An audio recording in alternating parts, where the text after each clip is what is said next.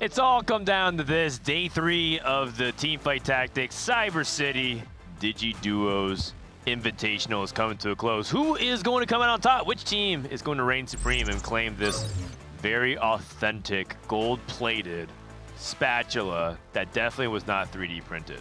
My name's Frodan. Welcome everyone back to the couch. It's our final day of competition. We got Panda and Zane because I'm pretty sure every player is waking up. I heard they were out really late last night, having Definitely fun not. and making some priceless memories. Panda and I can neither confirm nor deny that. Nope. You guys, I will not get involved. you guys just sound like you woke up. But man, it's been a wonderful weekend. How you guys been? Oh, great. I mean, I'm exhausted just because of the weekend, but like so happy. I mean, this is the best vibe. I'm feeling great. And for me as well, I think 4v4 is the cherry on top for this event. I'm super excited to see the teamwork, to see the listen-ins, especially for this very first game as well. It's great just being here. I think most people said the same thing. The atmosphere, the environment, just even some of the most antisocial gamers here. Box was like, yeah, normally I'm super antisocial, but I just really love the vibes. He was telling me that last night, and that really touched me. But perhaps most importantly is just some of the banter, which I believe we have a couple of clips that we wanted to show you guys of the players talking to each other. Wait, do we? I'm not sure we do have that. So I think I heard someone say listen-ins. So I was like, oh, okay, we have. All right, well, in that case, no, we don't. Maybe we'll put that together. Maybe we'll put that. Look at that, Dan. You spoke it into I think I heard existence. producers talking to each other as opposed to me. yeah. We're bantering. Awkward. I just like sat there. I held for a long time. My yeah, bad. the vibes are great. We're talking about the vibes. My bad. We logged in right with you. That's the goal of the event, right? Like that's what I've been trying to do is make sure that the vibes are good. So it means a lot to hear that from someone like Albert and just from people in general to say that the vibes are really good. Yeah, we've had a lot of side events. I mean, if you guys haven't, obviously we're about to get into competition, but you should go back and check the VODs of that. We had a skit go up. We'll have 2 more content pieces coming out later today. I do have bad news. You guys are -1 couch leg. I think I broke it. Oh, okay. So. Do we have the replay of that? No, we don't. I haven't seen it yet. I want to see it, actually. I think we sub-walled it. You can't, you no. can't watch it. There's no shot. You can't get total authority over here. We can't get anything by this guy. Wait, so we have a clip, so take a look at this. Good comms. Bro, I got a fart, bro. It's bad. Wait, just do it, man. Well, if you think about it, if you fart, 2 of them have to smell it, only one of That's optimal. That's optimal, bro. Good comms. Wow. This is the thing, though. This Alex guy, I'm going to give a bit of behind the scenes here. I don't want to blow up his spot too much, but he's so, great content creator. Like, he's so TikTok brain. You think that looks so natural? It's all scripted, you guys. Him and Ray, they are not planning strategy at all. All they do in between breaks is Alex is like, we got to do this bit. We're gonna run it. we're gonna play rock paper scissors, and we're gonna throw rock 30 times. Keep count 30. I'm not gonna say it, and then we're gonna. I mean, it's a TikTok generation for sure. If you guys don't know, Alex is like a very, very viral TikTok guy who always does the over/under. Like, can I finish this burrito in 1.5 bites? Can I finish this quesadilla all in my mouth? And he does like a bunch of food stunts. He's just as crazy in real life. He's the guy who more than anyone has gotten, can I get a photo with you this weekend? It's happened many times where people just in and around Seattle have been like, oh my God, you're the one bite guy. Yeah, I love it. Alex, he's a local, so me and him are probably going to hang out after this event.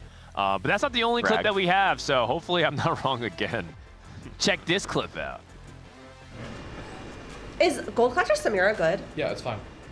How about Gold Collector Brand? Awesome. Terrible. Awesome. Like, why are you asking me those questions? You know the answer. You know the answer to that. Well, I don't hit a Samira or Jinx. It's just giga fun, bro. I'm gonna kill you, Keith. Actually.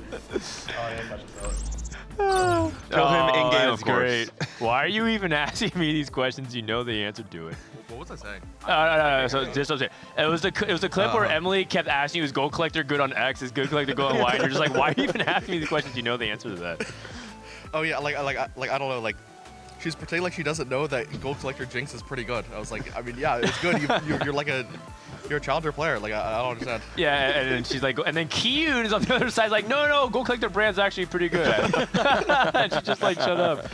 I actually do see Emily like asking you a ton of questions, yes. and you're trying to play your own game. Is it how distracting is it? No, it's chill. I'm down to answer like the actual hard questions, but it's like, it's the random ones that like I feel like it just clutters the comms.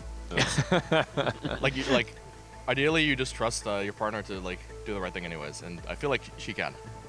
How are you feeling about you're going to have to do comms with not just Emily, but also Cutie and Saikuno in just a few minutes? We'll see. We'll see how that goes.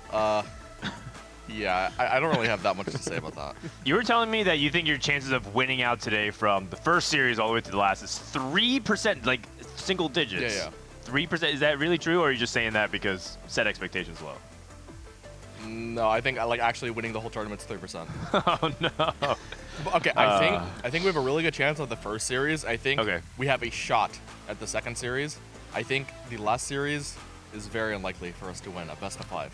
Yeah, but that's also what you said when you won the world championship, because I mean you won with like 0 reroll. You're like, I'm not winning this game, and then you end up winning it. So perhaps when the back is against the wall and against all odds, the PP shall rise again. Can we get the bracket up actually, so we can see why Dissoap is saying that he's feeling that way? We can see like where everyone is at in the bracket. Oh yeah. Let's go ahead and pull it up in a second. if we had an opportunity. We'll give CG a time to grab that, but I think. Oh, there we go. Yeah, Dissoap needs to go ready. Good luck today in your upcoming match. Yeah, you need to sit down. I think he's stalling. I think he's like he knows the inevitable. Team So Lucky and Bad. AK Slab, Jet Lag Diff. That's going to be our first quarterfinals. This is the 3rd and 4th seed after 2 games of group stages. Then the winner of that will play Geriatric Gamers, who is our 2nd seed in the semifinals, and the winner of that will play Skate Parks. That's the reward for being the 1st seed, for doing the best in group stages. So Skate Parks, they're not even here at the venue. I think they're sleeping still. That was the I wonder why. I mean, we've been saying all weekend, like, oh, you get instant $5,000 if you get to finals because you're 2nd guaranteed. But the true reward is you get an extra hour of sleep, which it's a big deal. Granted, how. Anyways, it's valuable. That's all right. It's high value. High value.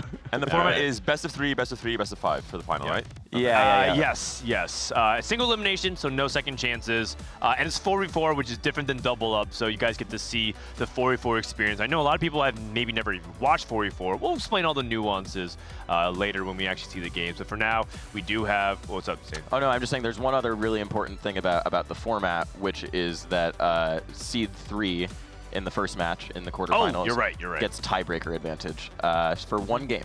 For one game, which we'll talk about a little bit. I guess right now we throw up the rules. So in 4v4, every single game is self-contained. There's no point rollover, right? In other TFT tournaments, you're used to saying like, okay, I got 5 points this game.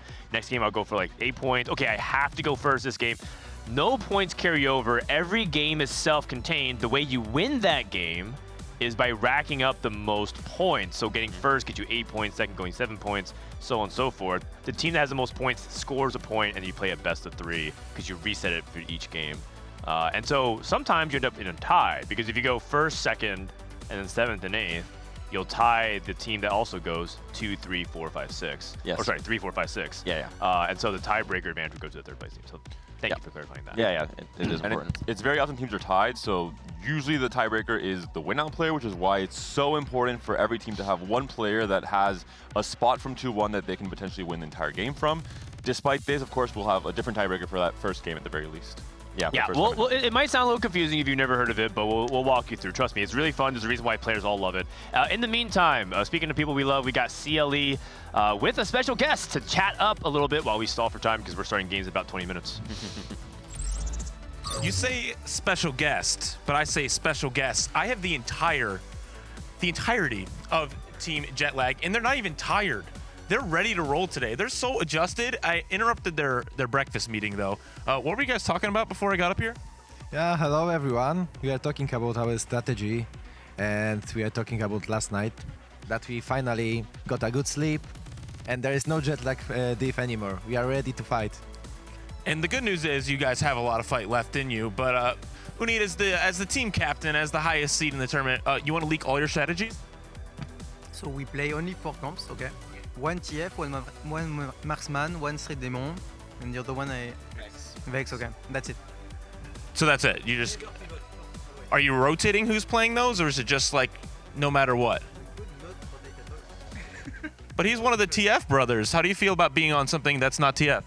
I mean, this time TF shouldn't be the best option because of in double up you had chances to get stronger and stronger, and now 4 versus 4, if you get denied, if you have been blocked by someone, it's not a good comp anymore. So we are switching comps between each other, and it depends on items, I guess, who plays what. And now there's no shared resources, right? There's no shared resources between teams, no shared shops, which is a big difference from yesterday. You guys may have gotten used to it a little bit. But Johnny, have you played any 4v4, and are you excited about it today? No, actually, it's my first time. I'm looking forward to it, especially because he plays TF every game. We'll get to the point. No, we are looking forward to it. I think it's going to be fun. We have some language barrier here and there, but we'll make it work and hopefully make you proud. Good for us.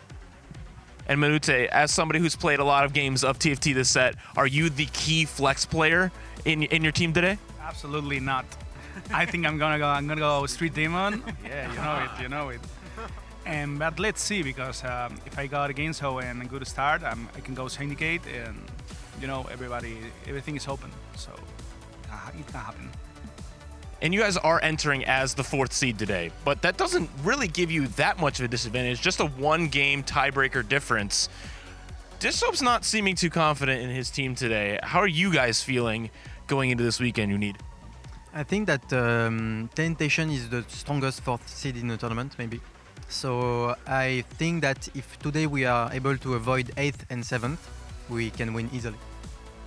So as long as you guys don't go bot 2, you guys are going to win the whole tournament. That's what I'm hearing? Understood. That was our strategy. We wanted to start as 4th seed to play the most games. Like, you know, you are starting as last and ending the tournament as the winner. Yeah, as long as you guys will have the most practice once you get to the finals, right? Yeah. So then you'll be the most experienced facing Team Skate Park, who hasn't played all of these series of 4v4. So it'll be easy money from there. Johnny, anything to say to your competitors? Honestly, I was a bit disappointed in their double up performance. I was also disappointed at my own double up performance. But I think we can all play better. Let's hope we bring it on today. And 7 games to victory. Easy. 7 games to victory. You heard it here first. Team Jetlag, no longer jet lagged, but ready to go. So we'll be sending it back to the desk, get ready for game. You guys are up first, so we got to get you to your PCs. Let's do it. Awesome. We'll send it right back to the couch.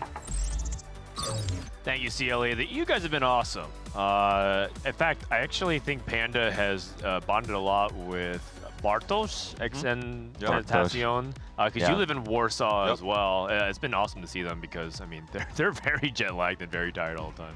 We were on the same flight coming here, but we just didn't know we were on the same flight, so we found out later. Okay. But the flight back, I think, will be quite fun, hopefully. It'll be fun. And we'll meet there in Warsaw as well, so very excited. I am worried about the confidence and the communication. Johnny mentioned a little bit.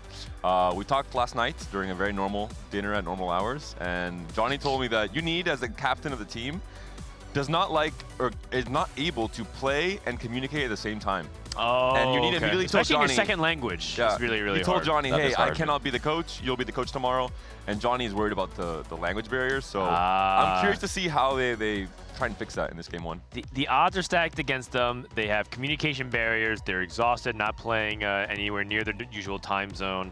And also, they're down a tiebreaker advantage. So if they win out, I think they've truly earned it this tournament because 100%. Everything is stacked against them. 100%. They've been ramping up. I do love, like, we really bonded with them last night, too. I think that was when the EU players really got a chance to talk to everyone. And I think they're just really appreciative of being here. Johnny and I were talking about, like, novels and stuff. It was great, and I've loved seeing them come together too, because, you know, a lot of the other teams in the event like do know each other beforehand. I don't think that's as true for EU. Like, they're just bonded by region, and so seeing them actually coalesce has been so cool. That's a beautiful sight.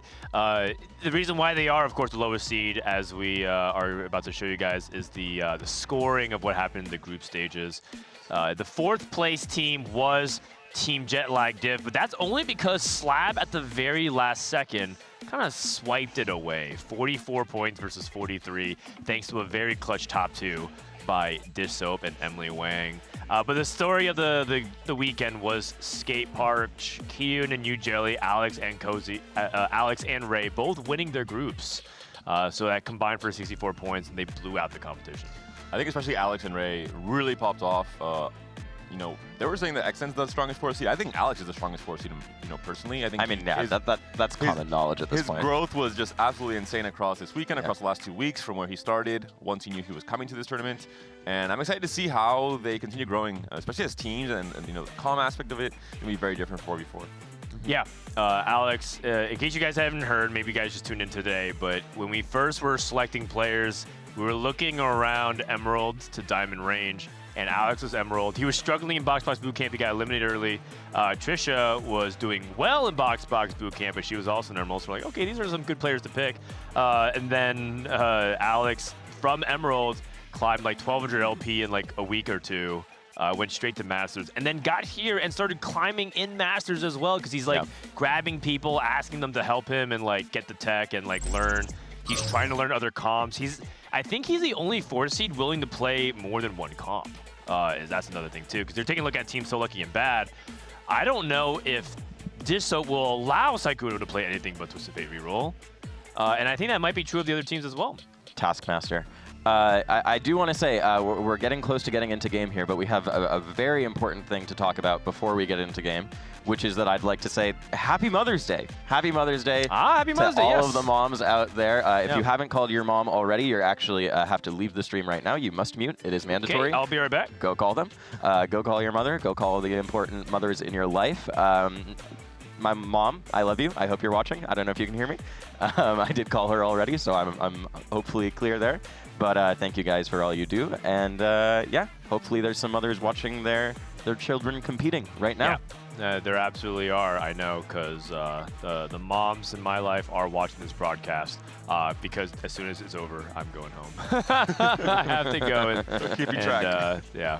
But yes, Happy Mother's Day. We appreciate all the moms out there, the moms of TFT, and there are quite a few, even here. At the venue. I think we're about to get into game, so I'm going to go do creative producer things. Dude, Cutie is settling in and getting warm. Apparently, it's pretty cold. Digital texted the group just now saying it's very, very, very cold in there, so it can turn down temperature even. It's okay. It helps you focus. I'm going to grab CLE to hop on with you guys and maybe see if we can get another player or something. Oh, wait, we got the unicorn. He's getting a little too comfy, no? My horn can pierce the sky. All right, we got CLE on the couch. And then as the day trickles in, we'll get some special guest commentary. Pro players and of the like. Okay, well. What's up? What's up? We got CLE back on the couch. There'll be 3 of us here at least. All right, so 4v4. There's a handful of people who have never seen 4v4 before. I saw some people in the chat say that. So the first thing about 4v4, again, every game is self-contained. No points roll over, and how many points you get in that game determine who wins. And so it's like every game's like checkmate. Like every game's the best of 1 essentially for playing for it. What this means is placements in each game matter immensely. Even if you can outplace one person on the enemy team.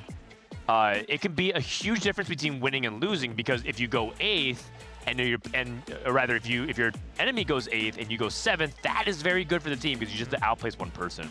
So as a result, in 4v4, it looks bad in solos if you ever go 7th and 8th, but in 4v4, there actually are good 7ths, and believe it or not, there's actually good 8ths. Because sometimes you recognize that your spot is bad, so you can take down the enemy team with you as well. And this dynamic makes it really interesting because there's one other element, which is that you can and will play against your teammates in 4v4. People are always, because in double up you can't queue up against, like if we're playing up Panda, we can't play each other. Exactly. But in 4v4 you can. And as a result, you have to play around that by using your item removers, by positioning badly, by calling out. And as a result, it creates some really interesting scenarios. And also, the fact that you face your teammates means that you can't just lose streak the first 2 stages and then have a super strong board and then think, oh, I'm just going to win out like a solo queue game. It's not the case. You have to actually preserve HP because there are times where 2 very strong players on a team can face each other and someone might get eliminated because of it. So it is very, very different, the mental aspect, and it's like a whole different meta on top of a normal game of TFT. And it's why I think a lot of pro players enjoy it so much. It makes the game way more complex, and I think in the best way possible. There's so much nuance in 4v4, and just as a disclaimer, it's going to be hard to It might be overwhelming if you're used to the chill pacing of TFT. Speaking of chill, we need to take a little bit of a tea break here. Hopefully everyone's tech is sorted out accordingly.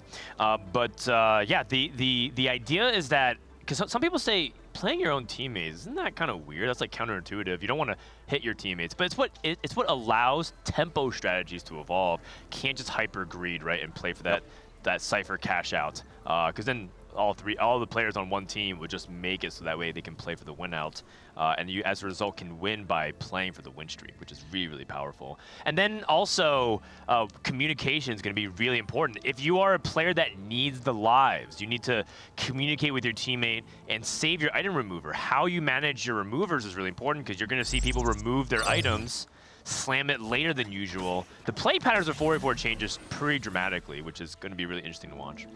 It is very interesting too. There's a lot of situations where ties happen in 4v4. It's very common that both teams will have the same amount of points at the end, and because of Team Slab being the 3rd seed, they get to have a free tiebreaker and claim that spot. Oh my goodness! Talk about Cypher. Disop already has double Draven. That's pretty big. How important do you think Cypher is for 4v4? I think it's important to have at least one player that has the angle to win out, that has the potential to win out, so it's always going to be the play. It is much harder to have a full loss streak with Cypher. You have so many more players trying to grief you, and talking about griefing, this is one of, maybe the most important thing in 4v4. You don't only have one player manipulating shot balls, you have the power of 4 different players doing something in unison, which is so much more powerful. If you're playing a 3-cost reroll, good luck. You will most likely never hit, because everyone will be sacrificing 10 to 20 gold to hold, as many copies as they need to deny your strategy. Yeah, so Scar was like, oh, can I play Fiddlesticks tomorrow? Can I play? And the team's like, you can't, because 18 copies, if everyone on the enemy team holds 2, you're really, really unlikely to hit, if not just basically impossible. So we'll see what lanes people are taking. So usually what ends up happening in 4v4 is that the first player that declares their spot, everyone fills around. So Emily says, okay, I think I'm Street Demon, which means that on Disop's end, Disop's like, okay, well, I'm probably going to play Cypher into something else, maybe into Marksman Vanguard. Cutie Pie will try not to contest his teammate, because that would also be bad. And then Sykkuno, we know, is very likely to be Twisted Fate. And what is that going to cause him to take? Because he can't really take something like Caretaker's Ally. Okay, pumping up it is. Over to Emily Wang. Delayed start. Delayed start. Oh my goodness. Zyra 2 and Mundo 2, so she almost certainly is. Wait, that's a Draven 2? Wait, what? This is it, the Dish So Special. He duped it. Oh, he duped it with the team tempo building. Draven. We saw it at the start of this set a lot with the Nitro board you played in Stage 3. Maybe it'll be the same angle again. Okay, and then Cutie with Component Buffet and early Morgana Bruiser might be trying to angle for Vex, because he has this Morgana pair to play around and he can manipulate his items. Component Buffet is a really good augment in 4v4. In general, item manipulation is really good, because that makes you agnostic to the carousel, because a lot of times in the carousel, you'll see a lot of people deny each other. One thing to mention with TF as well for Sykkuno, it's not wrong for him to play it every game. I think it's even correct.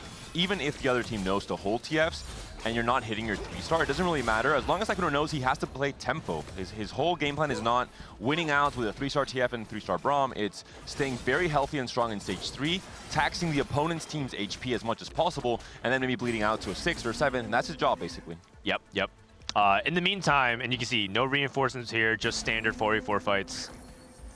Take a look at what's happening on Team Jetlag. We'll see if they can set their macro. Branching out into Divinicore emblem. And so a lot of people are probably thinking Vex because of Divinicore. We saw Unita actually was one of the few people willing to play Zed, like Divinicore Zed. But the issue with that is if the enemy team catches wind of that, if you target the Zed, then he might be in kind of trouble. So I'm not sure about that. Let's take a look at Johnny. Johnny is he the Twisted Fate player, you think? If he has to, I think yesterday they cooked a bit too much, Johnny and XN, and they regretted that a little bit. So I think they might be playing a bit more standard today, and this could be one of the lines for sure. We'll see. He's using his first bow for Twisted Fate on Shiv, which is not a bad choice, but some people say you need that first bow to go to Rageblade. And it did look like XN was also playing that. He has that Pandora's Bench here early. You're right. And so that would be something that would play very well into his play style. But it looks like he's got 1 cost on there right now, not 2 costs. We're making gold, so. And Minute also has item manipulation too, Pandora's, to keep himself. That puts him in a power position. So at the very beginning carousel, he can take whatever he wants, or even let XNTECION take what he wants and then say, oh, I'll just Pandora's and transform these items anyway, so don't worry about me. He also sort of declared on the interview, I'm playing Street Demon, so I'm going to keep my plan really basic. So I'm actually really curious how comms are going to sound on the carousel, because we'll see how they work together, and maybe you can get a little glimpse of that. In the meantime, Dizop actually lost his first match, by the way, despite having Draven too. You need. Just to show you. The fact that he has the Divinity Core emblem, I'm happy it's him. I think he is the most, experienced player, I would say, in general, with these kind of weirder spots where it's not the standard meta comp. Yeah. Okay, Draven getting a win over XNTECION. That should be pretty easy. So many upgrades, though, for Dish. It's just going to be really hard for him to lose any more fights throughout the stage. Losing that first one's not too bad. Yep. But once he gets Cypher in, obviously as soon as possible. Okay. Let's go ahead and listen into one of these teams and see what they're saying. If there's a tier when we're picking, can I have it? Oh, there's a when we're picking, sure. You have the component. Yeah, Look at Emily and Cutie. I really need the staff. Never mind, he took it. There's another one. Yeah, you can. I really want this boo. Can I have the staff? I'm gonna take the rod. Oh wait, you should just. I'm at 100 HP. I'm oh wait, I'm just take whatever. I'm stupid. It's fine. Yeah, just take whatever. I'm not gonna really be able to choose.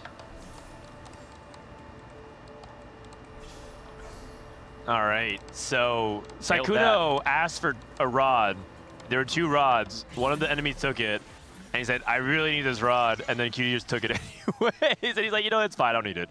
I think Dishop's mental is going to slowly deteriorate as each carousel comes through just from listening to that one.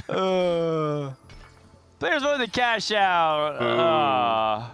Veg. Okay, you need still looking good in the driver's seat. Sykkuno, so in 4v4, there's also small little milestones to check in, which is who are the people win streaking, who's preserving HP, and who will need the lives later on, because it's not a shared HP total. And so Sykkuno, it's actually really important that he wins these rounds, because Twisted Fate, as you guys know, is not really the win-out composition, especially if you're contested. So these rounds that Sykkuno can win, he will be the HP mule that is storing up for his teammates. But that does require a little bit of coordination on their end. So he's put in a really important position to win now and trade HP for his team later. And it'll really help to have someone like Dishop or Emily on the comms telling him, hey, you have to roll now. This is the tempo spot where you have to really start pushing and pressuring the opponents in stage 3. And he'll know to roll on 6 at 3-2 and maybe go 7 on 4-1 and roll deep. And not just play greedy like we saw in the first 2 days. Yeah. Dishop did not push levels there and did take another loss, so not playing extremely from ahead this time, but instead will go for that mixed streak here. Yeah, and I think he can, because he can also play into Cypher for some resources.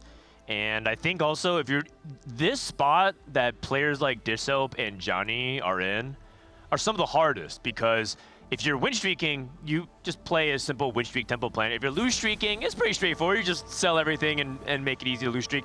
People in the middle have some of the hardest spots because they have the least amount of gold, and they also don't have as much HP, and they have room for fewer mistakes. And so it's actually good that Dishop's in the middle, because he has the hardest position relative to his teammates right now to navigate.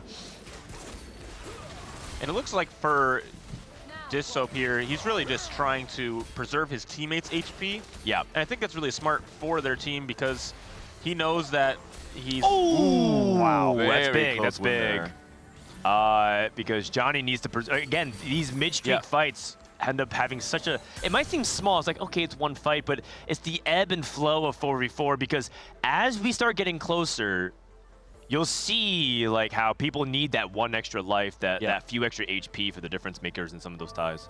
And so losing to Sykkuno, but then beating Johnny there is obviously huge, because that's huge for their team's AP. A little bit unfortunate for Team Jetlagged as well. Looks like they had 2 loose streakers, which already is a little bit risky, but Minute also queued into XNTECION, which snapped his loose streak. So that is going to be a little bit rough for both of these loose streakers here. And talking about win-out players, Pandora's Bench is one of those augments that historically can be a win-out augment if you find those 3-star forecasts, if you find, 2-star forecast even in stage 4 on your roll down. You can just continue cycling them and even force the entirety of the opponent's team to hold so many different copies that we saw with double up. Oh my, wait, Disho hit Jarvan 2. Emily hit Mordekaiser 2, and Johnny did hit Twisted Fate 2 and Darius 2. So some pretty big spikes here coming out from a lot of the players. I think we're seeing already very clearly there's one brand player, one Aphelios player, and one TF player on each of the teams with one kind of flex spot still open. I think it's Johnny and Cutie Pie who have that flex spot for now. Right. Emily, with this Mordekaiser 2, has anchored her front line pretty substantially, going up against Dishsoap, who seems to be okay losing to his teammates, but beating the other team. Slamming later, that's going to be really important. You're going to see delayed slams a lot, because if you just automatically slam and queue into your teammate, you'll regret it. So wait is really important here. Dishsoap also slamming the Gwynsus here, which is just quite good. Wow. Okay. That Draven absolutely popped off right there. Uni, though, on that 6-win streak is absolutely huge. 2 silvers or a gold. So Usually he's right playing option Divinicor. Is almost always the best in terms of just pure value if it works to some extent, but no. Trifecta? We'll be going for trifecta. This could be, I like this. It's gonna be Senna, Zed duo carry most likely with Divinicor, and then go vertical into potentially a Renekton carry at the very end. It's also possible he might just play Vex and then just buff the other 3 costs in the comp, so Varus, Gragas, and Mordekaiser. But that's interesting taking augments for your support carries. It is interesting with that composition because you can itemize a good amount. I mean, you have an extra item from Exotech, but also just knowing that those 3 stars, those 3 costs aren't going to be rerolled as much in these lobbies does make trifecta a little bit worse, I would think, right? It makes it. I think it's okay, personally, but we'll see. By the way, fun synergy here from Cutie Pie, Big Friend and Bulky Buddies. Bulky Buddies gives the HP, Big Friend gives you damage reduction if you have enough HP, so some pretty interesting synergy there, assuming it can work out nicely for Cutie Pie. And Cutie Pie is 1 tier off from being able to complete his ideal Vex items. And he is the lose streak player. A lot of times people think Vex is the lose streak player because you need to have perfect items. Yep. But the problem is he's not in the power position to pick the tier. And so if you are Team Jetlag, you're going to be looking to deny the tier from Cutie Pie in the upcoming carousel. And this carousel now, we're going to have 4 costs, so really important for teams to communicate well. Hey, I really need this Vex, I really need this Aphelios, no matter what the component is as well. Yeah. Munute is going to be looking for a bow, and preferably on a Leona or an Aphelios or Xayah of some kind. And it looks like Ensentacion's locking in Street Demon with Climb the Ladder and so much vertical.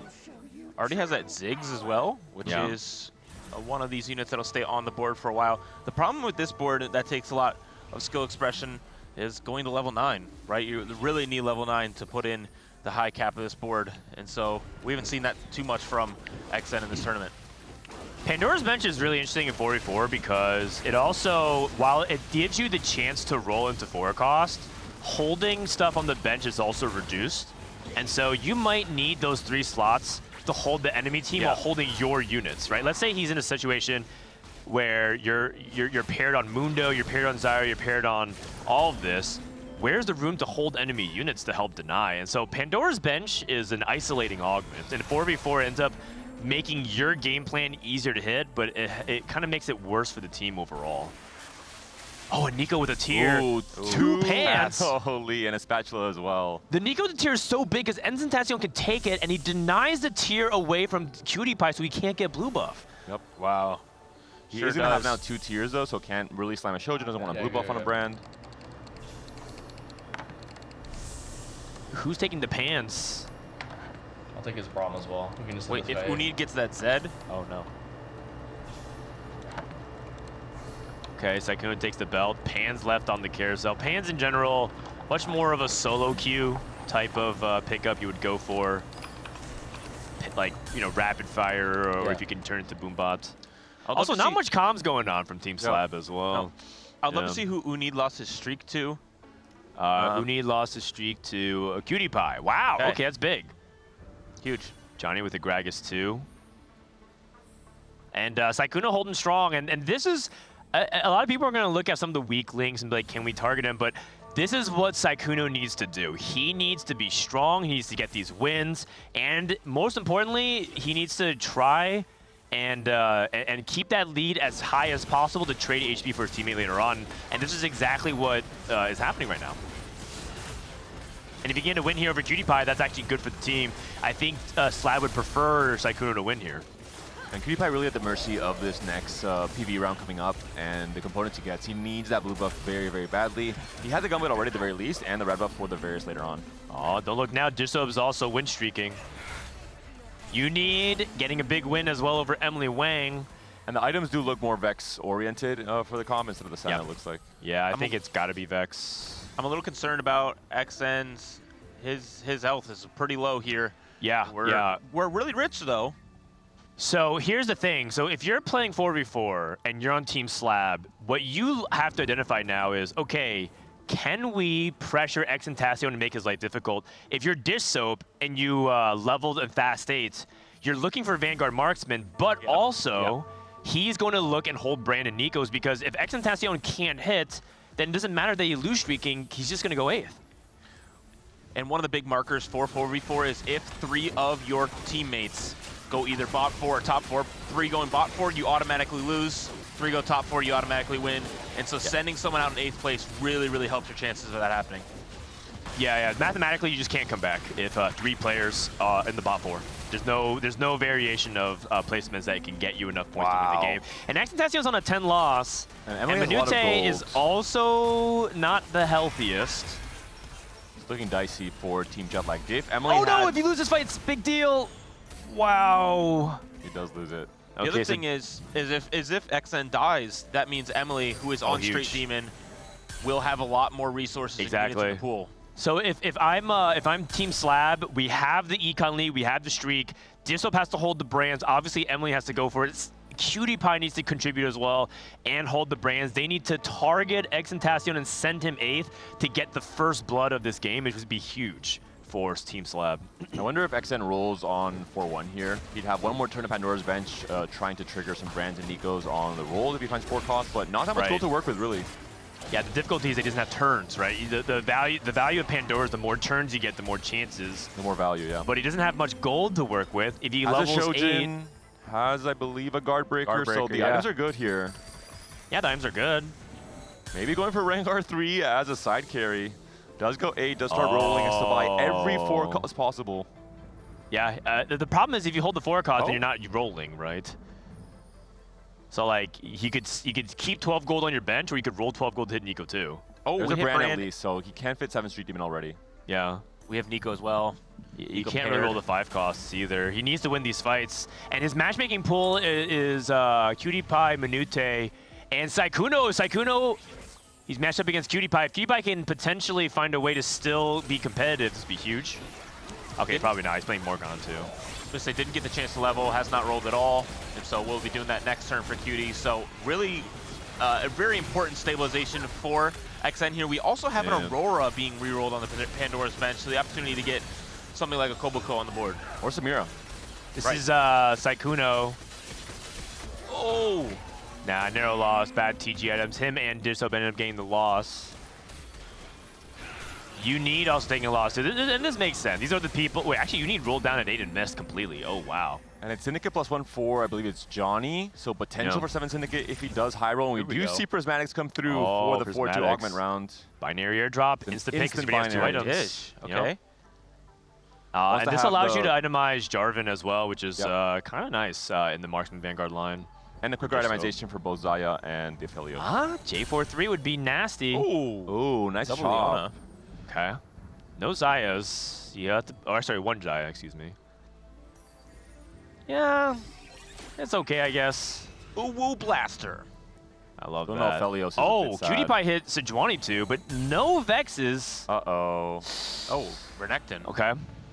So he's gonna have to just stay on this for now. How's Emily doing? Emily, 1 brand Samira pair, but remember, there's not double up. You can't send anything. And she also has a Street Demon emblem. And Cyber Uplink is a great augment. Yes. I do worry that she doesn't have enough damage here. Going up against her teammate PewDiePie, but how's XNTacion doing? Going up against his teammate as well.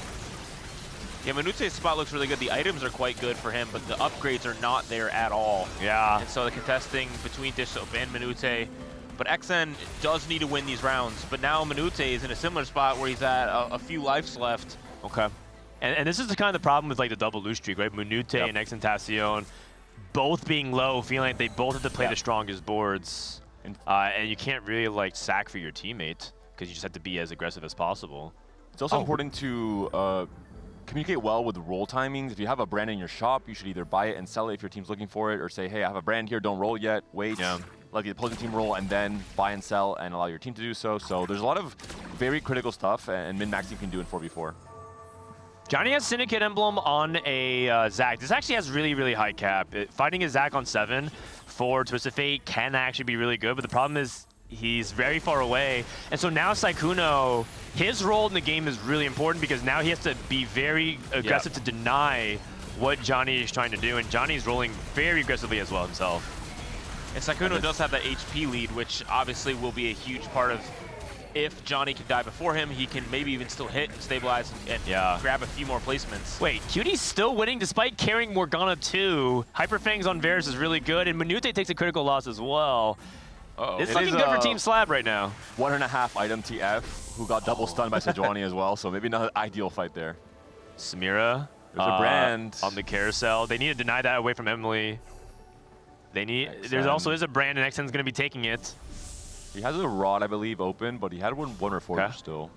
Cutie probably leaving it open to his teammate, see what Emily wants to pick. Kabuko. And maybe one of the not so likely win-out players on Team Jetlag for XN, who has now got Nico 2 and Brand 2. Yeah, and that's enough. In 4v4, you cap lower because there's so many people trying to, counterplay you. Samira. It's a Samira. This is huge. Yeah, and that's really big. If he reforges the rolling still. tier, I assume, try to hit maybe a Morello. It's tough. He needs both utility sources. He needs Shred and Anti-Heal, so you could justify either. It also feels bad doing it because you might miss the other half. He could wait. I mean, Blazing Soul climbed the ladder, Brand 2 already. He should be stable for the next 2 fights. And then if I'm Slab, now our Crosshairs moves over. XNTacion looks stable. If you can send Minute 8th, he looks like he's the most vulnerable player as well. We did hit Aphelios too with nearly his best in slot, but the problem is these frontline items are so bad. We just have an Even Shroud and Open Belt. Yeah, just Even Shroud. And it's kind of a shame because he does have Pandora's, but at least he gets a win here. This is what the Twisted Fate player's role is, right? Johnny's trading his HP. He knows he's weak. Lets his teammate gets the kill. Finally a Vex for PewDiePie. Oh. Good loss. Good loss. Nice. Good. Perfect loss. Perfect loss. That's what you want. You want to get perfect loss to your teammates. You want to win by 1 or lose by 1, and you want to crush your enemy team. Dissob is looking good, though. Very strong, very stable. Binary airdrop, bulky buddies. Very good combo here. Fiona 2. Yeah, and I mean, Sykkuno has triple Rage Blade. Oh, he took anger issues. Oh, I like it. That's actually really good for this comp. With pumping up as well, it's just going to scale so fast in these fights. Yeah, that's right. Chat is spamming PP. I think they're talking about Sykkuno, right? Yep. They're talking about Emily Wang to FPP. This is Minute versus Emily. Emily needs to do big damage here to Minute. If she can get the win here, this would put the win percentage chance really high. Minute trying to hang in. It's Ziggs no Cyber Boss. Does he do enough? Can the Aphelios win this? Close! Oh, just and barely the Gunblade. And they need that to hang in there because XNTacion, look at him. He's winning out. PewDiePie gets a win versus Uni, which is really huge. But XNTacion's board is stable, right? And now he can even roll for the 5 costs. He's hit almost everything in his board. He just needs utility. Another thing too now though is so this is the HP preservation that's really tough. They need to try and milk Uni's HP total, but he's only at 39. So that puts it at a really tough position. There's just not much HP to work with here. It is doable. Jetlag can make the comeback, but they're in a tough spot. No matter the board strength, at a certain point in time, you just add up the total HP per team coming to stage 5, and just with the matchmaking panning out in certain ways, it could spell doom for the entire team. Yeah. And then the only player that's currently in threat right now is Cutie Pie because he hasn't hit Vex 2, but that's okay. If Cutie misses and goes 6, that's really good for the team because that means he's outplacing 2 members from the enemy. Emily Wang hits Samir 2. Just a Jarvan 3. Oh my goodness. Unid just Vex 2 as well. And Dishop hit Jarvan 3. Wow. Okay, Zaya 2 from Minute. Everyone spiked. Everyone spiked. You want to have binary on the Jarvan for sure here.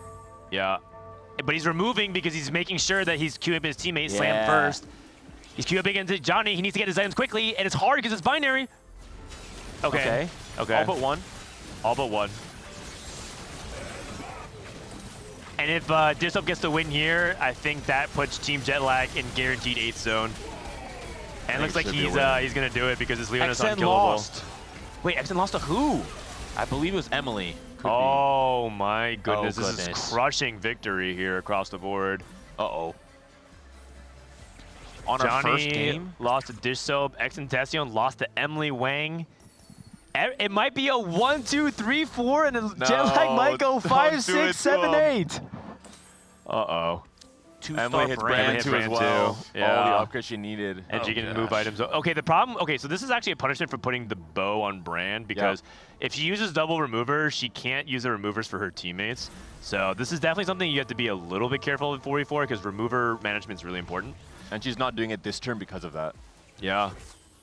Okay, she's going up against Dish Soap. This is Johnny's last stand. He's going up against Unid. Unid didn't remove any items. Unid has 3 removers and he didn't remove any items, so this is... Oh god, I think Unid might accidentally kill his teammate here. Well, I wonder if this is a conscious choice, though. Knowing that Johnny's spot isn't that him. good. Yeah. Yeah, maybe just sack him, try not to save him. Wait. Oh, just barely. That's that might be a Sykkuno, though, down to 16. That's okay. Sykkuno did his job, which is to just survive. Yeah, you outplaced Johnny. That was your goal there. Outplace Johnny. He might outplace Xentacion as well. And Sykkuno was waiting for Johnny to go down, and now he can start rolling and trying to hit the 3 stars. And if he goes, even if he goes 7th, it's a good 7th. And that's the interesting thing about 4v4. Oh, okay. Big spike. And he has a duplicator. He needs to do one more TF. Yeah. One more TF it is. 3-star TF. The APM. Do it. Bro, you have duplicator. Wait, who's he facing? Who's he facing? Oh, you're right, I guess. Oh, XN though. Oh, I think he forgot. I think he forgot. Because he kept rolling. Yeah, whatever, win anyways. Yeah. It's interesting because we said, 3-cost reroll wouldn't be as popular. No one saw the Draven coming though. Again, no Braum. We're not close to Braum at all. That's all good. 1 HP. Okay.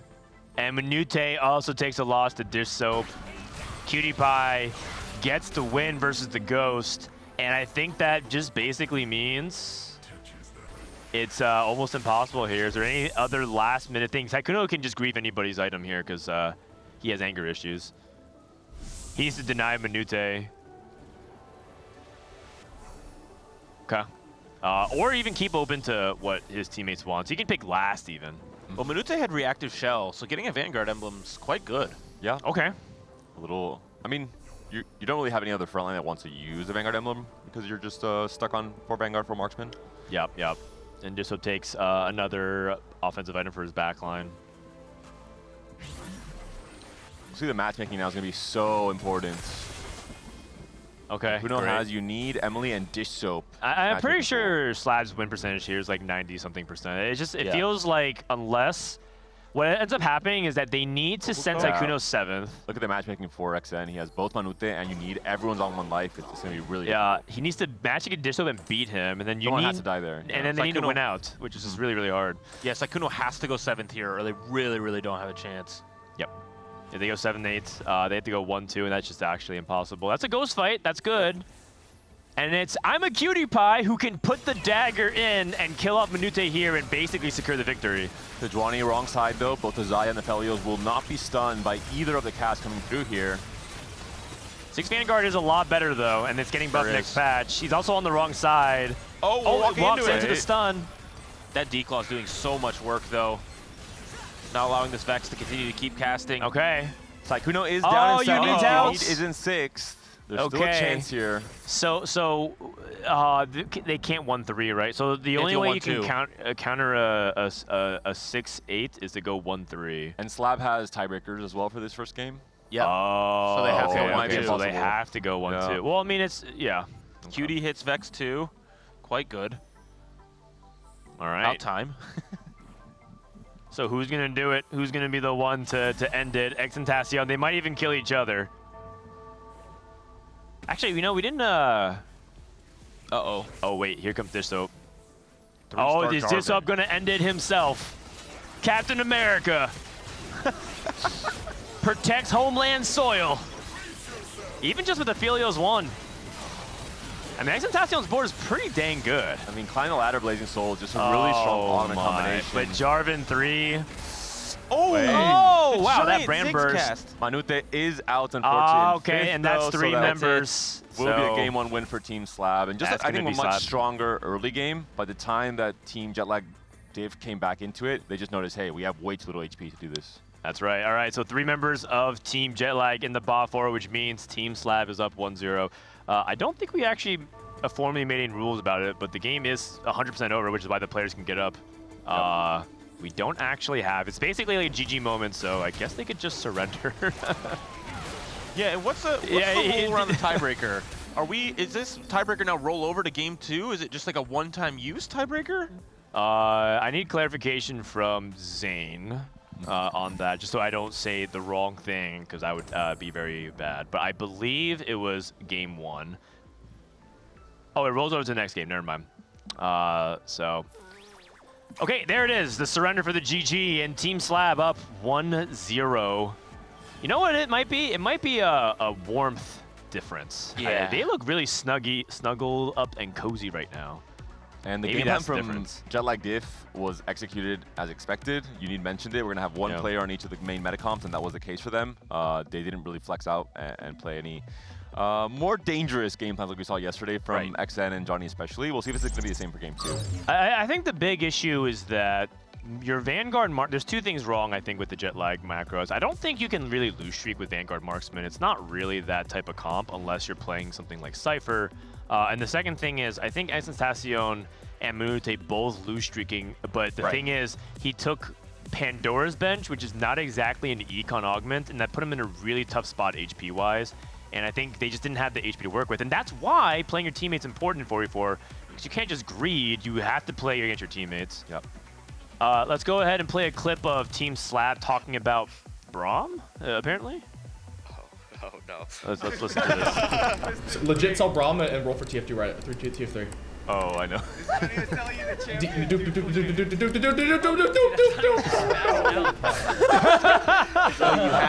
rolling down for TF3, and then he sees that I was 1 away, and he just spams so hard. Sorry. It's all right over there. I didn't know what you were saying. And I think he was saying I had a duplicator, and I thought he was just spazzing out. Yeah, Saikuno. I promise you, I'm not that crazy. I'm not that crazy. So how was your first 4v4 game, Saikuno? I feel like you actually played your role really well, preserved HP, win streak early, trade for your teammates, and fall off. How was it on your end? I got pretty lucky, yeah. It went pretty good. Yeah? Yeah, I think it went well. Oh, here comes what do you have to say? Dude, you didn't go TF that game. I didn't go TF because my teammates said that. Had a better position, or? Nah, this game I didn't have even a single ball, so I decided to skip the Twisted Fate. Yeah. But my duo partner said he's gonna try it. And I said, be careful, Saikuno is the Twisted Fate master. You did pretty good. Yeah. You did pretty Yeah. You did pretty good. Maybe you go back to Tuesday next game. I think you have some Maybe, some beef. This game I tried my best playing Street Demons, and it went fine, but playing Pandora bench into so big lose streak because I lost 10 in a row made me some nervous because, you know, I wanted to have a chill game, roll on Pandora, but finally I had to roll anyway by using the typical rolls. So, and also I was surprised because when I was looking for Brand, you had already a Samira 2-star, so yeah, that was kind of problematic when you're playing Street Demons, right? That's good. Cutie, how was your first 4v4 game? I'm just curious. Wait, this wasn't my first 4v4 game. I played in a tournament. Oh, you played an EDW qualifier. Player. Oh, that's right. And I dominated. I made it to the second game, and then we lost. But all right. Yeah, I mean, it was fun. I mean, Dish Soap is like the mastermind, and he's just telling us what to do. So I was on griefing duty. I basically took nothing I wanted and held everyone's units. But Perfect. You know perfect. what? I'm So just- happy with that. All right, sounds good. This is Emily Wang, who apparently is a Samira Whisperer. Samira 2 on 8s. What was that? No, I hit on 9. I hit on 9. Oh, you hit on 9? Oh, okay. Someone said you hit on 8s. And looking good so far. You guys look also really snug, like cozy. You guys are wearing some. Do you guys bring some outfits for? Yeah, no, for this I mean, competition? they provided that. They got some insane fits at this facility, so shout out to Riot Games. Insane fits. All right, shout out to Riot Games. Good catering and sick fits.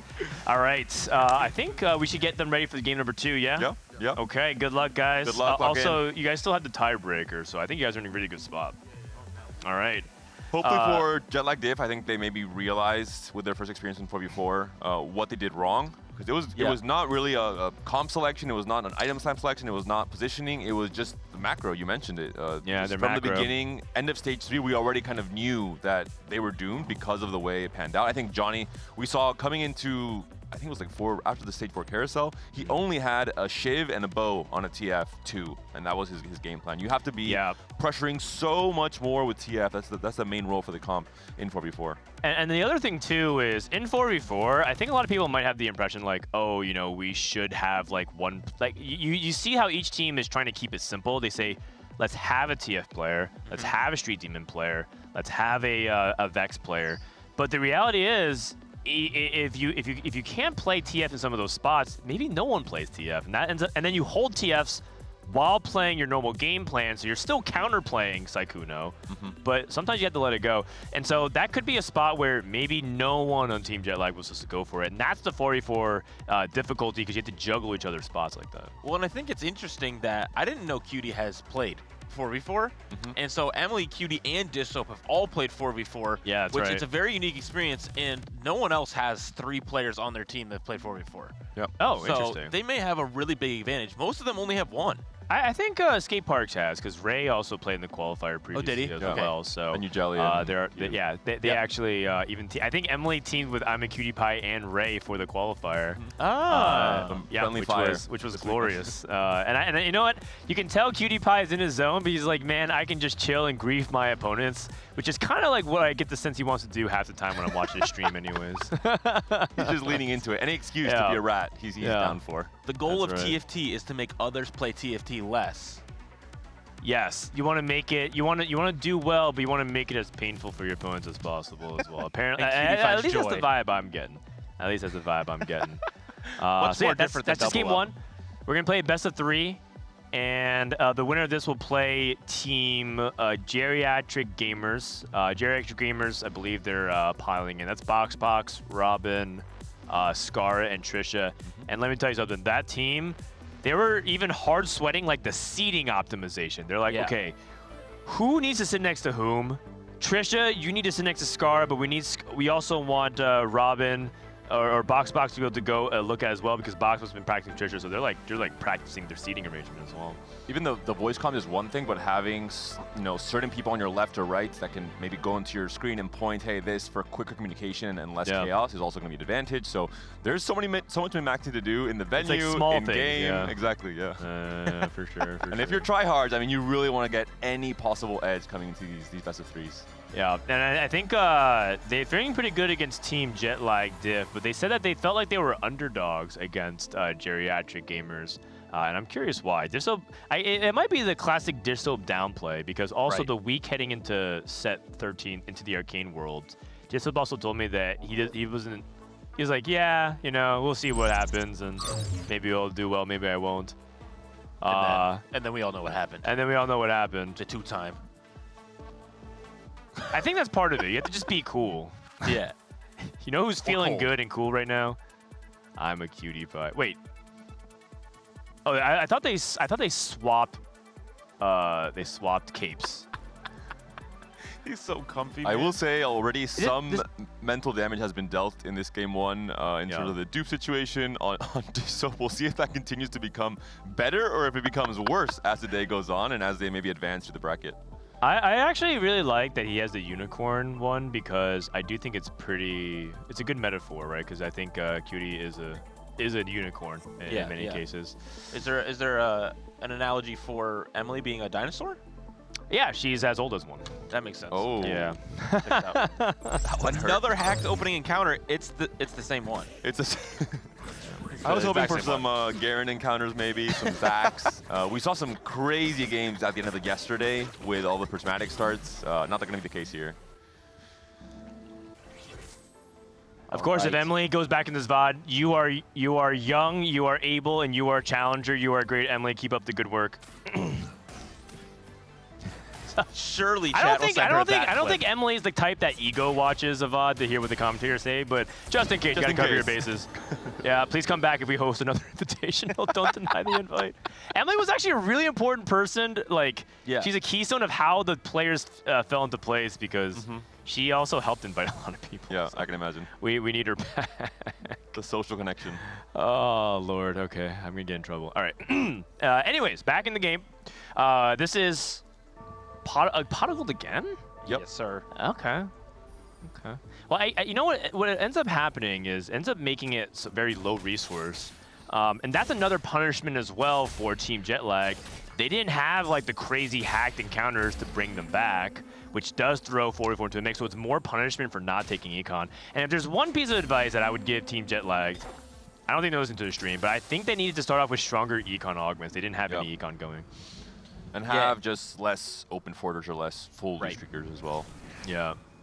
Yeah, Exaltacion was on the win-out duty, which he was in a really good spot for it, I do believe, but I don't think it was even possible there. But that's a lot of Zyras. 5 Zyras. I don't think he's gonna deviate though.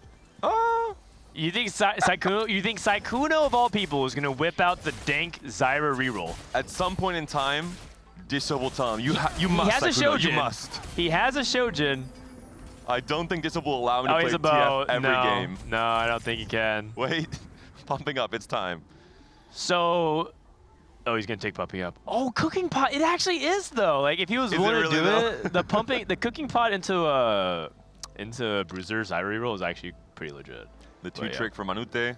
Okay. There's soap, portable forge, and do. Ooh, probably Manazane. Oh, LeBlanc. Could be really interesting. Maybe Gold Collector brand.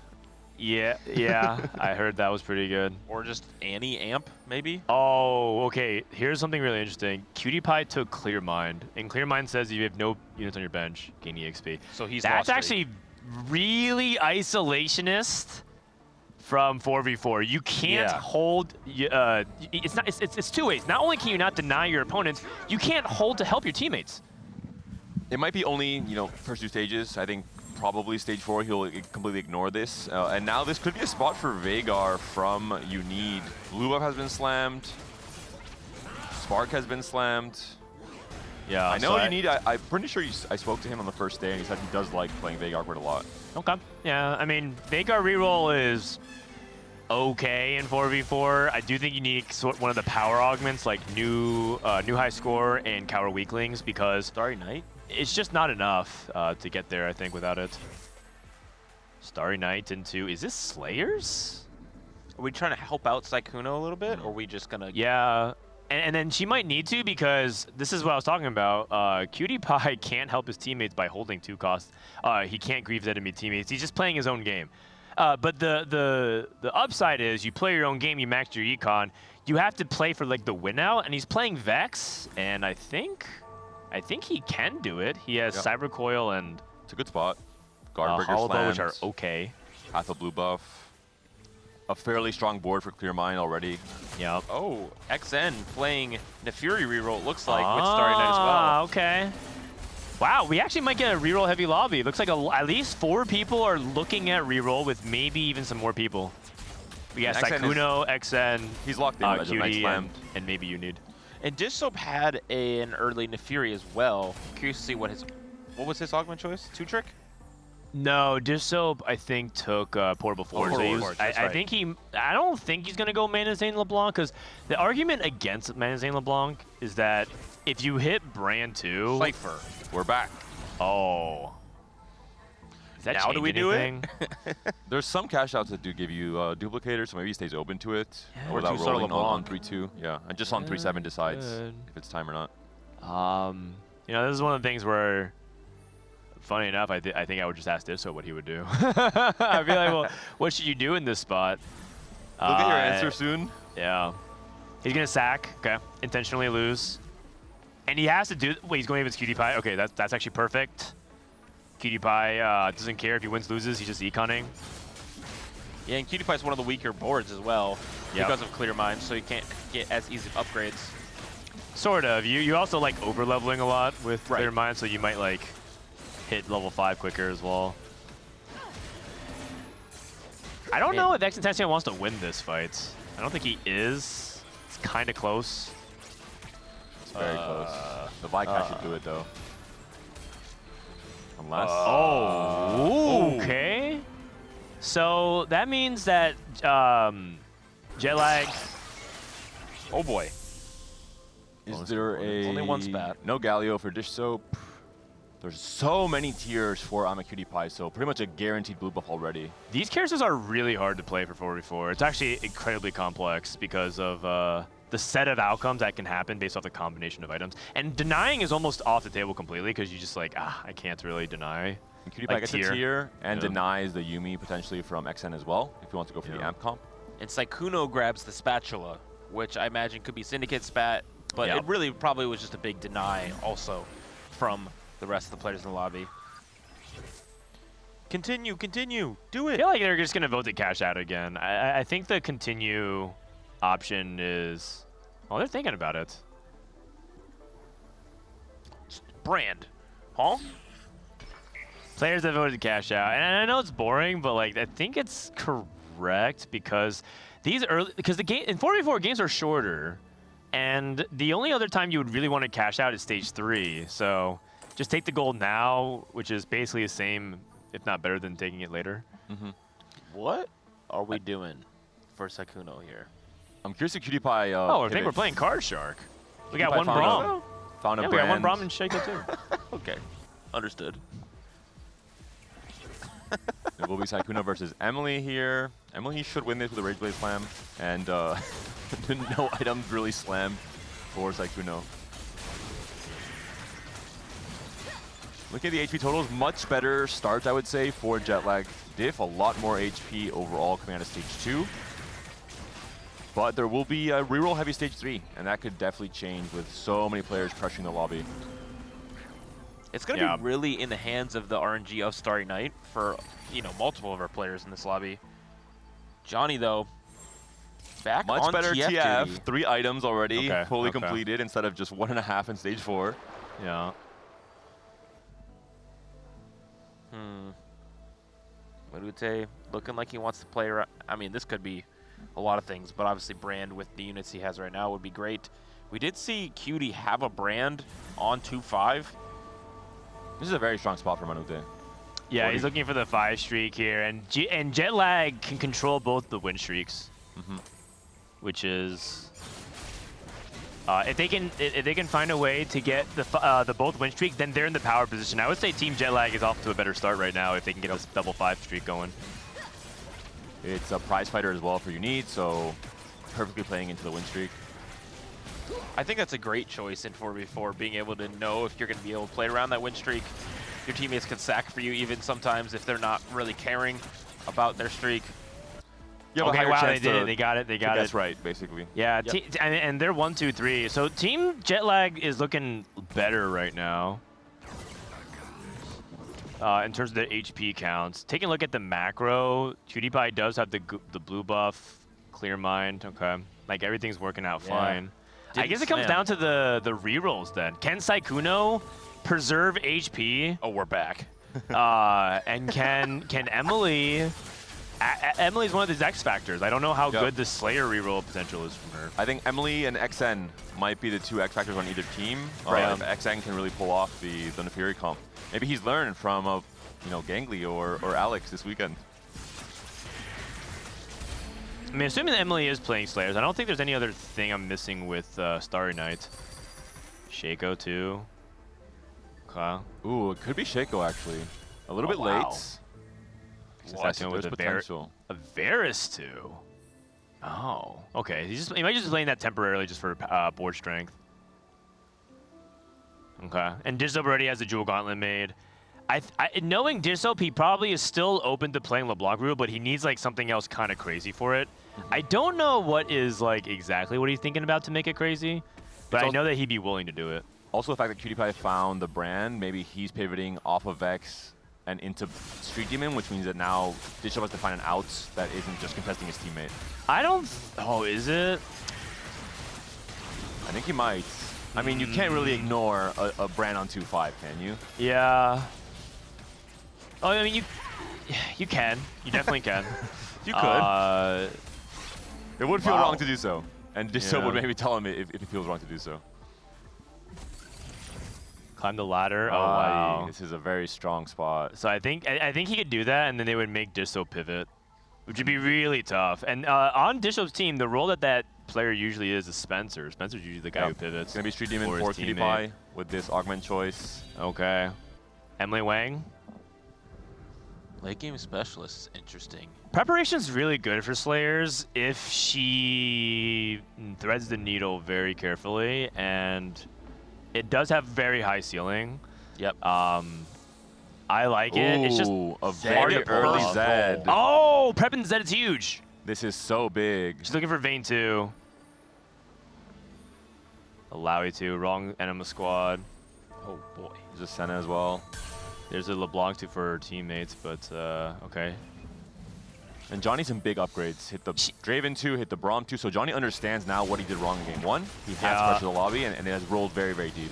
This is also kind of brutal for Emily because even if she didn't find another Vayne 2, she also could just have a Vayne copy so she can prep it on the bench. But I do believe in 3-star Slayers prep. I actually do think that can make a pretty good run later in the game. It's also better in 4v4 because you can weaken yourself. Instead of removing items, you can prep a unit during one of those weak rounds in stage 4 as well. They're also Team Jetlag is still streaking. We got Unid and Manute holding strong. Wow. And that no is comment. really, really big.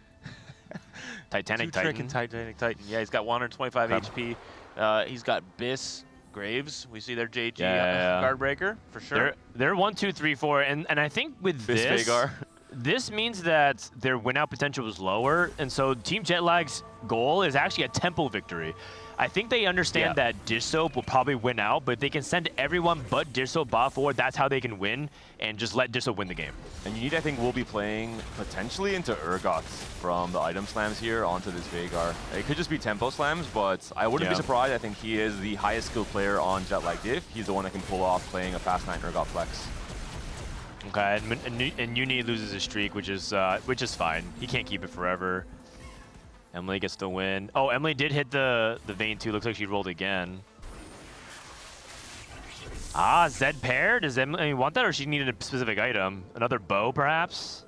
Well, this could be an even shot as well. Doesn't go for it. Bows are just really important when you play Vayne, so it feels like you need to get it. Manute not using his Titanic Titan to immediately go for something. What does he want? And then maybe is it teammates? So slow. No. Okay, I mean, Tyr's pretty good. There. Tyr's pretty good. Yes. All defensive components here. And really currently, entire bottom 4 for Team Slab, so very different to game 1, the macro. I really do appreciate everyone having the same Little Legend. It makes our viewer experience way better. Yeah. And also, there's been some good choices. The Snake is great. Holy cow, I didn't even realize. I was like, this was pretty healthy for Cypher. He's got Titan. Zed as well. 5 Cypher online at 3-5 with Titanic Titan. My 27 God. stacks, holding Yumi to the 9xN. I mean, a great spot for Dizop here. Oh my God. And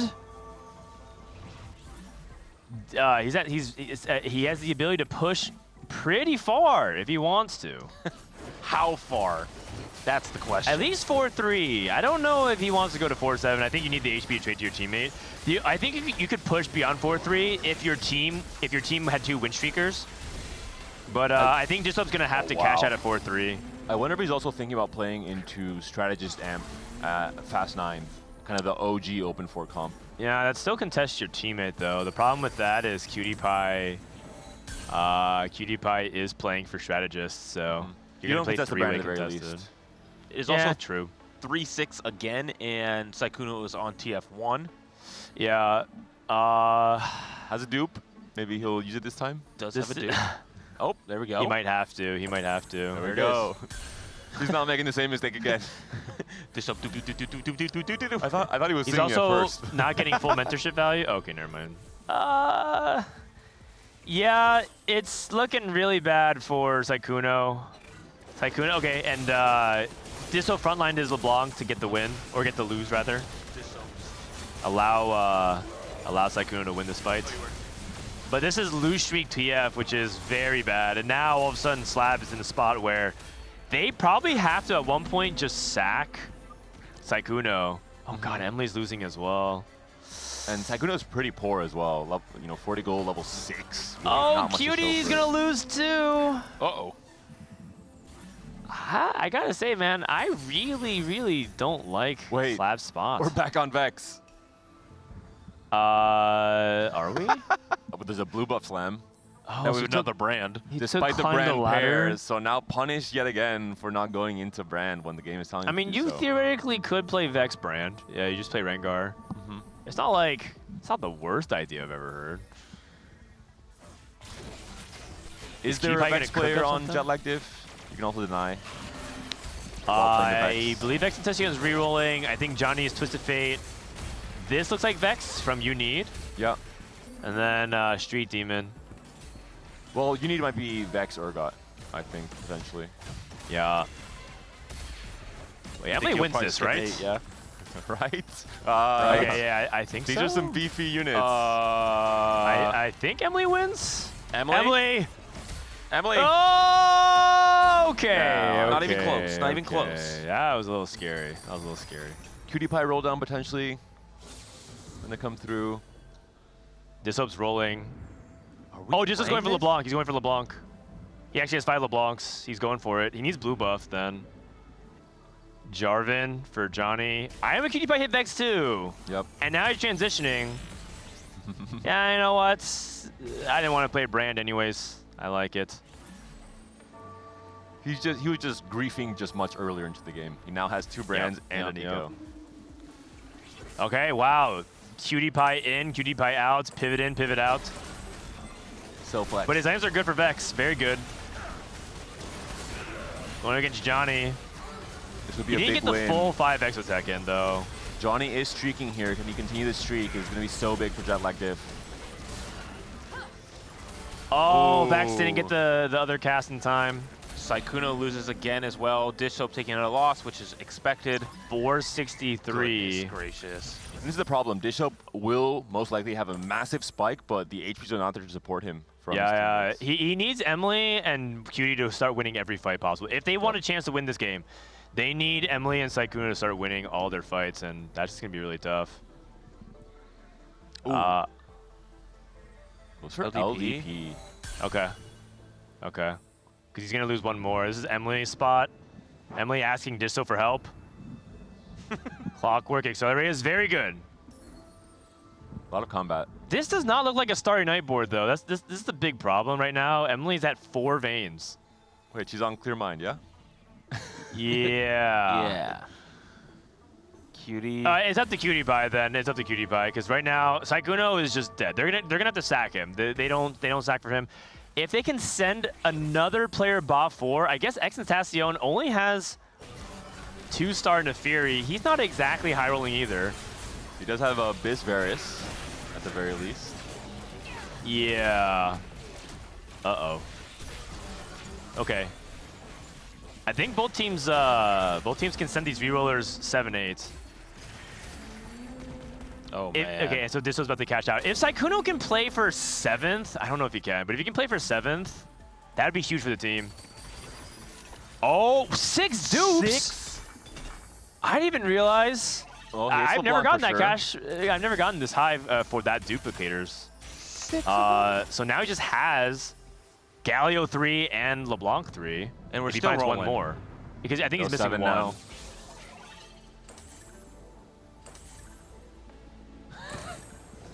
LeBlanc 3. He's missing one Galio for the Galio 3 as well. Holy cow. And then he can like Hodge. Oh no, he needs a tier for blue buff. Oh, he still doesn't have blue buff. Yeah. He's going against Cutie Pie, and this is actually rough because both of them need to win. I guess they would want to sack Dishop. Dishop would lose here. It's better for Dishop to lose because he's going to win out. Or at least they have to play for the win out. I don't know if he will win out. And Cutie Pie. One more LeBlanc cast. Yeah, this is not good. Morgana. Oh, good loss though. Good loss. Good loss. Sykkuno though he's a goner. Yeah, the HP difference is just so big. Jet lag diff. 101 for Manute. Oh, blue 90 for Johnny and Unid. Oh, we're not going blue buff. Is it Nico for No, Disso? I think he is. I think he is. He just has he has a Titanic Titan, so he has to get there. Xantacion didn't deny him. Oh, he's going for Samira is why. Very slow snake.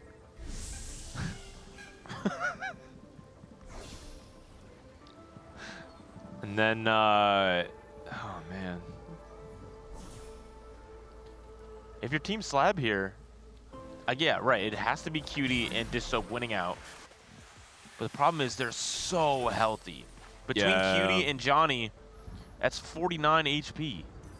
Simi's one more Galio. 39, I'm bad. There it is. So he has math. Galio 3. And what does he use his big dupe on is the big question. Maybe the Zed. Oh, he might be going for Yumi 3? Oh, hold on. It denies, I think he's one off. Denies X10 as well. Yeah. Oh, you're right. I think his dupe is twofold. He's not using his dupes, though, because he thinks he should win this next fight. So, like, if he can save his dupes, also, he's not sure of his teammates' matchmaking. He does have triple EMEA in his team against Jet Like Diff, so maybe that was the time to use them. This Also, blue buff, though, is really so much clutch powerful. TG to get Spark as well, which is very nice.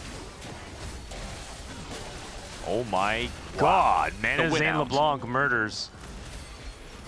Yeah, Manazane LeBlanc is pretty insane. Sykkuno against Cutie Pie, that's going to probably be it for They're just Sykkuno. going to sack him, just kill him off now. 8th place. 0-7. Emily losing out. Emily with Starry Night into this board is just so sad. We do need to remember that Team Slab will have, there it is, finally. It's way too late, though. Team Slab will have a tiebreaker in this game. Yeah, they can play for the tie. They can play for the tie. And they can play for the inferior tie, but the problem is that they're in a position to play for the good tie because of Dishop. Right. You know what's crazy? I don't see anybody from Jet Lag even denying the veins. I was like scouting around to see if Emily was kind of like getting griefed. No one's even holding her veins. I just think that she was just really far behind. This Sejuani's really big, though. She got caught out of bad positioning as well. Oh, never mind. It worked. We're good. Yeah. Totally planned. Her lack of frontline items is also a little bit scary, but I think she should win this fight. Unid doesn't look like he's in a great spot either. No. He just played high tempo, just trying to preserve HP, and now he's no Vex. Very low cap. Okay. And if Xantacion goes 7th, and Emily goes 6th, that is doable. That's Yumi 3 for Dishop if he wants it. But I think he doesn't have items for her, so he's not entirely sure. Johnny hits Darius 3. Johnny's 2 off TF, 1 off Draven. He's probably going to send it this turn. He did a good job preserving HP. Might depend on his matchmaking as well. Yep. Cutie Pie 1 and 2 fight. Okay. Again, we talk about Cutie Pie being one of the X factors with Clear Mind. He's holding Nico, by the way, as well to try to deny. Dishop hits Z2. Okay. We see if he rolls down for the rest of this. What he does. He is. Now 2 off. Very close. He has Galio. He's now one more Yumi. And he can save his big dupe. I think he can use it on Galio or Yumi here. Okay. He has JG Shiv. Oh, XN from hitting, basically. Johnny hits Twisted Fate 3. Okay. The thing is, too, is that... oh, does he want LDP on Galio? He does. Do we still need to be playing Draven on this board? Is that important for the value of the AP? It's just 5 Cypher, yeah, I think so. Okay. 20 AP. It probably could be just that it's better than any unit you can play right now. Yeah. Now, he'll probably replace it later on, especially for 5 costs, but it's a lot of freaking AP. That LeBlanc is very strong. Oh. Emily Emily needs to outplace XXentacion, or this game is going to be really, really hard to make happen. Because I don't think XXentacion can do anything but go 7th here. Okay. Emily had 2 Nefiris there. Doesn't hold them in the shop. She just pass right One more Senna. Immediately hits. Galio 3 for Dish Soap 2. Okay. We're hitting. So much for no 3-cost reroll. I mean, this is not a true 3-cost reroll. No one really played defense. Yeah, it's not true 3-cost reroll. And Disso, by the way, is trying to sack lives for Emily, so he's removing. And this is where saving the remover is really, really important. He gets a ghost fight. That's actually not what he wanted. Emily's going up against XXentacion, and this is the fight that I think will determine the biggest swing of the game. Yep. Nefiri wrong side. Gonna take a long time to wrap onto the vein. Yeah, good positioning for Emily. It's only no wrap for Nefiri. Oh, yeah. Is there enough burst? Oh, very close. Oh. Just barely, but Emily is still alive at the very least. That's huge for Team Jetlag. That is very, very big. Big spike coming through soon. Can go 9. Cutie winning they again. Need to win that. Okay, Cutie winning is huge though, because now Cutie has enough HP. They can play for the 1-2. Oh, and has this Viego to put in right now? Yep. Oh, pair. All of a sudden. Senna 3. Of Viego 2. No one's holding Senna 3 is Viegos. really big for Emily. The problem with Emily is her front line though. She's still playing 2-item front line, I think. Braum 3 for Johnny though. Johnny is looking strong. Yeah, Emily's still on 2-item front line, and one of them is Sunfire, so she's kind of like item gated this game. Again, going back to like why the encounter being this is a big deal. You don't get those extra resources. And you're also Clockwork Accelerator without frontline means that you're just not getting value from that augment. You need not weakening his board. He didn't even remove. Okay, so another thing about Exotech, they can remove the items. Yeah. And not slam them every fight. Big and mistake. He's playing max power. Doesn't matter. Nefiri's still up. Samira's still up. Yeah, and maybe they're confident Nefiri 3 is just that much better because of the 5 amp now. Okay, gets the win. Disoap loses. The Cutie Pie, that's fine. That's fine. He sacked his entire his bench. He benched his items. Viego 2 for Cutie Pie. Street Demon +1 as well. Yeah, but he's 3rd pick. Does Jetlag give no to deny? Emily's this is deny. She needs a frontline item, so she takes Crown Guard. Disoap still has this big duplicator as well. He might just take the Urgot. Manute goes for Brand. He's playing Street Demon. No one denies the Viego.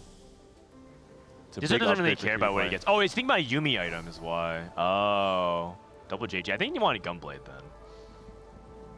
Oh, but Cutie Pie probably wanted the Gunblade instead, so he let him have it.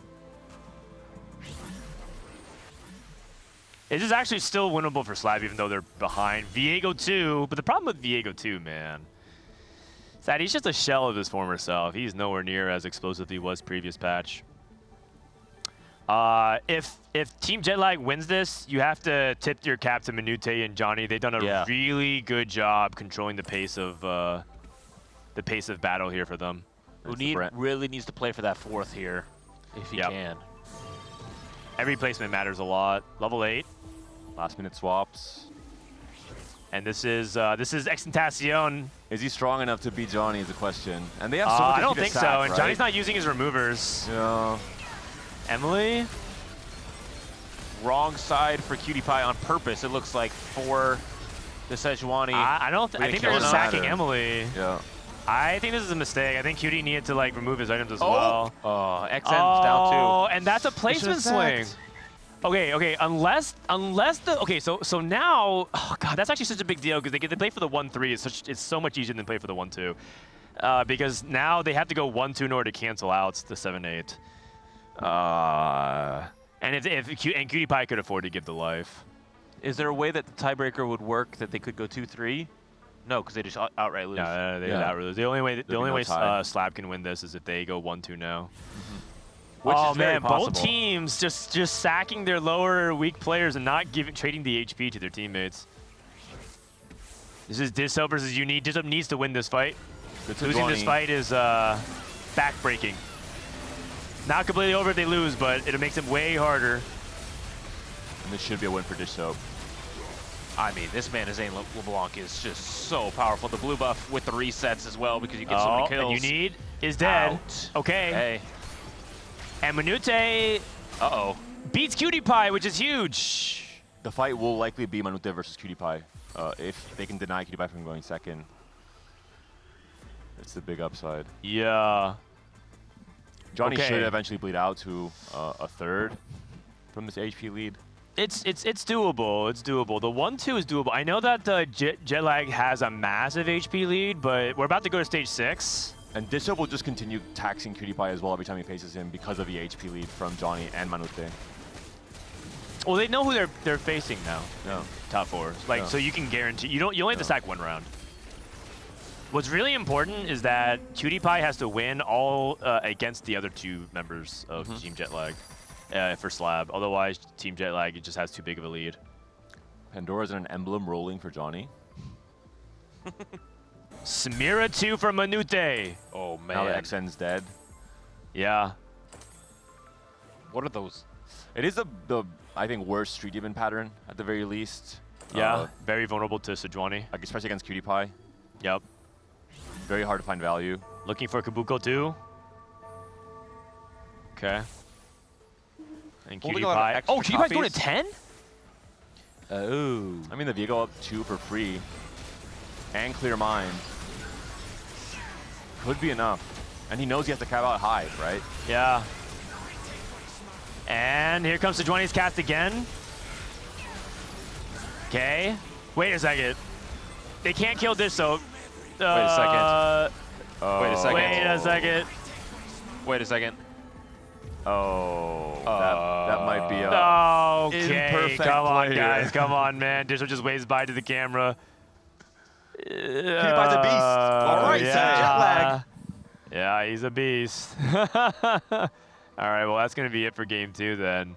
There's no way for Slap to win this. A lot of unforced errors here. I think the number one thing I would say is that these teams are just, they have so many removers on the bench. And it's hard to keep track of. This is the hardest part about 4v4. But the least you could do is bench your Exotech unit so that they don't have the item immediately. They're just One keeping day, it Dan, one slammed day. on their item and just say, yeah. So you gotta be careful about that. Don't play too strong of a board. I want a player cam reaction from Jetlag Diff seeing Dishop die. Like, wait a minute. What happened here? Hold on. I think they're confused because they're like, wait, that wasn't supposed to happen. Personally, I'm really excited we're going to game 3. Yeah, we would like to see it. I think we saw some great growth from Jetlag Diff. They corrected all their mistakes, the macro mistakes from game 1, and now I think it's going to be a close game 3, to be honest, despite the tiebreaker. Should be interesting close game 3 here. Still have the tiebreaker though, Yeah. which is incredibly important. They do, they do. All right, 1-1. Kiyun is on the couch, by the way. He finally woke up. How you doing, champ? I'm doing good. Doing great. You awake? Yep. All right, great. Man, I think if you're watching these games, I think if your team could just like learn from other teams' mistakes, just use these as visual examples, you guys could have a pretty big edge going into the final series. Yeah, I kind of watched the game 1 in the car today, and I heard Saikuno placed the other TF player in the first game. He did. So they won game 1. The series is tied 1-1. We're gonna go to game number 3. I think one thing too is that some teams are trying to assign lanes, right? They say like, oh, you're gonna just play Twisted Fate no matter what. But you actually have a 4-seed Alex who can play at least like 2 or 3 comps. I think it's really powerful. Yeah. Oh, Dishop's right here. What happened? I last time I removed my LeBlanc, it was a 1-0. I thought I was chill. Like I almost won to remove my LeBlanc last time I fought Cutie. It was like 5-3 or something. It wasn't that long ago. Apparently he's just way stronger. Viego 2. I guess the Viego 2 helped a lot. Yeah, usually Viego doesn't swing that much, but yeah, no, I thought I could remove her and then get a good loss. Yeah, it's okay. But, like, I it was actually kind of doable though. Yeah, I have to give him the HP though. Yeah. because It's just the way the game works. All right, no worries, champ. You still a good spot going in game number 3. Johnny. Hello. MVP of that game, Johnny. What went right? What felt like better for you that game? Of course, besides hitting. Having a Rage Blade, kind of important in Twisted Fate. Like last time I didn't have one until stage 4, I think. Yeah. And I picked Pandora's and I got like perfect items 3 rounds later. Yes. I was like, woo, okay, thank you. Mortog right. is here, I can thank him personally this time. Yeah, right? you can actually go thank Mortog in person. And Manute, really good job as well. Did anything change from game 1 to game 2 for the No, team? just playing tempo, which is my specialty, so I felt more comfort. and you can see that in the gameplay. We Yeah. have to say thank you to Cutie for letting us kick in the world champion. Oh, He's MVP such that a good game, guy. Cutie. Oh, I saw you on Titanic Titan. It looked like you were a little lost on the carousel, but was that because you were communicating through your team? Yeah. Okay, I wasn't sure. Yeah, it's just so chaotic all the time. How are you guys handling English talking to each other? Is it really hard? Because Well, it's your he's second listening language. to music, so sometimes he's just spacing. Like, it's kind of funny. Yeah, I mean, I'm used to as He's a not even streamer, listening I'm to his hearing many music. I'm listening to music every time I play, but I know my job, right? This game, I had to just reroll Nafri, and that was all. Like, I was listening them were talking to each other, but I was focused on myself. But I don't have to be a last, and that will be great. So I'm so glad I went 6th. And I did my job correct. 6 is really good in a team format. Yeah, I think it's great. And also I'd like to say special thanks to this soap that he gave us a helping hand. Thank you very much. Oh man! DM from each player. They've been waiting for that. They've been waiting for that. Actually, I want to give a shout out to you, man, because I think after game 1 it was a bit like we felt like, I mean, we're last place, right? It doesn't feel like great losing the first game, but I think you have such a positive energy and motivated all of us. So I think this is something you need in a team, and I'm happy that we have you, man. Thank you. Minute is El Goat. So, okay, congratulations. Get back to your player stations. I do want to ask Cutie. Can we wait? I have to update my Twitter bio beating world champion. Thank you. Yeah, sure. For sure. All right, Cutie, what was the breakdown in communication there for killing your teammates? I was like, should I remove her? He's like, no, it's fine. I watched my Viego ult his backline twice, and I was like, oh shit. Like that at Viego, as soon as it started ulting, I was like, oh lordy, no. and when you pick Clear Mind, did you get approval from the team to pick Clear Mind? Yeah, I mean, I'm not asking because I figure like I have like a decent judgment of what's good, but I didn't realize afterward. I don't know if you saw my roll down. I saw 30 brands. Yes. And I was like, God, I want to hold them all so bad. Yes, but you can't because of Clear Mind. Yeah, so I was just like, that just blew up in my face. And it was in that moment when Michael Santana realized he fucked up. All right, good luck in the next game. Oh, I'm not supposed to swear. My bad.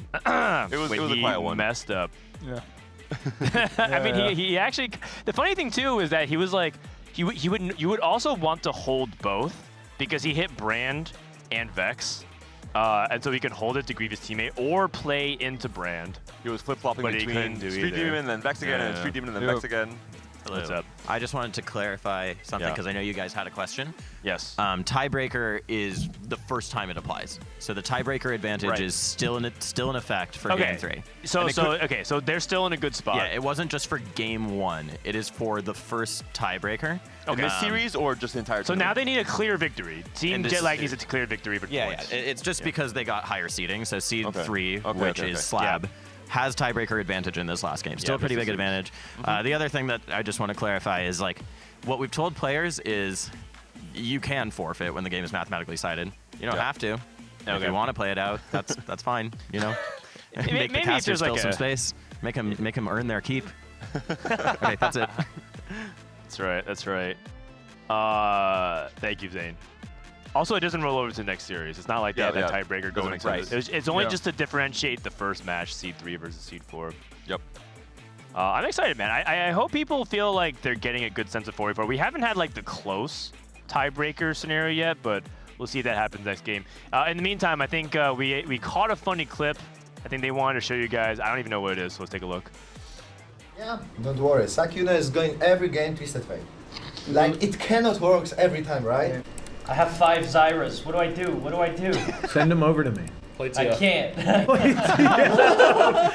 5 Zyras. What do I do? Play TF, bro. Just get back on the TF. Bro actually said put the fries in the bag. Oh, God. Nah, dish soap is fucking cold. Aw, So poor you were right, Saikuno. Dan. He is just going to play TF every game. No, the thing is, Saikuno wants to play other comps. And Dish doesn't let him. Soap won't let him. Takes the whip out. No, back to TF. Executive order from the president. You're not allowed to play anything but Twisted Fate. Would you let Sykkuno play other things? He had No, 5 no, Cyrus no. and Shojin. Yesterday, I actually talked. I was actually watching him play in this room. And then I actually told him I think he should just play Street Demon. I feel like Street Demon is a better comp. It's easier to play than TF. I feel like real TF is actually a lot harder than playing vertical Street Demon. So it's too late. It's too late. I mean, it's too late, I guess. Yeah. Interesting. What do you think makes TF harder? And is it 4v4 or just in general? Just in general. Like I feel like real comp's always harder than like a level 8 comp. If you're like only playing one comp. Because like level 8 comp is like it's very straightforward. Like you could just play pretty much like nothing, lose streak, and then you just level to 8 on 4-1 and just send it, and then you only click the same units over and over again. Whereas like a real comp, it's like there's like I don't know, like sometimes you just need to know like board strength, your itemization, stuff like that. Yeah, exactly. Interesting. That's actually kind of an unpopular take. I think a lot of people actually view level 8 comps to be quite harder, right? And that's why they hate reroll metas, because it feels like reroll is like, well, you just press D and roll for the same units. Yeah. I feel like level 8 verticals are easier. Oh yeah, that's the difference. Level 8 vertical is easier. All right. We also have another clip, by the way, that they want to show you that they got. I wonder what this moment's like. You should have gone TF. I don't know why you didn't. Probably should have just gone TF. Should have gone TF, and I'll open up TFT Academy and try and play Street Demons or something. God. This couldn't have been that hard, right? I mean, the man's not wrong. Is he wrong? Not wrong. He's not. He's wrong. right. I think he's right. I think he's right. He's right. He's right. Yeah. And we allow people to open up a second monitor if they want to. No one's really like exercise. People using second monitor listen to YouTube videos to like to get the music ambiance. But he had. Not only did he add TFT Academy available to him, he also had the founder of TFT Academy right like 2 seats over to ask him other questions. You don't even That's all need I'm the saying, second man. monitor. Dish soap's right there.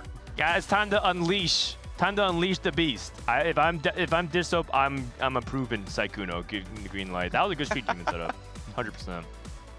It really was. He's capable of doing it at least. I would really like for this last game to have a more exciting encounter. I think that would maybe push players out of their comfort zone, force Sykkuno maybe out of TF, for example. It's been low resource encounters, almost, and that's almost in itself kind of weird because you're just so used to playing the higher. Like Emily had Sunfire Redemption in stage 5 for her tank on 3-star frontline Vanguard, which is like, I think she was expecting more resources. But she got the minimum amount of items, and so she was just like, I'm playing Ross with Redemption. That's my tank, and she just couldn't hold. Even though her setup is good, right? Preparation, 3-star Vayne, 3-star Senna with like really good items, and she has double combat, right? And that setup for Slayers should at least be competitive beginning of stage 5, but she kept losing because her frontline was completely exposed.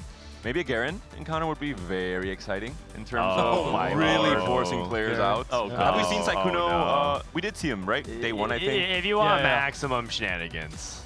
But he still played TF, no?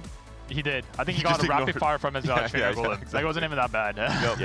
Yeah, exactly. Okay. Happy Mother's Day. Oh, that's right. Again, anybody, in case we said at the very beginning, but happy Mother's Day. Keen, did you call your mom? Oh, I didn't. I'll call her after. Yep. Yeah, me too. Yep. As in, no, I mean, I'm not going to call Kiyun's mom, but I'm going to call. I mean, maybe I will. Yeah. Maybe I will. Not going to ask any questions. Yeah. Miss Yoon or Mrs. Yoon, I presume. Happy Mother's Day. Happy Mother's Day. Yeah, that's right. Is that how you're supposed to wear headphones? It's in Spain, yeah. It's a vibe. Does it prevent the dent? Yeah. It's traditional in Spain to wear Is like it actually? that. Yep. Like legitimately or like as a joke? I feel like you're trolling us. No, but he's trolling us. He has to be Panda trolling is from us. Spain. I'm a very serious professional caster who would never troll my fellow co-casters, I suppose. as we all know. I think your headphones are on wrong. I'm half Spanish only, that's why. Doesn't apply. You have to be full Spanish or else For sure. disqualified. We're getting the players settled in here. And it looks like the players are warmed up. No more snuggly onesies for them to wear. We're loading into game. Keen, you had a little bit of a late last night. What was your favorite? Did you have any fun stories? Was there any funny moments last night from hanging out with the players? I heard that you guys were hanging out with the EU players a lot. Yesterday the group we had a big group. We split into half. Like half the group went to like bar hopping. Half the group stayed in the hotel. I stayed in the hotel with like Albert, Cutie. Everyone just in my room. We're just we all hooked up an HDMI cable to the TV with a laptop, and we were just jamming TFT games. Wait, what? I asked if you guys were playing games, and no one said anything, so I thought there was no hangout, so I went to bed. Oh yeah. Oh, you can just come to my room every time. Like every Well, night. I every literally night, asked. There's like people with like 5 laptops, and we're just playing TFT. It's like a LAN. It's like a mini LAN in my bedroom. Yeah, there was 2 I different asked plans Emily, yesterday. I said, are you guys hanging out and playing games? And she said, oh. Wait, what did she say? I have to look it up now. Donald. So after the TFT LAN, you guys made your own TFT LAN to play more TFT. Yep. She said, maybe, and then didn't say anything. And so I was like, oh, okay, I guess they're just like not. Okay. Awkward. I think this encounter got is Aurora. The 4th augment is Prismatic, I believe. I'm not sure, right? I see you're dodging the questions that are happening. Oh no, you're asking the wrong person. Emily is like the most unreliable person to be asking. She's okay, Emily always describes herself as a female female dish soap. She's actually female K3 soju. Most inconsistent with time, most inconsistent with like whatever, like setting up like meeting time and whatever. I see. Like the K3 soju of females. Or female K3 soju, yeah. Yes, okay. Thank you, Kyun, for that great explanation. Kyun's words, not mine. Yeah. I know. I mean, I can kind of back up. And they both tend to go influencer mode very, very often. But she's gonna need to pick it up. She has Cypher early, Galio, and Vi. That's okay. No, I actually needed to sleep though. Unironically, I actually slept 8 hours for the first time in like 4 months. I actually looked at my sleep chart. It's kind of funny. I actually sleep better at events than I do. I think this is triple prismatic game, right? It's prismatic prelude, so it's one guaranteed prismatic, but it can be part. Oh yeah. No, I think the last one is No, it's prismatic for finale. sure. It's finale. Yeah, It is finale. It was a finale. Yeah. Oh, is it finale? Yep, it is. And I think it's. Oh, you're right. You're right. I think it's coin flip.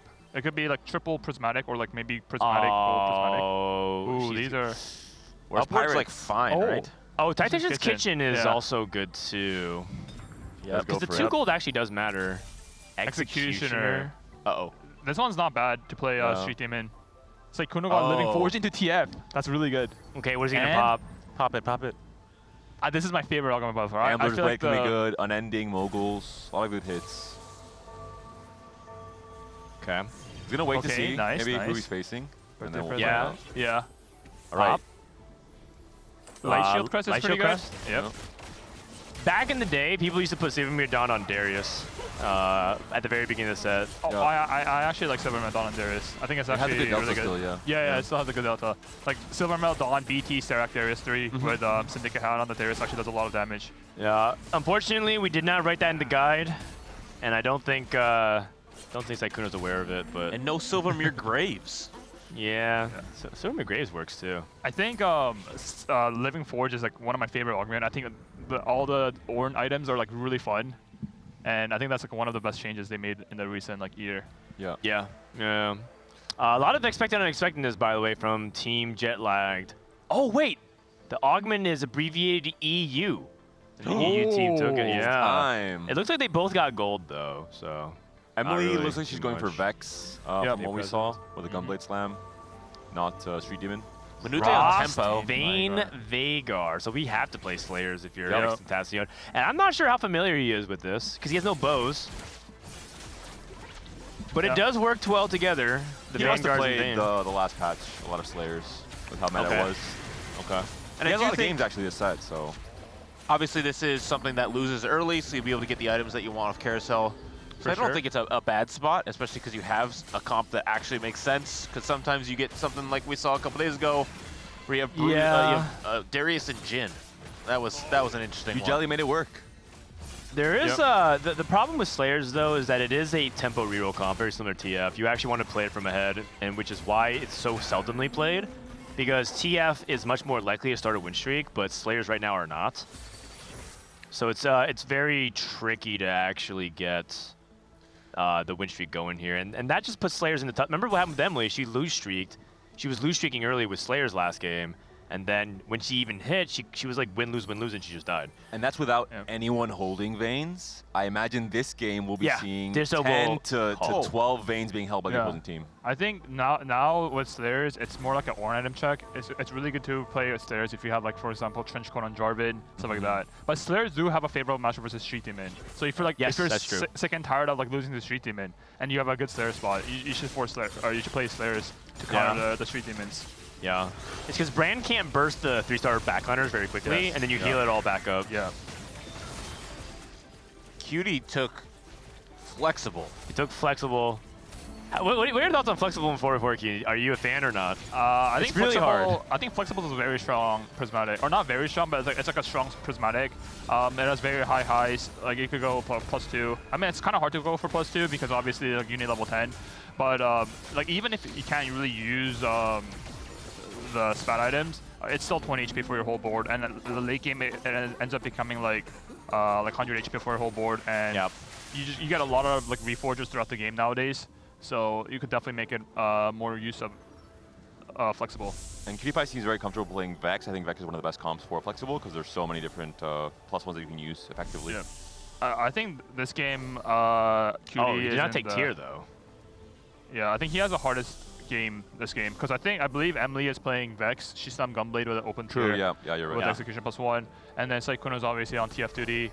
Dishob's on Street Demon, I think. Yeah, and Dishob's on Cutie. So Cutie's playing like whatever like that's left over. I'm guessing it's gonna be Marksman because he went for Rod, which is gonna be Guinsu. Yep. Maybe he's open to something like... Oh, no, he's Anima. He's Anima, probably. Yeah, for now. He might just play like 4-4, 4 Marksman, 4 Vanguard. Yeah. And then on 9... Oh, and then on 9 you can play 5 Anima with the Aurora. Yeah. Okay, I see. Yeah, they can see that. Dissob also took Unexpectedness? Expected Unexpectedness? Yeah. Yeah, and I think he got a bunch of gold. He's at 40 gold. Back on Cypher, dude. And he's on Cypher again. Which should be good for him. He's the player that I trust with Cypher the most in this lobby. Yep. This is, I think, very ideal scenario for So Lucky and Bad because I think having a win-out player, like having like one win-out player is obviously really important in a 4v4, and putting that role on Dissob is obviously the best outcome, right? For sure. Yeah, on average, you would think so, except he played Cypher last game and then he misjudged a fight and died. He lost to the GOAT. I'm a PewDiePie. Oh, that's right. And we saw XN there. He is trapping as well, so trying to... Yeah, trying to grief Dissob's blue streak. So both teams could send 2 players. Yep. And it's basically net neutral, so nothing happens here. The only thing is if something happens and they don't send 2 players. Like the Cutie Emily incident. Oh, I think I think EU sent 1 player. No. I think EU got more gold or no? You know, Exentacion got 8 gold, which means 2 other players. Oh, you're right. I think 2 players from Slab were sent, but I mean, maybe we'll have to listen to the comms and go back and hear. The funniest clip I've seen in the 4v4 tournament, the one that was held like last week, was Emily's team was playing with Emily, Ray, Cutie, and Saint. Yeah. And then it was straight up Among Us. Like what happened was everyone selected left, right, or like whatever, and then Cutie like just without thinking just clicks right one, and then we're like, wait, what happened? Why is the number wrong? Like why was the split wrong? Yeah. And then the entire team they're like talking for like 5 minutes. Like, what could have been? Are they trolling? Are they like mind gaming us? And then Cutie just sit there, just listening to music, just vibing, and then it just ended up being Cutie being the Among Us or imposter. Yeah, no, I think he even chimed in. It was like they were like, who on their team split? And he was like, oh, dude, I don't know, man. That's crazy. I can hear his voice. Yeah. It looks like Dissob's on Street Demon duty this game. Yep. Yeah. I mean, cash out into Street Demon is very, very common, so. This is one of my favorite parts about Cypher as a trait design is like you can just now take out Cypher, you have 60 stacks, you can still cash it out. Yep. I also love the Saikuno's spot is amazing. He has a Living Forge, which is also a scaling augment. Obviously, it has high highs, and he also full streaked with honestly like close. He actually 5 win streak with 0 upgrade. Yeah, that's really, really big for the team, and we saw what happened last game with Johnny. Oh, there's a Rod. Rage Blade Shojin. No TF yet though. This spot looks amazing. Honestly, I think my goal, or I think I would be the most happy if I see Sykkuno win the lobby. I think that would be like peak TFT. that'd be super hype. Because he's been wanting to. He's been like so looking close for too. it. He was so close too. I think Cutie and Sykkuno went second one game. It was like off of like a few flexible for Cutie Pie? Golden Golden Eye. Golden Eye. Oh, that's Maybe amazing. Ignoring the anima. The biggest part is he has a Reforger. The Reforger is gonna come in clutch. Late game. Hopefully he doesn't use it prematurely. Also, Emily like super high rolled her items. She somehow managed to get 3 tiers. She has a perfect item Vex, blue buff Gunblade, and then a perfect item of Vow for Sejuani. The setup is looking really good for Slab. Sykkuno 3 tiers. Loses. I don't think he had an item. He didn't claim all of his items here, but that's okay. This is Manute. Still has the headphones on his forehead. Manute Importantly. is once again, Forge could be pretty high roll if he gets the Manazane. He's looking for it. Let's go for it. Sniper's Focus is good. Oh, Also very Sniper's strong. Focus. Insta-pick. Okay. 3-item brand now. This is Emily Wang. Emily's He playing was on Vex, I believe. Yeah. Bulky Butters is amazing here. You like Bulky's better than Cyber and Bulk? Yep, for sure. I think Bulky's better, especially she has a Fawn, so she gets extra Bulky body value with Fawn. One other thing she could have also potentially done was take the hero grab back and go for Varus 3. That's definitely an out. Varus 3 is very, very strong in the Vex board. Maybe less consistent in 4v4 though, because if it's definitely going to be harder to hit. Disob got Portable Anima forward. Visage, and it looks like his expected and unexpectedness gave him Gold. 4 costs. Oh, 4 costs. But no, it might be gold, I think. I think it got Is it? gold. Okay. Yeah. It's possible. He's very rich. Expected and unexpected has very, very highs. Like you could get a Fawn, you could get sometimes or animal, whatever. But there's like a cash out where like you could get like econ into econ into econ. Getting terrible. a triple econ from expected and unexpected is like really bad. Yeah. Usually the ideal scenario is you get 1 econ and then you get 2 combat from expected and unexpected. But obviously you can't control that, so. XM with the duplicators. Wow. Which is going to make it much harder for them to grief him. He wants to really guarantee he can cash out Exalted Adventure. He is pretty far off still. I mean, we're only on. He does have three copies with 3. He's gonna have 4 smaller Nikos at stage 4-1. So he's definitely probably going to spike out 4-1 is my guess. What's more important is I think denying the items. I think Disob denying a Rod to stop Vayne from ever having a Rage Blade puts his life in really difficult spot. I think the biggest point in this game is that X and Disob's gonna both spike at 4-1. Yeah. And they're both gonna be like really low, like 2 lives at most likely. And it's gonna determine like who can win that fight and be sent to 1 life. Right. And so the transition turn is going to be really important. Yes, for sure. Because Diso's basically taking max damage. Yeah.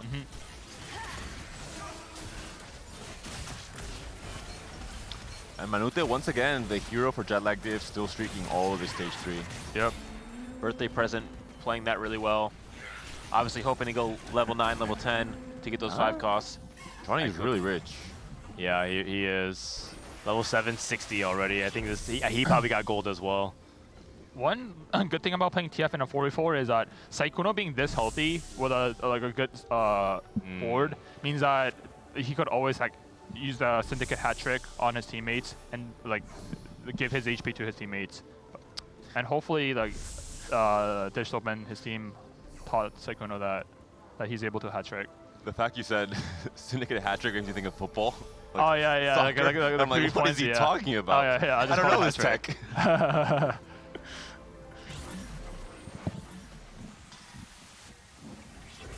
I think Johnny's out here playing Vex. His items are looking honestly amazing. He has BI's Vex with Rep Buff.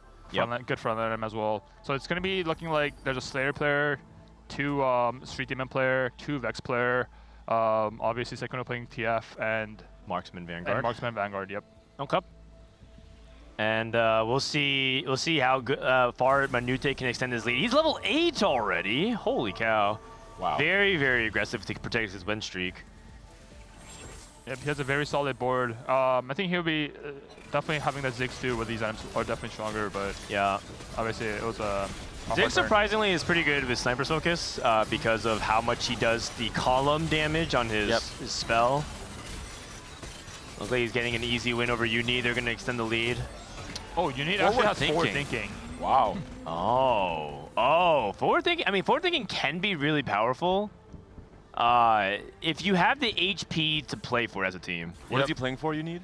He's like marksman. Vanguard. He might be. He's either 4/4 marksman or he could also be Ox, I guess.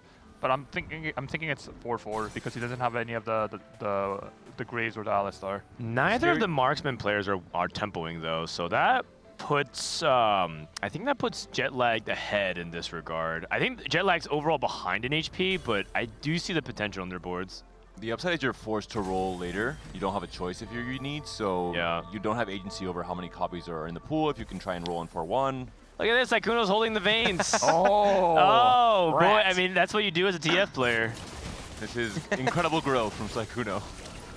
No, I mean, this is like what you need to do, though. And yeah, exactly. He's managing his econ while being aggressive with rolling, while maintaining his HP. This is what Keenan was talking about. These are the harder spots to play because the game plan for the level 8 players are pretty straightforward, but Sykkuno is the one who's kind of applying pressure to the lobby while maintaining his economy and also denying his opponents. That does a lot of things to juggle at one point, especially if you're a new TFT player. And can we pan over to the Dishop's board or cash out board here? Oh, I want to see his cash out. 4 components are very solid. It's pretty good. That's very good. Yeah, he's up at 2 full items. Hopefully he could translate that into Will likely roll on creeps, I assume. Yep, and sure. 19 is a good HP to be at, assuming he can stay at 19 going into stage 6. If he can't, it'll be more dicey, but 19 is a good number. The big problem is he got offered three swords on bench now. That's okay. He's getting removed. Fine. He has a Reforger. Jinx 2 is a solid item holder for Shamira. Sure. Until Shamira. Oh god, his rolls, 0 brands, 0 Nikos.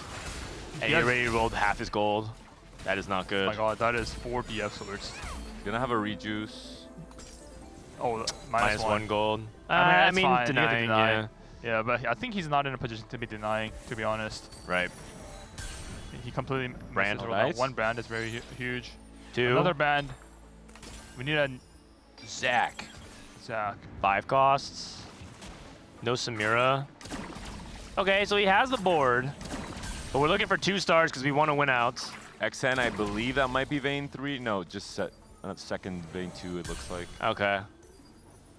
And the Z2 from XN. Gonna wait. I think he has a slam. I don't think he has a afford. I don't think he can afford to sack here. Yep, for sure.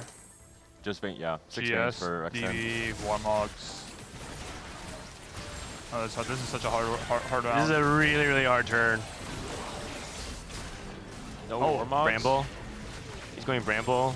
Anti-heal. Sunfire. Oh, he doesn't have anti-heal. Okay, huge win. Huge win. Yeah, this is a huge win. I think XN completely missed his roll down. He's at 6-6 with 4 lesser dupes. 4 dupes. Yeah, and he's at 0 gold. So this is there's a Call to Chaos. I don't think he's not rolling dice. Is Devlin out of this? Oh, here we go. It's items. It's items. It's items. Hulk Crusher. Oh, that's actually really good. playable. That's actually really good. That's That's actually really good. That's actually super good. Triple Hulk Crusher, Zac, or like frontline. Oh, he's gonna reforge some. Oh, he's gonna reforge all. Oh. RFC. Trenchcoat, Sterox. Okay, RC's like playable. It's attack Trenchcoat, speed. Rengar. Well, because he Trenchcoat, can do Sterox, Rengar. Oh, this is good. Oh. Wait, I'm surprised he actually reforged 2 of them. I think I would have kept. Oh, yeah, I guess he did keep 1. The 0 Oh, gonna be a lot of okay. Zacs. Okay. And then he's going Bramble. Anima. Okay, and Anima? Sunfire. Yeah, he's going Bramble, Declaw. Okay, that makes sense. Holy cow, this turn was hard. And then GS. And GS and Rapid Fire on backline. He's waiting to see though. Okay.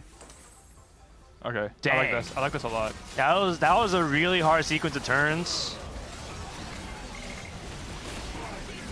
Yeah, breaking news. Dishop's good at TFT, so that's good. He's not completely out of the woods though. It's possible for him to lose this fight. Oh.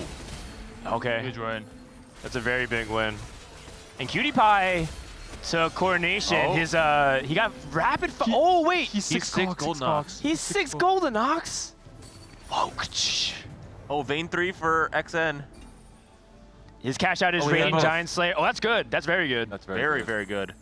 And you can dish Quicksilver. You can reforge it even if you want. Wait, And the Vanguard +1 on Zed is pretty interesting. I think he took Call to Chaos, and his Call to Chaos gave him 5 random emblems. Yeah. These emblems are good. Wait, he he has double Vanguard emblem. Yeah, he has double Vanguard emblem, and he also has double Reforger. This could be very, very good. He just needs to remember and reforge Executioner and Demon Slayer. Yeah. Not Demon Slayer, sorry. But he's like at 1 Demon. life, so he's like trying to get things on as soon as possible. Yeah, he's definitely 2 lives. He's actually, like, honestly, he's pretty strong. He needs to, he's gonna not slam versus teammate. He like Vanguard on Zed. Oh god. Hopefully it's not a Vanguard Zed diff. Oh, he's at 1 life. Uh-oh. That's really bad. That's really bad. He can't be at 1 life because if he rotates back into dish soap. Okay, Sykkuno trading his life, not a big deal. Can we listen into the comms here? Carousel?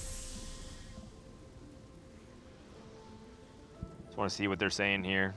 Okay. I don't think there's anything I horribly need, so if I can get it up. Yeah, deny their brand. That's okay, it looks like they're doing it themselves. Okay, yeah, I might just take the MF, I guess. I really need it that bad, but... I think Emily completely missed her roll down as well. I think she had no Vex. Okay. Actually, maybe she hit one. No, she hit one. She hit one. Ah, she has Urgot pair. She might be able to even play into it as well. Look at the 3rd augment she took here. Tomb Raider. She has Tomb Raider. Really? Oh my god. I mean, she's very healthy. Yeah, so she's like banking on... For the win out. Oh my goodness. I've never seen this taken in 44 ever. Wait, her setup is actually like looking amazing. Assuming she hits like a more frontline upgrade. She has a Fawn, she has Executioner +1. And she already has an Urgot, which can farm and make her snowball. This is going to be a very important fight. I don't think she's going to win though. Yeah, she doesn't have X2. She doesn't have DPS. She did high roll the Viego OTG for sure though. Yeah. She has no anti-heal and she got a Morello, so that's massive. If she does somehow win though, she not only gets the 8th on the board for the enemy team, she also gets the item from Tomb Raider. But there's just no way. She doesn't have damage. Yeah. We did slam all of the items. 4xN here. Now having Edge of Night as well is quite good. Yeah. She actually could have won if she had Vex too. And XN will have a big spike on 7 for the 6 Vanguard. Yeah. Yep, for sure. You need hitting double 4 cost. That's really big. Too as well. His augments are amazing as well. He has Zeke's augment, which is one of the best for marksman. If you also see that he's at level 9, he actually took forward thinking into fast 9. Yeah. He must have gotten triple econ off expect and unexpectedness and had to do something. Yep. I think he's definitely going to be bouncing back from this game. Cutie's playing for the win out. His spot looks pretty good. Why does it feel like everyone on Slab is playing for the win out except for Sykkuno? Disho's playing Cypher, Lustri. We have 6 Golden Ox, and Emily's playing Tomb Raider. That's good. That's honestly, having multiple win out players is very good. And having the one player just anchor down the team, aka Sykkuno with the TF. That's the role of the TF player, by the way, in 44. Yeah. They're kind of like a... Are we supposed to be killing Dish Soap though? I don't know. Never mind. It's a good loss. It's a good loss. It's a good loss. Yes. We don't want to talk about what happened last game. So. Oh, the Vex versus Vex matchup. Oh, huge one for that's Emily. a huge win. Emily Wayne coming up clutch. Next two. If Oh, he had this okay. earlier. Okay, Johnny's back. Johnny's back. I love how Johnny has the same item on Vex and Morgana. True. Ezetacion holding on by a thread, but man, it must be really stressful. He is now 7, has Leona in, 6 Vanguard. Does he reforge? He should be reforging. He's actually really strong. If he had one more life, he'll be like bouncing back for sure. He's so strong this game. Looks like Cutie Pie's flexible. He had Gambler's Blade for TF too. Yeah. I think Cutie Pie wants what, like a marksman emblem or something? He has a reforger. Bruiser Oh. +1. That's good. That's available. Bruiser's good on Viego in general. Yep. Kabugo 2 from Minute. Still only brand 1 though, and this is Level the artifact 9. carrier as well, which is not ideal. Yeah. Nico 1 as well. Oh, yeah. Darius 3 for Sykkuno. No Cyberboss on Ziggs. Okay. Sykkuno, how far is he gonna roll? He's not removing. 7-7 right now. His items looks pretty good. Oh, he has a... Oh, his items are awkward on TF. He needs a spark on someone. It's I'm fine. guessing he He's didn't roll sacking for here. Disto. Yeah, because he has like maybe 2 teammates in his rotation. Yeah. Also, I guess he has Gambler's blade value. It's kind of awkward for him because he has a spark, but he can't really slam it on TF. And he can't really put it on a frontliner because all his frontliner has TGs. I think this is a good loss for Sykkuno though. Yeah. Not bad. Like 4-unit loss is not bad. That trench coat Tentacion. Zach. Oh! Uh-oh. Oh, Cutie! Almost clutching it. Tibbers? No, I don't think Tibbers can win this. Big win for Team Jetlag. That trench coat Zach just stalls for so long. It There's does. so many things in the front line. Johnny also hits Sejuani too. Disso's at level 9. Ziggs too. XN went 8, I think, added in the Vex. So 13 making blobs. use of Executioner Emblem plus Divinity Core. Okay. Yeah, XN's strong. setup here. He's strong. He's really strong. He's very strong. I feel he only had one extra life. He'll be actually so stable. Yeah, and if you're just tuning in, they're 1-1. The winner of this game moves on to play in the semifinals. Cutie Pie needs to start picking up the wins here.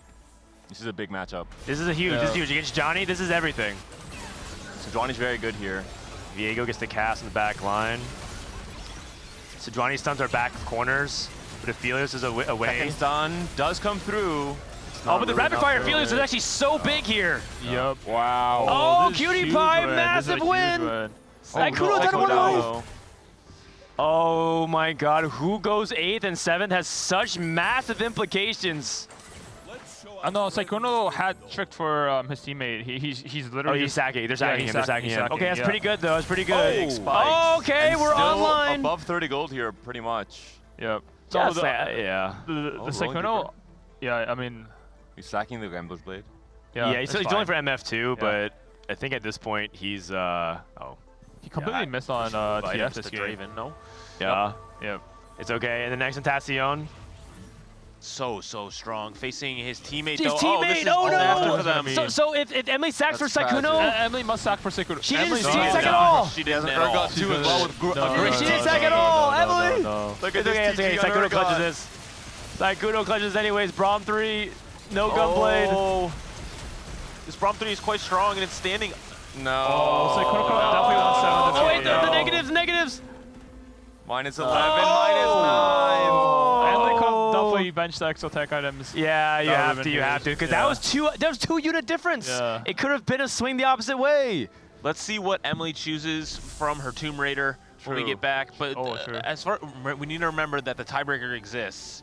Yeah. Okay, that's true. That's true. And you know what? If they play for the win out, they're in a good spot to do it. Yeah. It's okay, Tomb Raider. True. It's also, they're all 3 of them are playing for win out. Man, Yeah. this must feel so bad for Sykkuno. Sykkuno's like out here trading his valuable Yeah. HP to his teammates, putting hat on Shaco and stuff, and then Emily just comes in and just kills Sykkuno like nothing. Wanged. Probably just items for Gunblade. frontline here. I think you want to just stall out, so adaptive for frontline makes the I most think sense that here. was good. Yep. Yeah. And by the way, you need also at 16 HP, or 10 HP, it's very, very close. Wow. I think they could play for the triple ball 4 maybe. And if they EU triple ball 4 is GD versus they're Dish probably though, neither of yep. them can die.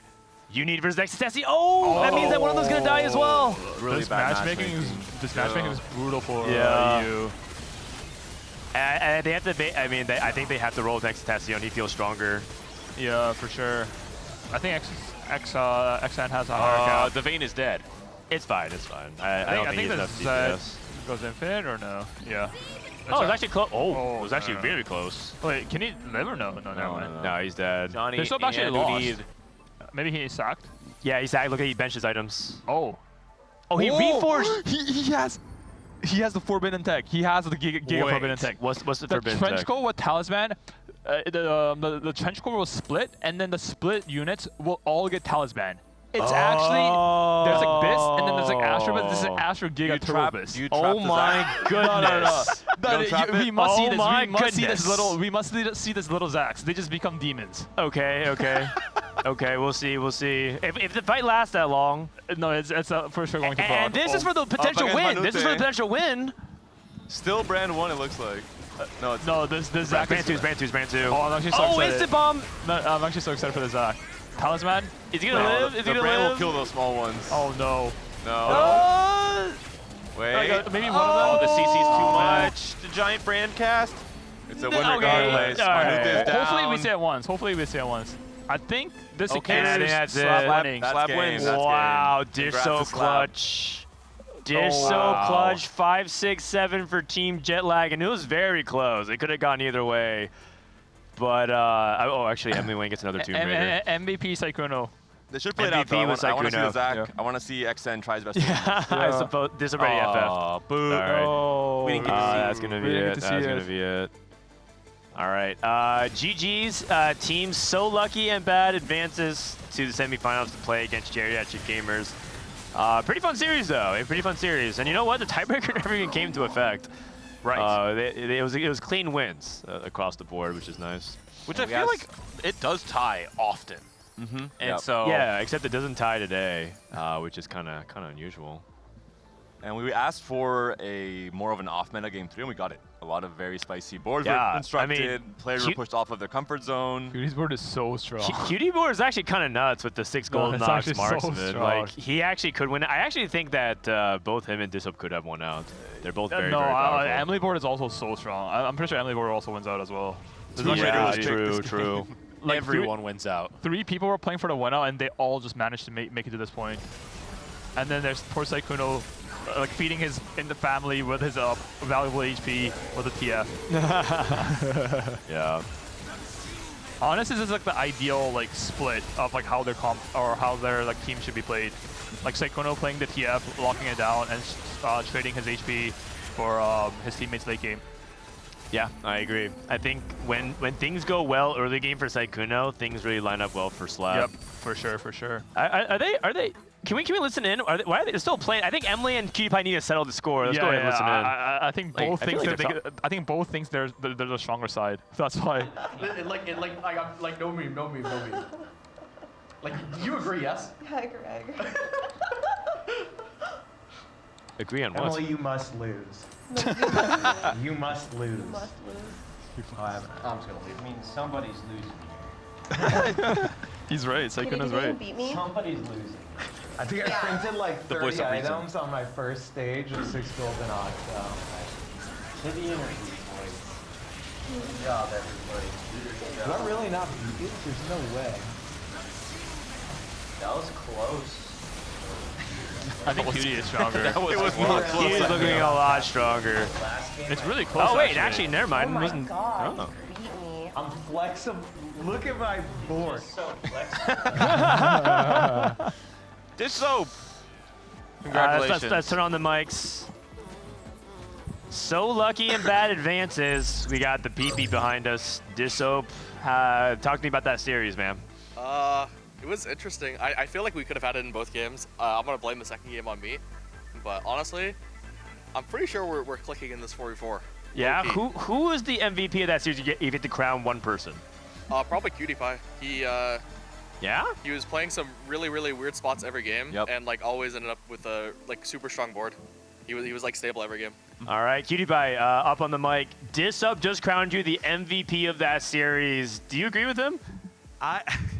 I'm pretty sure I'm like griefing my team because I didn't realize like how important it is to have like set comps. And I'm just like clicking anything. Like, I thought flexible would be like a really strong augment, and then like they asked me what I'm planning on playing, and I said I'm just gonna wait and see. Oh no! Yeah, in 4v4 that's really dangerous. But you figured it out, man. You put together a pretty good Golden Ox board. Was there like a bet going on? Like, why'd you guys stay in the game for so long? No, it's because she was telling me to FF, but I told her I'm like 99% sure I outcapped her, and I did. Oh, I see. Because I'm the I see. superior player. I see. Emily, do you agree with QTPie this MVP of that series? I think. Yeah, I think Cutie did pretty well. I think. No, I mean it's probably Dish Soap, but like Cutie did well too. Yeah, Dish Soap is doing an insane amount for us. Like he's basically micromanaging us, and we're just peons. What does that look like? How's that? I mean, I basically ask him like what he thinks is stronger, like because I wasn't sure what items to put on what, so I'm just like asking for his feedback. Like I don't know if it's like 4 marksmen or like something else. Like right. Yeah. Saikuno, I have a question. With Dish Soap right there, is TFT Academy still open? Oh, no, I don't even need it anymore. Wow. Because it made me such a good player. And you guys can do that too. If you use TFT Academy, eventually you might grow to not need it. But if you haven't used it yet, it's probably one of the best things to learn. I swear I didn't pay him. Second only to watching my goat Frodan stream. Shut up, dude. Sykkuno queues up. Every single game is solo queue. Yeah, no matter what, he opens up the chat and just types, thanks to TFT Academy. Only if I'm top 4. Yeah. Thanks so much to TFT Academy for teaching me how to play. He does this every single solo queue in chat, and everyone's just so pissed off and deafened afterwards. Yeah, but they go to the website after.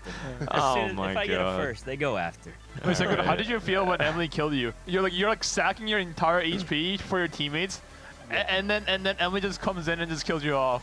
No sack from Emily, by the way. No extra tech bench or anything. That's how it goes. I think there was one time there's like it was either I fight Cutie or someone else. Yeah. And I was like, I'm gonna just not upgrade in case I run into Cutie. I didn't run into Cutie. But, Yeah. You know, sometimes it's how 4v4 is, I think. Do you feel like the chemistry's clicking? Disho saying he thinks the chemistry's picking up. Do you agree with that? it's going pretty good. It's going pretty good. Who's the glue person? Every team has like a glue guy or a glue gal. He gives us It's good Disho? comms. Yeah, like I feel Tells like us what Mike to just do. takes and augments, chuckles to himself, doesn't say anything. Emily yells out, "I got Tomb Raider." I don't know what that means. I thought we were playing TFT. And Disho gives usually good comms. All right. Comms. He's really helping out. All right. Congratulations to Looking Bad. We'll see you guys in the semifinals.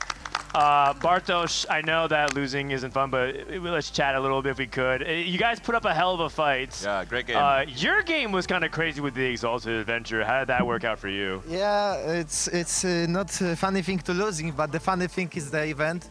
I mean, you know, I'm the lowest rank in the whole lobby, and I'm being blocked by the world champion during playing an Exalted Adventure. So the game wasn't that easy, but I felt like I was strong enough to play for win out. Sadly, we lost during the matchups, and matchmaking also was unlucky for us.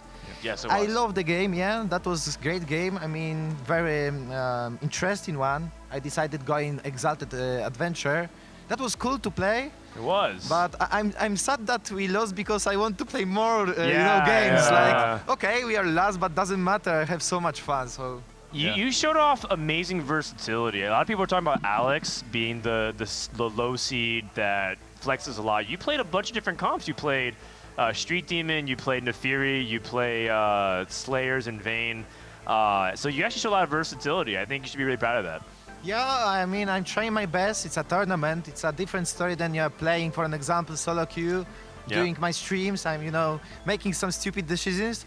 Right now, I'm also making stupid decisions, but I'm trying my best, you know?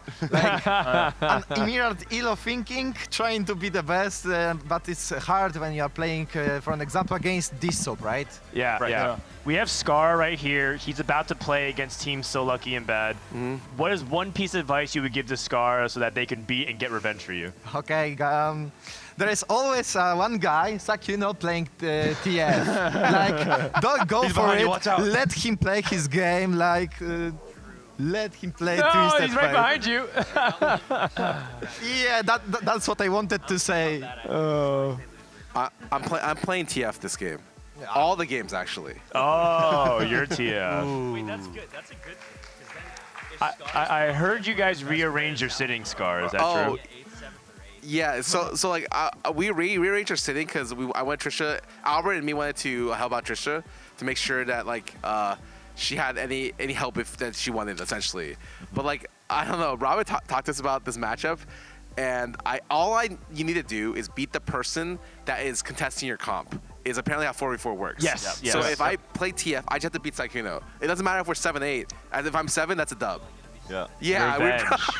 but you have to consider you're the 3rd seed, and the Sykkuno is the 4th seed, though. No. There's nothing. Robin told me that. I'll just trust him. Like I think Robin and Albert are pretty good, and they have Emily, so it's not going to be that bad. All right. I like it. You guys feel rested? Did you guys get a good rest, Scara, going into the match? Oh yeah, I didn't go out last night because honestly I've been sleeping so early nowadays. It's because I'm old. Geriatric gamers. The name of the team is actually Truth. All right, all right. Well, that's just our first best of 3. That's our quarterfinals. Coming next, we have the semifinals. We also have some fun content pieces throughout the day. The first one is going to be called Telestrations. It's going to be really fun. They're going to be drawn. Wait, Panda actually hosted it. It's really, really fun. Is it coming after the break or right now? After the break? Okay, so we're going to take a few minutes. When we come back, we're going to show you guys a new content piece. Then we're going to get the semifinals underway between Jerry Action Gamers and So Lucky Is Bad. Don't go anywhere. More action from the DigiDuos Invitational right after this. Oh. Wait, Cutie. Wait, you took yours off? You're keeping yours on? Fuck it, I'll keep mine on. Okay, game is ready to start if you are.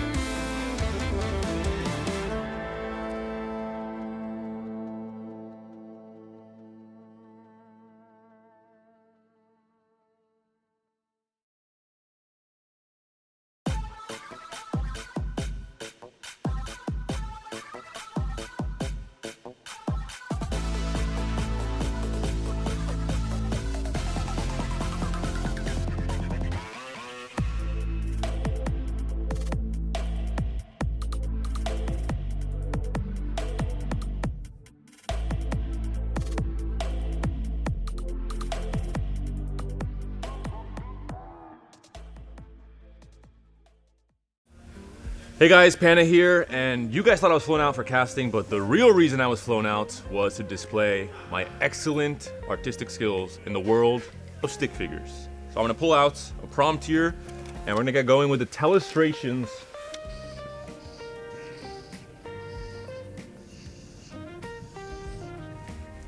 This is clearly, oh, it's an animal, I think.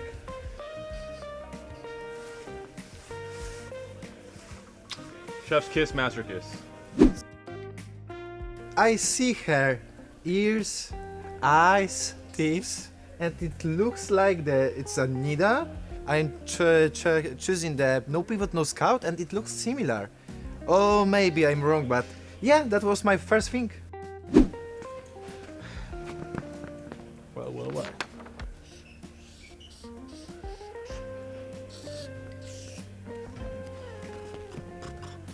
Pivot.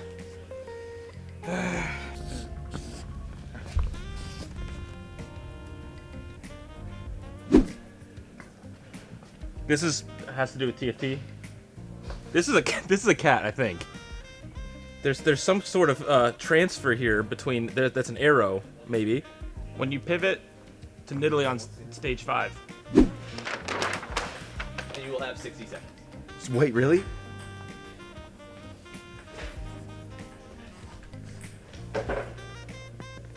That's an IE. That's Hodge. This is Samira. This is good. Right? Alright, I think it was Emily Wang going 5 amps with Infinity Edge on Nidalee. So this is Emily Wang right here. She's choosing the item, and there's a green thing on what looks like an Infinity Edge, maybe? And this is probably Nidalee, and it says 5 amp. I don't know what this is, man. This is... You know, I forgot to add this in. I should add this in. What is that? It looks like a spaceship or something, right? But I think this is pretty close. No, take your time. I'll come to you. Okay, yeah, let me know. Thank you. Who wrote this?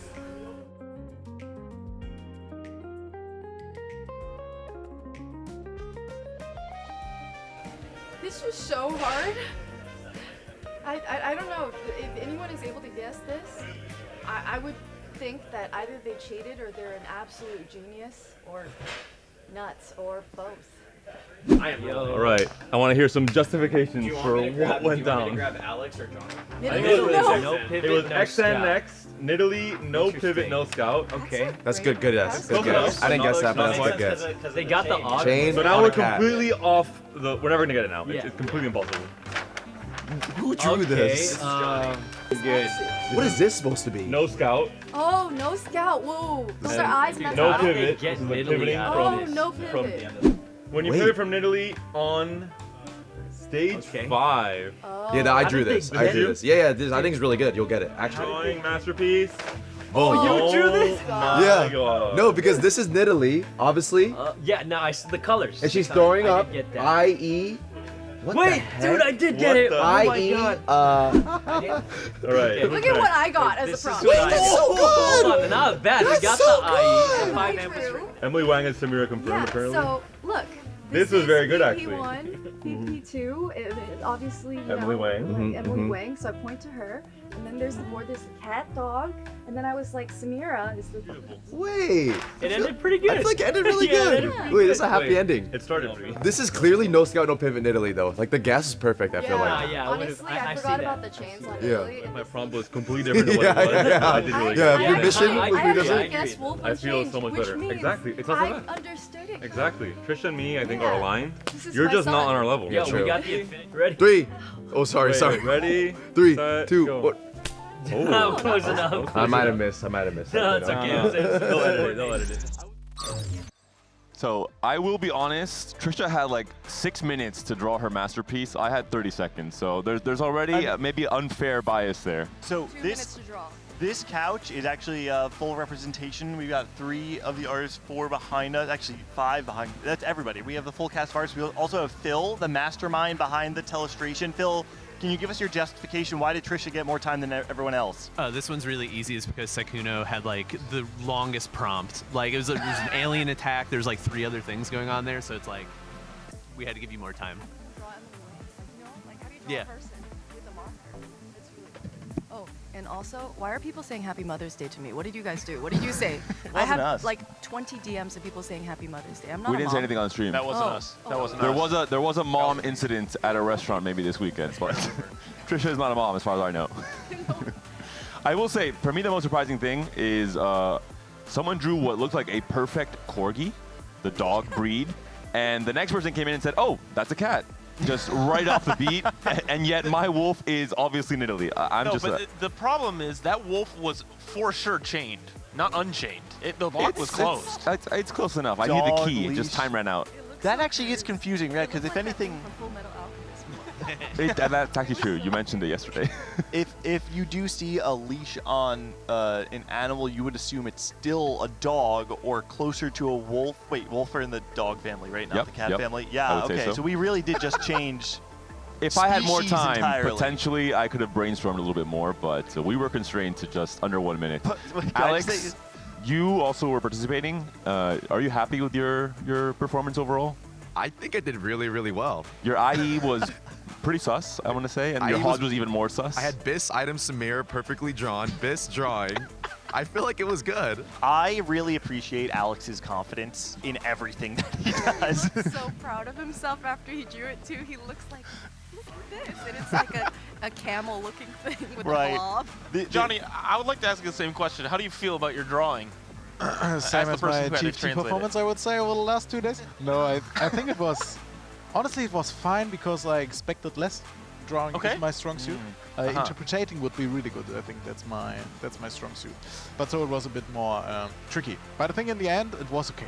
The abstract nature of Scout, I think you nailed that. I think it's that really was sick. hard Yeah, to you had draw abstract no I actually Scout like my pivots. pivot as well. The Like, pivot, I got it later. No one else it. did, but so you got it, Tuli? Well, so I had to translate Johnny's drawing. Oh. And I knew it was like, I saw Nidalee. I knew we pivoted at some point. But it was no pivot, which I guess it didn't. There was a lot of X's and checks. Yeah, I don't know why at the end for I the did board, the check yeah. because I was so happy that I did it in time. and that was No, stupid. in game as well with no kind of pivot. Once the round overlaps, doesn't it have a check mark on the units that are? Oh, what? No, doesn't it? No. Okay, No, that's a I new problem. did check by accident. That's a jet lag diff. Oh yeah, the prompt got off the rails very quickly, but it surprisingly stayed on rails once it got off the track entirely, right? Yeah. That makes me feel so much better, Gangly. Thank Yeah. you. Yeah, I'm we got a just, little I'm bit just of a problem, everything. apparently. And we have a lot of Team Skate Parks here. Are you guys just like bored? Just like standing around waiting for your matchup? Yeah, we've been watching the games, and honestly, I think we're just chilling. So. Yeah. Are you guys learning anything or? Well, I'm learning that Alex is a really good drawer. I think we're all riding the high of first place still, and we're chilling. Do we have predictions from Skate Park on who you'll be seeing in the finals? I think this one is, I don't know, it could go either way. I honestly think it's 50-50 with these teams. I don't know, Dish Soap last night said that he thought he had a 3% to make it all the way to the finals and win. 3? Yeah. He And said, this is the semifinals, so. yeah, he said if he made it to the finals against our team, he has a 15% chance of winning, is what he said. Whoa, that's crazy. Yeah, PP stats. I will say the scariest things maybe look like the comms, but the comms I think have been ironed out. They look pretty clean at the end of that game 3. You know, everyone is adding correct input, I think, at all points in time, and they have the advantage of having the warm-up game against Jet Lag Diff. Do you feel that was a warm-up game? Do you feel like it should have been maybe closer in that game 3? What do you think went wrong in the game 3 at the end? Oh, game 3 it was we picked 2 times unexpectedness. And just lots of gold. Yeah, and it was a bit tricky. I don't know if you saw I got 6-5-6. I was so close to major breakthrough, but I think it was a bit complicated to go from there. I think not contesting TF is always a burden because we can't send him 8 then. But I think honestly, I'm not really disappointed or anything. Manute had problems getting his brand too. Yeah. If he gets that early, it's probably fine. But to be honest, they had Go in Ox 6, they had Cypher cash out, so they for sure are top 2 anyway. So we have to go 3-2-6, but also we lose the tiebreaker. Yeah. So it's really complicated at this point. So I think most of us realized it kind of early that the game is doomed and we have to high roll. So we all played a bit greedy and lost because of it. But it's fine. I mean, You guys just had some really unfortunate roll downs, it seemed like. Just yeah, your level 8 roll I downs. had You weren't like able to hit 90 2 stars. gold and 1 vex. Like, what the? And then I triple reforged my carry items, so I have more tank items, and I ended with another blue buff, another Gunblade. I was so close to we playing 2 noticed, times. yeah. The What the hell Morgana. is happening? Like, I just want frontline items, please. Yeah, no, but I think it's fine. I actually believe that they are the better players, so I'm absolutely fine that they win. I think if we play 10 times, they probably win 7, and if we play 3, we win 1. It's completely fine. And also, we beat the world champion. Holy, the warm-up! This is maybe the diff for a game like this. We heard it was a little bit cold in the rooms. Maybe she is warming up for multiple reasons. Oh, it's way getting better that blood today. flowing. Yeah. Ooh, and according to we've talked a lot about strategy and seeding. And it looks like they put Robin on the end, which is a curious thing because you know this was on the end too. Wait, is there like a seeding we meta? I did not know this. There They absolutely have is. for our seeding, and I mean I think it's correct to put your team captain more in the middle, so it's easier to help. Both teams have not done that. Yeah, we have we have Kyun You in the guys middle did. for ours. Yeah. But if you, we could ask for seeding, but if you didn't, it's random. Yeah. So I think maybe they just forgot. No, I think they were very they were aware. Yeah. I do say Robin on day 1 or yesterday, he had the chance to go help Trisha, and Trisha complained that Robin did not help at all. He distracted her, so maybe she purposely wanted Robin as far away as possible and have maybe better communicators like Skara and Box next to her. We actually talked about this a little bit on the cast yesterday. I think that they are so geriatric, man. dropping the eye drops in. Trisha's like bent over, just like trying to hold herself up. She needs her support. Where's her walker? Laugh all you can. You'll need him someday too. right. Clock is ticking. There is an element in 4v4 that not only does it rely on your skills in TFT, it relies on your ability to play the game while being distracted. Because comms, while they're helpful, they also are a distraction, right? And being able to tune out your teammates when they're talking to one another while also have active listening when they're giving you something to listen to is not easy to do. It actually is quite difficult. And it's not just about comms being correct, it's about comms being correct and efficient, not adding unnecessary noise, which maybe with Team Slab might be the case on some of those carousels, as we heard earlier on. Trisha's back at it again. She is continuing to warm up for the most important TFT game of her life up until now, and she is someone who has taken this tournament very, very seriously in terms of her progression, in terms of her development, in terms of how much pressure she's felt to perform for her teammates, for Skara yesterday, but now for all 3 of them. She just told me earlier that if she places higher than Sykkuno, then she's happy. Yeah, That's all she it's cares personal. about. And we are going to be in game. Here's a fun interaction. These golems are great, and I always just want to find an excuse to take the gold generating golem, and I just never. The excuse is when you have LP to lose, right? Yeah, that's when fair. you've got a buffer. There's no LP in this. Exo for Trisha, not Send it. ideal for Vex, so that's already maybe discounted. I mean, if you want to make an excuse, 4 versus 4 is the only chance, right? If you have more HP than your teammates and you're actually looking for ways to make your board weaker, you can actually go for gold. Yeah. But it's like you really have to dig deep to justify this. I'm heavily biased. Trisha and was in our room all the time, and Skara as well, and they were cheering Good for us all the vibes. time. Like, Yeah. no, it's insane. Like, I can't thank these guys enough. That they made our experience that much better. So this will be a heavily biased cast. Be ready for that. 3 costs coming out from the orb, so all players potentially have some added direction. Maybe Cypher's on the books for some of these competitors for this very first game of the semifinals. I know Trisha was leaning really heavily into Golden Ox, right, earlier on in the tournament. That's right. Has she flexed any other tech besides that? There have been a few games, but majority, if she's able to, have been Golden Ox. Okay. Well, she flexed a lot into 4-4 recently, playing 4 Vanguard, 4 Marksman, which is just an adaptation of her playstyle into something probably a little bit more stronger in the current meta. But again, in these 4v4 games, you need someone to be on win-out duty, and she's proven that she can do that. Hold on. Nefiri potential for Dish Soap. Come Gangly is on. almost Just got injured. breaking yet another sofa. Another couch has almost taken a sacrifice due to Dish his Soap. excitement. Gangly, walk me through why you're so excited. Listen, Dish Soap and I, you guys know, we talk all the time about course. strategy. Yeah, we have a lot of conversations, and we had a long conversation all about Nidalee reroll, where he disagreed with every single thing that I said. But this might be the time where we get to see it come into practice. Not really the items you want for Nidalee reroll though. Although maybe you Pumping up, Thorn Prelude. You got half a Hodge, right? Sure. So with this, you would go Nidalee reroll just to I understand this correctly. Nefiri, but probably not anymore. I don't think you have the angle anymore. I think it's a bit Oh, you lost. do pumping up and pumping up Nefiri? Yeah. Yeah, for sure. Yeah, for sure. Yeah, we'll be pumping you're up. not believing me now, but wait 2 Okay. stages. Huh? I'm a big believer of the comp. Will likely be potentially into Aphelios, or maybe Goldenox has an upgraded Alistar here. The Moo, the cow is ready to go, as well as potentially a Graves here. Let's check out all the different augments though for Trisha. Also pumping up. She did actually play a great game of Vanguard Marksman yesterday at the very end. Not playing at the Goldenox. Skara is contesting Saikuno. And Skara is going to be Then he locked would. into TF. Which makes sense. I mean, Saikuno is also on TF for now.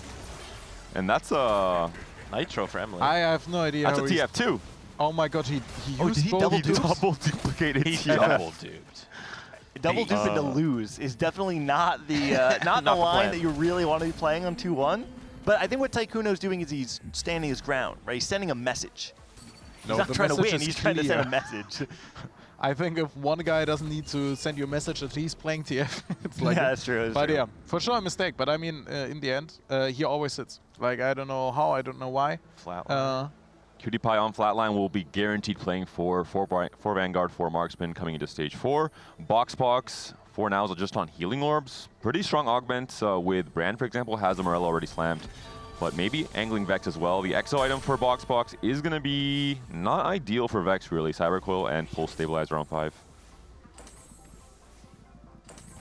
I'm curious, this is for many, actually, I believe everyone but Robin, this is their first 4v4 game ever. Really, Box as well. Box as well. Yeah, we Wow. were just talking about last night. He's never played 4v4.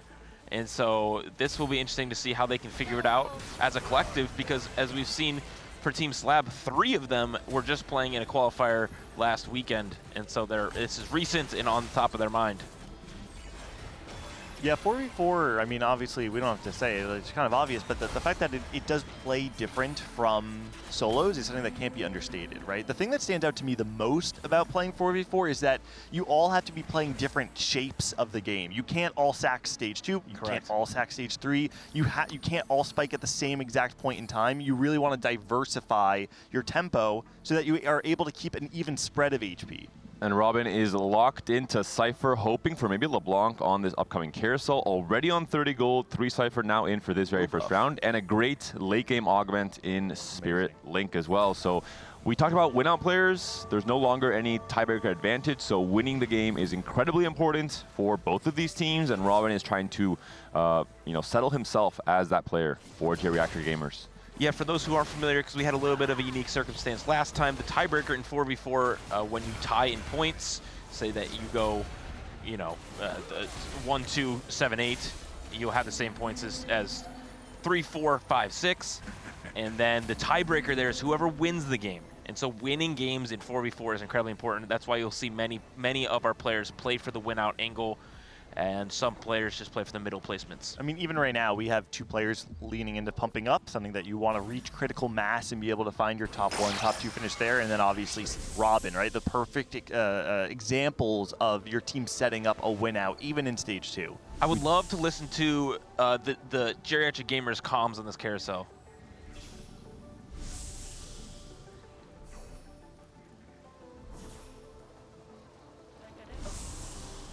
It's fine. You can just wait till the bow turns into a rod. And then Yeah. I purposely am keeping this thing to flip. Maybe till even into stage 3. Make sure to use your sizes if you're streaking. Yeah, I already used mine. Oh! I had double TF. Oh! That's huge. Wow. That's huge. Just keep Skara. Just keep looking at Saikuno to see if he's like re-rolling or pushing. Some great Just make coaching sure to beat happening me. here. You beat me for sure. I mean, beats me as well. And like, okay, everyone's pretty strong. If I lose to you, I would be upset. Cutie's playing that. And overall, some very good comms. Robin has a lot of experience on 4v4. He has qualified to the closed qualifiers in North America, or in the Americas region for AWC. And we can tell already he's giving very clean information, very efficiently, helping out his teams. Just reminders all the time about things they should be thinking about. I'm impressed. He's also leveraging the fact that he's playing Cypher right now, right? So other players, even in stage 2 where your decisions are more limited, there are still a lot of things you have to think about. You're trying to set up your line for stage 3. You're trying to figure out exactly the direction. Robin right now has the bandwidth to instead use his mental energy to scout the rest of the game and give direction to his teammates. I loved the comms there to Skara saying, hey, make sure that you're watching Sykkuno so that you can match his tempo. I think it's a beautiful example of just what in-game leadership looks like in 4v4. But also, I think like what I like about the tournament in general is like that you played so much double up against and with each other that you actually know the playstyle like of your team, but also the enemies. For example, he never has to look for Rodan because he never played the Rodan the whole tournament. He goes level 7 and he rolled on 50 gold until 4-2. So I think this is something you normally don't get, at least at my level, because obviously you face some players more often, but not that often that you actually know what they do. I love it. It's a really, really cool experience I never had before. And Sykkuno did turn around the minor mishap in the very first round loss after duplicating, which is a very high tempo option where you're sacrificing your scaling for immediate strength, and now has that 4 win streak. And Robin also locks in that 5 loss streak with Cypher. With Sykkuno and Skara contesting each other, I imagine that Sykkuno, it wouldn't surprise me if Sykkuno ends up just like slamming this Shiv on stage 3, doing anything it is to preserve HP, because Skara knows what he's doing, right? He's not opting into contesting this line thinking that he's going to be one of the top 4 players on his team. He's doing this specifically to lower the cap of Sykkuno. If you're Sykkuno, the only thing that you can do is salvage HP on stage 3, unless, there's always room for some high roll to bail yourself out. Another TF for Skara. He is high rolling the start of this game. But the good news is for Sykkuno, he already has TF2. I know he used a whole gold augment on it, but for him, that has been a big struggle, is stabilizing around TF2. And so already having it here early on in this game and using it to streak, he's on a 4 streak right now, is going to be quite good for him saving HP while Skara is down below at 74. Also, we are on gold augment next one probably, like 70% chance, I think, 66.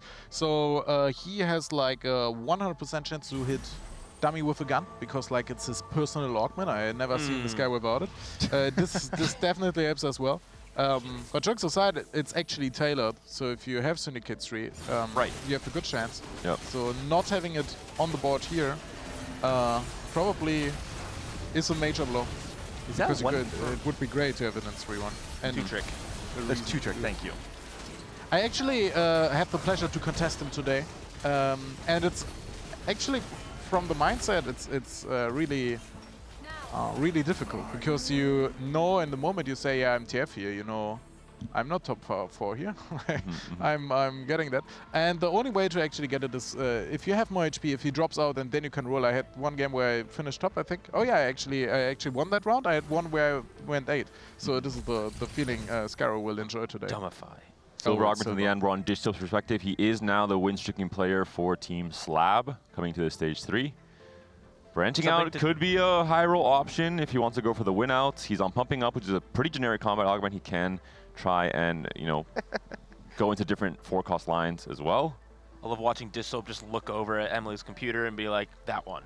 I saw him say like 2 words. Nice. That's all he needs. And Cutie Pie, we saw Fiddle too, but he isn't going to be playing for Fiddle. Restart mission. Oh, that's why. I see. Whoa, restart mission into hitting the Vayne 2 is huge. And Sykkuno just went level 7 off of Placebo, so playing very high tempo, really understanding his role on this team with this comp. You have to play for trying to tax your opponent for as much HP as possible to the point where they are going to end up killing each other in stage 4 and 5. He didn't hit a single Darius or Prom. Like, that's actually quite unfortunate for him. Yeah, no Syndicate in. Yeah.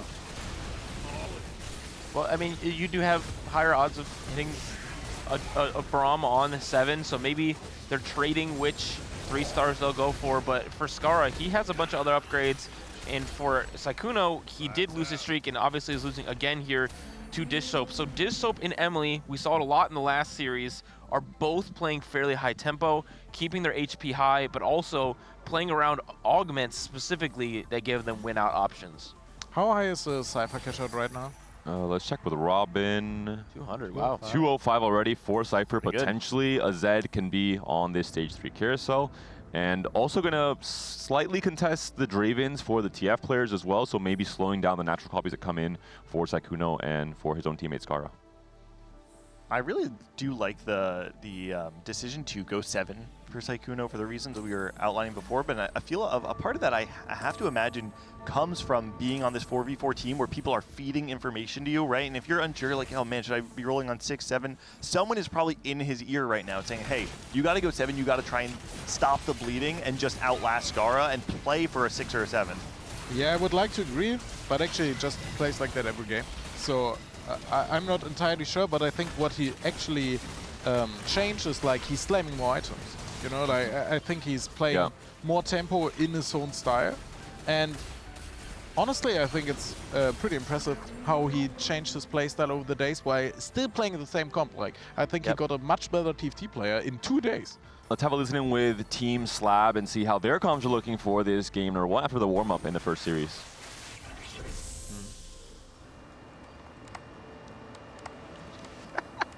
Just make sure we don't give Box the choke out like this. I don't even... Okay. Oh. I think he's picking Brand, actually. Never mind. I'm gonna take a tier. Does anyone need that? No, I need a sword. I need a. Do you need a sword? Okay, well, we should have said that. I was gonna take it. Looks like better comms than last game. Was that Kuno roll to 0? Oh, was it bad last game? Or maybe not much comms at all. It's if you ever a little bit quiet. Roll like for Brom. Wait, can you sell that brand? Oh, thank you. Yeah. I'm pretty low. And Emily already on a copy of Brand, 50 gold, level 7, Shojin and JG Slam. Double Econ is a little bit scary, but if she can roll first, and whoa! That is a TF3. Skara, he chose violence today, and he warned Sykkuno. He said, hey, buddy, I'm playing TF every game, and he did not lie. Skara is a very honest person. Great slams. You can transfer to Draven later on. Yeah, very high tempo. When I was looking at Skara's items on 3-1, I felt like they were quite bad. He also had rolled the hacked component into a sword that round, so he was sitting on 3 swords. With the pickup that round, though, he's able to actually make a really strong setup now, and then rolling down before Sykkuno can hit. I mean, this feels really bad for Sykkuno now, because you don't have the combat power. You've already used your 2 duplicators on TF, and you know at this point in time, you're not playing for a TF3. I mean, he might be, but you shouldn't be. And he chose to, instead of going the traditional level 7 and then rolling for TF, Draven, and Braum, chose to go a little bit under Sykkuno, roll on 6 heavily, hit TF, and then eventually maybe go 7 later on in the game. Yeah, I think the only sad part for him is that I'm not quite sure who he faced in 3-2, but if he wins that round, Skara is actually on the way to hit top 3, why being contested. But it's, I think, it's just so, I played a lot of solo queue next to Skara between the games, and it was really enjoyable. Like, he did so great. Because he's just a great understanding of TFT. Like, he gives so much input, and I think it just shows here. And Robin is locked into Vex off of Cypher Cash Out, has the blue buff and the Gunblade Slam, has pretty great exo items, not the ideal I think, but close to it. Hyper Fangs for the Varus and Repulsor as well for one of the tanks.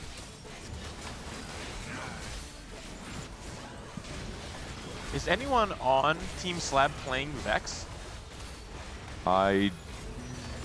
Not certain on Dish Soap yet. Dish Soap is on Pulse and Cyber Coil, so probably not. I mean, Robin is dangerously low though. GS Slam. It's probably his Vanguard Marksman, right? Like going Nox into something like that. Plus Big Friend makes a lot of sense for the front-to-back fights. 391 for the cash out for Robin, 20 HP, 10 loss streak, gets a Tactician's Shield and some gold, so can immediately go level 8 and start rolling now for the Vex board with that open slot for something like a Zac or a 5 cost. Put it in though, Whoa, whoa. The blobs. Robin. The blobs, Robin. Robin. Blobs. Come on, old Lock man. in. There we go. All right. And I like to play, split up your roll down between 2 turns. No need to greed max interest. It's just 2 gold. It's better to have direction. It's better to do the completion of your turn rather than have additional resources left by the time the fight starts. Especially if your team name is Geriatric Gamers. I think there's a... I had to Google that. We also got the new coin consumable. So we're going to get 1 interest for every, 1 extra gold for every round. The 22. Big upgrades. Koboko. No Vex yet Man. is a little bit Aura scary. to something for sure. We hit 1 billion Sejuanis though. Morg too. Yeah, Aurora can definitely go in. There's a lot of combat power. We just need this Vex. Varus 2 is good. Varus 2 is actually a very, very strong upgrade here, especially because you don't have the Vex. Yeah, you can put everything that you want to throw on Vex on this Morgana for right now. Figure out a way to itemize your Varus as well. I wonder if there's a way to just go... Yeah, okay, Morello there makes a lot of sense. And we're seeing why some Vexes are not being hit. There's a Vex 2 for Emily right now, duo carry alongside a Brand 1. And a full roll to 0 from Emily as well, understanding she needs to play high tempo. Yeah, she also knows she needs to play around her 2 econ augments to kind of deny. But again, being 2 econ, having 2 trick, and now rolling for days, I assume all being used completely already, and still losing. It's not ideal. Granted, it is against Robin, who just cashed out, has the Tactician Shield and 0 gold now, right? So the Robin is going to be at his strongest point last round than he's reinforcement is quite a really while. big. And Pair Forge is also pretty strong with Vex Sejuani. We'll see if Robin wants to reinforce to just try and find the guaranteed Vex. And we'll see if he can do it. He does find it, so no punish on Robin, who could have been in trouble at 20 HP without his main carry, but now should be very, very stable. Do you consider the Aurora over the Zac, pull in the Zac from here? That's what just happened. Yep. Yeah, okay. Look at you. Yeah, Until put me in, Zac coach. 2, I think Aurora is better. With Zac 2, I think you don't have the AP if Zac has pulled in, or it's slightly weaker. So with Zac 2, especially with items and many blobs, he's just better to start on the board. Let's do a quick spot check. Box is going to be on Street Demon, has a 7-win streak and a Brand 1 for now, playing high tempo. Facing off against Emily, the other Street Demon player with a Nico 2 upgrade and Piercing Lotus, so lots of extra crit for Emily's board. Also a Brand 2 for Emily, which is absolutely massive and has that Kobako. So much CC, a lot of the important upgrades. I don't know, didn't we just see her last round? She did not have these upgrades. She might have had some free rolls still from rolling for days, or just had, well, maybe she was a little bit lucky and not bad, and hit the Brand 2. Nice, yep. All right, so setting up for the future, Robin obviously is looking to be the win-out player for Geriatric Gamers. On the other side, I'm trying to see towards the bottom of the standings who it actually would be. It might actually be Emily being the one that's playing towards a win-out. The Street Demon board is obviously something that we've seen capable of going top 1. And, you know, obviously it's something that is very strong when you hit, which she has done. I don't know if taking the double econ is going to set her back far enough to take top 1 out of contention. I feel like the board is strong, especially with the Vex in the backline too, giving you even more damage to at least make her a threat for a top 1 finish. Boxbox also did hit Brand 2, so is much more stable as well and very, very healthy. But Sykkuno is feeling the wrath of Skara here. Lost 3 in a row now and maybe even bleeding out. He lost to Zeri. We saw full item slams from Dish Soap as well, so dealing some extra damage against Sykkuno. Sykkuno is going to have to pivot to Draven as a main carry, maybe change off these items from TF onto the Draven. Can you show Chusha's board? Because yeah, once we leave the carousel, we'll go to it. Dish Soap's board, I don't know if you guys saw it, but it did not look super built Zeri, out right now. It was he was playing around Zeri and MF, both 1-star in the back line, right? And I think it was the Mord 2 was his front line. It didn't seem super inspiring.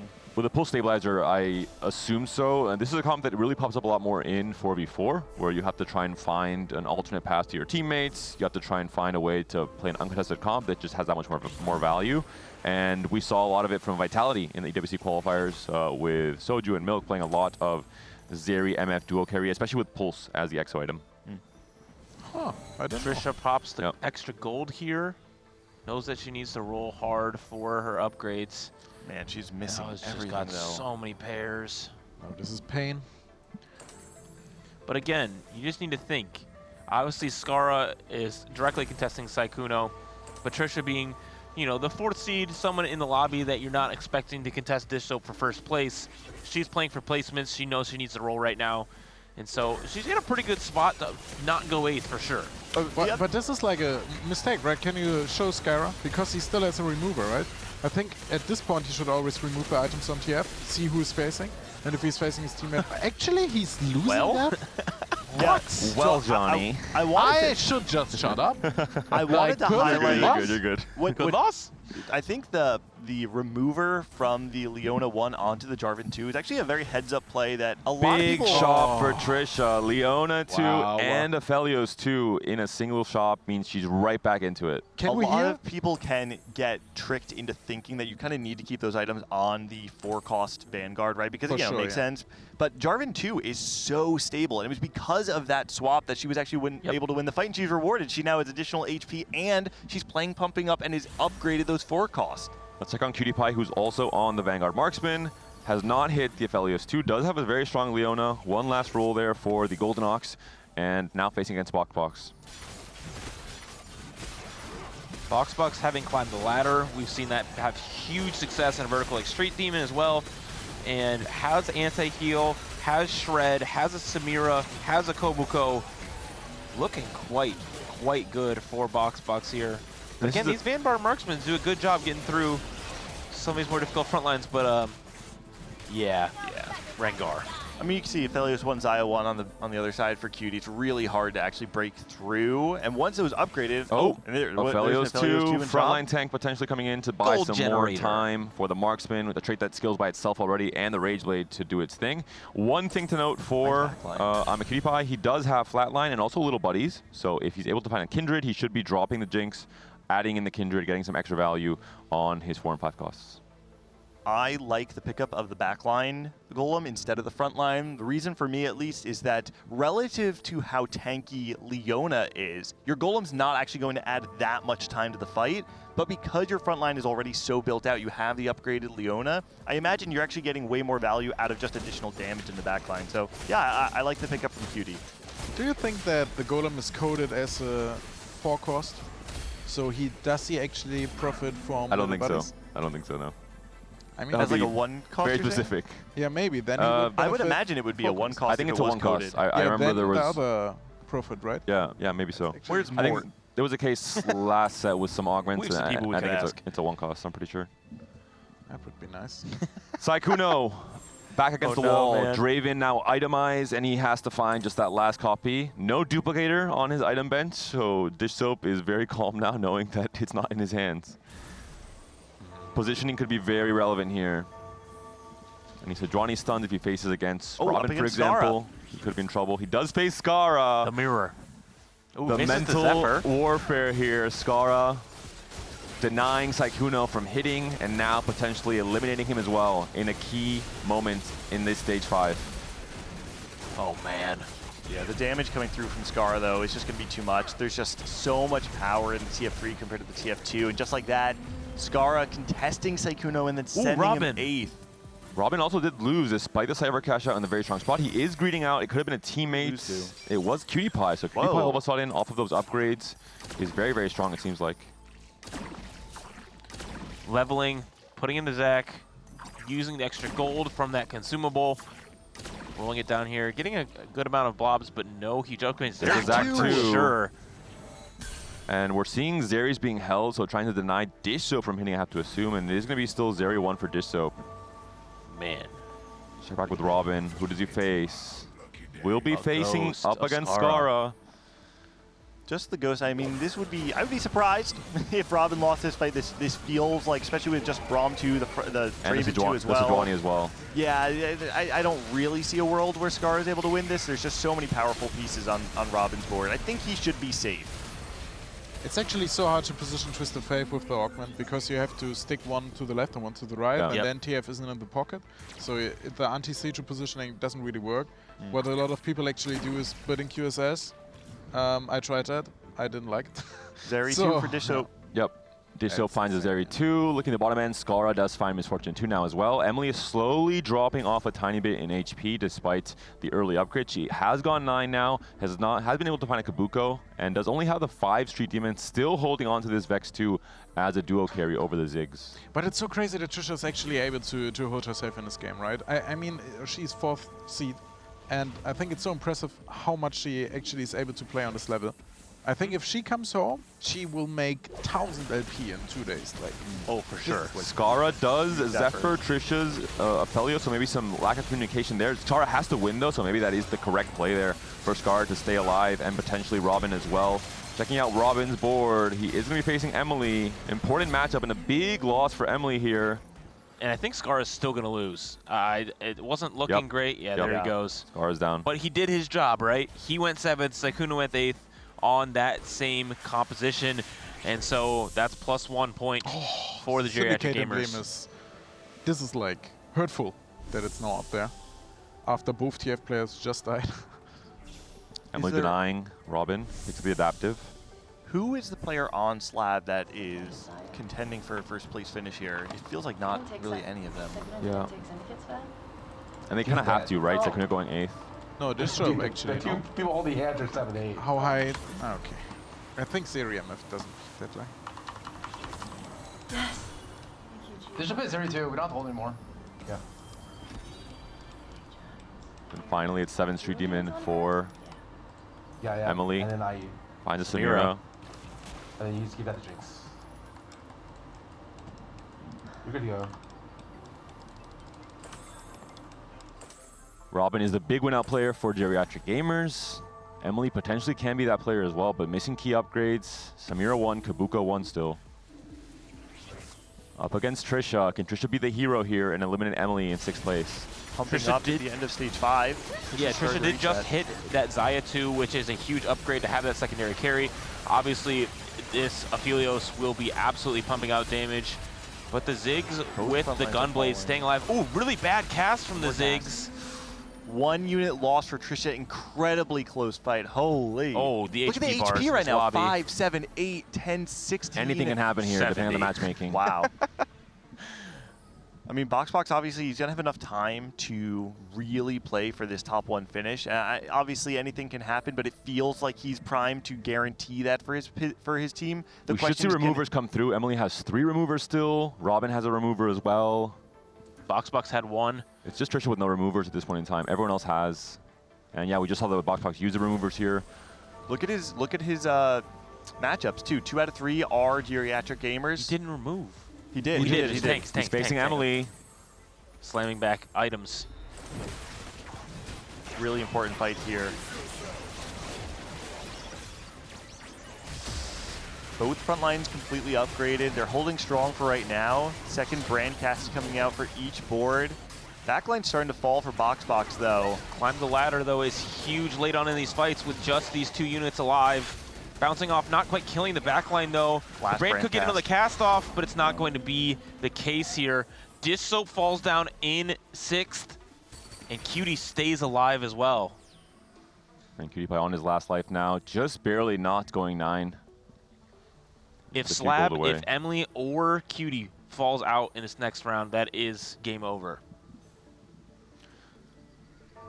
Yeah, this is a really hard one to play if you're Slab. Obviously, you don't have any room to sack for each other. You have to win out. Boxbox, while he is strong, he's obviously not infallible, as we've seen from the last fight. And Cutie's board has come together, right? He's going to be level 9 next turn. What is his final in? Should be on Aurora if he finds it. And look at Trisha here. Emily hitting Koboko 2 is very big, but Trisha being second here, able to get this top 5 to outplace some really good players like Dish Soap in this lobby is going to be the difference maker for these 4v4 teams. And Cutie Pie has Emily and Boxbox in his rotation. Oof. I mean, if you play Emily, you automatically lose, right? The only way to win the 4v4 is, at this point, to somehow dodge each other. It's a 50-50. Oh, man. Does Cutie Pie win the 50-50? He is going to be facing a ghost. All right. Can we go see Emily's real fight real quick? Emily's facing Robin, the Cypher cash out. I think this might be it for Emily. Surely Rod Wood. Sejuani's down, didn't cast a second time there. Miko, she casts one more time, gets the shield up. It's starting to fall now. The brand cast comes through, not enough damage though. Emily's going to take loss a hit. from Emily. Cutie Pie stays alive, but that's going to be it. Slab in 5th, 6th, and 8th place positions means that game 1 does go to Geriatric Gamers.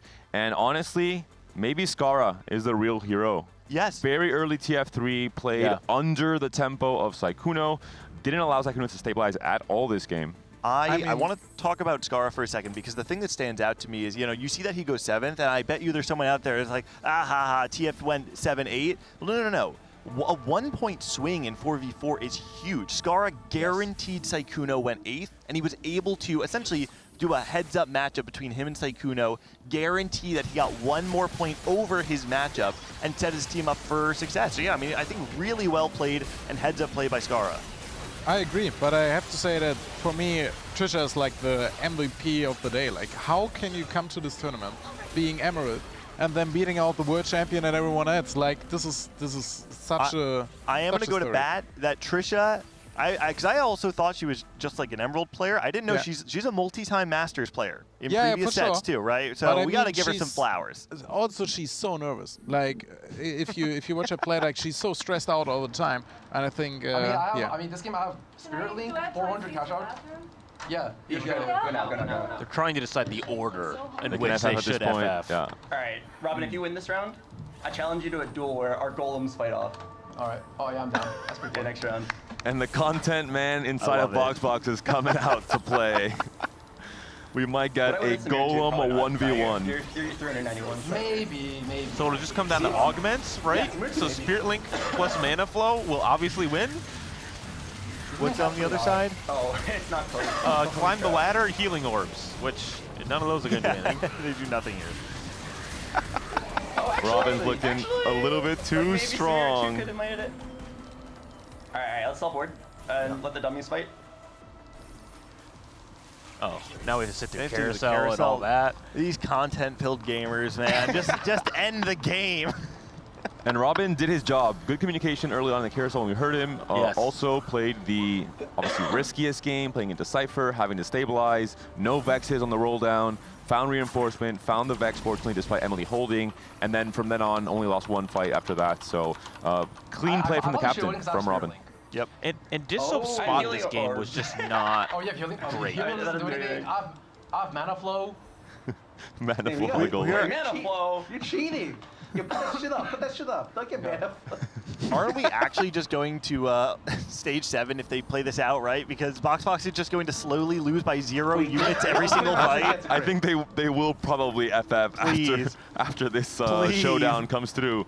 All right, the Golem 1v1, different positioning, middle for Robin, and it will be BoxBox with the left corner. Wait, Who crits? Who wins this? And BoxBox wins! The real captain of Geriatric Gamers takes the W. A very respectable Wait, death. Spirit Link doesn't work on golems anymore. Oh, we found the tech there. Spirit Link doesn't work on golems. All right, the more you know. It doesn't? Apparently. I don't know how else you lost that. That looked like an unlosable match. Oh, no, wait, was he... Wait, did he not get mana flow value? No, he moved it front line. Oh, okay. Yeah, He was expecting some crits coming through. We'll have a chance maybe to speak with some of the team. Oh, GG, and GG to them. A strong first win. Despite the warm-up game from Slab, despite the PP, both PPs, of course, Emily and Disto being on that team. Really good team play from Geriatric Gamers. Very clean, I think. And we talked about maybe the weakest link, the 4th seed, Trisha, also popping off, Johnny. Insanely. Actually, I'm just amazed by her gameplay. I think pulling this off and not panicking when you have... She has like 5 pairs, I think. Yeah, that would be a tilting moment. Geriatric Gamers here with us. Skara, we want to ask you first. You did your job. You went 7th, but you hit TF3 very, very early. Yeah. You played very high I tempo. cheated. No, 100%. I just hacked the game. Are you proud with that game? No, I feel a little bad. But, like, honestly, whatever gets the job done. Do you think the card shark hates you? Nah, he's used to it by this point. From this guy, actually. Hello. So he's actually, like, I'm just giving him more practice. Like, he's going to pop off this game. We were talking a bit on the couch just about, like, how, someone could probably look at the game and go, like, oh, TF went 7-8, ah, ha, ha, ha. People don't quite, they don't always understand the importance of getting a 1-point lead in 4v4 can make a huge difference. The TF players are probably the best players on the team. So, like, usually you give TF to your strongest player. And so, yeah, that's why, like, it looks bad results-wise, but honestly, like, we did our jobs. The math checks out. BoxBox, you are the real champion of this game. Your Golem is superior. Run us through why you think your Golem won that fight. Yeah, I don't know if you guys saw, but I did a last-second positioning swap on him. We saw it. Very fast fingers. Second row, leftmost hex. I'm pretty sure I got a crit. Are you proud of your game? Are you happy with how there was a kind of a contest between you and Emily. You ended up the victor. What part of the game do you think was in your kind of advantage? Where did you get the edge against Emily? Oh, where did I get the edge against Emily? I don't know. She actually beat me in our previous matchup. We were like pretty evenly strength, but Robin was like strong enough to win out, and I had the HP lead against Emily, so I was pretty confident we were fine. Whoa! My favorite graphic of the day so far. Crazy. They're not showcasing your positioning though. I mean, something's missing here. I want to talk to Robin real quick about some of the comms that we heard in the early game, because it really stood out to us. It was on the stage 2. I think it was stage 2 or stage 3 carousel, where we got to hear you just saying, hey Scara, make sure you're scouting Sykkuno every, blah blah blah. You were able to kind of take a step back and look at like the big picture. I think a part of that too is that you're playing Cypher, so you don't have to worry about it. Can you kind of speak to the importance of like that type of communication in 4v4? Oh yeah, I just basically like. I mean, when you're playing TF, you're basically not playing 4v4, you're playing 1v1 against the other TF player.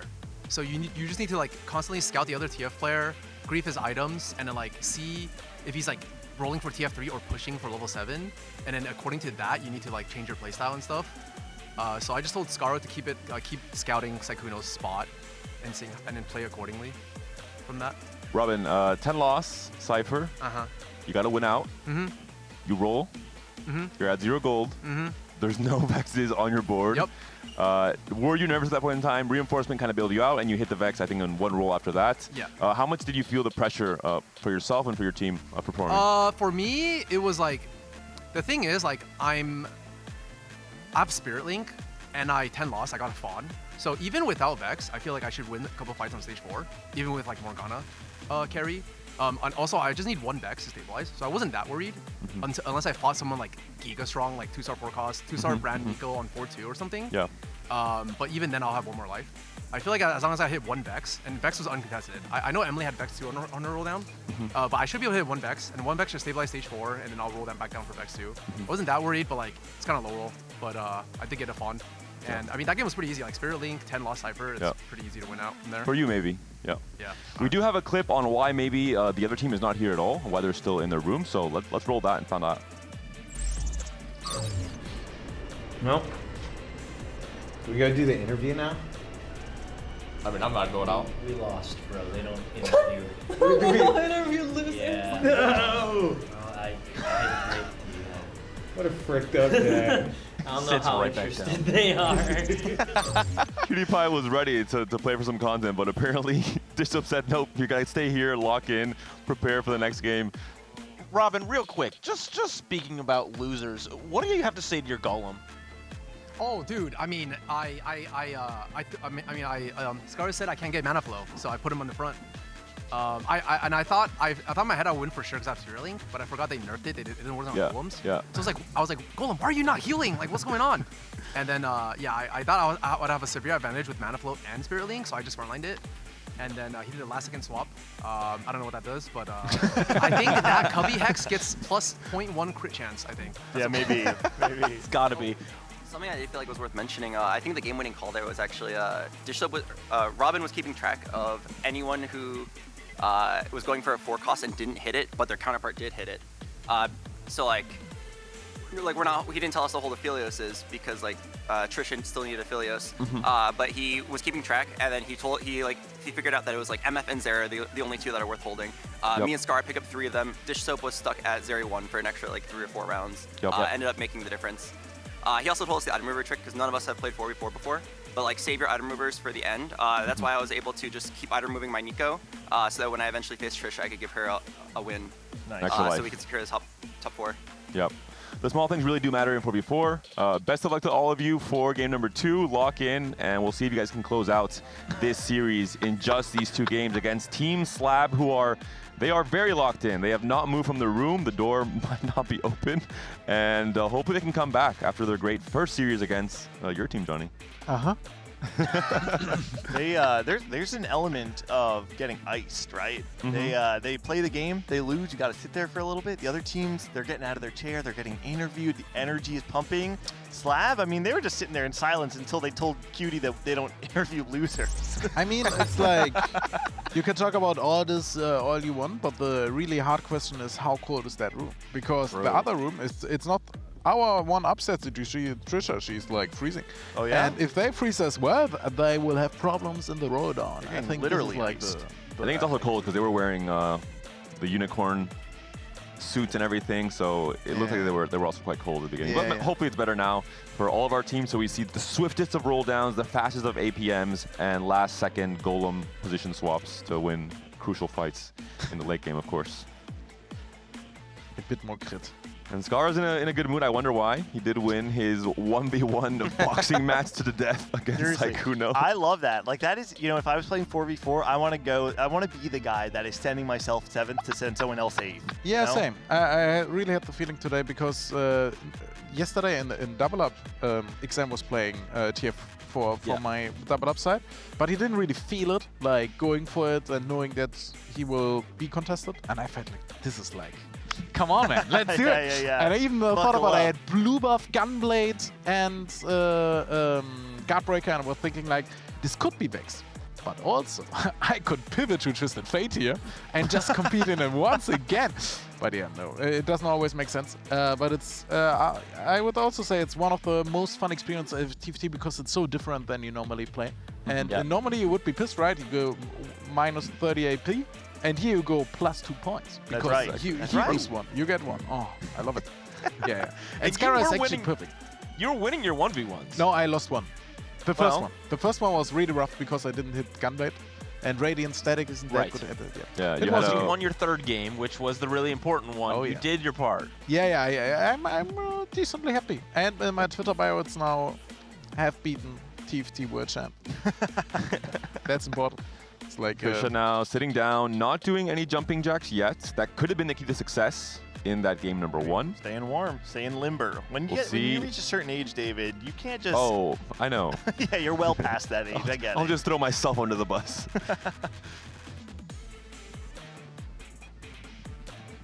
And just double checking, everything is locked in for this game too, which could be the last game for Team Slab. Their back is now against the wall. They had maybe a more comfortable time, a more jovial time in that first series. Now they are forced to, no more laughs, no more carousels of silence like that stage 3 one. They have to really lock in, have perfect communication. And Dish Soap was considered the mastermind in series number 1. We'll see what he can do to not just rally his team in terms of right decisions, but also the right mindset and the right emotion coming to this game too. And in theory, right, Team Slab is the 3rd seed. Looking at this weekend and the results that have happened, it would make sense for them to go 3rd here. And so that would be the expectation. We will have our hack re-roll. Uh-oh. Boy, Saikuno. Everyone's getting Saikuno was testy, not buddy. sure what come to play, and he's like, actually, yeah, let me play TF. You got the little reminder with Twisted Fate standing right above. This is, this is shop re-rolls each stage, right? That's what this is? Yeah, given at the start of each stage. It is kind of interesting because something that free re-rolls at the beginning of each stage does to the game is that it gives you an opportunity to kind of spike off cadence. Most of the time, your traditional spike points in the game are going to be 3-2, 3-5, 4-2, and then kind of like 5-1, 5-2. All of a sudden, people are spiking on 3-2 if they choose, or 3-1 if they choose to use their rerolls. People have the ability to level to 8 early on 4-1 and use those rerolls because of the influx of gold. And it just kind of changes the standard cadence of the game into something that might feel a little unfamiliar. A comp like Shaco, I think, gains a lot because you're able to roll on level 3 still. So for 1-cost rerolls, it's kind of interesting. Morgana could potentially go as well. Yeah, that's you cool. have 4 extra rerolls on level 3 with very high odds at hitting only 1 cost. So if you have a good opener for it in terms of items and in terms of the units themselves, you can go for it. Have we seen much Shaco? No. Not actually really we in tournament, didn't. no. It also didn't perform that well when we actually had it. But I think a double up, it actually had its place because you can go to the other board and stacking. So I expected it to be a bit more played, but we didn't see it. Shaco's are being up. Oh, okay, never mind. It's just a TF player. But actually, I feel like the most important thing for these teams at the moment is Cypher, because it's so easy to get through in 4 vs 4 because you don't get griefed that much. We try to grief it every time and it didn't work because we don't face them. And it's really complicated to deny. And it's so good. Like you have, since Tiebreaker is first place. Oh? Whose perspective are we on? Emily's? Emily, yep. This is Emily. Hostile Takeover is one of Dishop's favorite augments. So With Lesser Champion Duplicator is interesting too. If you can high roll another Draven there. Level and 4. free rerolls? Yeah, okay. Crowns it feels will- a little wacky though. She would like to maybe play TF with the setup. Has a Rage Blade with Crown's Will. It's a great augment for TF, extra gold as well. But of course, Sykkuno is on her team. Most likely he will have priority, and that's why we see the roll come through here. Portable Forge, always an interesting option in terms of comms it opens up, or just amplifies with things like Brand becoming that much stronger. Specifically reroll is the thing that stands out to me. There's a lot of reroll that is enabled by Portable Forge, but nope, not going to come through. Instead, the Caretaker's favor. Scara takes Replication. Was it Cloak? I have Looks to like assume it was so, yeah. Cloak. It can only be Cloak, yeah. To have 2 at that point. Oh, yeah, you get 2 at once on 2-1, yeah? Yeah. It's No, not to have 2 of the same component, basically. Yeah.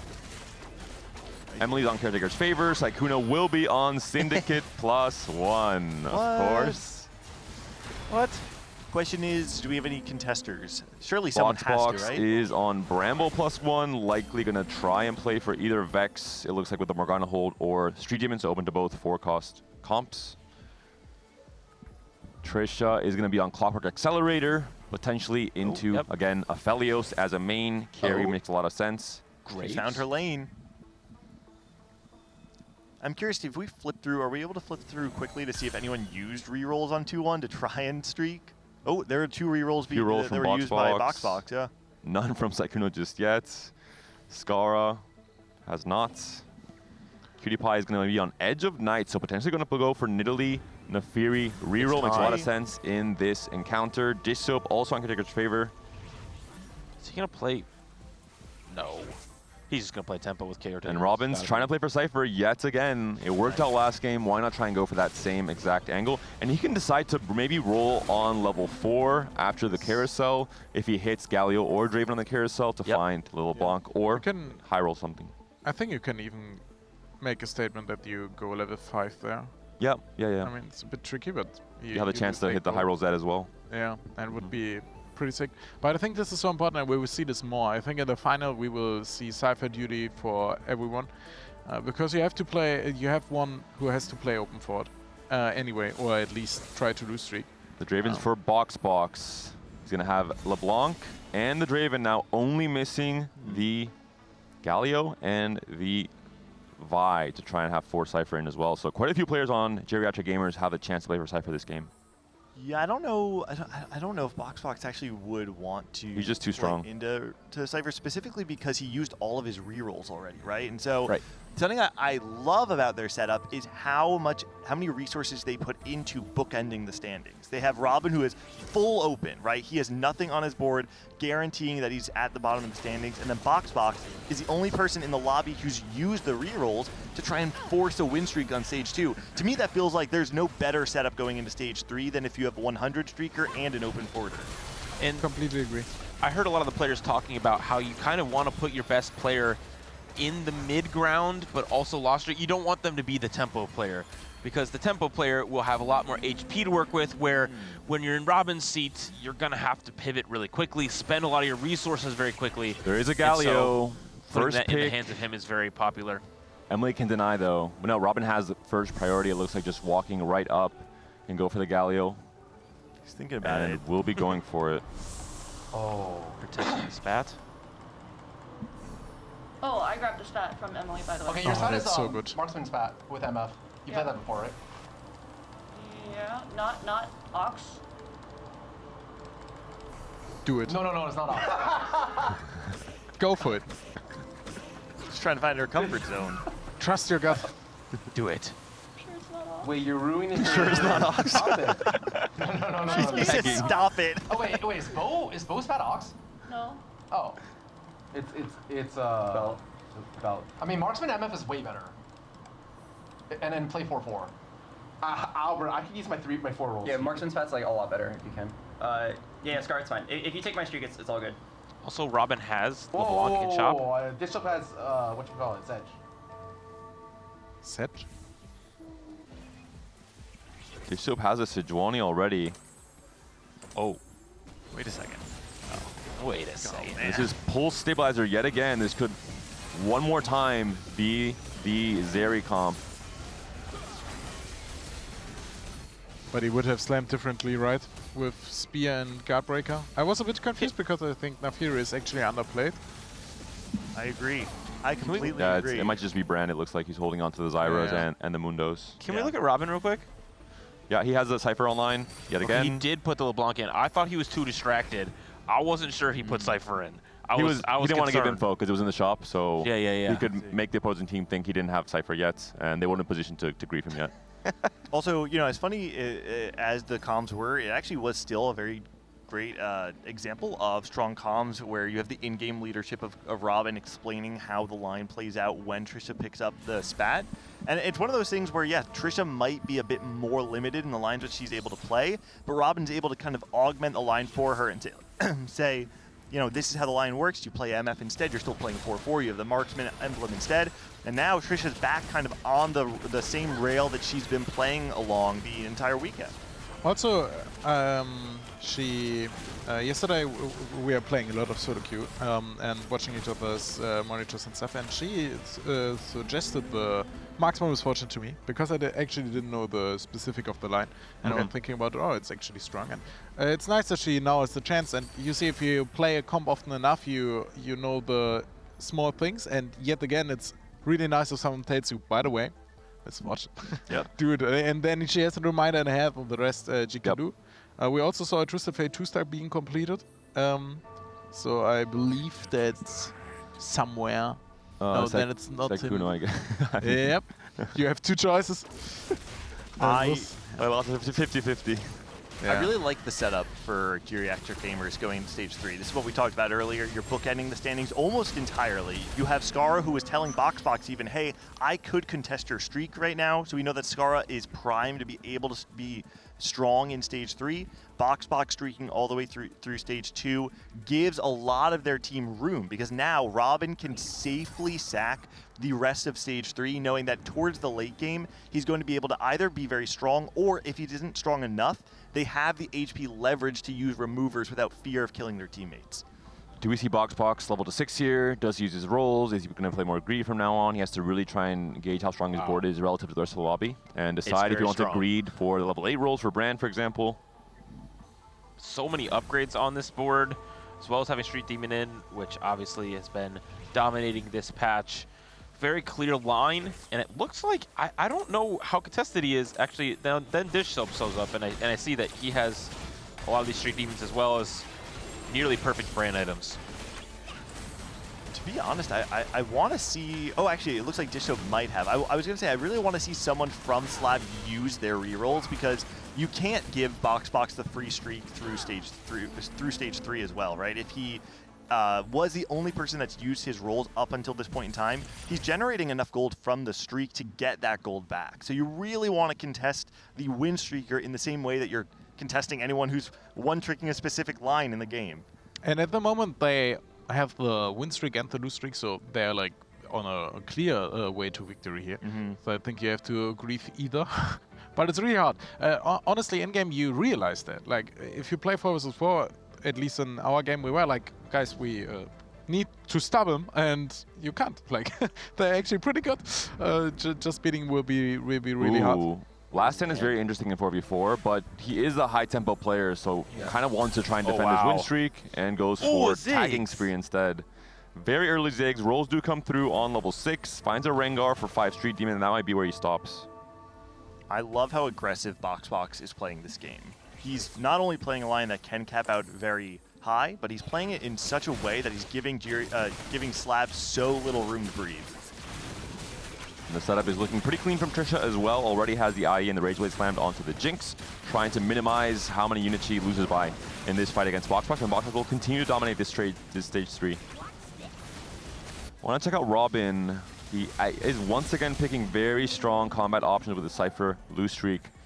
High voltage into Inspiring Epitaph for Cypher online right now. Can you go to Cutie real quick? It's very confusing. Yeah, can you go to Cutie Pie? He took forward thinking he was playing Cypher. That's what happened. I was wondering all of a sudden if it was, I saw that Cutie had no gold and he barely beat Robin. So he actually was trying to contest Robin's loss streak there and barely won. I wonder if we see any rolls on 7 from Robin for Zed after this carousel. He's fairly poor in terms of trying to make it to 7 on 3-5 after the carousel. I think this was really, I think we have to explain again that this was like such an important fight. Yeah. If Robin would have lost that, I think they would have a way better, if he won that and loses loose streak. So I think actually it's a bit sad that PewDiePie didn't realize it in the moment, right? If he doesn't place his item, I think he will lose the fight and would be absolutely huge. But maybe there's a bit of missing shot caller there, like because we had that upstairs as well. That in one situation, Xen said like, "Yeah, I'm losing," and Andy just told him, "No, everything has to be gone. You have no idea." Yeah, right, nice. right. Yeah, Cutie might have thought that Vex for Robin right away. Doesn't have to maybe rely on reinforcement later in 4-2. Some key units as well for the MF, for example, for Trisha, Leona even for Trisha, to try and stabilize the front line. Already has a Marksman emblem and the Morello slammed on the MF, so a really great setup for Geriatric Gamers. We'll see what Slab can do to try and come back in this game and in this series. I would love to look at Emily's and Cutie Pie's spot, because Cutie obviously will be going to Fast 8 and rolling a lot of gold. But again, who is he contesting? It seems like he's contesting Trisha once again. And then Emily is on Vexotech duty. But is Cutie going to re-roll this composition? Because this Edge of Night is very interesting. I don't know who it's going to go on besides the Zed. It's not bad on both of Marksman and any Marksman really, because it's a scaling trait itself. So by the time the Edge of Night procs and you get that final cast off with Zaya, for example, she can usually clean up some fights that are close, 1v2 or 1v3. So it's not a bad slam really if you're playing for Marksman. And I think sadly you can't re-roll the Cypher line in with our Sykkuno, meta, yeah, because we are always There's at two 2 Traven players. Yeah. Like we're a bit more limited. But it's nice that in a tournament like this, actually there's their own meter that just gets applied at some point. Complete dominance from Geriatric Gamers. Double win streak now. 5 win streak for Scara, the dominant TF player, beating out Sykkuno, and for Box. Almost going to have a perfect start to the game. 9 win streak for now. Can you win one more? Scara is also keeping his friends close, but I could have sworn that him and Sykkuno were friends, and I feel like this is going to push them apart. They were friends, you're right. Yeah, they were. Yeah, Sykkuno, I mean, he's 30 HP below Scara right now. Scara is streaking. This feels like Sykkuno is doomed for a 7th or 8th. He's going to be just trying to get every single fight win that he can. And at that point, it's very much up to the rest of that team to try and claw back. But like we've been saying before, the fact that Geriatric Gamers are bookending the standings and contesting one of the players of Slab and winning on a contest, it feels like they're going to have to pull a miracle out of nowhere to win this game. Also for us, we will see a different playstyle of Scara this time, right? Because he only has 3 TFs, so I don't... Oh, he has 4 actually, but I don't think he will roll on level 6 like he did before. But instead of that, he will go level 7 and maybe even level 8. Radiant item for Radiant Archangel. Robin. Ooh, that's Radiant. actually... That was Cutie only 96, so not a really big catch up for Cutie. Not really too relevant with a late Cypher pickup. What do you do with Radiant Archangels? Reforge it?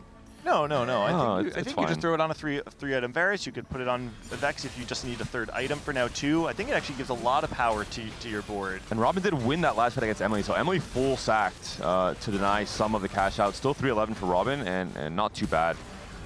We'll see the roll down from both Robin and Emily. Both players are going to be playing for the Vex line. We'll stick with Robin first and then check out Emily's spots.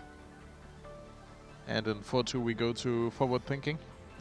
A lot more gold for Robin. Good call. A lot of rerolls to use. He's hitting some pieces. Varus too. Very strong at stabilizing right off the bat. Quick transition. Who knew Robin was the man with the quick hands? Still a lot of pieces left, though, to get this comp fully online. No Vexes. No upgraded frontline in general. There's Mordekaiser too. Okay, that is actually a very crucial piece Vex in your pair for stabilization Emily. point. Oh, no. So this is... And a lot of decisions to make now. Still the items on Morgana, so might just be one more loss. And then she's facing Boxbox, one of the strongest players in the lobby. Robin has found a Vex. Archangel Gunblade missing the blue buff. Does he slam the Shojin here? Does he try and reforge first? He does and doesn't. He has a lot of reforgers actually. Wow.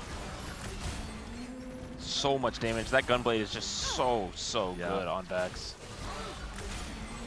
I think Robin has a chance here to just kind of wait to see what his augment is before trying to do any more reforger shenanigans. Cutie Pie is the one with... Yes. The gold's coming through. Quick augment pick, and then it's time to roll it down for Cutie Pie. Aphelios already in shop. Well, roll it down. First level. He does stay on 8. Wait. He overleveled. He also did pick up the... We didn't see it. We didn't see it. Just don't worry, guys. Maybe he's playing Zeri. Never mind. Okay. He just missed it. It's okay. He'll come back. Holding MF to deny Trisha. Finds the Aphelios. Missing a Xayah still. Has Leona pair. Okay, find Xayah. Oh, yeah. It's on the bench. Yeah. Xayah pair. Pieces here. Missing one marksman, though. Lots of upgrades coming through across the board.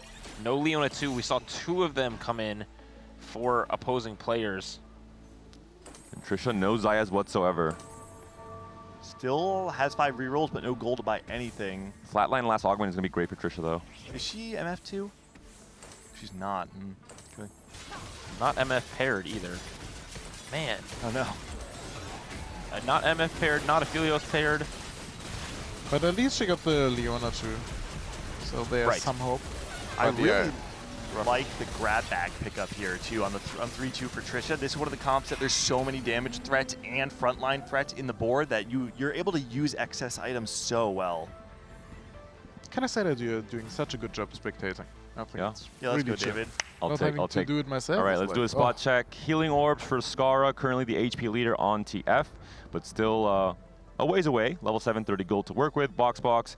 The dominant win streak is now on a 3-loss streak. Hasn't found the Nico upgrade, which is crucial, and has items on a Jinx 2 and no brand 2 upgrade just yet. Unfortunately, Trisha, we just saw her spot. Dish Soap is also going to be on brand, but also no upgrades for this Street Demon player, despite malicious monetization, so has a chance to get a lot of rejuice if he's able to win this next fight. Oh, but it's such a risky pick.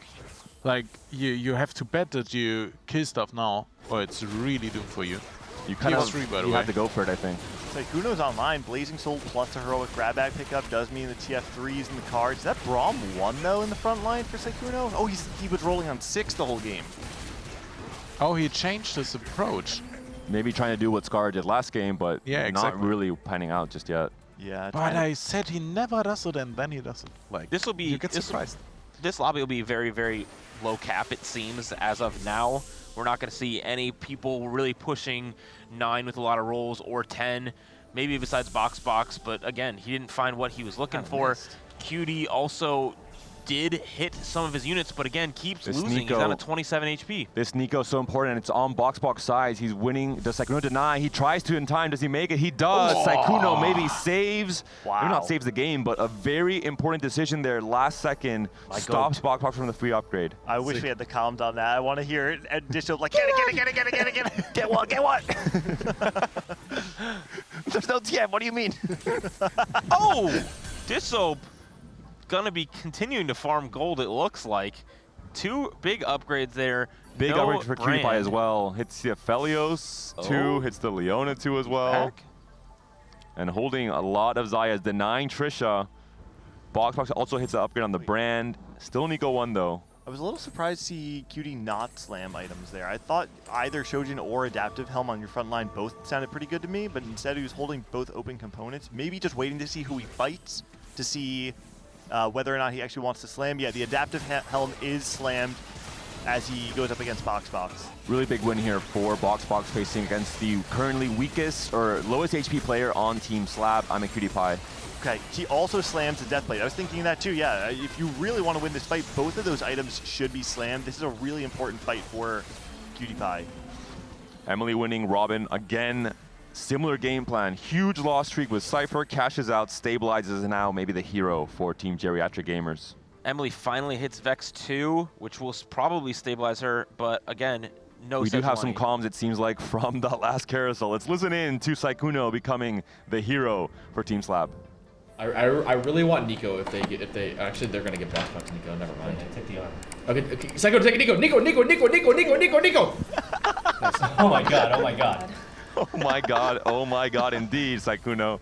No chill from Dish Soap, but understandable why. That could have been a very, very big upgrade for Box Box. Kimitaka was sick, the productionist. Like, getting that in with picture-in-picture. Yeah. So cool. Give some love in the chat, please, guys. That's high class. Skara facing off against Emily, the other Loose Streak player. Great augments for Emily as well, coming to the late game. Spirit Link and Cyber uplink. Look at the Cutie HP. lost. Cutie did lose against Box Box. The HP of Saikuno and Skara is exactly the same, both at 39 HP. Saikuno is the one that did hit the TF3, so he's currently ahead of Skara. And so can we see the board? I have no idea what Skara actually. Skara? I believe he ended on TF reroll, but Saikuno hit first because he took the heroic grab bag, I believe. One off TF for now. Okay. Box Box just hit the Nico as well, so now Box Box is going to be very stable. Overall, a very, very close lobby. I mean, look at the HP spread here. 42 only for Trisha at the very top, and Cutie Pie is the only one who's maybe falling a bit lower. We talked a lot about how strong geriatric gamers looked in the Braum early from the and mid-game, orb. but people missed on their roll downs, and now we're kind of seeing the effects of that because the standings are starting to flip a little bit on their head, and in a game that I think we thought Slab One off was from almost both. entirely There's out. the TF, no duplicators. Does he find the Braum as well? One off MF. There's a Did world not where find they it. do come back here. True, yeah. MF2 for, whoa, the sell from the MF from Skara, and immediately Trisha knows to roll and does find the MF2 upgrade. Oh, MF2 with Marksman was pretty good, actually. Yeah. She actually, each of the bullet instances shreds. Cutie Pie still deciding what item to go for. He is on 17 HP. It's 2 lives. Oh, he hit a Philios too. That's pretty good. 5 Zayas as well. Denying Trisha. Two item tank for Trisha for Leona is a really big deal. In general, when you're playing this Marksman Vanguard, you really need Leona to have maximum tank. And in this Edge of Night tech, by the way, is something that Ray actually was talking to Cutie Pie. It's the K3 Soju Not Today Marksman backup. Yeah, it's actually quite good. It's not bad. It's not bad. And the data it suggests that it might even be BIS. I assume we'll see quite a few fights where we'll see that Zaya casting that one last time and cleaning up. Even saving against those blast brand ults, for example, having those 2-3 seconds could be deciding. Something I want to point out is that with the HP so close, you have some players who are playing for this first. We see someone like Emily who is on that 6 win streak, but only 30 gold, which means she's pretty far from being able to go 9, but we're getting the free rerolls every stage. So those players who are at the bottom were able to get the additional rolls, stabilize their board, and now like we've kind of compounded the standings to really, really close fights. 9 is like pretty fake at 4v4. Like 9 is, you usually don't even have the gold to roll at 9 unless you're super high rolling or it's a high resource portal, so we're not going to get there. It's really about positioning and how you're using your removers. And Cutie is really strong. He's a strong Leona. He's positioning well. If he can get a third item with Zaya, he can actually win out. Boxbox down to 4 HP. If Boxbox goes 8th, that's a massive swing. Oh, Scar's at 7th as well. And Boxbox sitting on 50 gold, so you're just mentioning it. 9 is fake, but Boxbox is trying to go 9. We finally got triple mana off of Brad. I was looking over, I was like, man, what is going on here? This guy Skara spot. Can you go back to Boxbox to see his matchups? I know he has both Skara, Saikuno, and then Robin, so he has 2 out of 3 chance of being able to play. Well, actually, only 1 out of 3 needs chance. to sag. Robin, so can we look at Robin? He does he have Trisha, a Emily, and Boxbox. Okay, so he's benching his items. So he needs to sag for Boxbox. But if Boxbox plays Skara, it's doomed. I don't think Skara beats him. Skara doesn't beat him. It's bad. You can see he throws up. That's really, really bad. So then Saikuno, can we look at Saikuno? Oh. The key is Saikuno is Cutie Pie sacking for Saikuno. He's not. He's just crushing Saikuno. Yeah. I'm pretty sure Skara and Saikuno are just both 7-8 here, which is fine because Boxbox is going to be able to go 9 next turn. Yeah. It's fine. I think Boxbox... Saikuno wins the battle. Let's go, Saikuno. Do you think Cutie should have given a life here to Saikuno? Because if they can send Boxbox Skara 7-8, then that'd be really strong. But then Dish doesn't have the life to trade either. I don't think so because Boxbox is spiking next turn. He has 7 rerolls as well. So I don't think you can guarantee Boxbox ever going 7. Bro, what is this high roll nonsense? 7 rerolls on 9? That's nothing. You think you can hit in 7 rolls on 0 Gotta believe, gold? Dan. He can go to 9, but he's gonna have like a little bit of gold and 7 rolls. That doesn't. Will we ignore the gold? You think you can hit Samira too? What's happening there? Yeah, I mean, honestly, I think he should have given the extra life, but it won't. Last rolls for Dish Soap. Box went to 9. So Dish Soap and Box. Box at 9. He's rolling. Can he find a single Samira? Ziggs 2. Ziggs 2. Okay. Which is like, I mean, I guess the value of 9 is you get to play Kabuko. Yeah. And it seems like every player is kind of paired in their bracket. The TF players, 7th and 8th. The Street Demon players are now in that 5th and 6th bracket, fighting for their lives as well. Yeah, he needs to equip everything. He gets a lot of stuff online. Oh, Emily can clutch it here for Team Slab. So Sejuani's good against the brand here. Yeah, good positioning. Actually, good position for Box to also keep his Ziggs outside. So you get the brand, but you miss the Ziggs. Nico's about to die, does though. not cast. Oh, Emily Wang. Oh. And Dish Soap. And Dish Soap is going to die as well, but then Robin. he takes a better loss. Yeah. Ah, okay, that's fine. That's fine. So That's now +2 it for comes. Slab. So now it comes down to who, if. It's the placements of the top It's a 4, 1-3. right? Yeah, you Robin have and to go Trisha needs a 1-3. 1-3. And Emily hits Trisha Diego top 4 too. again. Emily Smurfing hits it. Diego too. Robin has 20 Emily gold. Wang clutch.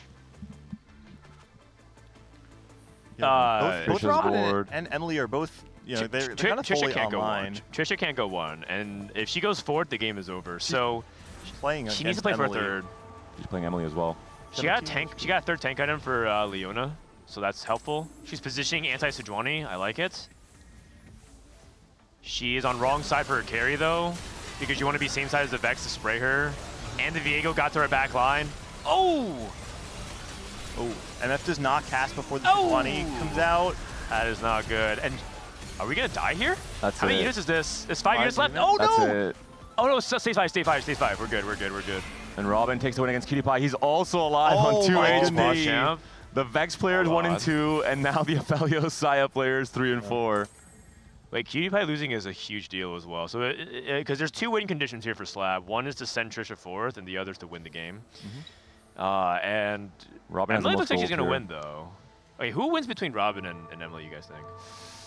Robin had the bigger cash outs. Emily has great augments. Robin does as well with Epitaph. Oh, the Knight's Vow is pretty interesting. The Knight's Vow tech on the Vex. You have so much damage too. Yeah. I mean, the difference between blue buff and Shojin is quite large, but you also have the difference being the Radiant Archangels kind of splitting the difference there. I don't know. It feels a little close to me. Urgot None of these are very 2. good for Urgot either, so that's kind of unfortunate. Okay, So interesting. Quicksilver. Instead of 4v4, it seems like it's 4 different 1v1s across this game. Yeah, that's true. So Robin needs to sack here for Trisha. He actually Sack equipped 2, an Sack- item. So Sack 2 for Cutie Pie. And Cutie Pie needs a sack from Emily. Emily needs to sack for Cutie. Dishop's trying to give her the advice. She's benching her X-Tech items. Nice. This is an adaptation from last series. Is it enough though? Yeah, she come on, took you're off the down Vex 6 items. items. Yeah, Like, yeah, yeah. there's no way, there's no way you lose. So this I is missed this the is all Vex. according to plan. Yeah. Hopefully, no one wins by accident. And so the matchups we're expecting next round should be these 2 1v1s that are Robin Songs and Emily, and then Cutie and Trisha, right? Yeah. Cutie Pie wins this one. Trisha won against Robin. Robin Robin's now down on to- 1 life as well. Yeah. Everyone plays it right. Yeah, everyone plays it right. So then Everyone's down to it 1 comes- life. So what's gonna happen is Cutie is gonna play Trisha, and Emily's gonna play Yes, Robin, and both exactly. of those matches can determine the game. Yes. It's crazy. Yeah. These are the 2 win-out players playing against one another for a first, well, technically a first or a 3rd place finish, right? And then the 2 players who Right. are playing for HP.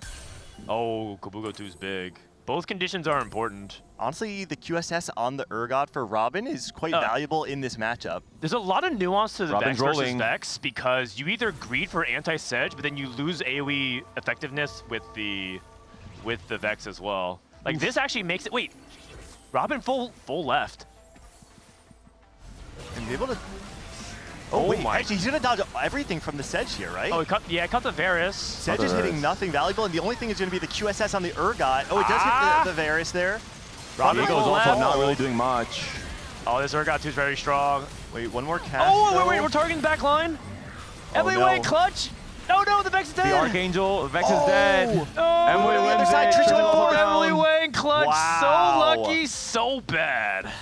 And that's going to be it. Oh my Slab goodness. 1 and 2. Cutie Pie and Emily both pop Wow. off That to was bring it awesome. back in this series 1-1. They win their 1v1s at the end. Holy cow, 1-2 from Cutie Pie and Emily. And it goes back to what you're saying, David. I think it's so cool that a lot of this game felt like it was 1v1 against your counterpart. You have the Sykkuno versus Skara battle once again. Yeah. This time, Skara goes 8th, Sykkuno goes 7th, a flip-flop of the last game.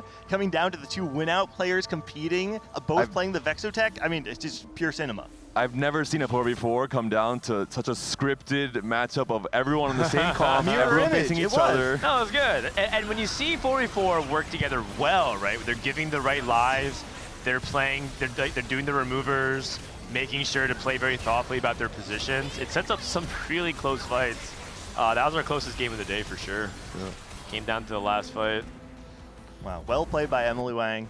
Great job. And what's crazy, I don't know, Dan, did you see the beginning of the game as well? Were you watching the wings there? I was watching. I was in and out doing stuff. We were talking about how it was so well set up by Geriatric Gamers. They were bookending the standings first and last going into stage 3. It looked like it was a wrap, and out of nowhere, Slab turns it around, and they win the game. Welcome, everybody. You guys were Emily, were you sweating even at all during that? I felt like your position was pretty good most of the game. I knew I won. Yeah? What gave you so much confidence? Well, actually, I wasn't. But then I saw my augments. I was like, I'm pretty sure like my items and my augments are like better than Robin's if I can hit everything and go That's 9. good. And then I did. That's good. Okay. Can we have a moment from the true winner of your team, which was Sykkuno, winning the 1v1 against Skara, going 7th this game instead of 8th? What do you have to say?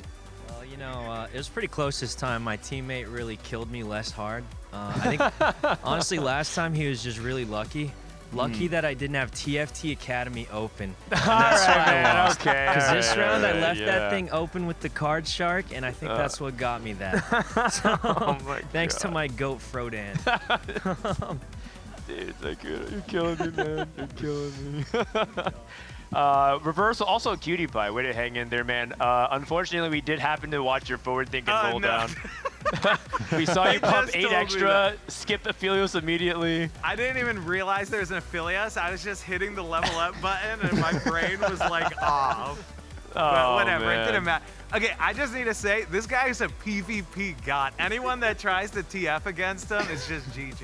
Yeah. Just dumb. Why is Skara like trying to contest? Like what is the game plan there? Did they say anything? I think Skara says that his goal is to outplay Sykkuno every game. I'm not sure why. I feel like Skara's like actually like I feel like he could actually like make some good boards. I'm surprised he's like going down to the going down the TF PvP route. It's personal. Did something happen to Sage Jam Slam between you guys? Like, you guys were on opposite teams? Nah.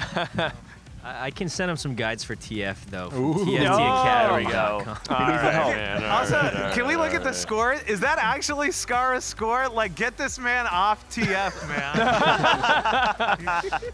I like it. So the series is tied 1-1, right?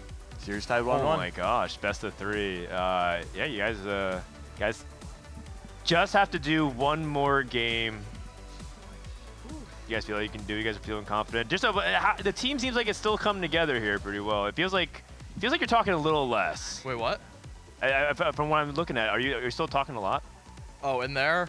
I mean, kinda, yeah. But okay. The thing is, like, they were doing some like really hard rolldowns, so like, I just shut the. I just Try shut not up. to yap. Yeah, Okay. That's what I just shut up when they do their rolldowns. Except for when there's a Nico on the carousel. Oh yeah. I mean, he must. He must. I mean, Boxdog went 7th or 8th. Like you talked to the mic. Oh yeah, Boxdog went 7th or 8th. He was stuck on Nico 1. He lost Yeah. like 3 fights because he was on Nico 1. Do you sense any weakness from the enemy team besides Skara? Like, do you feel I like any openings? I feel like they're actually trolling, trying to play like contested TF. Like Skara, I don't know why they're doing that. Like they're just trolling. All right, no worries. Wait. All right. Wait, what? Really? Did you guys... Dan? Did you see this? Huh? I'm right here, man. I've been here with you the whole time. What is this? This is a bit. There's some big news in the TFT scene. That's all I'm going to say. What are you tweeting right now? What is this? all right. There's some big news in the TFT scene. Congrats, Dan. Congratulations. Oh, well, this is really awkward because Dish Thanks, Soap is Coach. standing right there, and he is not on Team Vitality. But yeah, actually, I've been working with Vitality for a little bit of time, and I'd be joining their 4v4 team. Man, this is actually kind of awkward because Dishop and I are now enemies. I already told him he was getting cleared. Holy, the trash talk is already starting on day zero. That's right. See you in Riyadh, buddy. All right, get back out there. Yeah, it's actually pretty cool. So I've been working with the Vitality guys for the closed qualifier, or for the open qualifiers. We're looking to work them as well for the CQ coming up in a couple weeks. But 4v4 is really fun. It has a lot to offer, and I hope that I can just help these guys as best they can succeed. So it's interesting. It's interesting. Listening to Soju and Preston and Milk and Setsuko all prep together has been quite eye-opening, to say the least. These guys never shut up. Holy cow. I literally have to like deafen sometimes because I can't concentrate on what I'm doing either. I imagine the task at hand is challenging for so many different reasons, but also I think maybe very rewarding as well. With such a unique opportunity. Can we give a round of applause for Panda's acting? Man, I was like, I was put on the spot in the last 2 minutes. Are you serious? I did not know how to navigate. I was looking at your phone and you didn't even see it. Exactly. Like, he was oh, dude, you can't blow up his spot like that, dude. No, I can't. Even better acting, no? Oh my god. Okay. Being Next, you're in gonna tell me Santa isn't real. Presence of a professional 4v4 coach, I feel like it might be worth it for us to unpack a little bit about what Dishop is talking about between this 1v1 between Scar and Sykkuno, because there is value in seeing that a player is playing a narrow lane and saying, if I'm able to get a 7th and they go 8th, that is a 2-point swing for my team. There's value there, right? And Sykkuno, you know, the 4th seed, maybe has the most narrow line that he's willing to play. Dishop is very convinced that contesting is not the play. Well, how do you feel about it? Well, in my professional head coach opinion, Dishop's right. Really? Yeah, I mean, it's a shocker. No, I mean, I think he's right. So in 4v4, there is basically the expected value, the average placement expected value, and that's just a fancy word to saying like how well you think you're going to place this game, has to be realigned. And I think Skara went the opposite direction. A lot of people think like, oh, I'm playing for like a top 4 or like a 4.5, but it's okay to play a composition if you're expecting a 5th or 6th. The way Skara is approaching it is averaging like a 7.x. So like if you start from that, the theory of like, okay, I'm loading into the game and on average, I'm thinking 7th or 8th, you're hurting your team on average because you can still find ways to counterplay the Twisted Fate player without having to just say, I'm playing Twisted Fate as well. Like you can just hold Twisted Fate 2 on the bench. And if all of you hold Twisted Fate 2, that's basically like contesting him. So you don't have to actually full on go into grief mode. So what Dishop is recognizing is he might be trying a little too hard. Like he's getting mind games by Sykkuno, you know, when Sykkuno throws rock every single time, I think at this point, Sykkuno or Skara might be tricking himself and throwing to scissors. Especially if I think there might be spots for Skara to have a very strong stage 2 for a different combo altogether, a very high roll start where the expected value and the expected position is maybe a 2nd or a 3rd from that spot, and he's throwing it away to play TF contested and just to try and get a 7th instead of an 8th. But if you do have a Twisted Fate spot, I mean, by all means play it. Yeah, of course. It's just, you know, if you don't have the Rage Blade, you don't have the tempo, because we've seen people play Loose Streak TF, and if you can't, like Johnny, you played Twisted Fate, you saw it. How smooth was that game when you had like everything lined up compared to the other game where you slam Shiv? Yeah, and I think this is like, we talked before about exactly the same. We were saying, okay, we can just hold him, we don't have to buy him, and we actually thought about just buying the Braum because we thought like it's easier to actually deny that on later rolldowns. And if you have perfect items, it's really good. But what we always are seeing, like the only way you get top 4 and don't play for 7x is if he dies before you roll. So you have to play win streak 100%, and if you don't have Rage Blade opening, you are not allowed to play. I think it's just a bit too much otherwise. All right, loading in with component anvils. There's a couple things that stand out to me whenever I'm playing with anvils. Specifically, I think that anvils really open up those lines that like to spike on 3-2. A lot of reroll lines in particular can utilize the additional items way more than a lot of the 4-cost lines because you find yourself online much earlier, right? If you play something like, I don't know, the Nefiri line really likes having the additional items. Even Vayne, which hasn't been doing too well this weekend, is something that also really likes having these component anvils.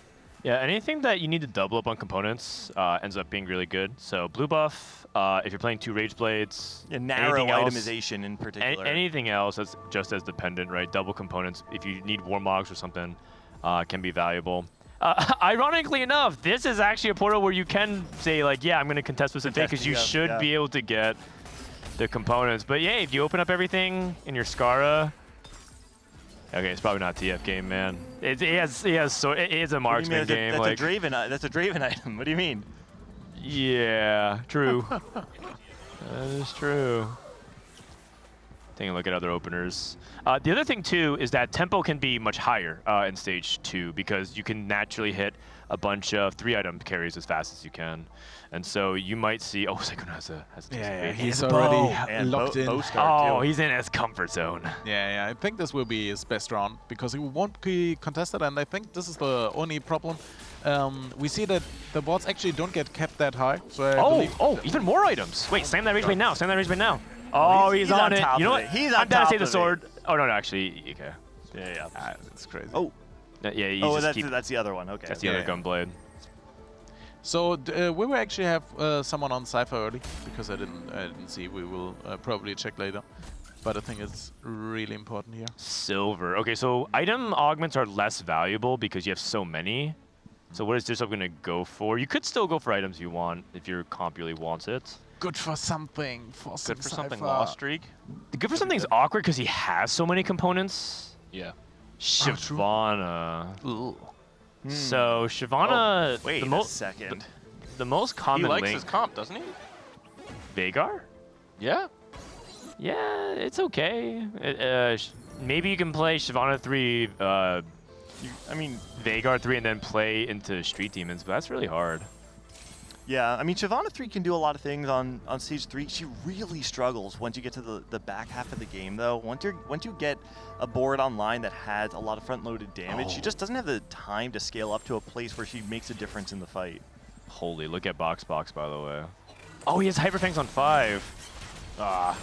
And so Box is 100% Vex committed at this point. So now he's AFK, he can kind of look at Trisha's spot and talk about what she needs to be doing. Trisha, place bow. I'm not that big a fan of this augment. This set, it feels like you have so many resources that it feels like the make your first interest break point is less valuable. Yeah, I tend to take placebo a lot whenever I'm trying to play around reroll, mainly for the fact that I think having the additional gold when you're trying to spike earlier feels really good. But because we've seen Trisha really lean more into the Vanguard marksman lines, it does feel a little less effective to me. I would just like to say, as there's a glue of every 4v4 comp or 4v4 team that kind of holds everyone together, Kindred is just that glue between AD flex lines throughout the game. Just flex between Vanguard or Marksman and Rapid Fire. It's excellent. The 3 trait units always feel really good. Okay, Robin continue his win streak here. Uh-oh. Wait, is the dummy gonna die? It should die, yeah. Robin's really strong. Yeah, it's just you know. I don't know. Emily's Mundo is really thick, but it should be fine because Emily doesn't have enough damage to actually clear everything. 1-star Zyra's. Wait. Oh God. Wait. It might be the. No, we're okay. Wait, no, the Mundo. No. I think that was a support mining proc. You knew. Oh, that's awkward. That's okay. I think you don't get it till 3-7 or 3-6. Yeah. We're spiking on 4-2 anyway, right? Yeah. Man, Street Team is pretty good, you guys. You just won with Cyro 1 against that board. Oh, man. Beauty takes Band of Thieves. Whoa, I actually, when we were looking through the augment selection before, I was thinking to myself, like, oh, man, I'd actually be surprised if anyone takes Band of Thieves just because of how many items we have already. Instead, Cutie really wants to try and brute force a win streak on stage 2. Yeah. It makes sense, right? He has this Poppy 2. And is looking pretty set up to play another Vanguard Marksman sort of game. It's fine. You're right. It's less value because the relative amount of items advantage is smaller. It's better when you have like 1 item slam plus Band of Thieves than 5 items, or like in this case he has 3 items fully slam plus Band of Thieves, so the advantage is less. It's like multiplicative still nice to have, until though. it's not, right? Yeah, And then it it's feels still a bit nice. more linear. And these days, TG's is. Oh my wow. God! These fights are so close, man. You know, that's a really big deal. I kind of thought he was going to win anyways. Yeah. And so Skara's on Sykkuno duty, Is and he still Cutie's on Trisha duty to contest one another. It seems like throughout. Wait, Lava are Zones. they? Are they? Well, Is Skara Wait, on? Scar's playing Neferi, isn't he? Look at his items. I think he has Edge of Knight and Hodge Slam. Oh, he sure does. Oh man, that's my dog. He's got that dog in him. That's true. Gangly gets excited. That's true. Yeah.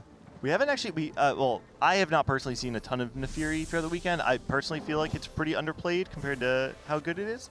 I imagine, actually, we're not playing double up anymore, right? So you don't get the benefit of your teammate sending you a Samira anymore. You're too excited, man. You need to calm down. I know, you're right. I'll take a step back. Take a step back. Guy sees one Nefiri on a single Legend Knight, and this guy loses his mind. How about 2 Nefiris? He's still holding TF. This is the tech you were talking about, right? You don't have to play TF to grief the TF player. He'll just re-roll a different 2 cost. Sadly, I think he should sell this and commit to the loss, but we'll see how petty he is. Maybe he locks the shop just to send a message. Kingslayer, though, too, with this board is quite good because obviously he's basically going to full open here. He wants to continue to be the lowest HP in the lobby, so that's even more incentive to sell this TF. There it is. Yeah. He's doing the right play. You can't. That's just revenge is not worth it. It's just it's a good metaphor. Yeah. And Sykkuno, he's using Sykkuno who gets a free win, but Sykkuno wasn't even trying to lose streak. Man, these items. Obviously, the component anvils were helpful. The hacked items that are changed for him were helpful, but that's a great spot for Sykkuno. Now he's uncontested. Yeah, the only thing is his tempo's not very high, but it'll be all right. Scara typed LOL in chat in all caps. Hold on, I need to show you guys. You owned me last game. You owned me last doomed. game. I must pivot. Don't tell my family. Well, good thing that no one will ever see this message, Scar. All good. We'll keep that between us for sure. Yeah, this Scar guy. Okay, you know, he said he typed LOL in all caps, but it doesn't look like he was laughing very much. Yeah, he looks pretty sad actually. Focused. He's locked in. I'd really like to see how Scara plays this stage 3. He chose not to hold any of the Nitro units, so he doesn't. It seemed right now like he doesn't want to try and play that line on stage 3. He skipped both Shyvana and Kindred up to this point in time to make econ intervals. So it's probably going to be the more traditional strat amp variation of it, which to me says he's trying to play more for the win out than for points. Did we actually check the extra tech item as his pulse on 3? I don't know. I don't know if we did check. We can. So Scara, his extra tech is pulse on 3. Yeah. And actually, his items in general are pretty solid. Yeah. Not that he ever needs to go 7x attack, but he should be good to go. Oof. And Sykkuno with a 2 win, which is actually pretty important as well. Yeah, after Scara snaps the loss streak for him, he just wins the back half of the stage and doesn't feel bad at all. It's actually quite nice, and it sets him up for the ability to play more high tempo on stage 3, stabilize on 3-2, get to a point where maybe he's even streaking through the stage. And that's why I want to see, personally, Scara play around the Nitro variation of Nefiri, because not only does it give you, a more consistent play style, what it does, and that's the most important part of it, is that it contests Sykkuno for streaking on stage 3. Yeah. You don't want to give the other reroller a free streak on stage 3. Well, the other thing that could happen is there's a Nefiri in Sykkuno's shop. Are we holding those? Who knows, man? It could be a whole vast thing of the Sykkuno redemption arc. I'm not going 8th, you're going 8th, and I'm going top 4. Actually, I think we saw Disho spot, and he actually hits Annie by accident, I would say, and is in the AMP line. And then it really gets complicated, because I played a lot of Nefiri, but if you're contested on this, the value of the comp drops massively. So I think this spot from Scara, if we compare to Disho's spot, is actually in a scary spot then. Even though the items are great, right? It's, Yumi items are ready as well, if we want to slam them. You can also build static if you're desperate, but probably he goes with Protector's Vow for Sejuani later. Will be really good. This is the point in time where Scar is going to try and stabilize, though, right? You really want to try and stop that bleeding. Either 3-2, some people might be greeting till 3-5 instead, but personally, I really want to make sure, I want to see Scara try and contest the other players on the other team and not give them a free streak through stage 3. Yeah, sure. I agree. And he will do it. He's so close to being stabilized in 3-2. He needs one Nefiri, and I think it's one Yumi, and then he's instantly stable. It's a bit awkward because the strategist line only pays off later until you have to find fitting units. But for example, Mortar and Okragas works. And this is so stable. He's keeping his friends close. Yeah, it's like, but he still... Someone will tell him about how to do it, right? I think he doesn't use the augment really well most of the time. because you need one left and one right. Wait, so Sykkuno... Oh, sorry. No, I think it's just... He doesn't use the augment, right? But I'm not entirely sure myself. What's interesting to me is that both Sykkuno and Skara did not try to make a play to stabilize their board on 3-2. They're actually both playing... We do have 2-star Nefiri now. He's still at 50 gold, which would let on that he didn't roll too much, but he's not slamming his other items. It looks like he wants to continue his loss streak, which I guess makes sense in this 4v4 format. You see Box who definitely wants to keep winning, but that might not happen. Yeah, I didn't realize he actually did find the Nefiri too. So he, you know, that's going to be enough for him. Who are the other players that are streaking here? Just Robin is the only one that actually found himself on a meaningful win streak. Sykkuno won that last round, even though I think Sykkuno was still level 5 there. This is a great spot for Trisha. 2-star Jinx, 2-star Jarvan, and also an Aphelios already. So Golden Ox already getting those procs in to get the extra damage amp. Okay, I wanted to ask there, do you ever not use your remover and actually just replace the, what is his name? The other Vanguard. The Silas? The Silas, thank you. The Silas 2 with a Silas 1 to move items over to the Jarvan 2. Because the removers are just so important for the late game. To me, I actually feel like the Silas 2 is not enough of a difference to make me want to lose that. And I think that's a little just a lack of experience at 4v4, because those removers are so much more important in the late game rather than power right now. And Trisha, you know, plays a lot of solo queue, and so playing around, you know, her strength right now makes a ton of sense for the situation. Skara does lose there, so wins on 3-2 to snap the loss streak, but then immediately loses to his teammate. To be honest, there's not very many boards you're ever reasonably finding on 3-2 that are going to beat Trisha's board, so I think it's just the nature of it. You can't always force a win streak, even when you have a good spot to try and stabilize like Skara did. And it doesn't look like this spot is very good. I mean, I'm just judging off the left side of the scoreboard right now. We have 2 Bastion, 2 Marksman, and as we look at the graphic at the bottom for Cutie Pie, we don't have too much to work with. We have a few upgrades, but we're still on level 5, it looks like. It was a little weird because he took the Band of Thieves off the start and wanted to try and force this win streak, but then lost almost immediately. I think it was on 2-3 that he actually lost his streak, and now he doesn't have the same amount of gold as the other players who were able to find that win streak. And so he's playing this Vanguard Marksman line significantly far behind Trisha, who we've seen is high rolling the line, has the upgraded Jarvan, playing the Jinx as well. And so Cutie's... He's got to get himself out of, you know, quite a ditch right now. And I find it damn impressive. I mean, I'm simping for Trisha all the day, but honestly, like, she goes for top 2 back-to-back. Like, what the actual heck? She's 4th G, and she's playing this line really well. Oh my god. Emily? This is That is 8,000. What? Stage 3? Like, what did she have on the board? 6 bruiser or something? I feel like that's actually not as much as it looked at first. For some reason, I thought it was going to be like 10,000. Really? But 8,000's all right. Oh, it's okay. I think she didn't have a big bench is the issue. She probably didn't have it. Wow, Emily's going for the super spike. I think she should get her support item now. She was 1 turn behind. Oh, it looks like maybe. Oh, right, right. My bad. Yeah. Yeah. Okay. Wait, no. So that means she was. Does it mean she was 2 turns behind? Right? Because if she only lost. Oh, wait, she should get it now. Yeah. Because she lost the one fight. She lost. She won twice. And she, all right. She protected the dummy twice. I think she wanted the econ loss streak through stage 3. She didn't want to spike too early. Makes sense. I see the line. Well played by Emily Wang. Oh, gee. Okay, going against Sykkuno. Still only 3 Nefiris, but we have 4 amp online, which is quite good.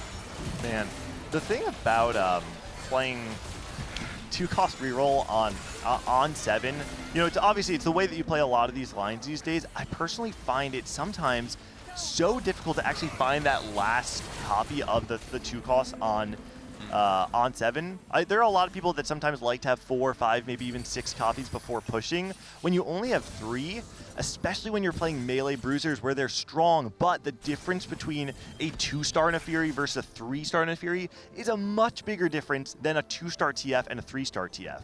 And if Skara can't find that Nefiri, he's going to have a really hard time stabilizing. Yeah, it's also he's contested, right?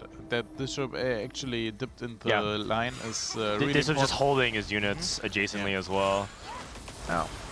And this was just trying to play like Shyvana 3 in the Nitro amp setup by playing around Annie, which is going to be really difficult. But this is Dishop sort of trying to flex a little bit of his muscles and put on his world champ cap. He's going to try to do something that's a pretty off-meta thing to do. No one out here trying to play Nitro, and tempo into Nitro amp is generally ill-advised. And it looks like we're not playing around Shyvana 3 at all. We have only a Shyvana 2 on the board and not going for the rest of them. But Trisha's spot here looking pretty good. It did look really good. She actually kind of whiffed on No her roll down, though. Leonas. She has not upgraded her board at No all. Zayas, one Aphelios. Yikes. Okay, the good news is she's on a streak, so she has a lot of HP. The bad news is that was a pretty bad roll down. I don't know, because when we saw QD's board, it looked like QD didn't have a ton of gold. I actually don't know if Trisha needed to roll on 4-1 to try and get ahead. It might have actually been worth it to play a little bit slower and give herself a little bit more gold for the roll down. Assuming that she is not contested, I think that might make sense. She is contested, but QD's really far behind. Yeah, but the thing is it's not just like the one person who's contesting you, it's also the other people who are gonna roll down. So it's all relative to like the pacing of the lobby. Also, Emily's playing Cypher. She's playing Stage 4 Cypher. Spirit Link! Emily's gonna play for the Wang Out again. Did I say the Wang Out? She's playing for the Win Out. And she got Aegis? Oh my god, this is just so awkward. What the heck is this setup? Aegis on this golem sounds pretty wild, though, right? It does, but like look at her positioning as well. It's just pretty cool. Unbelievably scuffed. The Zed has to walk like an entire. I'm gonna use some European term. An entire kilometer. In order to get to her point. Yeah, flexing. Okay. That's right. That's right. I'm all things to all people here. Yeah. Whenever I try to check the weather in my app, I have no idea what the hell That's that right. is. Where's this at? It was described to me that you got to treat Fahrenheit like percentage. If it's 90 degrees, 90% hot. Oh, this is so smart. Maybe next time use a. But what does system 90% that's hot useful. mean? I don't know. That's true, yeah. That's just how it described it. What does I don't know what to 90% tell hot you. mean? I don't have all the answers. I guess. Have you? Yeah. Like it's so fun. Money, it's even more fun if you talk about length, right? I mean, you guys are like, oh yeah, this is my arm. Yeah. Let me say it's a 50 time, and then we can actually build a house with this. Like, I have no idea what this is like. And you had so many presidents that actually try to change it, but then you decide, like, no. Actually, this is fun. Let's do it another way. It's okay. It's part of our personality. At this yeah, point. it's okay.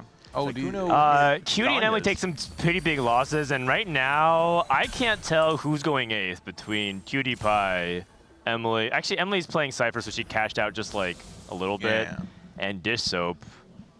Oh wait, oh, I apologize. I thought Dish Soap was playing. Pivot. Holy! Wow. Where did this board come from? Okay, so you were talking about flexing, and this is, I guess, is this. He just. How did we end up? Because he had reinforcements, so we found a way to pivot back into Vexotech. So this is something that I forget who was talking about it earlier. Oftentimes, you kind of want your best player to be able to play that mid ground. It might have been you, Jack, actually. And to me, what stands out is that this play from Dish feels like a very high execution play, right? Not everybody can actually pull off this pivot, but his team's kind of leaning on him to be able to make the best of a bad decision, and all of a sudden, he's turning it around. Yeah, the team needs him to be strong, because I think Cutie's going 8th. And they need Emily to also win out. The good news is that I think Saikuno is reasonably healthy. Right. But I would say that right now Team Geriatric Gamers is in full control, and it just kind of depends on whether or not Emily and Dishop can start winning. The problem is Trisha and Robin are both very strong. Robin hit everything he was looking for. I'm not exactly sure where Box has landed, but those two specifically, Trisha's still on that win streak, even though kind of missing on a roll down. It's been strong enough to keep winning, and then Robin did hit Brand 2 and already had a Koboko on 7, which is just incredibly powerful in Street Demons. Yeah, Trisha's still missing a lot of those key units that are, I think, going to allow her to continue the win streak. Never mind. I take it back. Yeah, before I was going to say, not having the upgraded Leona does mean you're still relying on the Jarvan 2, which is really strong. But when you don't have the power, the punch behind it with Xayah 2 or Aphelios 2, it'll eventually fall apart. But Aphelios 2 is a huge hit. I like that she's also itemizing Jarvan. I think a lot of people just rush to put on Leona 1. And sometimes you do put on Leona 1, but I do think overall she's playing very solid. She did that exact same play last game too, and it was a huge difference. Look at the Nafiris on the bank. This is love like it. This guy has 4 Nafiris. The revenge arc. Oh, that's crazy. Oh, my. Bye, Can buddy. we not just give them a ring and they actually box each other and be like, wouldn't that be an even way? Or just make out. I mean, I'm okay That's with right. either. I Why feel are we like dancing they need around to, it? Yeah, we I don't think have they need to pretend figure it out either way. Honestly, like TFT boxing, like chess boxing, would be actually wonderful. pretty cool, right? Yeah, I think so. Cutie is Can we see winning. Skara if he's holding TFs? Because I would just love it. They are. Oh, my man. Oh, he hit any 2 on 7 before he hit. So actually, they could discuss this, right? I sell one, you sell one. I sell, Yeah. you sell. Yeah, negotiation. It's a hostage situation. I'm pretty sure those talks will break down real quick. I mean, maybe we need a moderator and just pause and send someone up, but probably a bit too tricky. But I will. Another the fifth Naafiri! one. I my definitely goodness. do some couples counseling on the 2 mics behind us after this game. Oh, for this sure. is perfect. Yeah. I actually give my place away and he can sit down then. I On the think it's couch. actually useful. Yeah. This is not good. Cutie looks very weak, and I think Cutie is going to be dead very soon. If he can sneak this win somehow, though, Yeah, he has a D-Claw. D-Claw is very good against the brand. if Cutie finds one win here, all of a sudden, I think Skara. Oh, wow, Dish Soap actually takes a loss there too. I was going to say that if Cutie finds one win, all of a sudden it actually might be really bad for Skara. I'm kind of surprised that Skara was able to find a win in the last round, sitting on still Naafiri 2 on level 8. I think he might have been able to find Annie 2, might have been a difference maker. Hold on. Yeah. 2 lost though for Dish. Disso's playing for win out. If he can get Urgot 2 somehow on 8, okay, that's a good helpful thing. If you can get Cho 2, Urgot 2, a lot of people don't play this variation of Vex because he's playing around Vex Bruisers. The main reason to play is because you don't have like a good Exotech setup. Oh, he has Hyper Ranks on 3. Never mind, it's the opposite, which is he has such a good 3, he doesn't need his 5. If he can get there, his board is really good. I see the vision. Like, I think Disho clearly is not just like, okay, I'll pivot for the sake of pivoting. Hit a Cho 2. Wow. That's a huge step. How do you actually fit this Urgot in if you do hit though? He has no shred. So he's probably D-Claw here then. And then IE. Ah! The thing is, he has no shred. Yeah, that's really bad. Okay. Draven 3. Oh. Sykkuno hit. Sykkuno He's hit. got items. He's got full setup. Oh. Double weight. Slam the sword there. What? No, it's okay. Trojan. It's double Sojourn, yeah. Yeah. Or he's asking, is double Wait, Gunblade right Sam- now? Oh, you gotta do something though. Oh, who's he up? Is this Cutie's board on the other side? No, it's not. No, it's Trisha's. No, this is Trisha. Oh dear, that's a really big good. loss. That's not good. Skara finds another win. Cutie's being Dish Soap. Oh, Team Slab does not have the HP to trade this, and right now it's looking like Slab is going 5, 6, 7, 8. Yeah, that HP is really hard to make up for because you're eventually going to play someone on your team. And you kind of need 2 win-out players here. And Skara just hit Yumi 3 as well, which will stabilize him even more. And it's just the HP problem now, right? As a team, the HP is so much higher for the geriatric gamers, and because of that, they'll be able to trade with one another, where for Slab, Dish Soap losing there means that that's bad Trisha's news. still win streaking. My goodness. Trisha, MVP of this series, maybe. It's so crazy. Yeah, she's a beast. I didn't sim for her like for 10 minutes, so I have to do it again. She's first place. Like, what the actual heck? Yeah, she's doing a good job, and even if she loses here, which looks like she will. Oh, Gunblade? It's still reasonably close, and Dish Soap in the meantime kills off his teammate Sykkuno. Yikes. Cutie Pie loses. Okay. Emily did win though. So the way this can work is that they send Skara 7th, and then they play for the 1-3. They can do that. I think it's doable. I mean, Skara, if I believe, was still sitting on 4 amp, no Samira, no Naafiri 3, right? Yeah, He I has mean, Yumi 3. He's not. Yeah. He's not a complete pushover. No. Yeah, no 5 amp. His matchups right now, he's also playing against Trisha or Robin. So actually, if they're paying attention to HP totals right now, they might want to sack for Scar, guarantee him stay alive for one more round. Okay. It's against Cutie though. Against Cutie. So if he beats Cutie here, that might be the beginning of the end. Cutie needs to try and survive as best as he can here. Good TG items for Xayah. Yeah, this D-Claw is going to hold up quite well, I would imagine, against all this AP damage. The Tibbers comes out, but the front line has fallen over completely for Skara. Yeah, Skara is going to die as long as Jisoo can hold then. Jisoo does not hold. Box ends him. And now Slab needs to play for the 1-2, which is very unlikely at this point. I think Jisoo needed to play for a not 7th there. Uh-oh. Uh-oh. Cutie is still on Aphelios 1, by the way. It's really hard to find any world in which, based on the HP totals, they find themselves a 1-2. Yeah, I think it's probably over, to be honest. It would require some miracle matchmaking, and it specifically also requires Emily and Cutie Pie to win all their matches, which I just don't think is going to happen because Cutie is on level 8 still looking for Aphelios 2. And Emily is strong, but she's the only person that looks strong from the team. And it's not like she has all the pieces either, right? She's still on Nico 1. It is stage 5, and so as we go into stage 6, people are going to be spiking even harder. I think it was Robin just picked up the Kabuko 2 as well. Yeah, it's looking really hard for Team Slab. I mean, I think Emily has win-out potential. Oh, she's trying to see if she has to sack for Cutie. She used her last remover, so now she can't. No, she gets one in 2 fights, but yeah, it's really, really tricky. And of course, if the Cutie just dies here, that might be it as well. He's going to... Oh, wait, he got the ghost of Emily with the removed brand items. Nice. So the item remover actually mattered. Yep. Sick. Okay. Does Emily win her fight, though? She lost. Oh, man. Oh, and now I think it's mathematically impossible because they're going to eventually kill each other. Yeah, and I think that if you're looking at Team Slab, they lost so much HP early, like all 3 members losing. And Sykkuno did a good job preserving the HP, but yeah, in the end, not able to actually play for the win out because Cutie Pie and Dishlet were not strong enough. Again, thinking about Trisha and her role on this team, right? We're looking at the 4-seed Sykkuno from Team Slab, who has been playing his role quite well, right? This is exactly what Dish Soap had instructed him to do. But then you look at somebody like Trisha on the other side, who's had very, very strong mid games throughout this series and able to keep her HP as high as possible. And because of that, able to get those top 5s that are just incredibly important.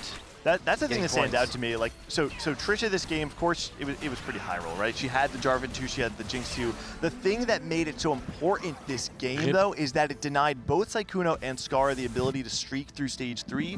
And so both re-rollers did not have the tempo required to turn the HP leverage into a meaningful impact by the end of the game. Yeah, she is doing really well, and as a result, that is 100% lock-in. Geriatric Gamers goes 1-2-3. Wow. To wrap it up in a pretty dominant last game, and you definitely have to hand it off to Trisha. I think they've been staying up late every night, trying to level up. As soon as they were done with games yesterday, Box and Trisha sat down next to each other, and Box helped her learn more about different lines, because she came into this weekend saying, I'm going to play one comp bully. I'm going to play Golden Ox. Yep. And everyone was like, Golden Ox. And then she came to them and said, I want to learn another variation. I need to be more diverse. I need to be more versatile. And she's clearly putting the work to try and learn more lines. Oh, they're coming. I will actually give this away if someone want to. Oh, sure. Emily, what went wrong there that game 3? Like everything? Everything? Okay, I'm going to look at Trisha's board at like stage 2. She's like level 6 with a 3-star or 2-star Jarvan Aphelios. I'm like, I'm dead. That was just the most cooked game possible. Yeah, fair enough. Can we talk to Dish a little bit about the pivot you had to do? Because your board, going into level 8, it looked like a pretty hard game to navigate, and it felt like you actually kind of got onto rails, and then obviously it just seemed to fall apart at the end. Can you talk about that game? Nah, it's my fault. I should have just open sold like a lot of my stuff earlier, and then just like hope I hit the Cho'Gath 2. Because I was waiting for Cho'Gath 2 to swap, because I don't know, Sedge 1's pretty bad, and I didn't Jin for some reason. I didn't play the game very well. But yeah, I think if I can get myself over Skara and win that one fight and have more HP, like maybe it's doable. But I think it was kind of like cooked like on like stage 3. But yeah, I mean, you gotta play every game out, I guess. Yeah. Yeah, I mean, there's still a chance. I think you guys really hung in there. Overall, Dish Soap, talk to me about how proud you are of the team. You are the captain. I think a lot of people looked at Team Slav and were really cheering for it. But yeah, you got to spend a full weekend playing with them, and it seems like a lot of them leveled up. So how proud of you are the squad? No, I'm very proud. We I don't know. Can you speak closer to the mic? I'm very proud. We showed up. We played well. These guys played some good TFT. Yeah, there it is. That's it. It's short and sweet. Okay. Short and sweet. Do we have any final word? Saikuno. You want to hear something from the Shark? Yeah, Saikuno. It felt very personal holding all those Nefiris. It felt like maybe you were holding even more than necessary at some point. No, yeah, definitely. Dish Soap said hold every Nefiri no matter what, and I was like, okay, if you say so. Got it, boss. Yeah, I think Skara didn't get Nefiri 3. I didn't get TF or Braum 3. Yeah. I think me and Scar just had the roughest. We just got constantly ganged up on every game. Me and Scar were in the trenches out there. Yeah. But you know, it was pretty fun. It was pretty fun. Yeah, there's not bad. I think you should be pretty proud. What up, my goat? Team Wait, we should Jerry- hash this out though, right? The two of them right here. Can we just like kind of make sure everything is cool? You guys are like okay, right? Yeah, wait. I told them before. I said that whoever rerolls the TF player is the best player on the team, right? Wow. Yes. Yeah. I also said I said the same thing, and then he went into Fury. That's because a spirit possessed me, and then I saw a dog, and I really like dogs. They should add the double up trade feature. I would have traded my 2-star Nefiri I for your had 2-star TF. yeah, I would have traded. I would have done the trade. I look at your bench, and it's half of my comp, half of your comp. I looked at yours. I saw like a bunch of Brahms, 2-star TF, and I was like, I'd do a trade with Scar right now. I think we'd be all right with that. I was like, dang, man, Scar, this felt kind of personal. Yeah. Dude, I feel like me and Scar had the toughest fight there. We were in full PvP mode. I'm looking at Sky's board every round. I'm just like, damn, he has this many? Oh, he has this many? Oh, he has this many? And then he got, the second game, I thought he lost.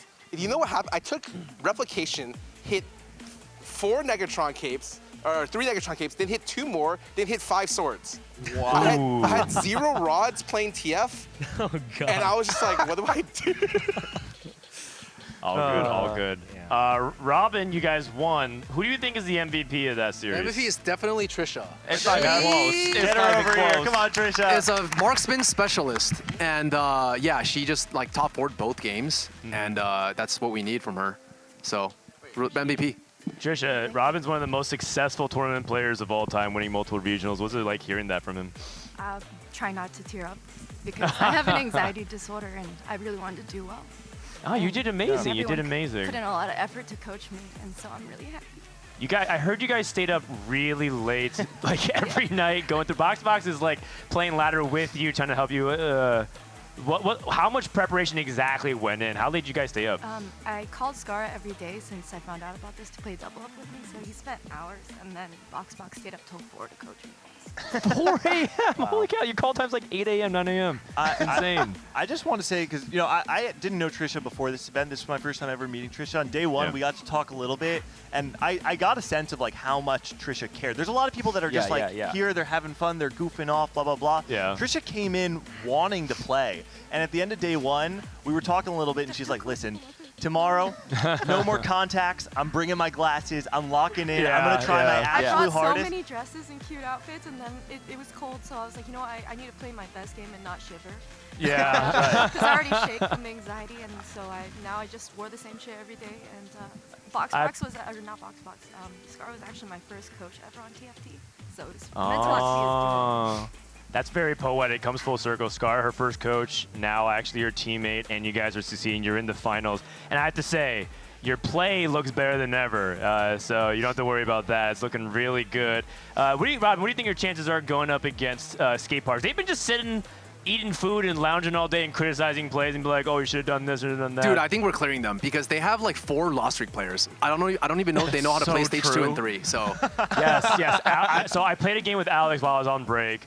Alex hit Wandering Trainer Street Demon. He took a Pan off Carousel and then put Pan plus Rod because he thought that made Street Demon an emblem. And he went immediately 8th because he opened forward for it. Oh, so no. I don't think they're locked in, man. I don't think they're locked in. I think maybe they're a little bit overconfident. But, oh, finally, Box. I mean, Trisha, she talked about prepping with you. You also invited her to be part of the Box boot camp, who she's competed a couple times. So what's it like watching kind of full circle as an observer as well as a teammate? It's cool. She's improved a lot, and not only that, there was a very cool like Naruto training weights where she played only Golden Ox during the double up section, but then she like evolved. The weights are off. Marksman Vanguard. And she popped off. She went 3-4-2. Yeah. Right in a very high elo lobby. Yes. What was like? Do you feel like there was any advice that Trisha that Box gave where everything kind of like the light bulb went off? Is there any one piece of advice that Box gave during these intense coaching sessions? He just said to play my strongest board because sometimes I'll put in a one. Into the He mic. said to play my strongest board because sometimes I don't play my strongest board because I like to greed for BIS and greed for the ideal unit, greed my removers. But now I've learned to just slam things. Wow, Right. that already means that you're way better than half a chat at least. Real bird in the hand moment. Trisha's a bird in a hand. That's Johnny awesome. was watching her play on the couch, and he was like, "Trisha's gonna climb like 1,000 LP when she gets home. It's not even gonna be close." I'm gonna sleep for 3 days when I get home. All right. And Don't go to climb. sleep just yet, because we do have the grand finals coming up here in a little bit. But we also have our last major content piece when we come back from the break, which was, I believe, directed and edited by you, Gangly. Yeah, wait, you're not Phil. By myself and Phil, who's hanging out over there in the flannel. All right. You can see him, yeah. So we're going to take a few minutes break, get ready, send off this team to get ready for the grand finals. When we come back, we're going to debut a new content skit here from the DigiDuos Invitational. Don't go anywhere. We'll be back in just a moment.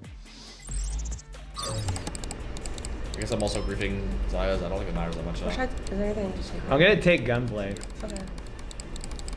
Fuck, I'll throw lunge. Fuck, I'll throw lunge. Like, buy and sell Nico immediately. Alright.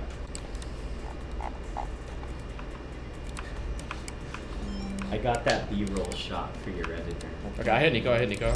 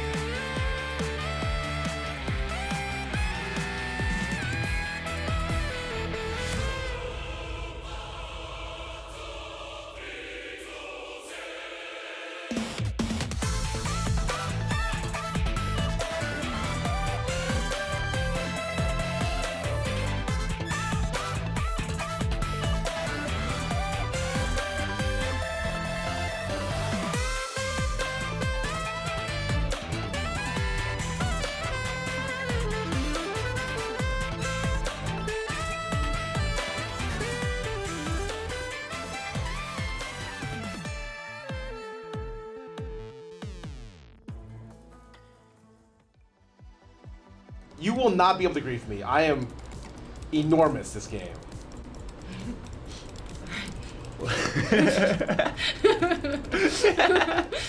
Okay. Welcome back to the Teamfight Tactics Cyber City DigiDuos Invitational. We got a lot of people here gathered for this next bit, which is a featured content piece. But perhaps nothing bigger than one of our special guests. We got, can you introduce yourself? I don't think if anyone has ever met you before, why don't you go ahead and introduce yourself to the stream? Hey, my name's Steven. No. Yes, what's your first name? I'm Mort. I'm here to see all the cool event and see what's happening. It's been fun to watch. So, yeah, it's been fun. It's been fun. Mort, it's great to have you here. Mort will be sitting on for the final series commentary with us. But before we do that, we also have a debut of our second content piece of the weekend. And we felt like because everyone has a shared experience of what it's like to play contested, we want to put out an accurate description that summarizes most players' feelings when that experience happens in TFT. So check it out. This is called Granola. Hey everyone, I'm gonna grab a granola bar. Anybody want any? 9, okay. Dude, Scara, I think the IRS is trying to arrest me. That's GigaWiz. It's an 8, man. I think it's a positive delta for me to go to jail.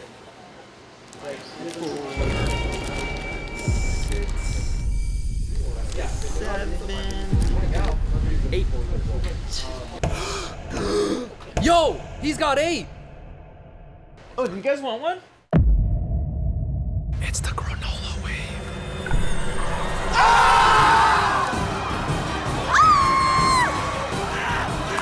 Dude, get the hole!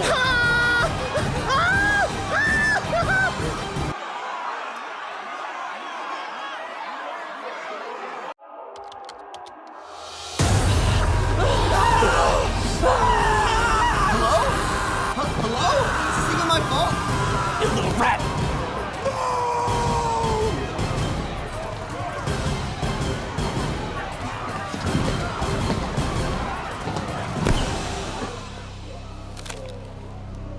Please, I don't even play reroll. But you fall out with a rat. Has this ever happened to you? Do normal situations make you think of your last spot 4? Do you call any minor inconvenience an 8th? Around the world, TFT players all struggle with the same problem. TFT brain rot. TFT brain rot is a serious condition, but it is in fact reversible. Take it from me, I used to have the vocabulary of a 6th grader, but now I can read words with 9, maybe even 10 letters. And so remember, take a deep breath. Teamfight Tactics, it's just a game.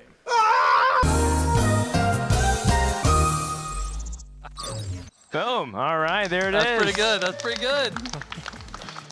All right. Do you feel like that's a fair, accurate representation of being contested, Ace? So what do you think? Oh, being contested in TFT is way worse. Oh, I see, yeah. It's true. That only is like a tip of the iceberg.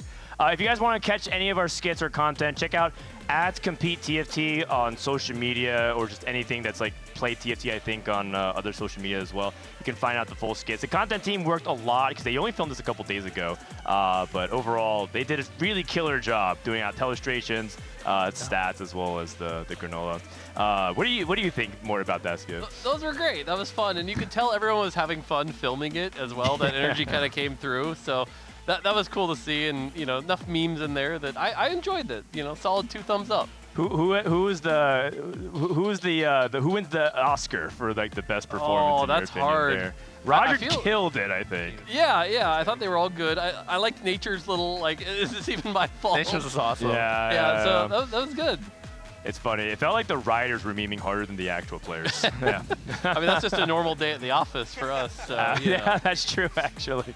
I'd like to give a little shout out to all the players involved in this, because we were kind of concerned that this is going to fall really flat if people don't play ball. Like, they don't play along. They don't commit. Yeah. And there was no hesitation. We grabbed we grabbed U-Jelly out of nowhere. She just screams, gives the performance of lifetime. I also want to shout out the most unseen serious actor of all time, Kyun, who could not say a single line without laughing through the entire thing. But in a way, it's kind of endearing. Also, Robin killed it. Robin really owned the role, and it was fun to see on camera. So thank you, everybody. Kyun, is that true? Could you not get through any line without laughing? No, I'm a professional actor. I've been acting for 2 years. You can't even say that without even laughing right now. Looking at the camera. In like half the shots, he's just looking at the camera. No, for real. Every time I feel like awkward, I just smile and laugh. That's like my whatever. So I just laugh all the time. That's okay. Kyun was featured twice, both as the kid with the hat and stats, as well as the rat. All right. So I guess that's it, right? We can just release everyone, get ready to go for the grand finals. So, Kyun, any words? Like, are you intimidated at all by geriatric gamers watching those series? No, we're gonna crush it. I think our team is just more solid as a team. Also, we're gonna have more fun, and I think, yeah, we're gonna win. Okay. I heard you didn't warm up though. You didn't even like. Alex has been warming all day. Did you warm up, Sally? No. No, I warmed up in the bathroom. I went to the bathroom like 4 times today. I saw Kyun warming up with his 4 eyes times. closed on the pig Yeah, bag. my stomach's low-key dying, but it's fine. I'll be good. I heard him say something key yesterday, though, was that the team who's having more fun is winning. And so I like that attitude. I was having coming a into blast yesterday. I'm like, oh, we're already in. Like, I'm gonna play like a random wandering trainer. I just hit 10. It was so fun. Oh, okay. That's right. So Sally, you don't even need the warm up either. You're feeling confident? Surely. You guys dominated the group stage. How come you don't sound confident today? I don't know. Hopefully Wardog presses the button and lets us all high roll. Presses the button. I mean, wasn't he pressing it for you guys all group stage? Just do whatever you guys did in group stage, whatever arrangement you had. True. No, we're actually so unlucky and good, though. Okay. Seriously. I believe it. Ray, how do you feel going to the series? Feeling pretty good. I haven't played 4v4 in a while, though, so... I mean, it's a lot different now that we don't have a cannon to send each other units. Completely different strategy. Like, can't send Alex a Fiddle 2 anymore and stuff, so... I mean, it might take me like a game or two to warm up. Didn't you play 4v4 last week? Yeah, but that felt like forever ago. It's because you're having so much here, it's like time stopping. Yeah. Yeah, that's right. Alex, you did play a War game. Tell me how that went. I'm 0 LP Masters right now. Yeah, that's pretty good. You played a couple of warm-up games, let me say. That's the highest in your seed. I'm excited though because I feel like our team synergy is strong, and I think that communication is really important. So yeah. But I've never played 4v4, but I hear it's important. All right. And I think a lot of people, are you feeling the pressure? Everyone says like it's up to like you're like the 4C that is going to carry the team, everything like that, because they saw Trisha, what they did for the team. Are you feeling that pressure at all? I kind of, but I think Trisha's stronger than me. Like I think she's better. Like really? She just doesn't play that much this season, but she's strong. But I'm excited though. I'm really excited. Okay. All right. Well, we're not going to take too much of your time. Good luck. Go to your player stations. And we wish you the best for the upcoming series.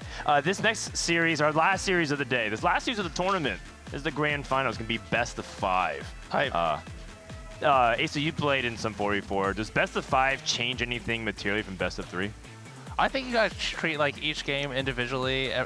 The scores don't carry over from game to game, so you just gotta try to win as much as you can. But like you, we were talking before, you mentioned momentum. I think winning early on kind of like relieves some of that pressure, because grand finals is a lot of times it's a lot harder to play your best than it is just like a random game on ladder. Fair enough. I feel like the fact that there's so much going on in 4v4, right? You have to manage like your teams and who's griefing what and whatever. That the idea that like, okay, game 2 and game 3, I'm going to play it differently. There's just too much cognitive load there. So I think Ace is right. You just have to go one game at a time, play it the way you planned, and try to win it. Yeah. You need. What would your strategy change at all from best of 3 to best of 5? Or do you feel like it's just the same thing every game, just a longer series for your skill to show? The more you are far behind in the scores, the more you have to take risks, maybe. But yeah, you just want 2 players winning streak, 2 players losing streak, and good luck. Okay. All right, we'll have to find out. But the reason why we have Skate Park kind of playing so late is because they did so well in the group stage here. And they were doing it by playing all kinds of different strategies. We saw Wolf Unchained which was a really fun Anima Squad attempt by Jelly, and then we saw some big verticals being played. And I kind of want to ask, do you guys think there's any 4v4 thing that you're surprised you haven't seen more? And more, you've been watching, at least at home on stream, you told me that you're watching it. Is there anything that you have seen that you think is like underplayed, maybe could get whipped out in a best of 5, maybe you can try it like one time? So I feel like in Double Up we saw a lot of Golden Ox, but in 4v4 we don't see quite as much, and we haven't today. I feel like that's another one where it's like if you have the right spot for it, with the support of allies making sure they don't grief you early, dealing damage, like taking a few rounds where you're going to take less damage will allow you to reach that late game state where Golden Ox snowballs, and that's a great way to like guarantee somebody's going to win out the game. So I feel like that's an avenue that is kind of being underutilized so far. Okay. So what about you? Do you see anything that you would also add to the arsenal? I think at 4vs4 playing like the top meta comps is really important, just because normally the downside of playing Street Demon is you're contesting other players, so it's hard to hit your units. But when you're just contesting the other team, that downside is completely mitigated. And in fact, if you don't play it, you just give the other team the kind of S tier comps uncontested. So playing those are really important. Okay. Was there any tech that you guys had in back pocket that you wanted to whip out for your series, even though you guys lost in the quarterfinals? So the most important is that the 4th seed player, the weakest player on paper, he needs to play easy comp to play, and sometimes you can coach him, you can give him advice on the augments to pick, maybe. Okay. That's not tech. You're just saying let the weak player play the comp that they're good at. Yeah, but it's really important because if you avoid the 8th place, you are so much ahead from the other team. Yeah, that is true. I kind of think that is tech, yeah, because you have like in an event like this where the skill difference between the top and the bottom is pretty big, having your best player devote some of their time to like kind of play two games a little bit. Yeah, fair enough. I mean, I think that there are some comps that I know that they were talking about of thinking about playing in terms of like some of the reroll stuff.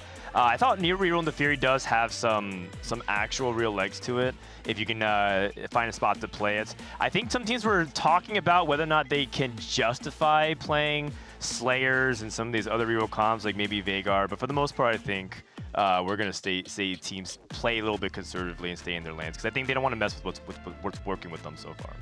Yeah, I think generally we see like 2-cost reroll can be something that gets played. 3-cost ends up traditionally being a little too risky given the champion pool size. But that being said, you mentioned the skill differential here. And this is a case where like some of the better players can probably take advantage of that fact and maybe be able to sneak in some of those 3-cost rerolls with not as everyone, full griefing and fully taking advantage of that fact. So with again, the skill difference being here, I feel like you can get away with a little bit more, and that might open up some lines, or even like, like Cypher we've seen before, that you might not normally play in like the best EWC games or something like that, but in this format you might be able to get away with. Yeah, I mean, we might see some pivots as well. We'll see. Anyway, just take a zoom back. I guess because we had you come crashing in real hot. Mort, are you sleeping in on weekends? You have weekends off now. Have you been able to get some rest? I mean, a little bit here and there, dealing with some other stuff. But like, for example, Mother's Day was this weekend. And so happy Mother's Day. Moms. So I made sure to give my wife some attention and make sure she felt like the mom she deserved, So spent some time doing that. That's right. Wait, what's going on here, by the way? They're looking at a piece of paper with pictures on it. It's probably got their strategy on it. What's happening? Like they're, okay, Ray's drawing a giant red circle and X. I think that's he's saying we can't play that. Wait, hold on. Oh, Okay. Scar. Oh, got it. Oh, they're locked in. Got it. It's their wanted poster. I like it. So that's the sheet that you give the cameramen. So when they say eyes on Rated, they know exactly who it is because they can look. Because not every camera guy knows who Ray or Jelly is. And so they stole it from the camera guy, who's probably right behind them, right behind the desk, just to do a little bit. I like it. Love it. That's awesome. Yeah, they're in good spirits going into the game, which is really important. I think that's ultimately, we're loading into the game, by the way. Ultimately, that's what's important. These guys are here to win. They've already secured $10,000 each. Winner gets $12,500, so a little bit extra. Nice. But they're ultimately here to have fun. It's like friendly competition, which is what I really enjoy about some of these invitationals. I mean, that's been the fun thing watching from afar is that, like, everyone's been having a good time and having a lot of fun.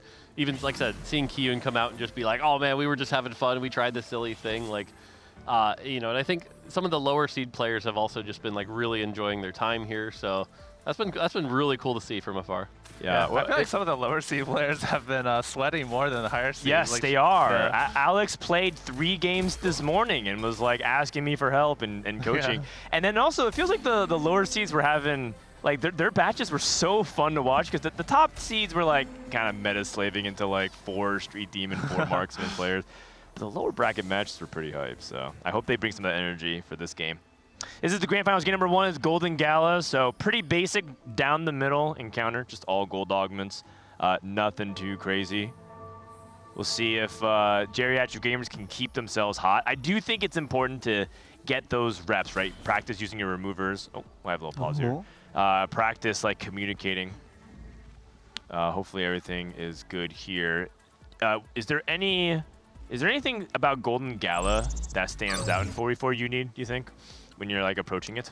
I don't see anything special. Maybe you can get duplicator, minor duplicator to easily force a 3-cost comp. Maybe you can play the augment hero Gragas. It's pretty good, huh? Yeah, you think so? But then you can get denied, so it's risky as well. Yeah, 3-cost reroll is pretty risky. What do you think more? Do you think 3-cost reroll has a place in 4v4 right now? Like I said, I think if you're playing at like the highest skill level, not really, because as soon as somebody notices you're going down that line, it's pretty easy to grief it. If enough of your team, like for example, let's say you are trying to play like the Gragas reroll, everyone on your team can sort of just grab 1 or 2 Gragases and really handicap that down. Yeah. But I think in this type of environment, I think you can. I think you can get away with it. Okay. Okay, we'll see. We got a gold opener here. Yeah, gold opener for everybody. We'll see who's making that early interest. Scar with a Gen 2 already. Whew. Hyper Fangs on 3. Nice items. So he'll probably be thinking about trying to play into the Exotech line, probably into Varus and Vex, which is most common. Yeah, it's really good to have one person on your team playing that just because you don't want to give it uncontested to the enemy team. So a lot of times you'll check all your check all your Exotech items and see who can play into that line with the strong ones. Did you guys see any people try to play around like Misfortune Zeri or anything like that? You mean today or? Or no, I'm just saying like, do you believe in that line, Asa? I think it's kind of okay. Zeri's a nice like Rageblade backup if Helios is not an option for whatever reason, if you're flexing both in your roll down. But I think it's gold for Gold Valley is a little bit weaker than some of the top meta lines. So. Okay, Crown Guard. Warpath. Oh, box. It's really nice actually because your allies can open for you. Oh, 2-trick is really nice as well. Yeah, 2-trick and Warpath are very similar, I think. Is he thinking about Twisted Fate? Because he's hovering over speed kills. Yeah, he is thinking about it. Okay, Pandora's. Wait, he didn't reroll speed kills? Oh, were we looking at Robin? Robin has speed kills. Okay. Okay. Also hit a Greater Duplicator there, which Greater Duplicators always feel a little rough to get on 2-1 because you want to have that instinct to hold them for a 4-cost or a 5-cost, but holding it that long just is losing so much value. Yeah, seems like Robin's just going to use it for reroll, so he'll probably just use it early. It's actually interesting that the first seed of a team is going to reroll comp because you can deny him, you can grief him, he can go 8th maybe. Yeah, I do think that, you know, it's interesting. I was talking to Kiyun, and he was saying that he thinks the reroll comps are harder to play than some of the 4-cost comps. Like, he thinks right now Twisted Fate reroll is far more nuanced in terms of how you're controlling your early game snowball, when you should be rolling, because you can roll in multiple intervals. And then, you know, compared to playing a much simpler comp like a Vertical Street Demon, which feels like most people understand at least the core components of. I think reroll is especially hard in 4v4 because you're the one seeing the most shots on your team, so it's mostly the reroller's job to deny the enemy team. You gotta be on top of what everyone else on the enemy team is playing and who to target. So no wonder Slab. They put the hardest roll on poor Saikuno, man. They needed Saikuno to take the hardest job. Can we take a look at Kyun's board after this fight? We can do it now, man. We can do it now. Okay, or now. Yeah, so he has 4 Cypher Hostile Takeover. Oh, okay. You want to be losing? So the optimal thing with Hostile Takeover is obviously to like kill everything but 1 unit and then still lose. But losing is so little value with this augment that I think just full tempo win streaking is best if you can get away with it.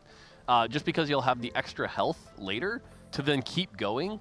This is an augment, like, I think when you see like the most extreme Cypher cash outs, like make it all the way to 5-5, this augment's involved, right? Because it's like you get this, you get the value early game, win streak till like 3-3, then start maybe losing a couple rounds, and it can get really out of control. But if you end up losing too many rounds, what'll happen is you'll feel too weak, you'll just have a normal cash out, and now you're kind of down a gold augment. So, right. And then we'll also have to see what he chooses to play into, because, well, we don't know exactly what Skate Parch is playing across the board right now. So Yeah, I'm curious what he's going to try to cash out into, or if he's going to stay in Cypher. Yeah, I feel like he's probably just going to go for like the Draven 3. That's would be my guess, but we'll see. I mean, I think the big thing to make that difficult, though, is the items. You look at his items, and there's not a lot of great Draven items. That being said, a bonus component here with an early pick. He's first pick. There's a Draven right in front of him. Boom. You know, that can help him there. He could build the Ginsus if he wants, and that gives him the glove for the IE, which is pretty traditional. So, yeah. Or, like I said, he can stay open. But, again, with this augment, I really do think, like, trying to get those early wins is actually important, and maybe even fighting that instinct, because if you're somebody who's played a lot of Cypher, you're like, oh, normally I lose here. But, no, you do have to play this augment pretty differently.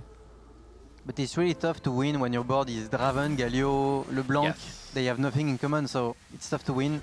And also, Ginzu is a good item on Zeri late game, but not so much on Draven, so I don't know if you can slam it. Draven 2, wow. Yeah, with Last Whisper as well if he wants. I mean, maybe he can win He now. actually pushes levels. He's level 5 with 3 losses.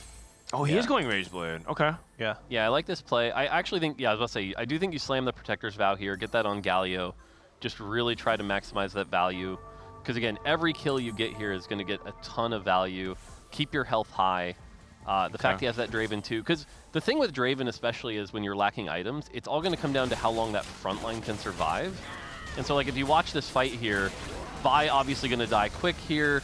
And this is where it always feels like Draven doesn't do a whole lot. Is because your front line dies so quickly here. That was perfect. But perfect thing here. Unless that's fine. Oh. That's fine. So close. Was he fighting an ally there? Yeah.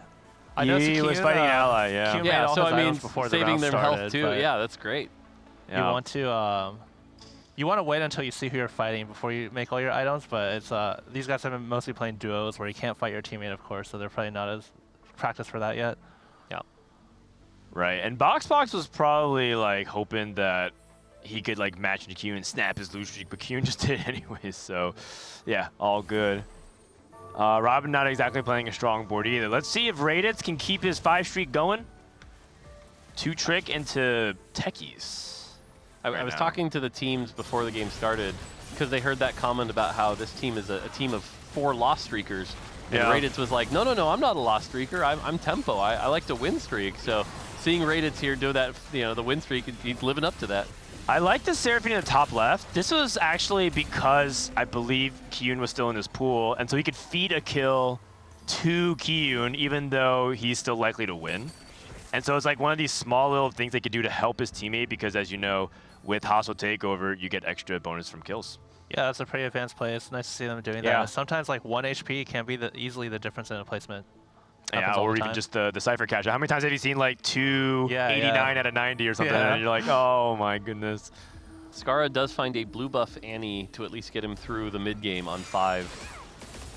During development, by the way, we Annie 2, because like we had to put in a bunch of extra levers for stage tuning because you'd get an Annie on stage 2 with a blue buff, and Tibbers had so much health it would just dominate the entire early game. So we still have sort of that PTSD whenever we see a stage 2 Annie of like, oh god, it's so strong. Was she the terror in playtesting? Oh yeah, especially like I said, early game, it was just like, oh, guess they have a 2,000 health Tibbers, guess I'll die, you know? Yeah. I wonder if we want to lean more into this if Scar, like you could just slam Shojin as well here. Actually, you can still do both because Shojin's good on Varus. But the thing is, the third tier in Vex often wants to be either Vow or Shiv, so you would have to slam that, but then you're stuck with 2 swords. Yeah, I like Shojin just for the item economy, even though like I would rather have Shiv, but then you have 2 swords like you said, so I mean, Giant Sword is a good option as well. Yeah. Yeah, I was thinking Giant Slayer just because it keeps the options open. And then, Adaptive I was like 50-50 on, so it's interesting to see that because obviously Gunblade probably going to be, one of those other swords is what you're looking for. Right. So. Yeah, that makes sense. Keep the sword open for Gunblade. That also works too. Yeah, in the 4-4 format, he's fighting a member of the other team, so just every single win is that much more important because you're also giving the enemy a loss. Boxbox is playing Street Demon, looks like right now, so he might be the Street player. I don't see a lot of value in Starry Night, so I don't think he's thinking about that. I think he's helping his teammate right now. Oh yeah, that's probably important. Can we look at Trisha? So Boxbox is staring. He's looking at all her augments right now, trying to help her. Not today, Marksman. We've seen that, or forward thinking. We've seen both of those options. Very nice. Yeah, good choice. And now Boxbox back to his own screen. Oh wait. He'll get there. Hurry up. Boxbox. Oh, what's happening? Uh-oh. Uh-oh. Boxbox, you gotta pick your augment. Boxbox, you gotta pick your augment. You gotta pick your augment. Oh no, he got a Starry Night. Oh no. Oh no. Oh no. That's very bad. You can see, look at his face. He's sort of like, oh, what happened? Oh no. Oh no. Throwing for content. So can you actually pivot and play Dr. Mundo Alistar 3 and Zaira 3? That's so sad. So honestly, I think what you do in this situation, one of the things that people often forget about Starry Night is that as you level up, the odds of seeing the 2 stars goes up pretty dramatically.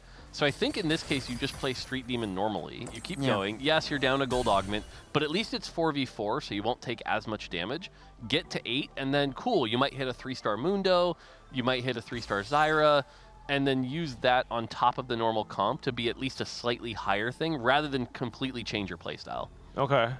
Is there any reroll that can fit? I guess he has a Veigar. Theoretically, Street Demon plays into the same core, so if he's still playing, if he's the Street Demon player, he can maybe pick up some 3-star reroll while looking for the Street Demon core ultimately and still playing that. So it doesn't feel like his team is giving up things like Brand and Nico for free. Yeah. And he's transitioning his items as if that might sort of be the case. I think he's open to the idea, possibly. Yeah, he's actually pivoting to Veigar. Yeah, I think after you take Starry Night there, you're mentally thinking how can I use this augment? So you're probably thinking Veigar right now, who he's got the items for him. So. Yeah, I'm not a Veigar. Right, maybe. Yeah, I'm not a Veigar believer. I feel like you have to have it from the really good spot here, and this does not feel like the good spot. So okay. You need the cyber segment. Oh, there's a Nico on the other side. But Oz can deny it. Oh, they're racing to it. Oh. No, the dagger. Oh man, that is good counterplay. We have a replay, by the way, of that moment while we look at the rest of this carousel. Oh no. Okay. Alright, the worst thing that could have happened just happened. Yeah. I forgot to pick my augment. Oh no. Box Cannon's fine. Oh, what'd you get? Starry Night? Starry Night. Rob was like, it's fine. It's fine. Let's take I a was look. waiting for the it's fine, you could do this, but nope, it was just oh, that's unfortunate. Yeah, he actually spent 40 seconds looking at Trisha's board. Yeah. He's just gonna go for the Veigar. See, I don't know. Especially considering we saw Raditz with it. I don't know if Raditz is still playing it. That would be the thing that would weigh in. But contested Veigar, especially while at 49 health, I'm just not a believer in this state. Oh. Well, I mean, Starry Night could theoretically bail him out, right? The idea is you just hit everything. 3 Veigars right there. Wait! Why is he holding all these bruisers? Is he thinking about doing something? Yeah. Maybe. Kind of silly here. Is he trying to go bruiser reroll? No, he's not. Okay. You know what's nice, though? At least he would be rerolling 2 costs for Robin as well. So pulling it out. That's true. And Veigar's still pretty good in stage 3. Yes. But he actually needs maybe Veigar 3 on 4-1 right now. He has a clock on his head. Yeah. Yeah, that's my experience every time I play Veigar, is it's like, you're doing really well, then 4-2 rolls around, and then you're like, oh. And in late game, you lose every fight because he's just killing people one by one. He's too slow. I think part of that is a little bit of positioning, though. I do think people position Veigar a little bit too much like this, just in the corner, and then you don't get isolate. the splash. Yeah, you don't get the splash. And part of it is because you're playing Street Demon. So you feel like, oh, I need to get these hex values. I do think you need to ungreed a little bit. Okay, remover, nice. Remover is actually extremely precious in 4v4 because you can remove the items and put it at the last moment. Yeah. But now we needed to do that. Yeah, that kind of worked out really well where the removers add that extra layer of like, yeah, do I use this now or do I save it for a health preservation in the late game, which made them, it's a really cool game design concept there. Yeah, I don't think you guys ever had 44 in your mind when you're thinking about item removers, but it just so happened to have a major impact. I'll be the first to admit we were not, designing around 4v4 with that, but like you said, it worked out really well and adds an extra dimension, especially considering the primary audience of 4v4 tends to be our most like deeply engaged challenger players. It's like they're the ones who kind of benefit from that really core decision making. Alex with the early fast 8. Alex is rolling on PvE. This Raiders guy is a beast. He immediately bought and sold the Brandon his shop to put it back in the pool because he knew his teammate Alex was rolling. Oh, you're right, because if it's in your shop, your teammate can't see it, so he bought it and sold it immediately. Nice. 0 Brand and 1 Nico only. No, 2 Nikos, 2 Nikos. Yeah. Yeah, it's too bad it didn't pay off. He did that play and it didn't even work out, but it could have, and that's the most important thing. The thing. Oh, Prismatic Orb. Oh, That's what do you get? Masterwork upgrade? Very nice. What do we get here for box? Oh no, box. Oh god, full bench. Support item and gold. Poor box. Box is just overwhelmed with decisions. Yeah. Support item. Let's take something. Anything. Shroud Shroud is really generically. good at 4vs4 because you Yeah. Yeah, Shroud is really nice. Zeke's okay. He's not picking it up. Spatula. Spat. Yeah. Oh, Spat is not very good. Maybe Techie? Yeah, he has Reforger, so he can go into Frying Pan if he wants. Just But he needs the doesn't have Vigor rod. 2. He's the Oh, he has position. Pandora's, yeah. Oh, you're right. If he's unhappy with it, and he has 2 Reforgers as well. He has a strategist spatula. Which is Ah! extremely nice. Ah, I like it. Unique. Not bad. Not bad. That's pretty good. The thing is, I feel like he's overwhelmed with decisions right now. He didn't even finish rolling. Not even close. And that roll could be the difference between hitting Vagar 3 with Starry Night. He didn't get his items on in time. He didn't position. It was just too much. It was just too much to do in 30 seconds. Yeah, and I will say, we were talking earlier about how he was rolling during PvE. I think that's one of the times where rolling during PvE really can help, right? Especially if you're not like a top, 1500 LP challenger. It's like spending some of that time is a resource, and spending some of that beforehand is a good thing to do. I was instantly picking his Ockers before helping his teammates. Like, not this again. I think he learned his lesson. Oh, please. Oh, Capacitor. The problem with Capacitor, I just think it's kind of low power level in general, but it gives him the Vagar. Hey, he's close. He's close. Okay, 1 off. You really want a 3-star techie front line with this because that's who the augment is mostly for. But Yeah, pretty Shivana. far off from both. The bench lock is rough here. Okay, that's good. That's big. 4-2 Vigor 3. Now he needs to position correctly. Yeah. And he's also close to Shyvana. He probably. Oh, one more one Shyvana. off. That's good.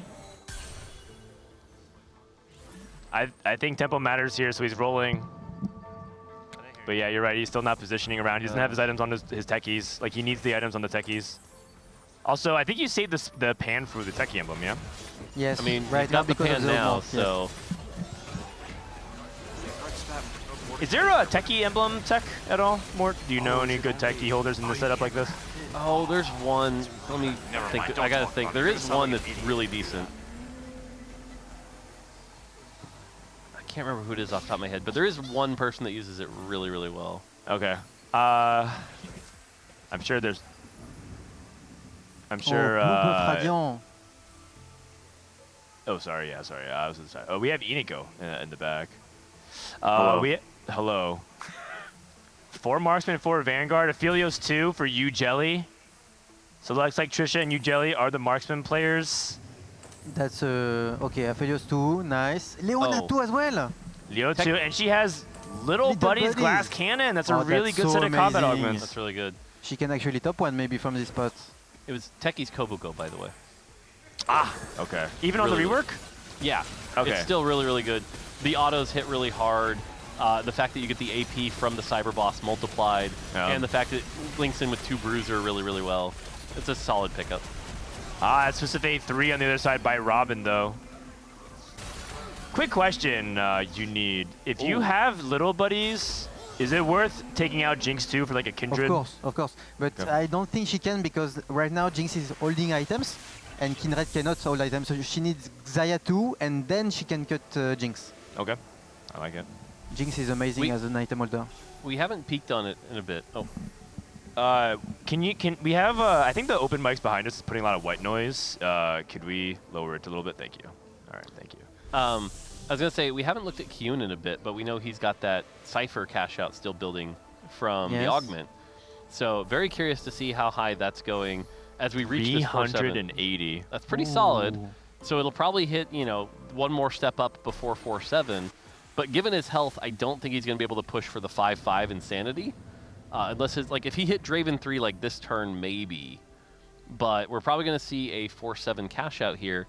But that could be as high as, you know, 450. That should be enough to go first, usually, depending on what he gets. Yeah, the issue is that his other teammates are kind of low in HP as well, so... Box's job is to play for not 8th, given what happened on 3-2, the 3-2 incident. Yeah, if he can outplace Alex, that would be huge for Box. Yeah, so Box just trying to hold on for dear life. He has 3 stars. Shyvana and Poppy. Ah, he's gonna get locked. Shyvana 3 just falls over so quick. Yeah, especially if you don't have like the sustain stuff. So sometimes, a lot of times you itemize damage on Veigar, but a lot of times you can go Gunblade, and that's largely keeps Shyvana alive. Yeah. Box alive, barely. And he actually lost against his teammate, Skara. Yeah, one of the really good things about playing Exotech in 4vs4 is you can bench your Exotech item every single round and just put it back on. Yeah. But it's a little... It's hard to remember to do. Yeah, you have to do it every turn. After this round, we should peek in on Kyun just for the cash out. But Oh, yeah, yeah, for Box. sure. Yeah. Final round could be dead here. Wait. Oh yeah, you Jelly is the one that has the little buddies. Trisha looking pretty good as well. Zeri 2 for Kyun. Okay. The good news for Box is the rest of his team is doing well at the standings at least. So who knows? He might be okay regardless. This looks like it could be anyone's game. Straight Gamers kind of has the HP lead, but Kyun is probably going to win out if he gets a good cash out. I think he's dead here. Yeah, not Hold good on, enough. wait, Veigar, I believe. Throw him! No! Oh. All right, he's locking back in, don't he? Looks at Trisha's board. He knows. All right, 486. Yeah, push again. Why not? Okay. Coward. Yeah, you know what? It's a free Aphelios. It's probably fine. So the game plan is to stay in Draven and play the 4 Bastion Draven. This was the original terror of the set launch in terms of Cypher. When you played Cypher, people would reroll Draven 3. With Twisted Fate's popularity of dual carrying a Draven, this actually fell in popularity because it feels like it's hard to get Draven 3.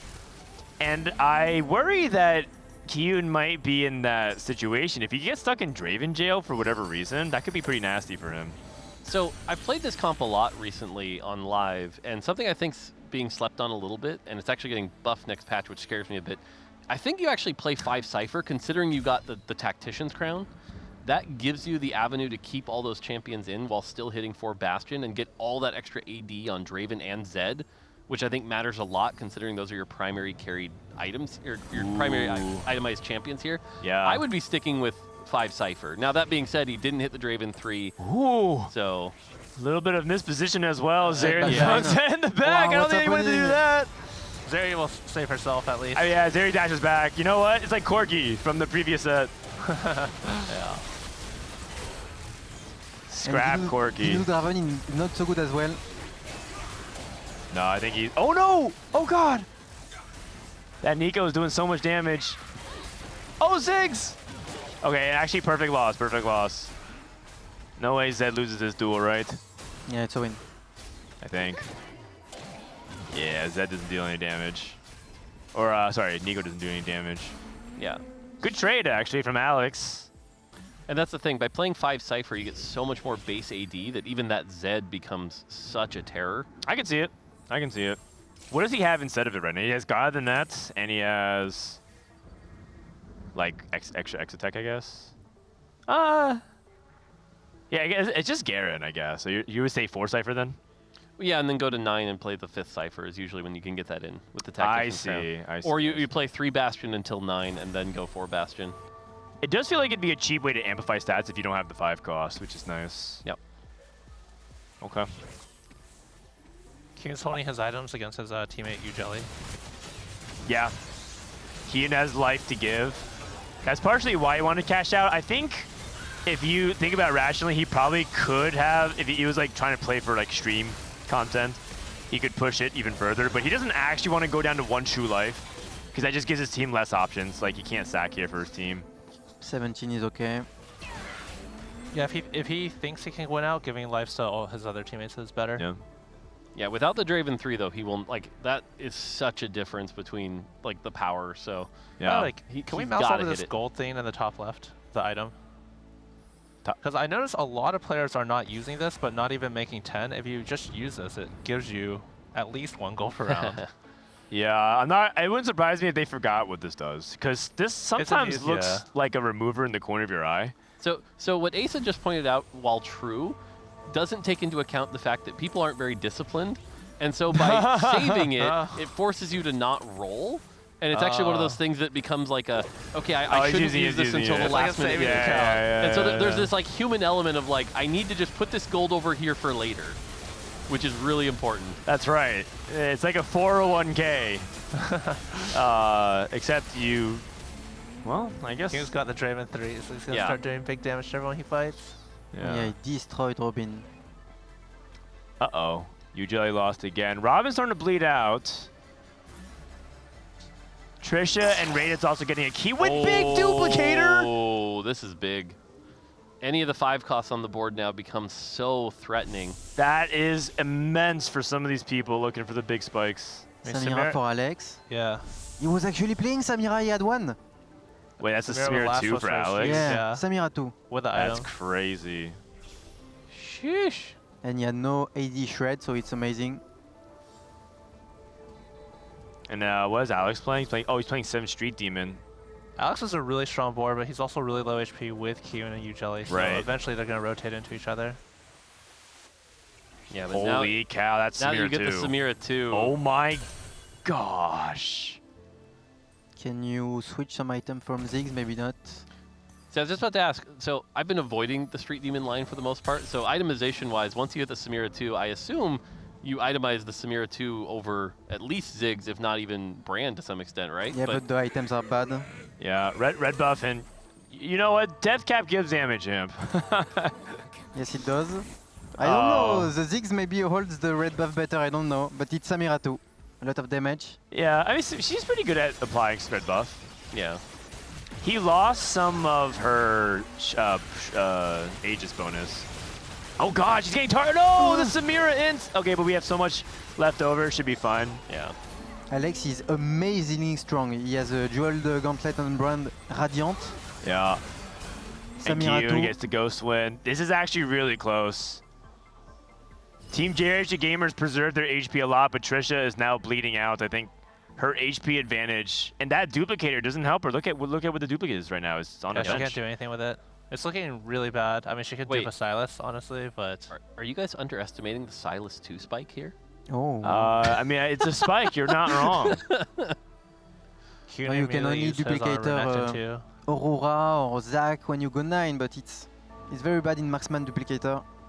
It's looking really bad for geriatric gamers. Kian and Alex with such strong boards. Ujelly going up against Robin. Robin did such a good job preserving this HP, but I just don't think that. I think he's just getting outscaled in late game now. The Braum got destroyed.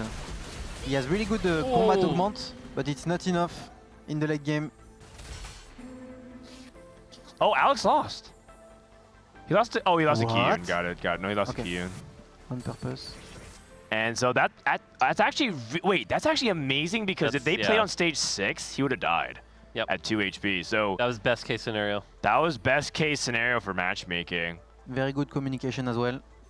Yeah, and now we're at the point where it could just be box Trisha in 7-8, and if Robin goes bot 4, that will determine game number 1. Skara can actually reforge the Sunfire on Jax because he has red buff on Aurora. Now, credit where credit's due. Rated's called out that the team has full loss streakers on their team, and sure enough, that's kind of what we saw here. Is people building these late game boards and then spiking up, and seems like mission accomplished all according to plan. Yeah, it looks good so far. I mean, part of it is that Kiyun's able to get early Cypher racking up, and Alex able to get that Samira too. It's not over though. Scar trying to do his best to hold his team together. Can sell this Urgot, for example, but that would be selling his Aurora unit. It's so few frontline upgrades for 6-1. Yeah. Sejuani 1, Mordekaiser 1. Yeah, I'm not sure how that happened. Going against you, Jelly. Taking a look at Trisha. This is Trisha's last stand, and it's going against this Kiyu and almost a certain loss. How's Alex doing? Alex is going against... who? Radiant Blue from the other side. Oh, it's you, Jelly? It's Rated. Oh, it's Rated. Rated's at down. Yep. Alex Radit's is so dead. strong. Yeah. 3 people from That's geriatric down. That's it. Oh, That's 6, 7, 8. 6, 7, 8. Ouch. And That's it. GG. And Skate Park's able to escape from that game. Wow. I can't believe it. I think that duplicator was a big swing. Obviously, the Cypher was a big swing. This lobby got so insane. That prismatic orb was also crazy too. Yep. Yeah, The carousel with duplicator. I think this is a sample game where like a lot of people kind of struggle with the swing, right? Because if you looked at Alex's board where he was rolling, he was fast 8 on 3-7. He was rolling down to 10 gold, had missed the brand, but then he prismatic orbed into a bunch of gold, and then we saw the duplicator, and so it's like all of a sudden, all that econ he spent just shot right back up. So, and we got Raditz behind us already. What's up? Oh, what up, Ray?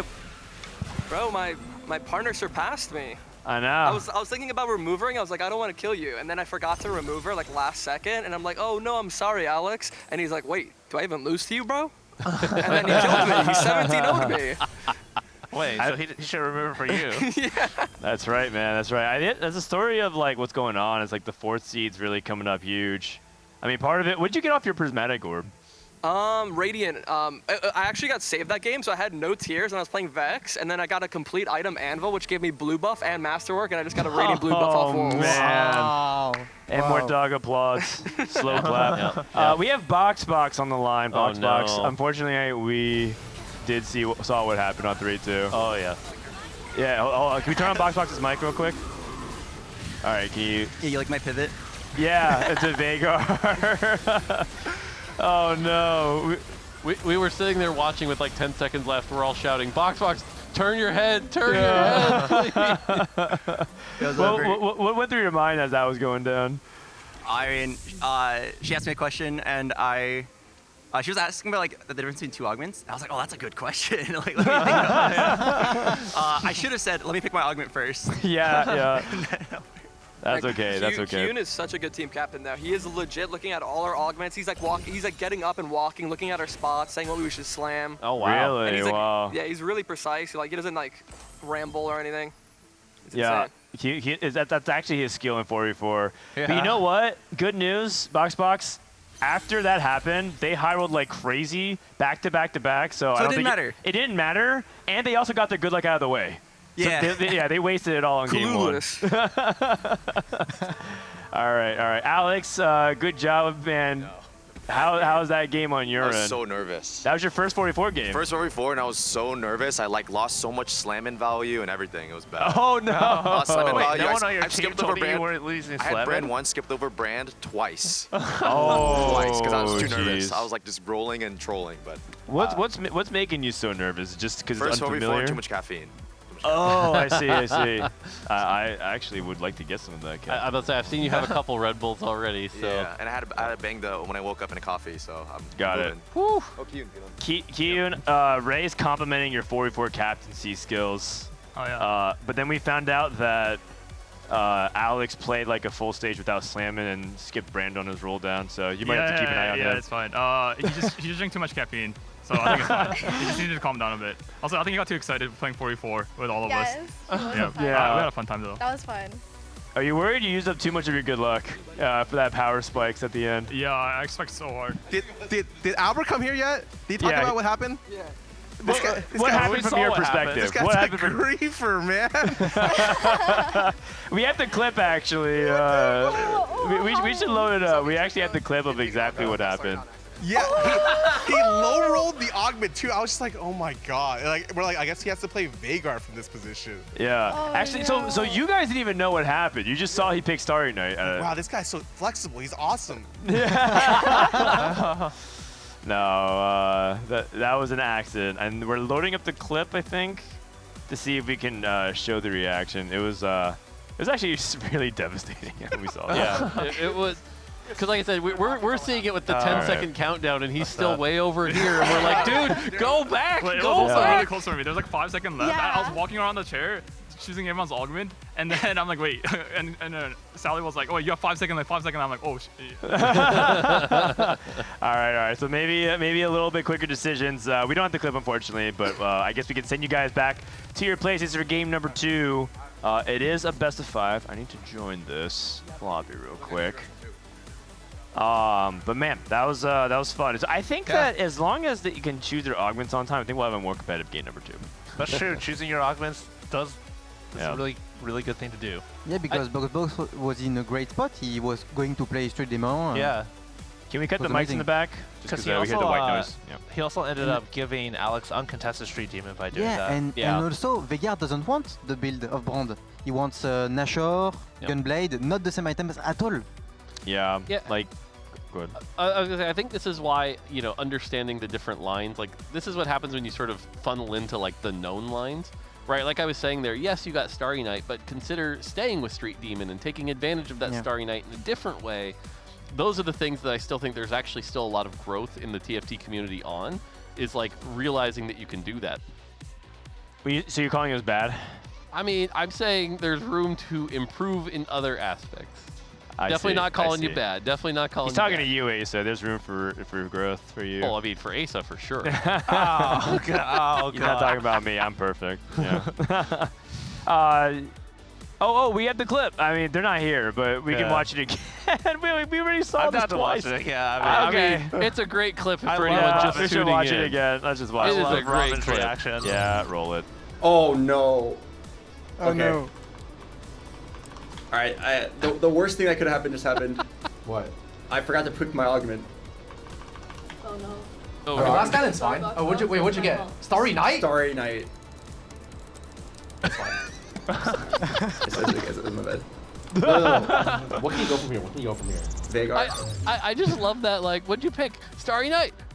Waiting for the, like, cool, that means you can, no, just silence. Just silence. Robin's usually very positive, like, this is what we could do, don't worry about it, don't mind, and then, just silence. Dot. Oh man, not really many options there. Are you guys happy with like the general state of where reroll is? I think people kind of waver between obviously being too strong, not enough. They want this to take too weak. Where do you think reroll is currently from the dev perspective more? I mean, if you say reroll as like a broader scale, generally fine, right? Like I think there's a bunch of lines. You can play 4-cost, you can play reroll. I think there are particular reroll lines, like for example, Twisted Fate, that might be above where they should be. But if you compare that to say like the Street Demon brand line, that is also too high, right? So it's like there are individual comps within each bucket that are out of line or underperforming. I'm sure there's reroll lines that are a little weak right now, right? But on the average, I'd say they're doing what they're supposed to be. Okay. I actually didn't take a look fully at the patch notes next, but I think there's a Street Demon nerf next patch. And then, I think so. I think you're buffing Zeri as well, and I think those are minor adjustments. This next patch should be like, is it like considered a big patch or a small patch? No, I'd call it a small patch. Okay, all right, so small tweaks. Looking forward to that. Game number 2, underway. We're loading in, and it looks like it is going to be Vi Component Anvils. And remember, this is the best of 5, so even if Team Skate Parks wins this, they still have to win one more afterwards. Yeah. We still got a lot of TFT to definitely play. got the momentum on their side. Even looking at the player counts of the teams, Geriatric Gamers looks a bit dejected. Nah, they're fine. It's one game. They're one game. Okay. I think Scar coming down and making fun of Box already kind of tells you kind of the dynamic of it. Yeah. So my hot take, by the way, is this encounter is the best encounter in the game and actually has the highest skill expression. Oh, interesting. I disagree. I'm interested to hear the pro and the against. So go ahead, more. You start off.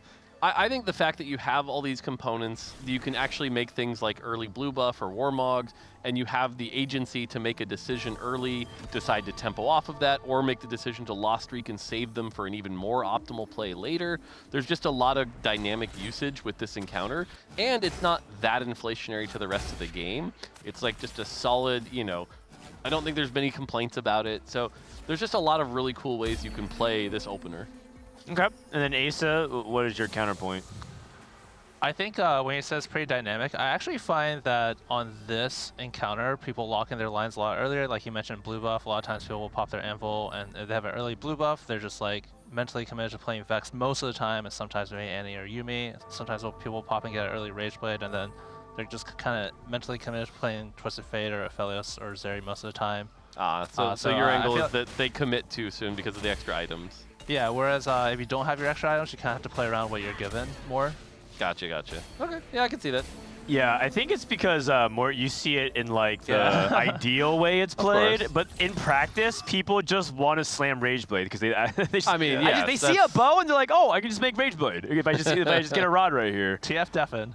Yeah, exactly. It just feels like one of these games. Can we actually listen to a team for their 2-1 augments? Maybe not. Maybe even this game if we can. Oh, Robin's looking around. He hasn't picked his augment yet. Oh, the Poppy. Yeah, button mash. Hey, Poppy, you saw his items? He has the beast? Yeah, but I feel like it's too risky. It's too risky. Ah, no Poppy, no fun. It's okay. Oh, wait. No fun. Whoa, we got Vibe. Okay, we got some fun here. Sheesh and desist. Box after a Veigar gameplay. Okay, so Boxbot said going 8th once wasn't enough. No, again. We can go 8th again. Oh, actually, I he like has the beast also. I think it's good. All right, I know Zach was actually not too bad. Asa, walk us through it. I mean, you get a lot of damage through your Vi, so you can just play Vanguards, and you can also just finish Slayers, Jarvan being a Slayer, and there's already like a pretty solid comp that people just kind of know how to play around it. So you don't have to do anything too crazy. You just get what's kind of cool? Extra power in this Vi. You say that you don't have to do anything crazy, but the cool thing about Vanguard hero augments is that it actually could be anything. You can play Slayers because it naturally bridges to Jarvan. That's true. And Vayne and Senna, and there's variations within Slayers, but you could also just play Vanguard Marksman. Yeah. You can also just play back when MF and Aurora were too powerful, when Aurora was too good, you could have played Aurora and MF, and then guess what? Brahm's a Syndicate that can all tie in. And so theoretically, Vanguard hero augments are extremely open-ended in your backline, and I've seen people do some really crazy stuff with Cease and Desist Vi and Rost hero augment as well. So in the ideal world, you can see him flex. But we'll see. It's interesting where hero augments have landed this set because we haven't had a patch yet where they're just like all out of control or anything like that. I'm just saying, like I'm not trying to apply change here. I'm just saying compared to previous sets where there was always like 1 or 2 that felt way out of line, this time they're like much more narrow. I think the closest we've had to wild off was like the first patch Rost, but even that wasn't that insane, so they've actually become a thing where it's like if you have the right spot for them, they make sense, but otherwise actually don't just insta-pick them, Yeah, no, I agree, and I like that. I like the spot that they're in now because just look at the chat react. They were like, yes, holy cow, he's picking Cease and Desist Vi. It's cool. They wanted to pick Button Mash Poppy, but then when it was like, what was the Story Weaver Garen, the story champion? Yes. That one was just ridiculous. It like determined entire like championships at like MSI because the guy just hit it 3 games out of like 5 or something. Yep. Yeah, and like I said, I think that's why this set they've kind of ended up in about where they're supposed to be, which is like play from the right spot, but not just hard force. Yeah, exactly. I am surprised about the items put on Vi. I thought that she needed more damage. Yeah, I thought he was going to go Infinity Edge as well. I think she works fine with just straight up fighter items. So you're talking about like Titans, Bloodthirster, Stairs Gauge, Hand of Justice. Yeah, I think it's because Infinity Edge and all that stuff, that kind of falls off even in the late game, and she kind of just cares about being more of a drain tank in later stages of the game. But both can work. You can actually put Infinity Edge on her, then just And item remove it. remove later on. But the downside is, in 4v4, using that remover guaranteed gives you one fewer option in the late game for your teammates. So that's a trade-off you would have to make. Yeah, and typically that's going to depend on like what's your end comp, right? Like what do you have around it? And so I do like the Drain Tank version a lot. And the other thing is that early game, especially when you have all these extra components, not a lot of people have the damage to take it down. Like that's why Vi falls off in the late game, is because you're dealing with like a ton of damage. But early game, it's like she'll just heal up damage, and like it's really hard to take her down.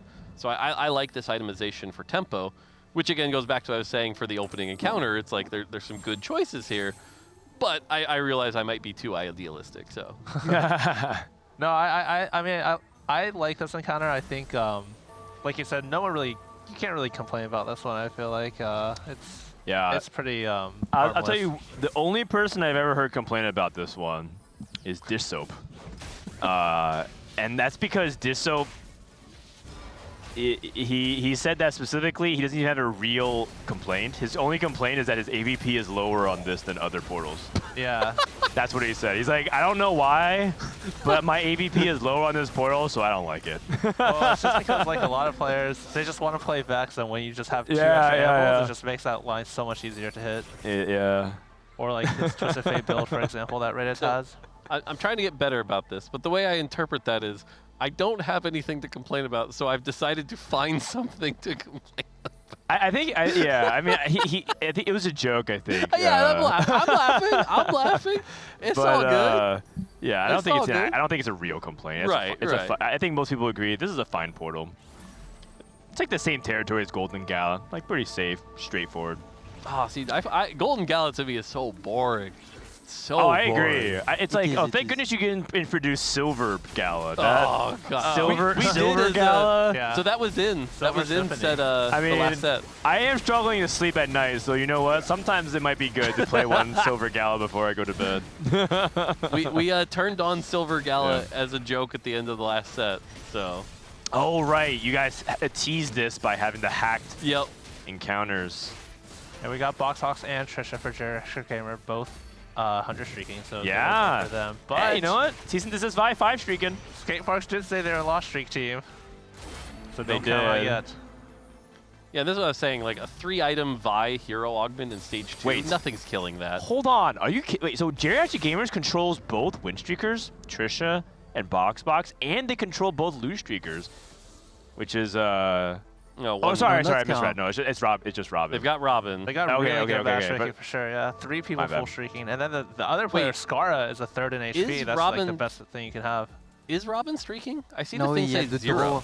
Oh, they had a draw. Yeah. They had a draw, which is fine because he's drawing with the enemy team, so it's just breaking even. And I also think that Skara is really in trouble because he faces Reddit and he has shop glitch Reddit, so we will have a lot of TF before Skara. It will be tough. Yeah, yeah. No, that Zero Streak is actually a big deal because it actually stops the only thing good going for Skateparks, which is that they had at least a lose streaker. And Jelly, whenever she loses her lose streak, she kind of panics a little. She looks over to us and she's like, "What do I do now?" It's like, well, it's fine. Just start the streak again. She actually found the great synergies between our two. Wow! He rolled deep for it though. Bravo. Holy. He rolled all the way down to 10 gold here, so yeah. I like that. I have a question. Is this there's an augment for Vanguards called Reactive Shell that improves the Vanguards, and you actually in one of your videos was talking about how it's actually good. Is it good in this kind of setup too? I would think so, yeah. Yeah. You know, to be honest, it's one of the augments that I don't fully understand exactly why it's great. But I think, you know, the 8% health can matter a lot. And then the extra splash damage on top of everything else is like right around where a gold augment should be. It gives you solid direction. Vanguards are relatively uncontested. I would take it in this spot personally. Oh, what is he going to get? The support cache can be amazing. First, he's going to help Trisha Big, and then he's going to quickly go back to his Spirit Link. Is just really good in Vanguards because every time they gain the shield, they gain durability also. True. Do you like it better than Spirit Link? With 100 HP, yeah, for sure. Okay. Yeah, I would agree with that. The extra shield matters, the extra health. Because the other thing is that the Vanguard shield scales off the amount of health you have. Box. So, I'm gonna be honest, please, if he man. doesn't pick his augment here, it's not gonna be that bad. He's trying to help Trisha golemify. Box. Okay, for support cash. I don't like this pick here. The one positive here is if he takes Randuin's, giving this Vi even more armor and MR, it's going to make her a beast in the early game. Like, nothing's killing this Vi till, like, 4-1. Yeah, I was actually thinking he didn't really need to roll that deep because he only had his teammate Trisha, who's also 100 streaking, and then 2 pretty weak players on skate parks in his rotation, but yeah, okay. hyper rolling at 3-1. 10 roll, 10 streak. He wanted to take advantage of the 1 cost roll on 4. Yeah, he did. He did. He played for the odds. This is actually the old school way to reroll back in the day, which is to roll to 10 until you hit. Yeah. But yeah, like I said, this Vi is so strong right now that I would be shocked if Box lost before 4-1. Agreed. Oh. So this is always so much more interesting in 4v4 because you can control 4 of the votes. And my guess here is that no one splits. Wait, what? You said one person. 2. Okay, 1 from each team. Yeah. Okay. What we actually did here was the poorest member of the team did Got it. did share. Got it. Sometimes you can try and like snipe the gold though. So like if you sense that your team is really far ahead economically, you can send 2 players and they send 1, so no one gets extra gold at all, and that keeps it gold neutral. So we've seen people do that, like intentionally sabotage the 2 split. Which I do think is pretty interesting. For that one in particular, which is a 1-to-3 ratio, if you send 2 or 1, it kind of breaks even either way. Like no team gains an advantage, so you could do it either way in that one. Yeah. Oh wait, what is this? The MF pair on 6 for Scarro as well. He's at level 6, like 0 gold. He's got to sell up to make 10. Okay. Maybe you sell Shaco to make 10. Yeah. And Ray contesting as well. Okay, so we got the Spirit of Sykkuno lives on. Yeah. Oh, the counter to Golemify. Cease and desist Vi to get past the Golem. Okay. Ooh. Well, that's kind of annoying for Trisha. It's okay, they're teammates, so Trisha had already lost streak, so it's good that Box wins that one. It's very nice to see Vi augment hero in a tournament. It's extremely rare. Yep. Yeah. Yeah, that's what I was saying, right? Like the right spot for it, it makes sense, but it's not an auto instant pick. So, like I said, pretty happy with where hero augments are landing right now. All right. Just taking an inventory stack. It looks like Jelly pick climb the ladder, so she's committed to the street demon. So Jelly, Kiyun on healing orbs. Oh, he's playing Vex. And then Ray on Twist of Fate, Alex on Marksman. Okay. So the core 4, if you will. 28.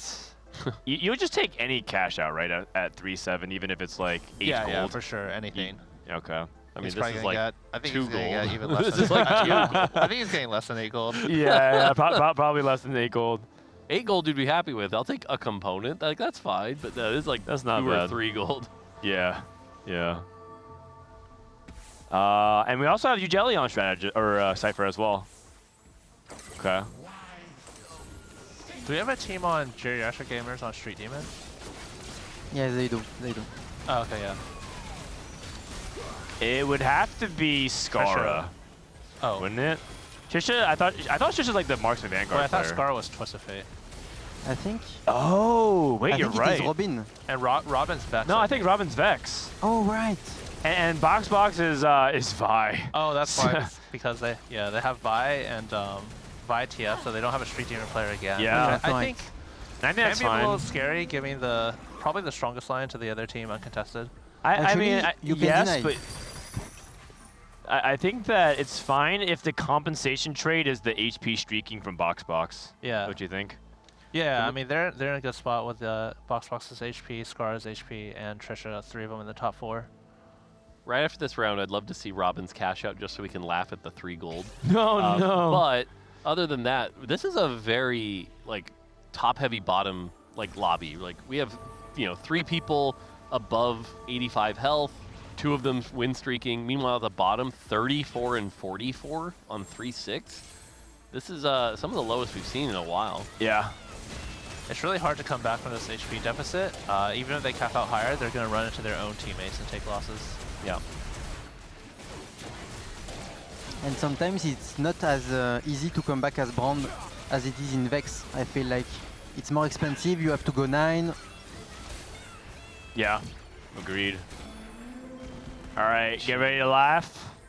Capital H. This is like 3 or 4 gold. Capital A. Yes, 3 gold, we did it. A 2-star 3 cost for you, Jelly, which is a 2-star Draven. Not bad, we did it. 8 gold. Okay. 25 HP, she needs to roll down Youngeli soon. Honestly, during development of Cypher, we had to make sure the lower cash outs were low enough so that we didn't run into something like Heartsteel where it was always correct to play the champion. And so we had to do sort of this parabolic curve where it takes a while for it to start actually being worth it. Yeah. And that was a learning from Heartsteel that we got. Yeah. Oh, Heartsteel.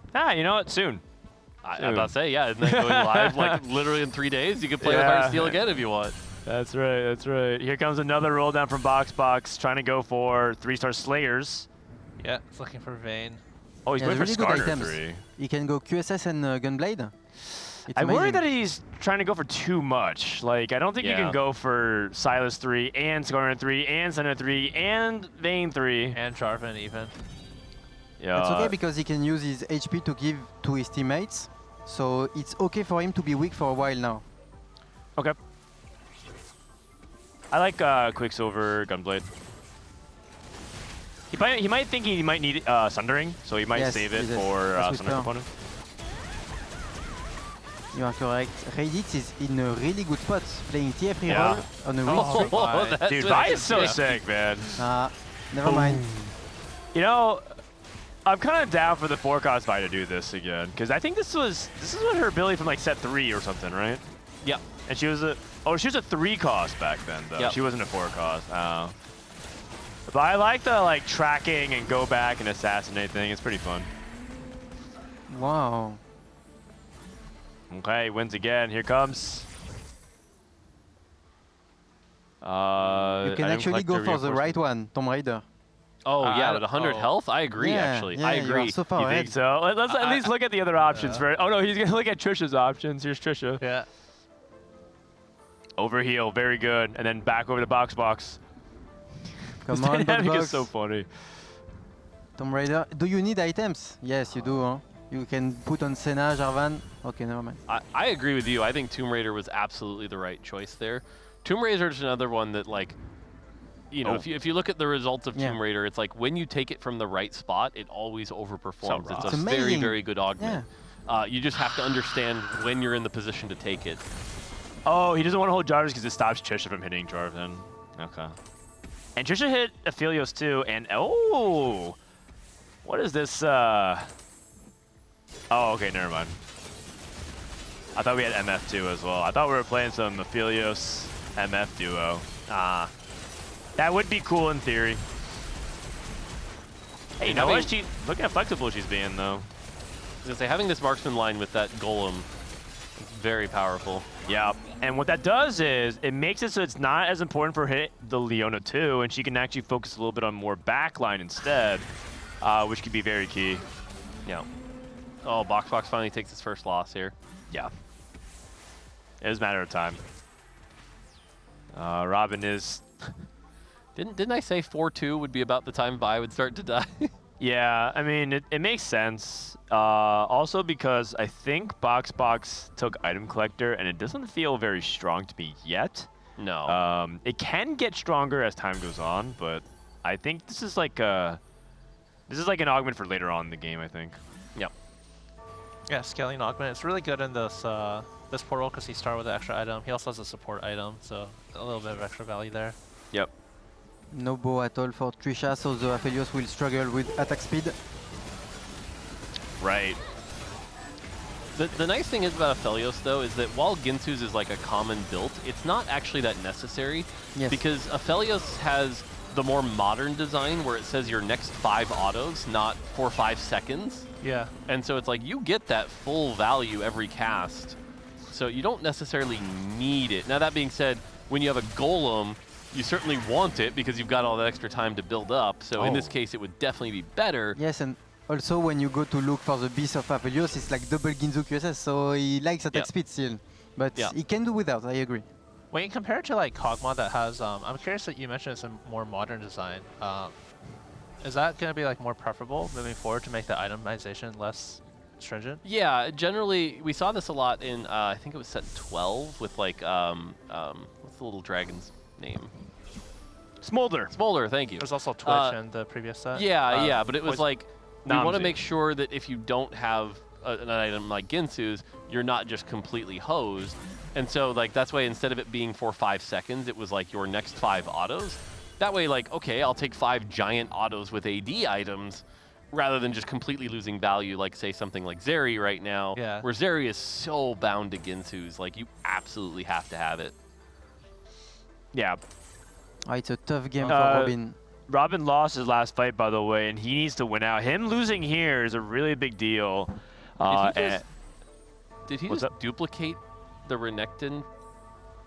What? No. I swear I heard the duplicator sound. No, I don't think so. He must. I thought I heard that as well, but I think it's just items. Okay. I think he's just equipping items. He's in a really bad spot. You need to go 9, you need Vex 2. It's not enough. And Little Buddy is not so good in Vex because you play Mordekaiser and Gragas. Yeah. You play a lot of 3 costs. I mean, you still get like Varus. 3 units of value, so I think it's fine. It's just not. It's not like optimal. It's actually a composition where Trifecta is good. So if Trifecta is good, maybe Little Buddies is average. I mean, 3 units is okay. I've seen worse. Chat is saying you had a lesser duplicator and used it on Varus for gold. So Okay, got it. Thank you, chat. Okay, so if I'm Robin, and I don't think that, it's a win out, I need to play for placements. He's to outplace you, Jelly. You Jelly does not seem very strong right now. Okay, this Little Buddy climbs the ladder. Amazing augment from Yongeli. Yeah, it's just 1 stars across the board. Actually, she has a Nico too, so it's not that bad. She doesn't put Samira in instead of Jinx? I'm surprised. So this is probably because there was a lot of discussion around what is better, Jinx 2 versus Vi 1, or Samira 1. Yeah, but Little Buddies. Little Buddies has changed that equation a lot. I think so. But it's okay, maybe it's not very important. She's winning. And Robin gets a big win over Alex. That's huge. Yeah, so now we're running into the Vi hero augment where it really struggles, right? Because it has to go 1 at a time, cast again, 1 at a time. But now that there's 8 units, Box falling off really hard here. And Cap hasn't really capped out around anything particularly exciting here. A Vayne 2 with 2 items, 4 Vanguard. It's not really a lot going on here. It's a Vayne 3, so that definitely helps. I think the lack of Sundering really kicked his butt. Just not able to actually have the Slayers penetrate too quickly. I also think that he needs a real tank as well, which is kind of silly because he's playing Vanguards, but if Vi has the primary tank, that just means that it's going to be really bad because she dashes away from your front line. And that might drop aggro and cause some really weird fight interactions that you don't want. Déjà 2. Reddit also hit TF3. Okay, yeah, TF3. MF2. Oh, look at that roll speed. Wow, the AP The is Zoomer crazy. energy. 2 of Braum, 1 of Draven. But he doesn't have enough item. Yeah. Last Whisper's good. Yeah. Yeah, going up against Box. Box does have the anti-armor now, but still doesn't have the anti... even Shroud. Oh, the Vi! Oh my God! Sit down, young What gun. happened? Is that Vi from Arcane? That was the assist. The Syndicate was committing crimes, and Vi said cease and desist. I see. Okay, so Ray has to roll it back down. I feel like Ray going 8th here would be pretty disappointing considering Yes. they had The the TF that wave. early. They've got good items. Granola so, wave. Granola Oh no, the wave was Oh no, he missed Never it, he mind. missed it, he missed it. Oh. Fix the tech. For the players who are at 1 life, it's really important for their teammates to, like Boxbox has 4 removers. If he kills one of his teammates, it would be a big mistake. Okay, Boxbox remover. That's why he's trying to make good sure. play. Yeah, what's he? Oh, for okay. Yeah, for his teammate. And ends up fighting not a teammate though, so yep. We'll see here. And get 6 Vanguard, which I do think is a decent spike here, keeping that Vi alive a little bit longer. It's gonna get Vayne. Oh Wow, my! one shot. Okay. The Vi's down, but she did her job. Oh my goodness. And then Vayne's onto the back line, and Zaya doesn't cast again. Box. That's a big win. Scar's Very dead. big win. Wait, Scar died. A lot of people at 1 HP, and then Oh, Trisha no. and Boxbox with a lot of HP to spare.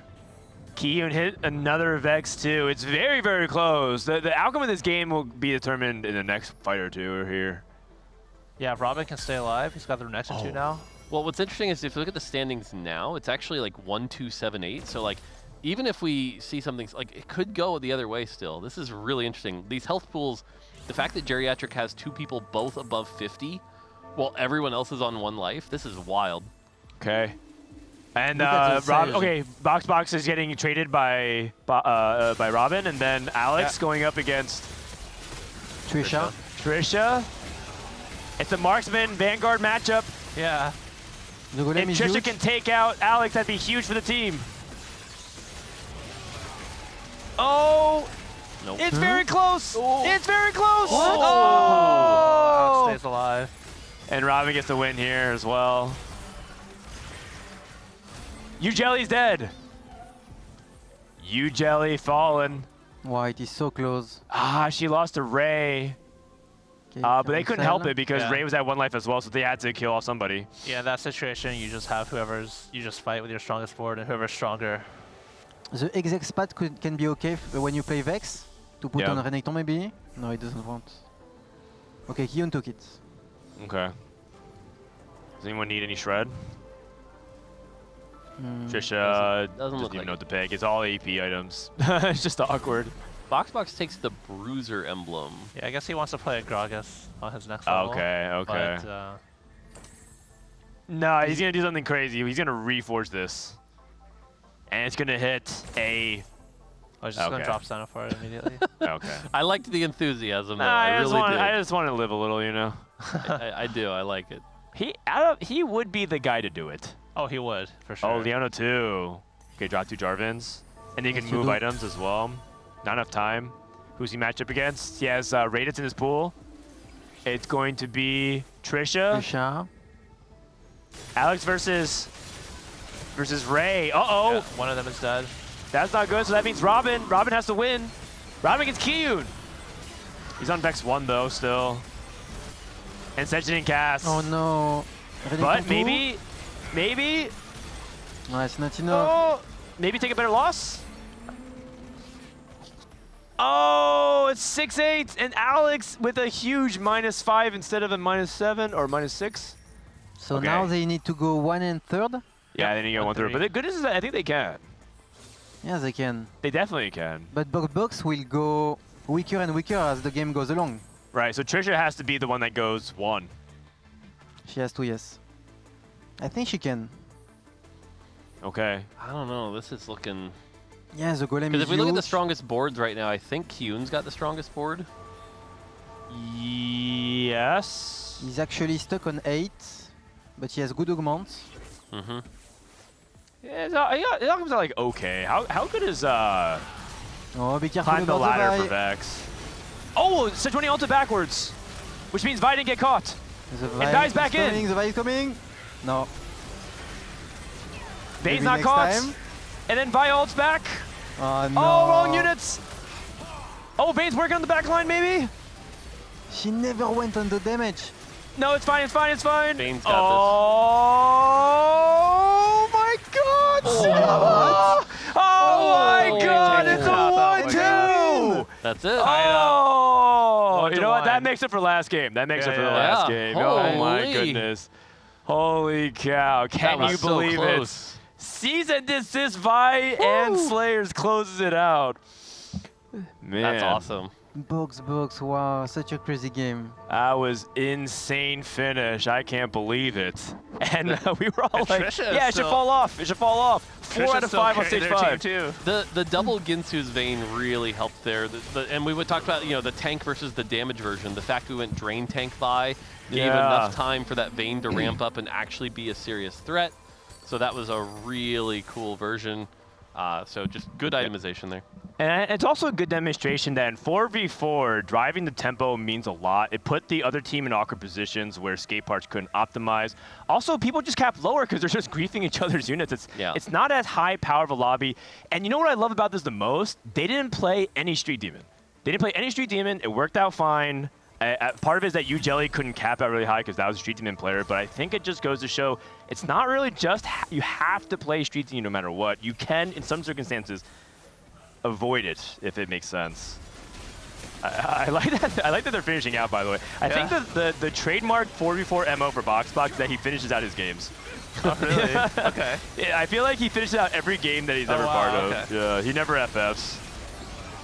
Well, we got Ray and the team behind us here. This Scara guy contest me Vex game 1, contest me TF game. Like, what is he gonna contest me game 3? Aphelios or something? Like, this guy's just following me. Yeah. I think if there's anything that I've learned about Scara is that I don't want to ever go on his bad side. This guy is petty as hell. Yeah, for sure. just distract him and play Zeri and see if he follows you there. Yeah. All right, Ray, you gotta contest him first. Oh. Yeah, that's right. That's right. Like, whatever, you have to somehow get into his brain and contest him before he even knows what he's playing. Okay, Twisted Fate, though, in 4v4, like, taking off the hat every turn just in case you see your teammate, it's so much like... And one round I had my items removed and my hats removed, so then I went against the enemy team, and I just slammed my items and the hats within, like, the 2 seconds. Yeah. I was like, this is too much. It's kind of hard, right? Yeah, TF is not an easy comp to play in 4v4. It's low-key the most APM in TFT ever. Yeah. Jelly, you were uncontested Street Demon. I thought you had it. Yeah, I thought I had it too, but then I didn't hit Brand 2. I went 9, lost life, and then, yeah. Oh, I'm sorry. What do you think went wrong for you guys, aside from not hitting, obviously? Could have won, but I made a really crucial mistake versus Robin, and I could have sent them 7-8, and I could have an extra life, and we probably would have been in a really good spot. But I put my pulse on my Mordekaiser and my chases on my Varus. And then I ended up giving him a life, and I lost a life, which was really bad. Also, I made another misjudgment where like Sally had true best brand board, but she was like brand 1, and I thought she was gonna lose anyway if she didn't hit brand 2. So we made she said Ray should just FF for Sally because Sally has a strong win out potential, right, with brand 2. Right. She never hit brand 2. Yeah, she never hit brand 2. But I thought Sally, because usually the Stair reroll board is really good into brand, because the brand doesn't have it, like, it's like the Stair just heal everything up back up, right? So I thought she was gonna lose the Stair anyway, but I think she told me that she beat with brand 1, so we should have definitely kept her alive. Yeah, that makes sense. Oh, by the way, I think Trisha's beating BoxBox. Yep, that's good. And Trisha wins the lobby. That was just a 4th seed, huh? Yeah, that's the 4th seed. The 4th seed's going up big. Well, what are you saying about Alex? Nothing. All right, Geriatric Gamers ties the series 1 apiece. Now, all of a sudden, we're sending it to game 3, tied. Yeah, I mean, that's good stuff overall. Alex, are you feeling less nervous now? Did the caffeine wear off at all? Yeah. I feel like I'm less nervous, and I feel like I'm more focused now. I'm like, I think game 3, I focus up, we go big. Okay. But I'm also playing lines that I never play just because I have a one-track mind play style. I just full open like every game. So I'm trying to learn, but we're chilling. Kiyun's a good coach. Like we're figuring it out. Okay, so you're trying to evolve even in the middle of a tournament. Well, I have to because I'm assigned a role, and because I have the best spot for it. Like I had Jinx pair Jarvan to start. Okay. So then I feel like I'm playing that line, and I know how to play it, but I just I just have to lock in and chill out. All right, no worries. I want to talk to BoxBox, dude. What inspired you to take Cease and Desist Vi, and how you feel, man? You kind of like popped off there that game. Yeah. I actually like. We were like sitting here trying to figure out who's gonna play Street Demon, who's gonna play Vex. I'm like, none of these fit. I just bought my whole shop, and I see Cease and Desist. I told my team, I'm like, guys, I swear I'm him. I swear. Yeah. Do we have a clip of that? If we can go back and find that, I would love to hear the audio clip of him saying that to his team. So you said I'm him, and you clicked Cease and Desist Vi. Oh, I didn't think you'd fact check me. I actually didn't say that. Oh, okay, got it. I just said I'm gonna do it, and Rob was like, sure, why not? And then I was on 7 Vi's at about 25 gold, and then I was sitting there like, imagine the pogs if I roll down and hit here. Oh yeah. But I had crafting, so I was like pretty confident I would hit. Okay. Did you expect it to go as smoothly as it did though? It felt like. Is this augment like underrated? Like, did you have prior experience to this and know that? Actually, the moment I saw it, I pulled up TFT Academy and copied the guide. Oh yeah. Yeah, and followed it. Yeah, no shot. That's actually great. Once I hit Vi 3, I was very confident that it was like easily like first or second. And then I saw Trisha hit Golemify. She didn't know it was sick. Like with the bruisers, you put in the bruisers and then you Golemify. And then I just said like trust me, like click it, and then she ended up popping off and getting the first place. That was really, really sick. And you know what? This makes up for the other time, because there's another time you copied TFT Academy's hero augment, and you said you went like 8th. I think it was the Wolf Unchained Silas. Yep, I went Wolf Unchained from TFT Academy. Yeah. I was like, this build doesn't make any sense. Why is it telling me to reroll Seraphine? Well, because Seraphine was really good at the time. This was earlier, and Anima Squad was OP as well on that patch. Yeah. And so you went 8th, but you know what? It made up for it, so I think we'll call it even. Yeah. Thank you for the first place. Second place. No problem. Robin, that was an exciting finish, was it not? Oh, yes. Oh, I forgot it was best out of 5. Yeah, best at 5, so you guys are tied 1-1. Okay, yeah. Yeah, that game, I was like, my spot was so bad. I thought I was going to go 8th, and I felt so bad, but like, good thing my teammates got me. Yeah, because I was like, oh my god, I'm going to let my teammates down. I'm going to go 8th with open Vex. I had like 1 Vex. My spot was so bad, but yeah. No, you held out. Your team held out. And Scar, a quick question for you before we send you guys back. Ray said that you need to stop contesting him every game. Is that coincidental, or is that I think it's crazy targeted? because like I'll contest him and he's just luckier. Like I swear to God, the first game, I was a positioning problem, but he barely killed me in Veigar and kept his streak.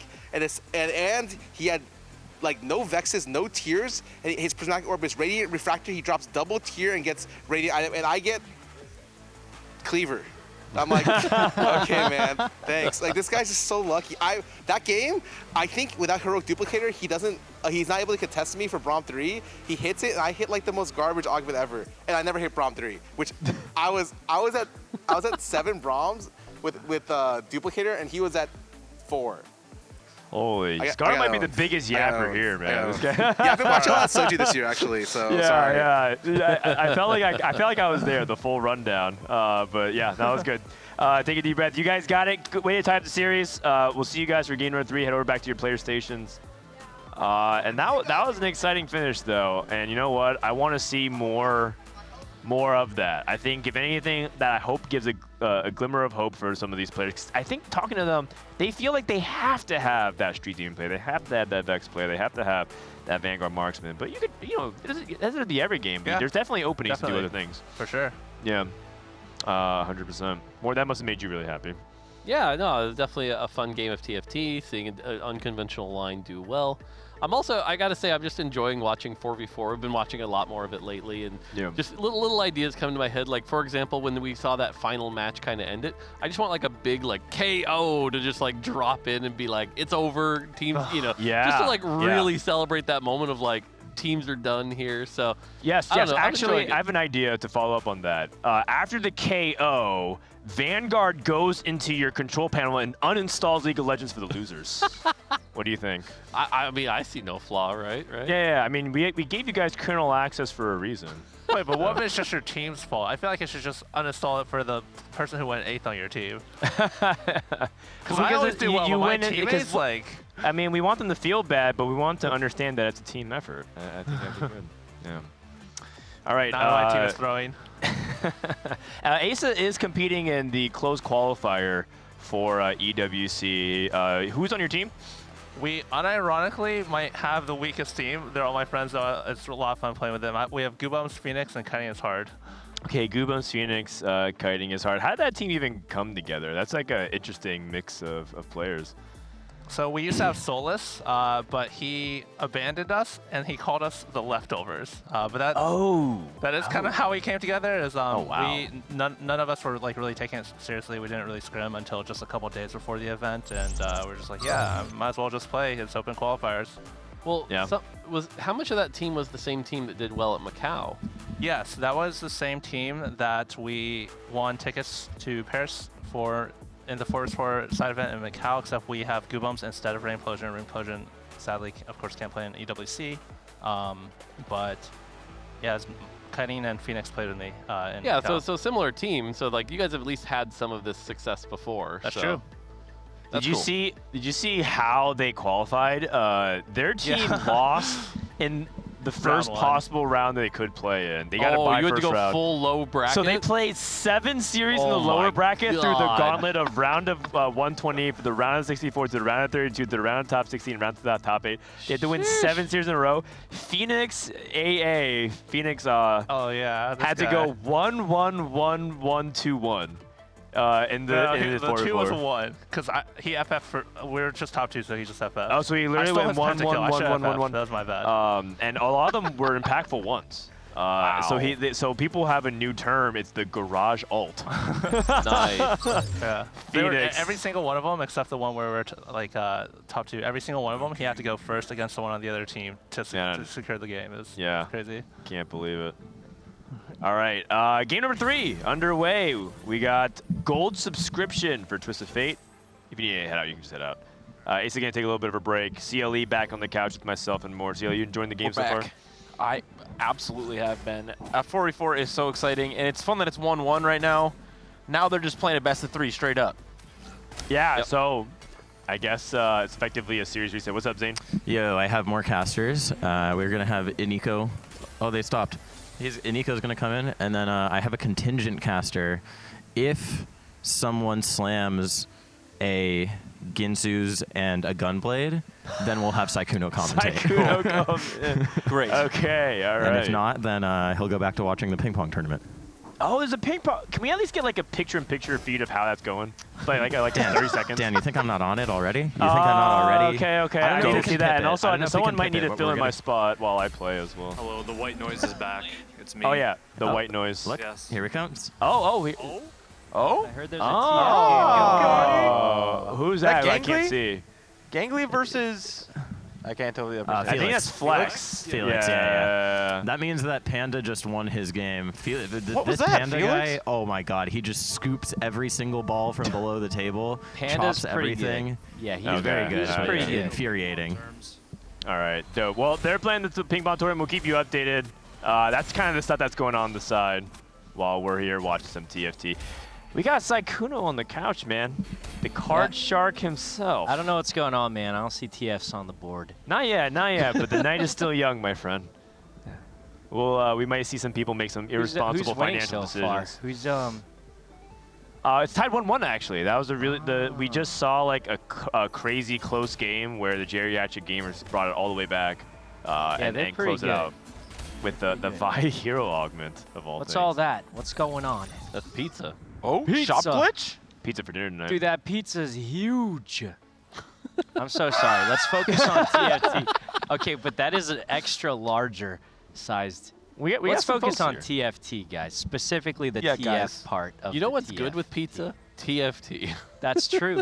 It actually, one of my favorite things about TFT is you can play while like eating or pizza. like while getting ready or something. Absolutely. It's one of my favorite things about it. While getting ready? Yeah, like to stream or something, yeah, or, you like change clothes, man. Yeah. That's crazy. And that's why I'm still low rank. No, I'm kidding. that's why I lose sometimes. Yeah. That's why. TFT's right on the line of one of those games where you can like watch a TV show on the side. Right. But then like when the game starts getting really intense, you're like, I'm gonna you gotta pause the lock show and yeah. Yeah, you can play it different ways, and that's one of the best parts. When I first got into TFT during COVID, I would play TFT, and I watched, I think, 20 seasons of Survivor on my second monitor while I learned TFT. Okay, that's a good show because you don't need to like full focus on it. It's not too plot driven. Yeah, that's a good choice. I can see that. Are you enjoying the recent seasons? I started getting back into it a little bit recently. Well, I don't have cable, and I have a very hard time keeping up to date with things, so I'll definitely like binge it later, but okay. So I have no clue. Big fan though. Oh, Inigo's mic is cut. Hold on. Oh. Or I wonder if we have turn any on this TF players though. Saikuno, do you see any? I'm gonna be totally honest. I think I attract the TF players because every time they're in game with me, they all spam TF, and the second I'm not in the game, they're like, "Yeah, I don't touch that comp." So I'm not sure what it is, but yeah, it didn't top 4 last game, so I can't play. You know. Yeah, it didn't. It didn't. I don't think it top 4'd all day. I think I think in my last game I was going Nafiri actually. Is when it felt like I think I had more. Oh yeah, you had more Nafiris than Twisted. I had more Nafiris than TFs, but that was intentional. Don't worry about it, buddy. All right. Yeah. Okay. No, we found one. We found one. Wait, there he is. It's Box. No Dummy way. with a gun. Albert, my goat. That's my guy. Okay. Keep me So alive. I'm he's curious. What do He's you think locked about this augment? Have you ever felt this augment be very impactful? I don't know if it's super good, but it does like send a message to your team and the other team. I see. You're going What message is TF. that? That you're gonna either run it down or you're taking someone down with you, probably. I see. Yeah. I think every single game, it was me and the other TF guy going 7th and 8th. If I got 7th, I felt like I won. So hopefully it goes a little better. I feel like Albert's really good, right? I think TF. I think so. A lot of times doesn't get first, and I feel like Albert is good at getting first. So do you think this is a good move for him? I mean, I think it's like good enough, right? In 4v4, the first when you're instead of playing for like a first, you can play for a really good 5th or a 6th, and it's nice because a lot of times playing for 5th or 6th feels bad. But in 4v4, it moves the goalpost so you can help the team. And so even if he's not going to be able to get like a first place, I think that's totally fine because his job is to try and pressure the enemy team. I always compare like these high tempo reroll comps as like the entry fraggers. Like they have to go in and do the dirty work. Oh, that's pretty. Wait, I play entry fraggers in Valorant. Yeah, it makes a lot of sense. That's why I like these comps. Yeah. I played a lot during the Syndra set. You know the one where like everyone just went Syndra? Oh, set 12. Yeah. Yeah. I like that one. You like that one? Yeah, I went Syndra, then I went Ari, and then Toast said, "Why do you keep choosing girl characters that have balls?" And I said, "That's not it. It's just a 2-cost reroll. It's just 2-cost reroll. That's it. It's got nothing to do with that." I see. That is an unfortunate common denominator. No, weird coincidence it was. Yeah. It was a weird coincidence. And Twist of Fate, I mean, it's not quite the same. He's good though. I'm not gonna lie. As soon as you said that, I started going, okay, who are the other girl characters with balls, so we can make sure they're in the next set. Oriana. Oriana. Yeah. Okay. Oriana as long reroll. as she's a 2-cost. As long as it's a 2-cost reroll. Yeah. As long as it's it's a 2-cost. All right. Trisha's still back on her marksman, and so is Ray. Just trying to take some inventory stack. Are we going to see Alice contest TF as well? It looks like it. Mork, can I ask you a very, very, very specific set spoiler that the answer is probably just going to be no to? Sure. Is Oriana a 2-cost that uses her ball as an ability? I can neither confirm nor deny such a rumor. He hasn't decided yet. Yeah, but they definitely haven't I decided. think after hearing you talk, he may have decided. We could change his. You could All right, see guys. Oriana on. Yeah. What would the name be, Frodan? Monday 9 a.m. meeting. We're going to have to make a quick pivot, guys. Oh, man. Yeah, we need to get these only influencers the best hooked. players can pivot. I've heard this before. Uh-huh. You have to really be good. Yep. Oh, man. All right. UJelly has a nuts spot for Street Demon, by the way. Yeah. UJelly is actually she opens into Street Demon almost all of her games. Well. And so she's in her comfort zone. You might think like, oh, she's losing a lot of HP. She does this all the time, so she probably feels pretty good about it. Trying to intentionally lose. And the person contesting her is Skara. He's really good at that, yeah. Skara. It is. He's intentionally losing. Also, who wins? Uh-oh. Or specifically, who loses? Who wins by losing? Yes. And I think Skara, frontline the Morgana's is worse for him. Does he lose? Wait, those the Poppy shields were the massive. shields. Yeah, I thought Scar was gonna lose, but Yeah, but Oh no. Wait, but the Echo here. oh, you can see Scar panicking. Look at him jiggling about. He needed to do the trap. He needed to do the corner trap. He needed to trap it. Ooh. Yeah, Morgana actually, because she gets those cats off, does a lot of damage over time, and so that made a pretty big difference combined with the Poppy shields. So that's not good. That's not good. By the way, I know this is tooting our own horn a little bit, but sometimes I forget how much content we have in this game because I was looking at Young Jelly's board, and I was like, what are those items in her inventory? And I completely forgot that that's how the augment works. I was like, oh, right, that's what that is. And it's like, I haven't played that in so long.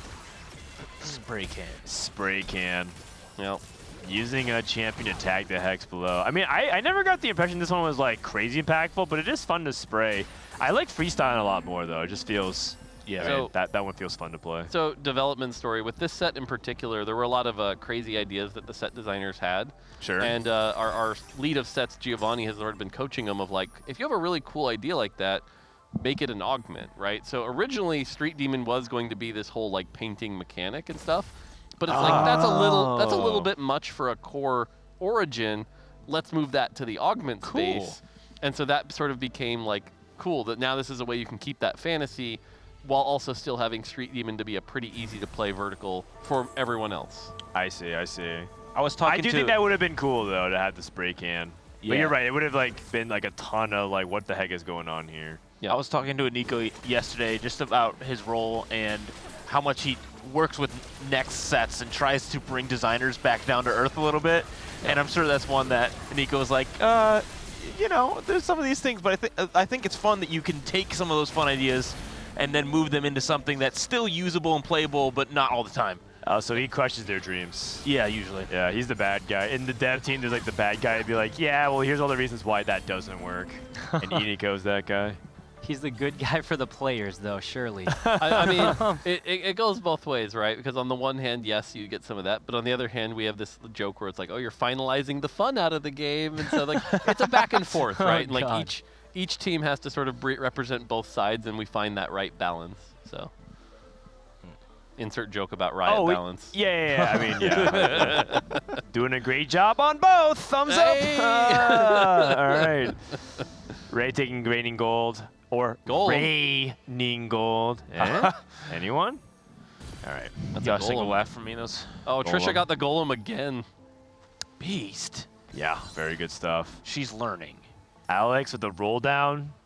Oh, no. Okay, so in your opinion, Saikuno, no Rage Blade, Shojin Guard Breaker, Twist of Fate. Is the spot This is cooked, pretty as the bad. kids like to say? This is really bad, actually. Like, I would say, remember when I said Albert can do so much, you know? Like, I locked in on this count because I felt like I should just learn one thing and be pretty good at it. I feel like Albert could probably have done something. I mean, he's locked in now. Oh, this is Alex. Box. This is Alex? Yeah, Bob. This is Albert's spot. Box. Oh, they're both. Oh, okay. They're contesting. Just running it down, huh? He's got better items, but only TF1. Oh, these are pretty good, yeah. Oh, are you supposed to put But his dummy with a gun? has a gun. Well, the more it shoots, the more powered up you are. Assuming it has that thing. So. But are you supposed to put it like in the second? Usually you see people put it towards like the back. Yeah, I see people put it in the back. I don't know if there's a I right like or wrong third answer. row personally. Okay. This augment in particular is like surprisingly very strong. And it's like trying to really understand why it's so strong, but the effective health you get from the dummy is really important and can swing a lot of early game fights, which allow you the time to get to that TF2, that TF3 that happens on like, 3-5, 3-6. And then late game, it's just that little extra, like it doesn't actually shoot that many shots if you track it. It's like you're gonna gain maybe 10 AD and AP, maybe a little more if you're lucky. But again, target dummies in particular in our past in our augment design have been surprisingly valuable. We've had to take target dummy augments and nerf them repeatedly because there's just so much health from those target dummies. Yeah, This getting one, extra this body on the one's board. not that OP, right, guys? At least theoretically on paper, This is the only but comp I play, please, bro. oh yeah, for, totally for what fine. it's worth, we're not like nerfing this augment or anything. But I will say, like, this is one of those ones, if people saw the augment stats the number is high, and they would go, "That's a really high number," you know, and so. Oh, I will keep that in mind. Thank you so much. I'm glad you're here. It's a good augment. Thank you so much. I mean, I always take it when I see it because I just lock in on it. But I was like, well, that's good to know. That's good to know. If we Secret were to stats. get a dummy carousel, would the dummy that they get from that get a gun? No, I don't believe it says all dummies. I forget. Am I crazy? No, it just says. Oh no, it does. No, Yeah, it it does. does. Yeah, so it Wait, would. so yes. you could take this and what's that one that gives you a bunch of Dumbify. Yeah, yeah. Yes. That would get a gun? Or you could Yes, do future sight. I have seen 2 target dummies before with this, but I've Okay. never That seen could 3. be OP. So yes, it does. Okay, so could be future insane. sight. That's what we're rooting for. I mean, Trisha is getting a lot of coaching, Yeah. but she is Yeah. trying to navigate through some difficult spots. The Golemify, and Golemify, she's on a win streak. This is a very important couple fights. If she can finish on a 10 streak, she puts her team in a really, really powerful position. While having Dumbify as well, which will get our Golemify, which will give a lot of those stats and taking us into the late game and keeping the economic power that comes from this, that'd be crazy. This Golem is Wait, so that thing hard is to a stop. Chungus, bro. That thing ain't dying. Look at That's that actually the name of the Golem if you right click it. It says Actually? Chungus. No, but that would be great. That's one of those things that someone on the No, team his probably name is just tried for Golem. a second, and then we went, nah. Okay, Wait, but the thing you should is, give it a 1 in 10,000 chance of spawning with that name. Yeah, Someone's yeah, gonna get yeah. it, and no one will believe them. Yes, that could be yes, great. I would ship that. I would ship that. Oh, dang. All right, we got confirmation from the man himself. We all thought Crab Rave would never happen, but then it did. Yeah. And it's, you know, stuff like that. yeah, I suppose so. One of the things we talk about on our team is that we do believe one of our like benefits is that we're willing to just kind of do silly stuff like that. Like I don't know if you guys remember, but like the set where Yasuo was a 5 cost, and if he was the only person left alive, he'd play his finisher emote. Oh yeah. Set 7? Yeah. Yeah. Just like little stuff like that that just brings a smile to your face, and so yeah, finding the place to do more things like that is something we want to keep doing more of. Yeah, little Easter eggs like that I think are fun. And we love that TFT has the bigger team and the more resources now to actually actually bring those things to life. It's sweet. Yeah. 210 here for you, Jelly. Oh. 4 costs, and this could be pretty good if it hits the right 4 costs. Annie Zeri. And Vex. Unfortunately, not the ones that she was looking for. I just need like Nico and Brand or something. Nico, Brand, and the last spot is flexible. I've actually been favoring more front line than back line. A lot of people like to play Ziggs because they feel like strategist is really good. But Ziggs without a Cyber Boss is really weak in my opinion. So I've been picking up, for example, these Cho'Gaths and playing Cho'Gath 2 temporarily. Just to help, because you can't hit Nico 2 all the time, so you need something to hold your front line together. And you have a Bruiser, so I'm down for mini Chungus, since we got big Chungus in the game. Cho'Gath's pretty good. We've seen a Oh, lot or of just really hit a good Kobuko. That sounds good too. Oh, okay. Oh, that guy's good. Brand 2. Holy cow, upgrades across the board. Robin But also she just rolling. got it all. Yeah. But she didn't 2-star it. Robin, unfortunate for you, Jelly, did get it all. He has Brand 2 and he has Nico 2. Dang, wait, he just got it all then. Yeah. 7th Street Demon. I do want to call out Trisha and BoxBox from the Geriatric Gamers, both win streaking, very, very healthy. Second game in a row they've done that. Yeah. Yeah. Tempo I think play. Albert did have the better items for TF. Is that a Braum 3? Wait, Alex That's a Braum got- 3. Whoa! He's got a Braum. Wait, that's pretty good. Okay, so recombobulate. Oh, but you banned it on 4-2. Didn't you? I swear it came. I don't know. You might be right. But I thought so too, and then I think the other day I actually had. I swear I've seen it back. Okay. I don't know.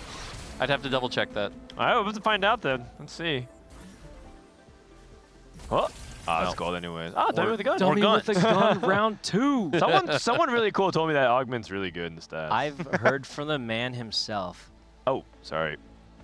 Hold on, can you look up the stats? Is that what you're doing? No. My bad. So I use the He's keyboard looking to up the observe, stats as we and I speak. press the desktop button. He's looking up the stats as we speak. How good exactly is it? What's the My delta bad. on that? Look at him. Oh, He's you know speaking the deltas. language. There I it don't is, know there what it that is. means. I just hear people say it often. No one knows what it means, but It's in my last video, since I can't talk about the stats, I was trying to reveal him as like green and yellow and red, and it's a green augment. You know, we'll just leave it at that. It's a green augment. Green means good. Good. Yes. Okay. Well, I think specifically he said OP, right? Yeah, it was like over 4.3 was the framework I was using. So. Yeah, if it's over 4.3, it's OP, yeah, I mean, which actually is not actually too far off from the way pro players evaluate things. Well, that does make sense. Box. His front line Looking is just pretty strong, except for the front. He's good. Yeah. He's not expecting to win many of these fights. Everyone's like spiking with 2-star 4 cost, so. Yeah, I think it's getting where you just try and die slower than the other TF player. Is right. What ends up happening. Wait. Robin hit everything and lost? Oh, Why? Samira in shop. That's pretty good. Lost to Ugelly. Ugelly. Ugelly? Yeah, I like you know, Ugelly. Alex said Young he Gelly? thought. He thought her name was Young Ellie. Yeah, Young that's what Ellie. he said. He was like, "Is that like? Are you like a rapper or something?" I'm looking forward to her latest diss track. Her new dish track for dish soap. Ooh, I like it. Dish Maybe track. she'll drop a cipher. Nice. So how Guys, OP it's is Mother's this Day. Why are we golem? making dad jokes? Hey. This golem looks really strong. It does. I'd be very surprised if Robin loses 3 and then he puts himself in a situation where the Street Demon players are just racing to the bottom. It definitely looks like he might just lose right here. This is really... Wait, both Street Demon players might go 7-8. Uh-oh. Oh, yeah, that is a surprise. Note to self, buff Street Demon. And Robin can hold a Samir pair, or does he deny Brand? Or neither. Oh, you mean from Ugelly? Like, so she can't get Brand. Oh, there you go. Okay. Yeah, from Young Ellie. Goes for the Shyvana. Young Ellie got a Brand. Does that give her 2-star Brand, or I don't know how many she had? I don't know either. At least +1, yeah. You can check. Oh, it does? Yeah, that's Brand too. That's surely a huge power spike, and now she wins. Wow, I think Robin did not expect to invest this much gold, hit this hard, and lose 3 in a row. He's not even lacking like shred and utility. Like, he's got it. Yo Ugelly just hit everything too. He finds a different way to say the name every time. No. All right, Kiyun. 7 Exotech. I was about to say, this is a Zeri board. We don't see a lot of Zeri boards right now. No, that usually means that he missed so hard on his Vex items that he has to play Exotech. Huh.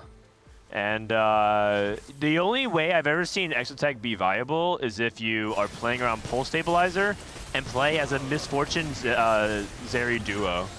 Because they basically mirror Vanguard Marksman.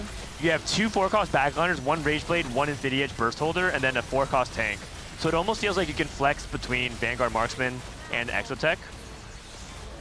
Flux Capacitor in comparison is, I mean, that was if that closer wasn't than a I thought it'd golem, be. if that wasn't a golem, like that was a win. So like that board doesn't look that bad. What are the augments exactly? Item Collector, Spirit Link, and is that 2-trick? 2-trick. Yeah. Okay. So not like crazy augments either. Yeah, you're right.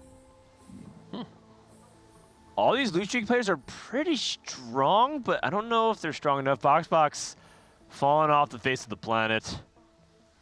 This is very tough, and his front line does not look very good, so it comes down to him and Alex. What's Scarwin streaking with?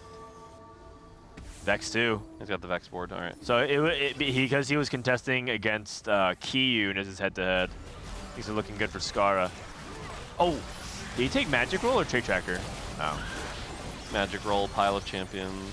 So a lot to guarantee that, but not much combat power other than Board of Directors. Yeah. Which is a very good augment for this Golem. Yeah, a little bit of a rough matchup here against Brand. And Robin and Ugelly are both stable now. Yep. Okay. Looks like Kiyun actually won his fight as well.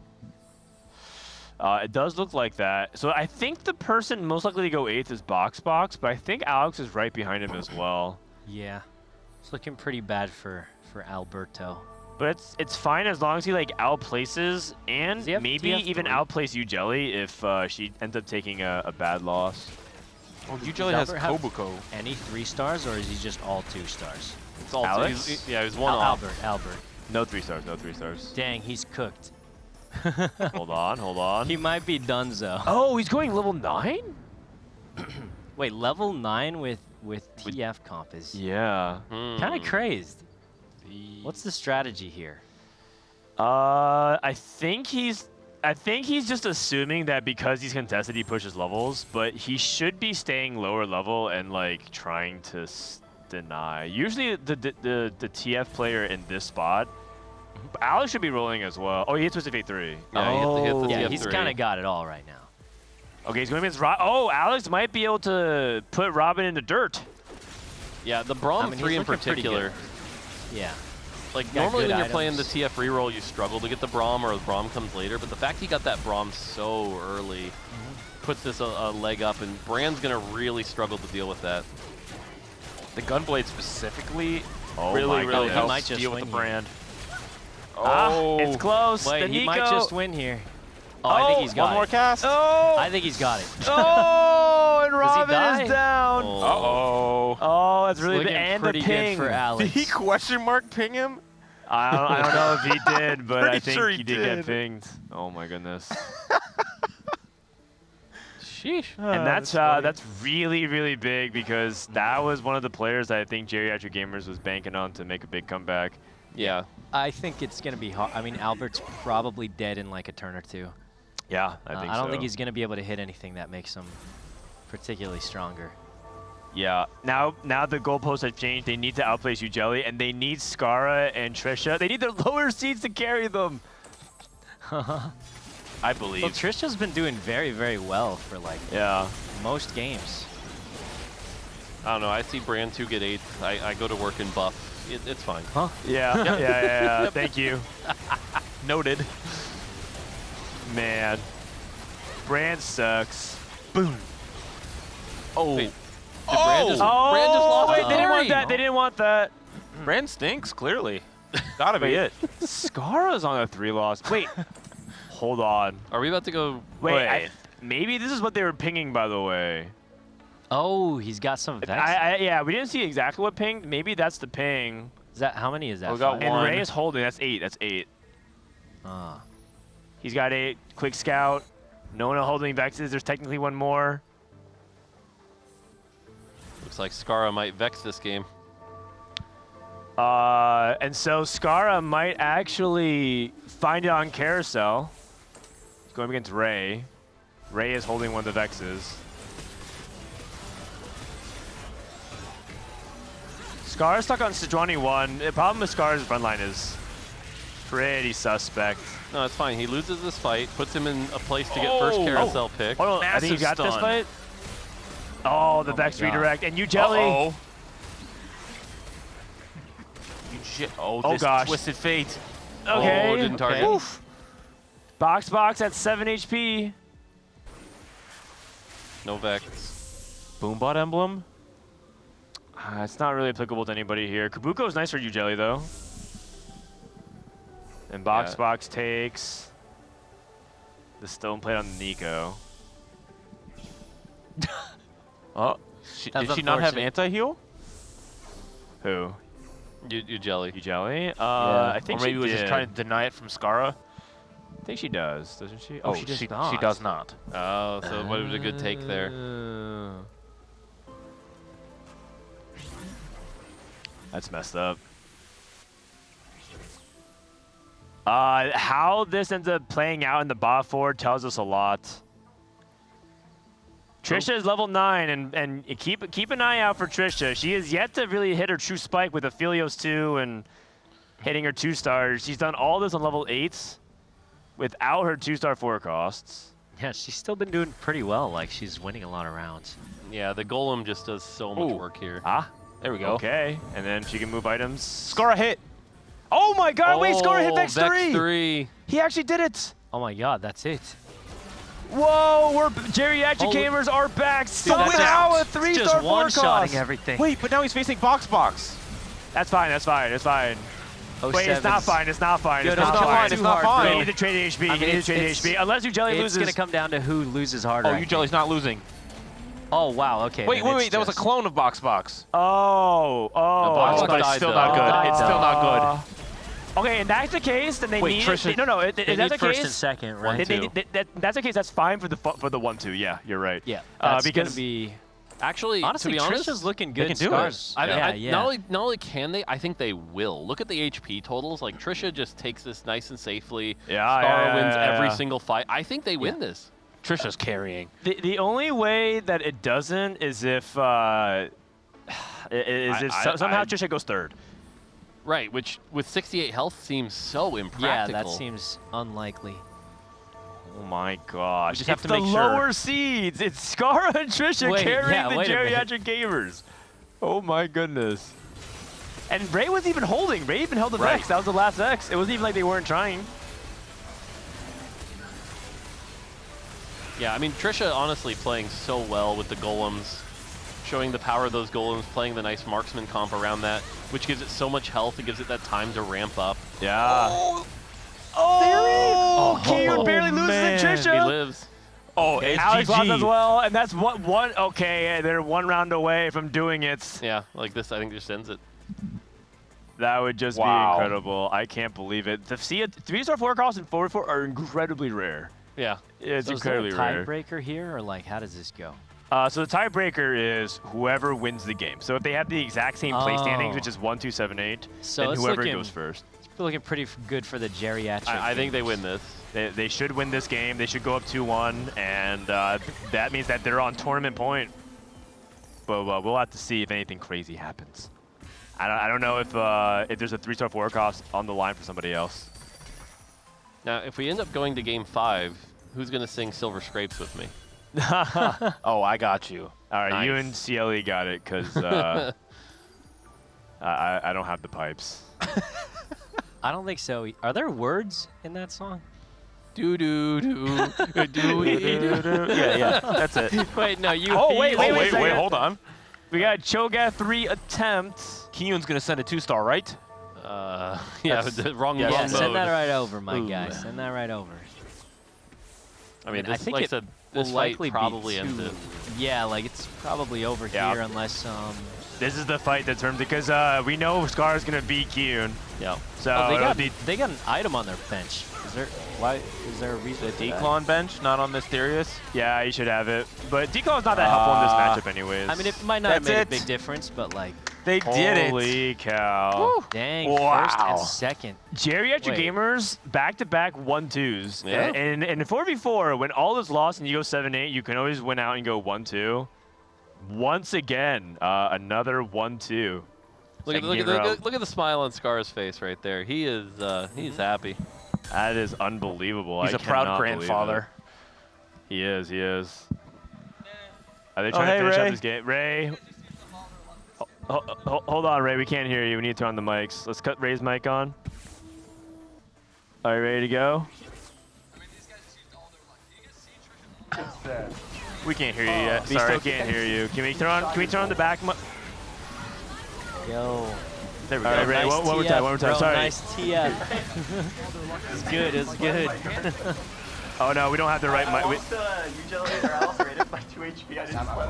How do we hear Albert? Backseating Trisha Oh, they're talking. It's okay. Yeah. Sorry guys, miscommunication. They turned on the mics in their for the room. players in their room. We wanted the mics here. I did want to hear him. Way too dank. Way too dank. Sorry. All right, Ray. For the fourth time, we're here. We're ready to hear you. Yeah, for the fourth time. Okay, I mean, these guys, like Trisha's augments, could not have been more hand-picked. Golemify, million HP, little buddies, Mace's Will. Okay. Mace's Will. We're complaining about Mace's Will. Okay. They have a glove. Her augments were insane, and then I'm holding Vex, and Scar hits the last Vex somehow. If he doesn't hit that, it's just GG. It's like, nah, these guys, you already know they're low rolling next game. PB. Hey, they can roll next game. They've got another game after that. Also, how come these guys first and second seed are looking like they're third and fourth? You know what I'm saying? Yeah. We are wanting the same thing. Why are they carrying Robin? Aren't you What's the going first on, seed, man? Robin? Coming out with some heat. Your bottom seeds are carrying you guys. I'm getting straight up carried. I'm getting straight up carried. Yeah, I took the wrong Robin, offense. you hit everything and then went 8th. You hit Deagle 2, Brand 2, you had perfect items. Why was it so weak? I don't know. You're making it look like I need to go buff Brand. Like, what's going on Dude, here? yeah, I think Brand needs a buff. I think Street Demon needs a buff. I think, yeah, I don't know why I was so weak, but yeah, I took the wrong augment. I took Cyber Bulk when I had like no items, and then yeah, I don't know. My early mid game was like, I mean, I'm just sacking, but it's all good. It's all good. Scar, where'd that Vex 3 come from, man? Yeah. I mean, we were tracking at 8. Ray had one. We're like, oh, he's not hitting. It's like kind of hard to hit the last one. I had 4 right with 100 gold going to 5-1. I rolled down, level 9 rolled down. I'm like, oh, this is a lot of X's. I wonder if I can hit this. I see Ray, of course he's ratting me. The guy always does this. Yes. And I Oh got my the God. Vex, the last Vex, and luckily was able to win out. Wait. It looked like I was playing double up, honestly, and everyone else was playing. Yeah, it was. So we're looking at Robin's graph and laughing. That is crazy. I've never seen them do that. That's so funny. That was unbelievable. You and Trisha are just hard carrying the team. Legit, Trisha's literally top 2 every game. It's actually crazy. Yep. Like, I just look at her. I look at her position. I'm like, she has the best Vanguard mark spot every game. I'm like, Golemify, overheal, pumping up. I'm just like, what is going on? Yeah, Mace's it's nuts. will. Yeah. Mace's will. Can you believe it? She hit Mace's will. It's insane. Trisha, you gotta be feeling like you're on cloud 9. Everything's working out. Yeah, I'm getting really lucky, and to be honest, I have to shout out Manute because he went and got me some magnesium because I was having a panic attack because I'm so nervous.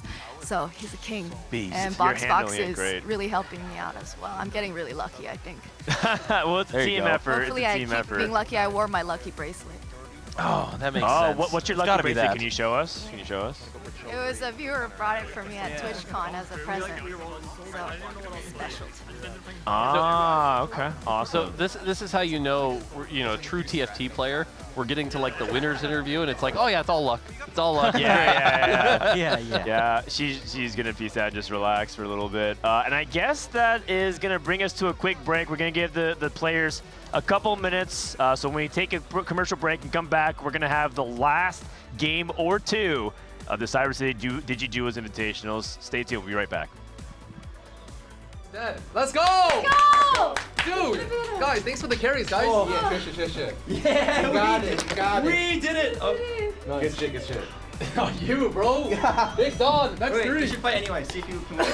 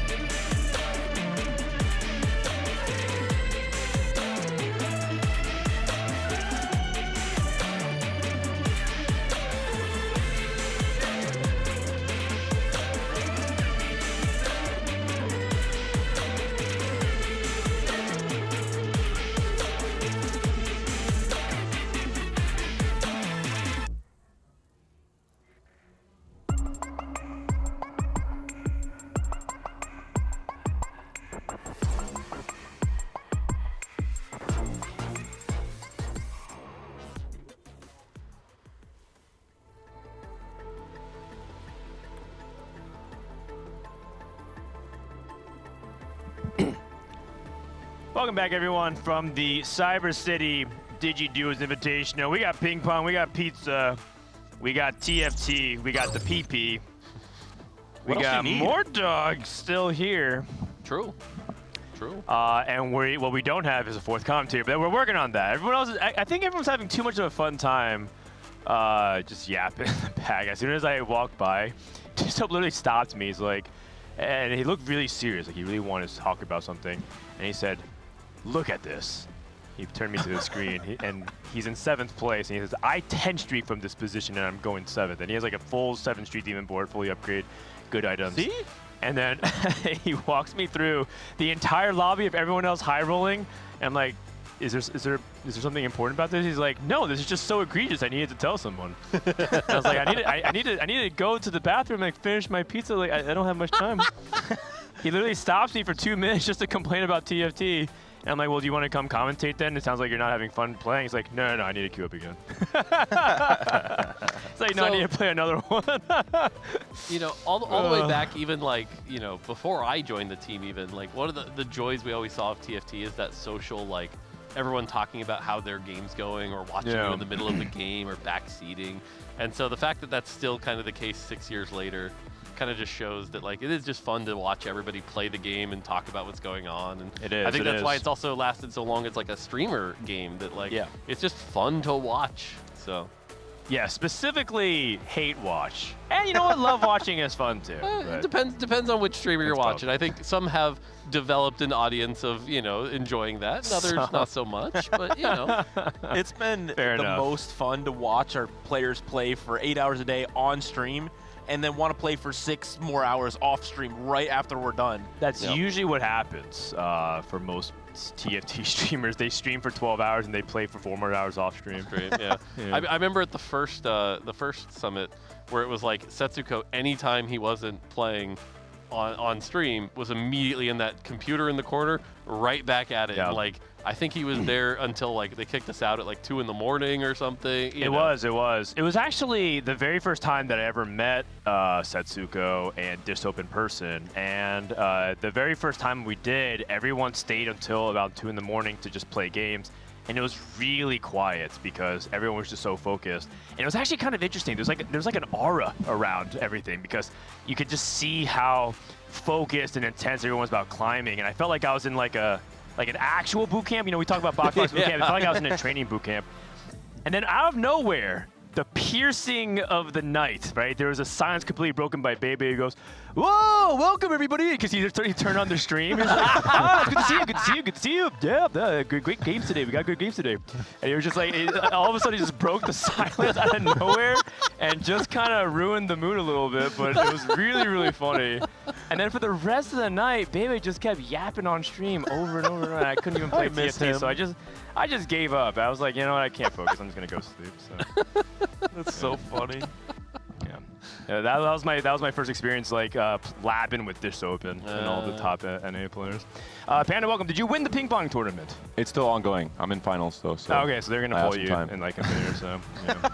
I have 1 game. If it ends here. They're just lucky I wasn't able to enter.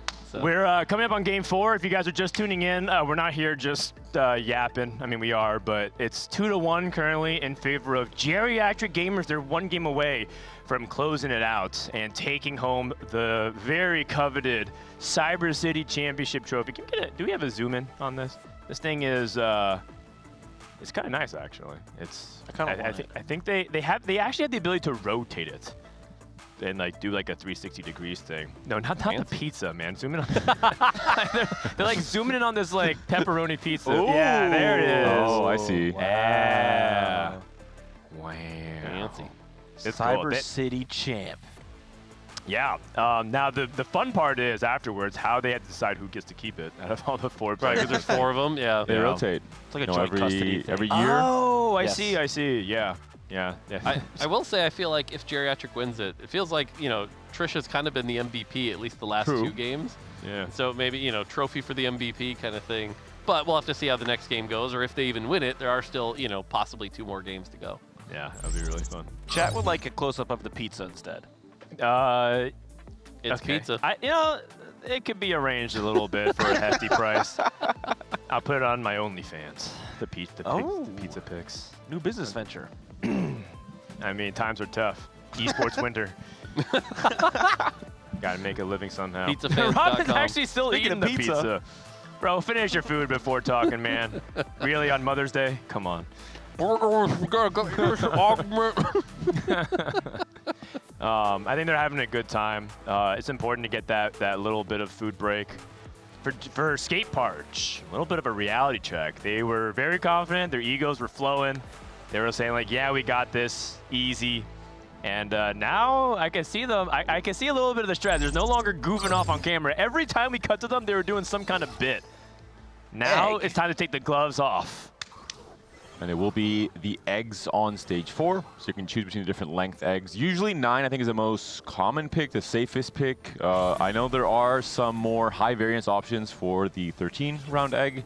We'll see if it'll be 9 across the board for most of our competitors. Yeah. Yeah, generally the 13 egg is more powerful. The question is it debatably, is it worth it? But the problem is there's one cash out in particular in the 13 that is generally perceived as pretty negative. This is actually going away next patch. It's going away. Okay. Bye-bye ZZ Rod. Yeah, that ZZ Rod unfortunately just didn't quite land, I think, where they wanted. So, yeah, so 9 ends up sort of being the safe fallback. The other thing is that generally you have to be in a really bad position to ever take the 4. I mean, you have to be at like, 20 So you would health. appreciate this. You know, I do have to watch a lot of 4v4 for other regions to keep track of them. And APAC actually picks 4 turn egg and 4v4 pretty often, specifically to try and control stage 4 tempo. And so that's a questionable pick. You know, reviewing with some other team members and whatnot, we're always on the fence whether or not that's actually correct. But it is a much more open strategy in 4v4. The issue is, I feel like the reputation that a 9 turn egg is like largely driven in like, okay, it's always 9 turn egg, you never click anything else. And I think in rare circumstances in 4v4, I think it might be correct. Yeah, like I said, I think right now that might be true. Next patch, a lot less so. 13 patch, kind of getting that fixed. So at least it'll now be an option to try to greed for that a little bit better. And it is the same cash out for all players, so there is information to be had in terms of who's cashing out first. You can go to their board, check out what it is, and then maybe plan and adapt your next 2 turns to better prepare for it. Yeah, top on board with MVP last game, Skara with that Vex 3 to see what he gets here. Yeah, pretty standard augments here. 2-Trick, Scapegoat, Pyromaniac. 2-Trick doesn't feel like it's as good in 4v4. Divinicorp Emblem, I don't know. All that Shimmer seems like a pretty safe choice here. We have IE as well. Yep, I can see so that. he can go with Gold Collector. He doesn't have an item holder for it, though, which is the only issue. Usually you want like a Cogmaw or some kind of good AD item in the back. Maybe 2-Trick is just better, too, because that puts you in a higher HP position to take a higher egg cash out, so. I think it depends on where the rest of the spots are. Yeah, so 2-Trick, so he'll be playing around Win Streak. That's pretty good. Getting Morgana and Rost, yeah. We're 2 off Poppy 3. Oh. And he We're sold it, definitely though. going to play that, right? No, he sold it. He already sold it. I'm with Don't- you, though. 7 poppies on 2-1, you at least hold them. Ooh, Blighting Jewel. Horrible forward from Kiyun. And Kiyun, I wonder if he's going to be thinking about Fiddlesticks here, because I know he loves Fiddlesticks. He's his favorite comp in the game. Interesting. But the problem is this is the 3-cost reroll that we talk about not being great in 4v4. Everyone's just going to immediately hold 2 copies, and uh-oh, now you can't hit. Freestyling with Echo 2. You're right. You're 100% right, CLE. I will say that I have seen Kiyun play Fiddlesticks before in 4v4, and he did win out that game. Okay. So I actually would assume that he is one of the few people to be trusted in those spots, because I think he can navigate through it. If we look at Robin's board here, he's playing Street Demon again. Last game he went 8th. Chat, if he goes 8th again with this, I need you to all make sure he doesn't forget it for at least a week or 2. Going back-to-back 8th with Street Demon in this tournament. Yeah, come on, man. With Echo 2 already as well, I mean, we have a really solid front line. Obviously, we'll work on the back line, but this augment specifically, again, I don't know the stats, but in my opinion, it's quite good. As soon as you get that 25 gold, you just lose streak throughout most of the stage, but Yeah. It's pretty OP. I don't need the stats to know that this augment's kind of insane. It gives so much gold, and it rewards you for something that you want to do anyways, which is to play Street Demon units. And you basically get like a mixture of combat power because you get the Street Demon units early, and you can also get a bunch of gold, which is exactly what the comp wants. So, okay, very, very very nice. real quick question. Don't you buy that Mundo and use that Mundo to fill up more spots, right? That's what you do? Okay. Yeah, you could, yeah. My hot take on the augment is it's actually pretty balanced. Its power is generally relative to the performance of Street Demon. It's just very tied to that. Early Warpath, I am a big Warpath believer. I love this augment. You would be, Mr. Tempo player. All right, talk to me about why you like Warpath so much. Like you said, I'm a tempo player, and so having that free 2-star 2 cost to get you going, allow you to, kind of like what we're seeing here, level to 5, play that and get that advantage. And then when you start to fall off, that's when the big cash out comes in. And all of a sudden, if you look at that value, it's like you preserve all the health in the early game, then you get 2 full items, which is the same value as like BRB, and you get all the 2-star 4 cost and the 5 costs. So like when you add it all up and you look at it on paper, it's just so high, but you just have to play that early game tempo well, which like you said, it's kind of my favorite, so. There's a Fiddle on the carousel, and Kyun does not go for it, so maybe not opting for Fiddle reroll. I was thinking maybe you can use Fiddle with Lightning Jewel as a tempo option, not go for the 3-star, and just try and go fast line with that. I'm not sure if that would be correct or not. We know Kyun did play Urgot Flex in day 1, so he's comfortable in the comp. Yeah, it's possible that he's just going to stay on Morgana and then play for... just like a fast 9 strategy. He's not even going for any component. It's just Draven for the Cypher. Okay, so he is playing Fiddlesticks. Yeah, it could be, Cypher cash outs tend to be very good for Fiddle. There's just so many good hits in terms of artifacts, in terms of duplicators, in terms of... I think there's no real misses. It might be the one comp that best uses them. Yeah, because there are a couple of troll cash outs, to say the least. When you start hitting like the 300s. There's like one where it gives you Fiddle 2, Mord 2, Shyvana 2. That ends up being really good for the comp.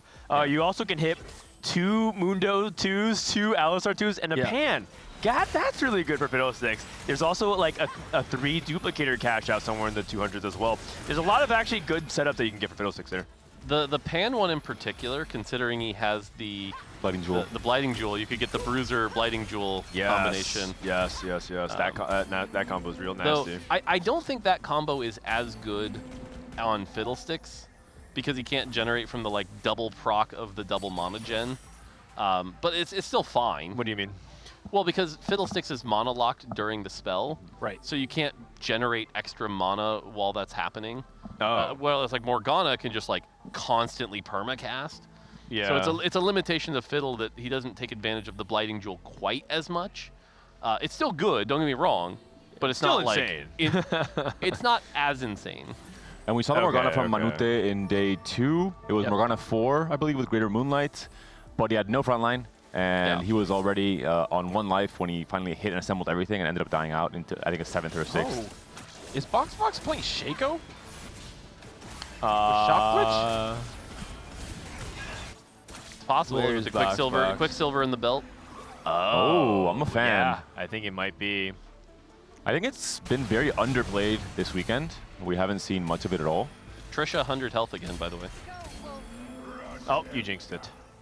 No. Oh no, it was you, Jelly, that lost. No, it's Trisha and Skara again. Yeah. The duo. The real tempo players. Holy cow. Okay, depending on how fast BoxBox can hit this Shaco 3, will tell us a lot. Even if he doesn't hit it right now, as long as he collects a good amount of pairs or a good amount of copies. I do feel like if you're going to play Shaco reroll, you need to hit it by like 3-3 at the latest. Okay. I would say even earlier. Yeah. He's one of the few hyper roll champions in the game at the moment because hitting a 3-star Shaco enables you to get more kills, which allows you to kill more, and it just snowballs onto itself. A good amount of swords, though, is great for him. We now have IE. Oh, jeez. He probably feels really bad about that number of copies. How much should you roll here? He only has 6. I would press it like 2 times, go to 35, and then if you don't hit, go to... Okay. So now, now you go. Commit, now you commit. The wave. Yeah, we wrote it. There you go. Okay. And then you go IE. Could be Sterax, maybe just Implant Redemption for size. now. Okay. That's really, really big for Box. Because you really want Hodge, right, as your third item. Yep. Can we listen in to Team Geriatric Gamers for their augment choice on 3-2 as well? Because I am interested to hear what they have to say coming up. Because this is a potential huge round, not just for Box to win this fight, but for their next coming augment choices. If Trisha and Scar can continue to streak. So, hot take, by the way, I actually don't think Hodge is the right choice if you're going the Slayer route. Oftentimes, one of Shaco's big... Oh, sorry, Tom's. Oh, yeah, I was thinking for an augment round. Okay, Wow. okay. Oh, magic. Oh, wait, how bad? Am I looking to win out? Because I'm gonna do Prismatic Pipeline. Coronation, Flurry Blows, Wait, Blazing what? Soul. Do I look to win out? You're streaking, no, you're streaking. Yeah, roll, almost like a roll, Flurry roll middle, Blows. roll middle. Reroll the middle. Oh, calculate enhancements. It's good. Yeah, it's Flurry really Blows is good. Calculate hands. You need to keep streaking. All right. And Box. Wait, am I holding Fiddle for Hyun? Ooh. Oh, he's losing. Yeah, you need to hold Fiddle. You need to hold Fiddle. He's losing. There it is. You can hear some of the teamwork kicking in there. Radiant item choice. Oh! Not good. No! You can go for the Rage, but yeah, for Vayne, just go for the secondary carry. I put it on... I want to put it on Shaco for now. I would put it on Shaco for now, for sure. I wonder if it was a Slayer +1. You get a pretty big spike with Zed. You get 6 layer early. You have a really high cap with Renekton. For sure. I like it. 6 layer early is a very big deal. I agreed. And it's sometimes you think the circlets might be a bait, but I think in this position it was actually a very high tempo option. Yep. I was going to say Edge of Night on Shaco, I think, ends up being really good because if he gets any aggro, unfortunately he'll die too quickly, especially in the late game. And if you're playing Slayer, you've already got a decent amount of healing. So that extra AD really matters. So okay. Yeah. If Box hits a specific augment, he actually has the setup. He has to hit Scope weapons. If he has Scope weapons, Radiant Rage Blade, oh man, he actually is ready to murder everyone. It'll be crazy. Because that he can put it all on them. We should really keep an eye on Kyun here, because right now, you know, that team is unfortunately on their last game here. They need to win. And he's going to be a linchpin here with this Cypher cash out. He got he's the already down to Bruiser 50 circlet. health. He did. Wait, he got the Bruiser? All right. Okay, now he just needs 1 tier, and he has the Exodia. Yeah, so I'm about to say, we'll get to see this on display. He can also go for Spark if he wants. Oh, no, sorry, he needs the Archangels. Yeah. Never mind. Yeah, he's at 146. I feel like often with this comp, you have too many offensive components, and so it gets a little awkward, especially if you don't hit Urgot randomly on level 8. And so his spot looks pretty good, having a good amount of tank items that he can flex around. And the other thing, too, about Kyun, oh my gosh, another critical loss here. The thing about Kyun is that he's the centerpiece of their communication. So if he's like hard tunneled on like what he needs to do for a Cypher cash out, there's a tier, by the way. Great denial as well on the brand. It puts the rest of the team in a tough spot. Oh, is Kyun going for... Maybe he's trying to leave the brand for one of his teammates. Oh, okay, yeah. So I think he's sound like, if you can get here, I'll let you have it. Otherwise, I'm going to deny Robin. Okay. That's good, actually. I like that. Not just like, okay, I need it. He's willing to sack for the team. More, as you're saying, 39 at this spot. It's so low. 5 is so low. Yeah. Obviously, we'll take a 3-7 cash out and pivot the whole board. Okay. But we're not close to stable. Well, if he is Fiddle 2, you'd be surprised how strong this is. He actually might even win a fight on Fiddle 1. That's how insane it is. See, I'm just not a believer in this setup. Like, I think one or the other is good. Both feels overkill, but he's going to lose the next 2 rounds, given as he's not equipped any frontline. He's got a Warmogs, which is solid. I like this. It's just really going to be, we're going to have to look at that 4-1 board and see what happens. But like you were saying, if he got like the Alistar Mundo cash out, right, and all of a sudden hit those 3-star, then yeah, he probably just wins out the game or something like that. UGL's Warpass at 38. Oh, that's... Wait, only 38? Really? We're only at 3-5, and she's won most of her fights, I think. Yeah, I would expect it to be higher given the 100 streak she was on for a while. Or that's Trisha's, sorry. I'm confusing with Trisha. I have another very niche question about TFT interactions, which I know is probably your favorite. With Warpath, what happens when somebody FFs? So it used to be bugged, But then last patch, I believe, we changed it to where it counts player damage. That you do. Oh, you're saying if they FF in the middle of the fight? Yep. Yeah. Ah, you could screw them over, I believe, is the current It doesn't interaction. count it. Yeah, I think Okay. you just do nothing to them. I'm just saying, it's 4v4, you know. I don't think we're allowing that. Only at the end of the game when it's already locked in. Trisha's still on another win streak. Yeah. Beast. And don't look now, but Box also has the Edge of Night on the Shaco. Yeah, I like the itemization here. And Box gets a free win over Kiyun. Trisha trying to see if she can get an easy or a 10 streak, a nice cool 10 streak here. Box is also one off Mundo 3, which can do some crazy things in this current patch. Yeah. If he can get some great itemization, maybe a talisman somehow later in the game. Yeah. Yeah, I feel like Box is in such a good spot. It just goes back to what Panda was saying. I think the Slayer circlet was just such a better choice that might have been a big difference. But This two win win streakers. Yeah, and plus one more round of Shop Glitch now for Box means that he can maybe get another Like a strong Vayne. win streak going in stage 4. Yeah. 290 is actually like the one cash out breakpoint that there's a couple that are like you don't really want. Oh. Okay, this could be good. Ah, okay, Great that's shiv. good. That's pretty good. That's pretty good. So they'll That's pretty quickly good. lower their MR so that he can get more So mana, in theory. the problem with the so Shiv is actually like an insane item, right? Like no Yeah, one's yeah, gonna yeah. debate that. Who uses it? Urgot. On 8. Because Sure, usually you sure, actually, if you can get to there, yeah. No, Team's gonna high roll this it. guy's gonna just hit this Urgot on 8. I'm just feeling it. Okay. And a lot of times people actually think they have to roll on 7, but in 4v4, rolling on 7, you have to accept that you're probably not gonna hit Fiddle 3, but oh, we had Redemption? Wait, if this guy hurts Urgot Cho 2, he's actually back. Yeah, An I would egg? agree with that. 9 or 4? Goes with That the a- 4. That's a 4. That's a 4. Oh. Which I think is correct. Oh. Yes. Cho'Gath. Kabuko, Vex. Kabuko. He also Now, brought Vex, by Urgot. the way. And Urgot. He's easy to Fiddle 2, by the way. Wait, Oh. what? Kabuko pair? Okay, he hit the Fiddle too. Okay, at least he hit that. He's playing 2 Vexes. Ah, whatever, 2 Kabukos. Yeah, I mean, at least Vexkey can put the Shiv on, right? So, like, that's solid. So this is a pretty solid board. Needs to get his items placed pretty quick here, but otherwise, if he can hit Cho 2 here, yeah, really good spot. He's trying not to slam too much against his teammate. He knows he's really...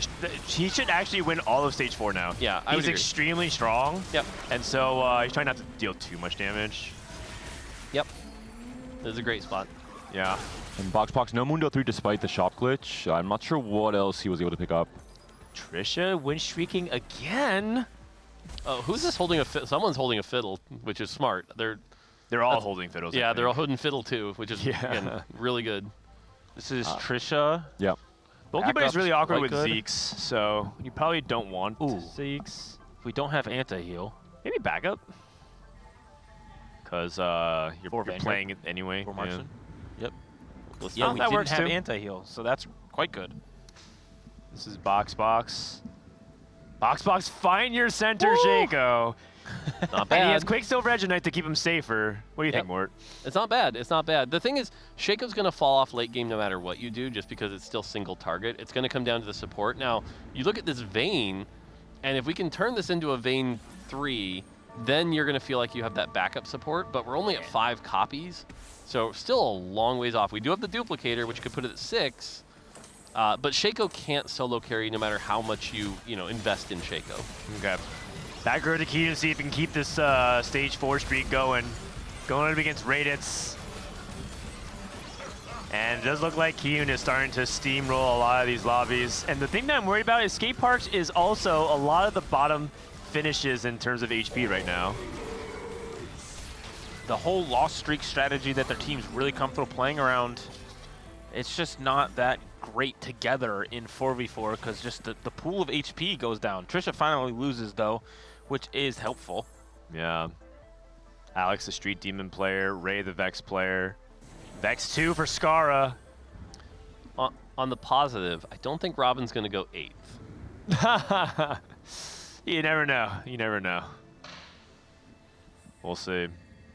And then you, Jelly, the Vanguard Mars. She's the highest HP person right now, but their tempo is just not high enough. What is the amount on the Warpath? Warpath is currently at Ooh. 46. So this is where, again, if you haven't played the Warpath aggressively enough, this is where the augment starts to feel really, really bad, and you're just down a gold augment, right? Like, I look at this board and I look at this state, and I don't think you're ever cashing out the Warpath. Yeah. And the problem was that on Geriatric Gamers, they had all very high tempo spots in stage 2 and 3. Even if you were able to win streak or get wins against them, they would be very small wins as well, with Skara, Trisha, and BoxBox all looking very strong in stage 3. Yeah. Typically, Warpath, I find you want to be at least 60 by the time you hit, 3-7. And so if you're not that, like, yeah, this is where it falls off real hard. I will say, though, it's not really over till it's over if they can find... If Ray stops losing soon and Kiyun can win out the way I think he could, I still think that Skate Park does have a pretty good shot. But right now, I do think Geriatric Gamers are the favorites at the moment. It's a Nico for Alex, might be an upgrade. And that could be the stability points. Yeah. Alex could be the key player as well as a Street Demon player. I'm hearing Kiyun hit Urgot is... Oh, he's so talented. This is he's a board. So talented. So good at the game. This is a board. He's so good. Oh my gosh. Double Warmogs and Redemption. The only thing he's items. missing is Cho 2. Big friend. Oh, yeah. What comes out of 4 turn eggs? I know a complete item can. Is there anything else? No, it's I don't remember the exact drop table. It gets picked so little. Yeah. But it's not a lot. But looking at this board and the fact, even if they like the 4, let's say it did nothing, right? The fact that he had that Cypher cash out and he's up a Radiant item, and it's a very good Radiant item for his comp now. Yeah. With the boom bots giving all that extra magic damage, with the fiddle. He's either way, he's at an advantage compared to the rest of the lobby at this point.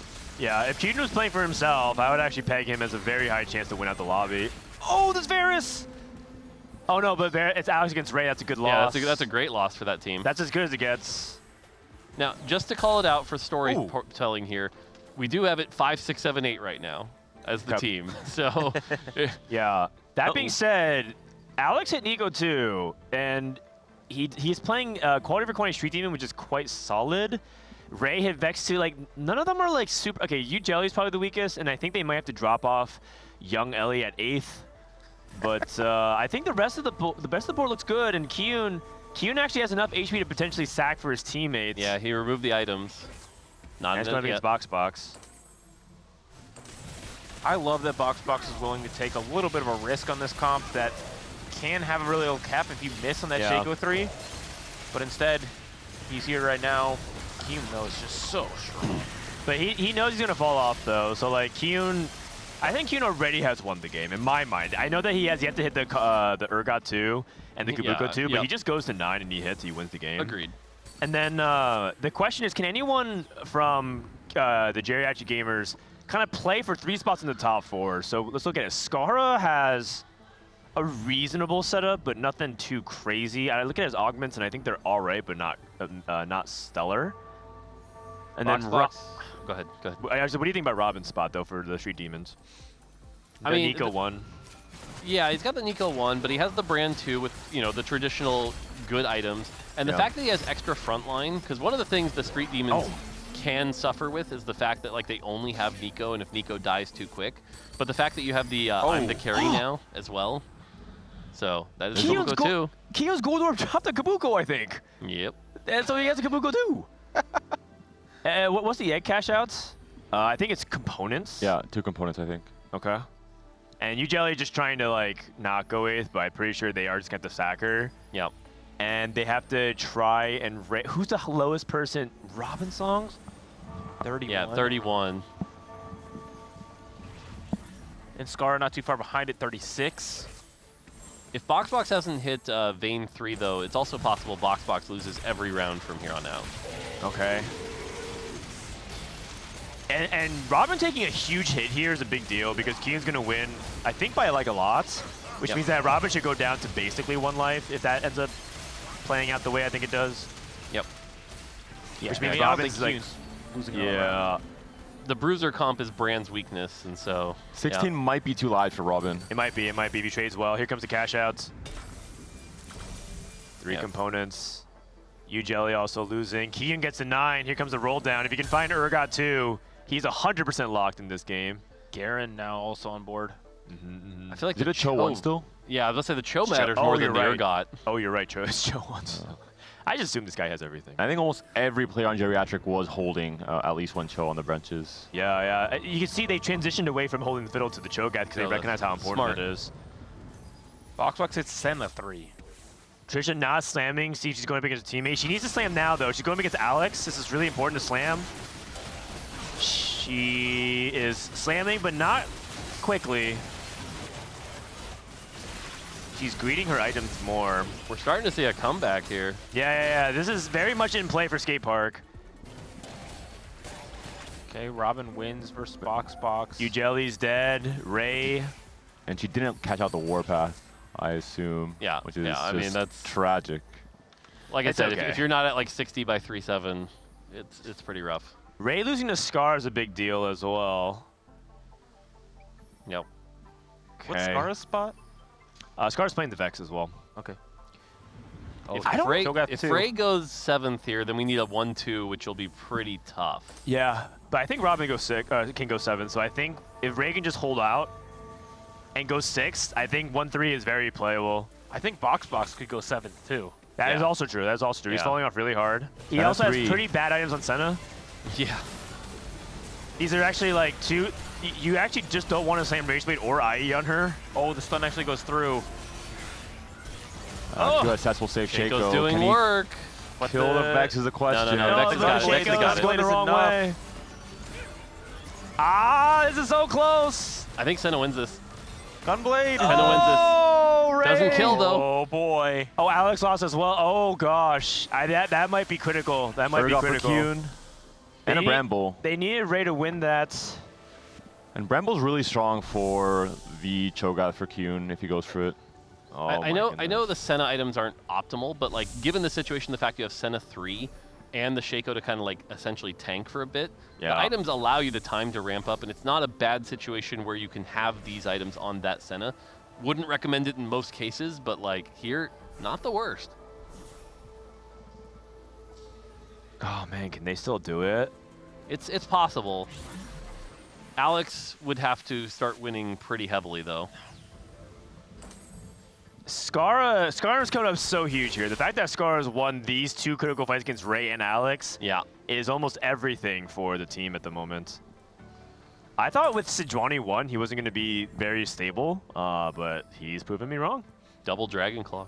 Yeah, the double D-Claw. Giving the world of pain for their enemies. Helios 2 for Trisha. Ray's last stand. Wait, he's up against Kyun, and Kyun's not sacking. Kyun's gonna kill him, yeah. Oof. Oh wait, he footlined his fiddlesticks. I mean, that doesn't matter. It can matter. It can matter. It can matter.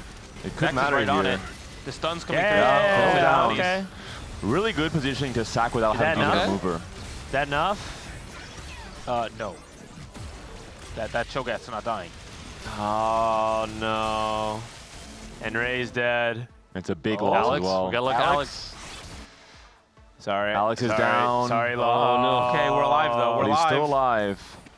But now it has to be, because it's 7-8, it has to be 1-2. Yeah. Which means somehow Alex and Kyun have to go the whole way. It's not Kyun looking is in good. Alex's pool right now. It's not looking good. They need Alex to win out, and they have 1 life to trade. They need perfect matchmaking as well. Yep. But the HP's, it's in the realm of possibilities, right? 27 HP for Trish at the top is not that much. It can happen. It's 2 big losses. It's probably like less than 10%, but it can happen. He's frontlining the fiddle. Because he thinks he wins. So he's trying to get a soft dance for his teammates. Right. But if Alex dies here, I mean, he's on Trisha brand can 1. take him out, it would be the icing on top. Oh man, my goodness, I think that's it. That's it. That's it. There it is. Geriatric Gamers is going to send them 6, 7, 8. And again, Trisha, a masterclass of a tempo start for all those 2 rounds. Yeah, we won the whole thing. Yep, GG. This is one of those rare games where I think double D-Claw's OP in the lobby. Yeah. This shit, Vex Master. Trisha, Yeah. go for Xayah 3 for fun. Oh yeah, I'm Yeah. You can start rolling a little bit now. Switch to 6 golden hawks. Nah, just get Xayah 3. Can I switch to? Oh, you'll feel something with Xayah 3. This is the most old person pop-off thing I've ever seen. No. Like, oh, we won. Congratulations! Congratulations! Disconnected. It's very typical. Box wants to play out the game. Just go for the tuber. Of course. So we should probably tell them that they could leave the game. All right, Ray's joining us for the finale. Okay, wait, this thing's on, right? Yeah, it's on. Okay, I'm pretty, like, a lot of people think the best player at this event is Dish Soap, but I'm pretty sure it's Trisha. Like, what a generational run, like, today from her. Like, yeah, she actually, I believe, like, she, like, averaged, like, a 2. Yeah. Yeah. Actually, like, win streaking every game, too. That's right, that's right. She popped off, and she was a huge difference maker for this series. Young Ellie, I'm sorry about the warpath. Is Trisha just a beast? She's so Is Trisha good. beast? Yeah, she is. I think so. I think Trisha is. She's current. I think if she wasn't hooked on TFT before, she might be hooked now. That's an adrenaline hit. Yeah. Yeah. Sheesh. There it is. All right, Trisha there it taking is. another There it top is. 2. Yeah, Robin with the headset off. Okay, can we have an admin tell them to come down? They already won the game. Box is just like, he's having her roll. Trisha's holding Scar's Vexes. Oh, no, she sold it. Okay. One last 3-star forecast to end it all. Oh, She's back in my double goodness. up. Send me Leona's, please. Are you kidding me? He's not even close. He's like, roll for Xayah 3, and there's 5 Xayahs. Yeah. There we go. There we go. They're working their way out. They're working their way out. Okay. Wow. All right. Congratulations to the geriatric gamers. And you know what this is? They're just having so much fun playing TFT. They can't stop, man. That's what I'm saying. It's like when the other team types GG and the Nexus explodes, they're still there trying to micro skill shot. Like, no, just hit me with your skill shot. Just try it. It'll be cool. Like, that's what they're farming doing, the man. minions. It's like the game's over. True. I love it. All right. Coming down the stairs now. Yeah, Kiyun. While they're walking down, we'll talk to team captain Kiyun. I know you guys didn't take the dub, but still a hell of a weekend. You should be really proud of the team still. Sorry? Side zone, my bad. What's up? Yeah, I had a fun. Yeah. Did you have fun this weekend? Yeah, I had a You proud of blast. the team? I had a blast. Yeah. Oh, here we go. All right, congratulations. Let's hear from team captain Robin Songs. Or at least team captain for about 30 more seconds before we crown a new one. Robin, you won the tournament. How's it feel? Oh, it feels great. Yeah, I think my team carried me this last round because no shit. Trisha's a beast. Trisha top 2 to every single game. Pulled out the marksman specialist and Skara, Vex Master, and a box like weird line master, Shaco reroll, and Vi hero augment. And I'm just going 7-8 every game. So thanks, guys. Round of applause for Oh! Got hit by the confetti cannon. Trisha's a birdie. MVP of the finals, MVP of the playoff run here. Some victory words, speech. Thank you, Box for probably griefing his games by helping me so much, and Manute and Aiden for giving me the magnesium because I was like trembling so hard I couldn't click buttons. And Scar, everyone on my team and the staff, and I'm so happy. Oh my God. That's right. This is completely different from my other Riot tournament experience. I played at LCS. Oh, yeah, oh. and I got dumpstered. But this went really well, and the hard work really paid off, and I think everyone is really happy. Who do you think? So you can pass the baton forward. So if people are crowning you the MVP, if you couldn't crown yourself, who would you also shout out on your team as being the hidden MVP for the team? Well, obviously my duo, but I would say Boxbox for this because Boxbox was. Oh, sorry, I'm quiet. Boxbox was coaching me the whole time, and I was like literally asking him questions every few moves, every move. All right. Yeah. And really. Boxbox, just some words from you, man. I feel like when you're doing the weird stuff, you were really in more of your element for the team than just playing the meta lines. Would you agree with that? Yeah, I was having a lot more fun playing my weird stuff. Yeah. So what inspired you for like the Shaco and the Vi? So like, it just were you just like, yeah, I'm just gonna send it, or did you actually have that up your sleeve? I've never played Shaco. I had 3 Shacos and a QSS opener. I was like, I think I have to do it. So then I again pulled up TFT Academy and pulled up the guide. Hey, no How way, much you paying man. these guys? I'm literally nothing, enough. man. I'm telling you. It's weird. It's weird. It's cool. Man, really cool. Did you guys feel like you were like the favorite? You guys won pretty dominantly. Was that a reflection of your expectation? I didn't say it, man. I didn't say it. I definitely did not think. I thought we were slightly favorited against Dish Soap's team, and I thought we were pretty unfavored against Kiyun's team. If Trisha didn't average a 2, we probably would not have won.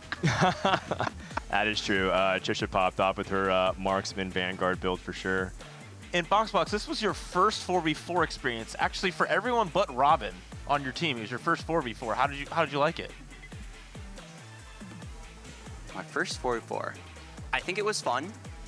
I hate like that you can face your teammates, but like I understand that can't be changed. But I would describe it as a janky but cool experience. That's like TFT in a nutshell. What's up? Because for some reason, when I was pilfering, he gave me all his units. He even put a Jin in the front. Oh! And then he gave me a Sedge, like repeatedly, dude. It was so thankful. That's right, the hidden MVP raid. Finally, let's talk to Skara real quick. Skara.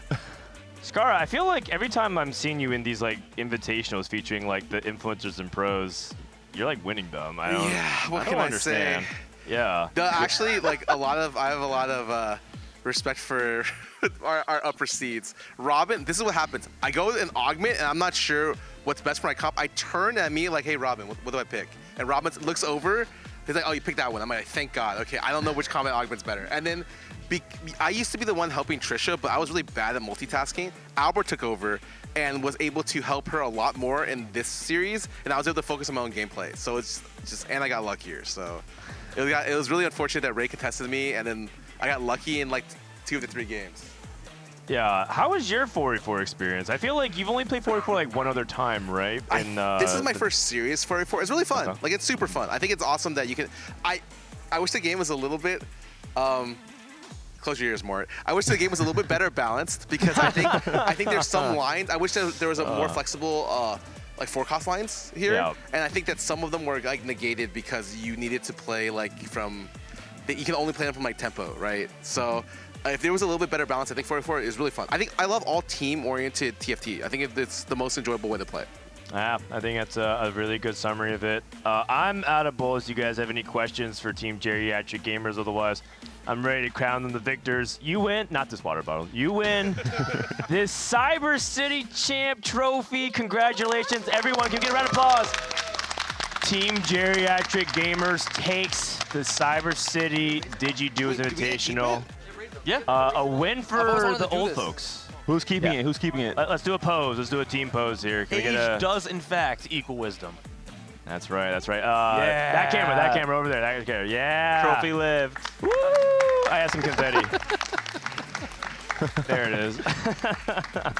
All right. And I think that's it. Zane, you want to have some final words? Like, we're closing out the show here, right? Yeah, we're pretty much closing out. Yeah. I mean, who gets to keep it? That's a big question. You guys can decide I who to think keep it's it. very obvious. Yeah. Let's go, Trisha. Yeah, Trisha can get the trophy. You can't cook with that, though. I don't think that's safe. You can try. So I guess that closes the show out. We actually didn't rehearse the ending of this, so this is pretty authentic. I want to give a special thanks to a few people. The first is, of course, Riot. We're hosting this at the Remote Broadcast Center, and I didn't pay any money to make this event happen, even though everyone attributes to me hosting it. It's mainly Riot like supporting the vision, but perhaps not just Riot, of course, backing the event, but Zane Benzali, the creative producer who kind of went all in on this event with me. Zane is the reason this all happens, both creatively, operationally, directionally, production muscle, and of course he hires his own team and gets people involved. But Zane, this couldn't happen without you. Both Summit and this is two priceless events memory-wise for the event, so thank you very much, man. Thank you. Thank you for letting me be a part of it. No, I mean, I'm just really honored to be able to do this. The TFT community deserves it so much. I feel so grateful to be able to do this for all of you guys. And of course, I mean, I have a mountain of people behind me. Shout outs to everyone in the control room, Tim, RTD, Mike, and Amber, and Patrick, and everyone here at the RBC. And I'm not going to try and name everyone because I'm like a bad Oscar speech. I'll just forget everyone. But yeah, no, I mean, it's incredible. It's an exhausting weekend, but at the end of it, it's so cool to see everyone gathered here. And I don't know, these types of events are great because like I feel like even the people who went second are like happy about it in some way. And that's like the best you could ask for an event, right? So I hope you all enjoyed. We love doing these types of things. Hopefully we get to do more in the future. Hopefully we get to keep showcasing TFT players' personalities and the vibes here, which are truly immaculate right now. Thank you to everyone who made it possible, everyone at Riot, my features team, everyone. You'll see some of them, so I don't need to name them. You'll see them in a little bit. Yep. My main shout out, thank you to my family for supporting me as well, my lovely wife, my sister-in-law, and all the mothers out there. Happy Mother's Day. I think we should end on that. Okay, I also shout out my wife. My bad. I also shout out my wife. Thank my you, mom. Taylor. I did Thank that you, earlier. Michelle, Stacy, Wendy, everybody. Happy Mother's Day. You guys are the true MVPs of everything that make it all possible. Happy Mother's Day. But we're done here. I think we all can agree TFT can be pretty damn fun sometimes. From Frodan Mort, CLE, Panda, everyone part of the RBC, thanks for watching, and we'll see you next time for more TFT action. Good night.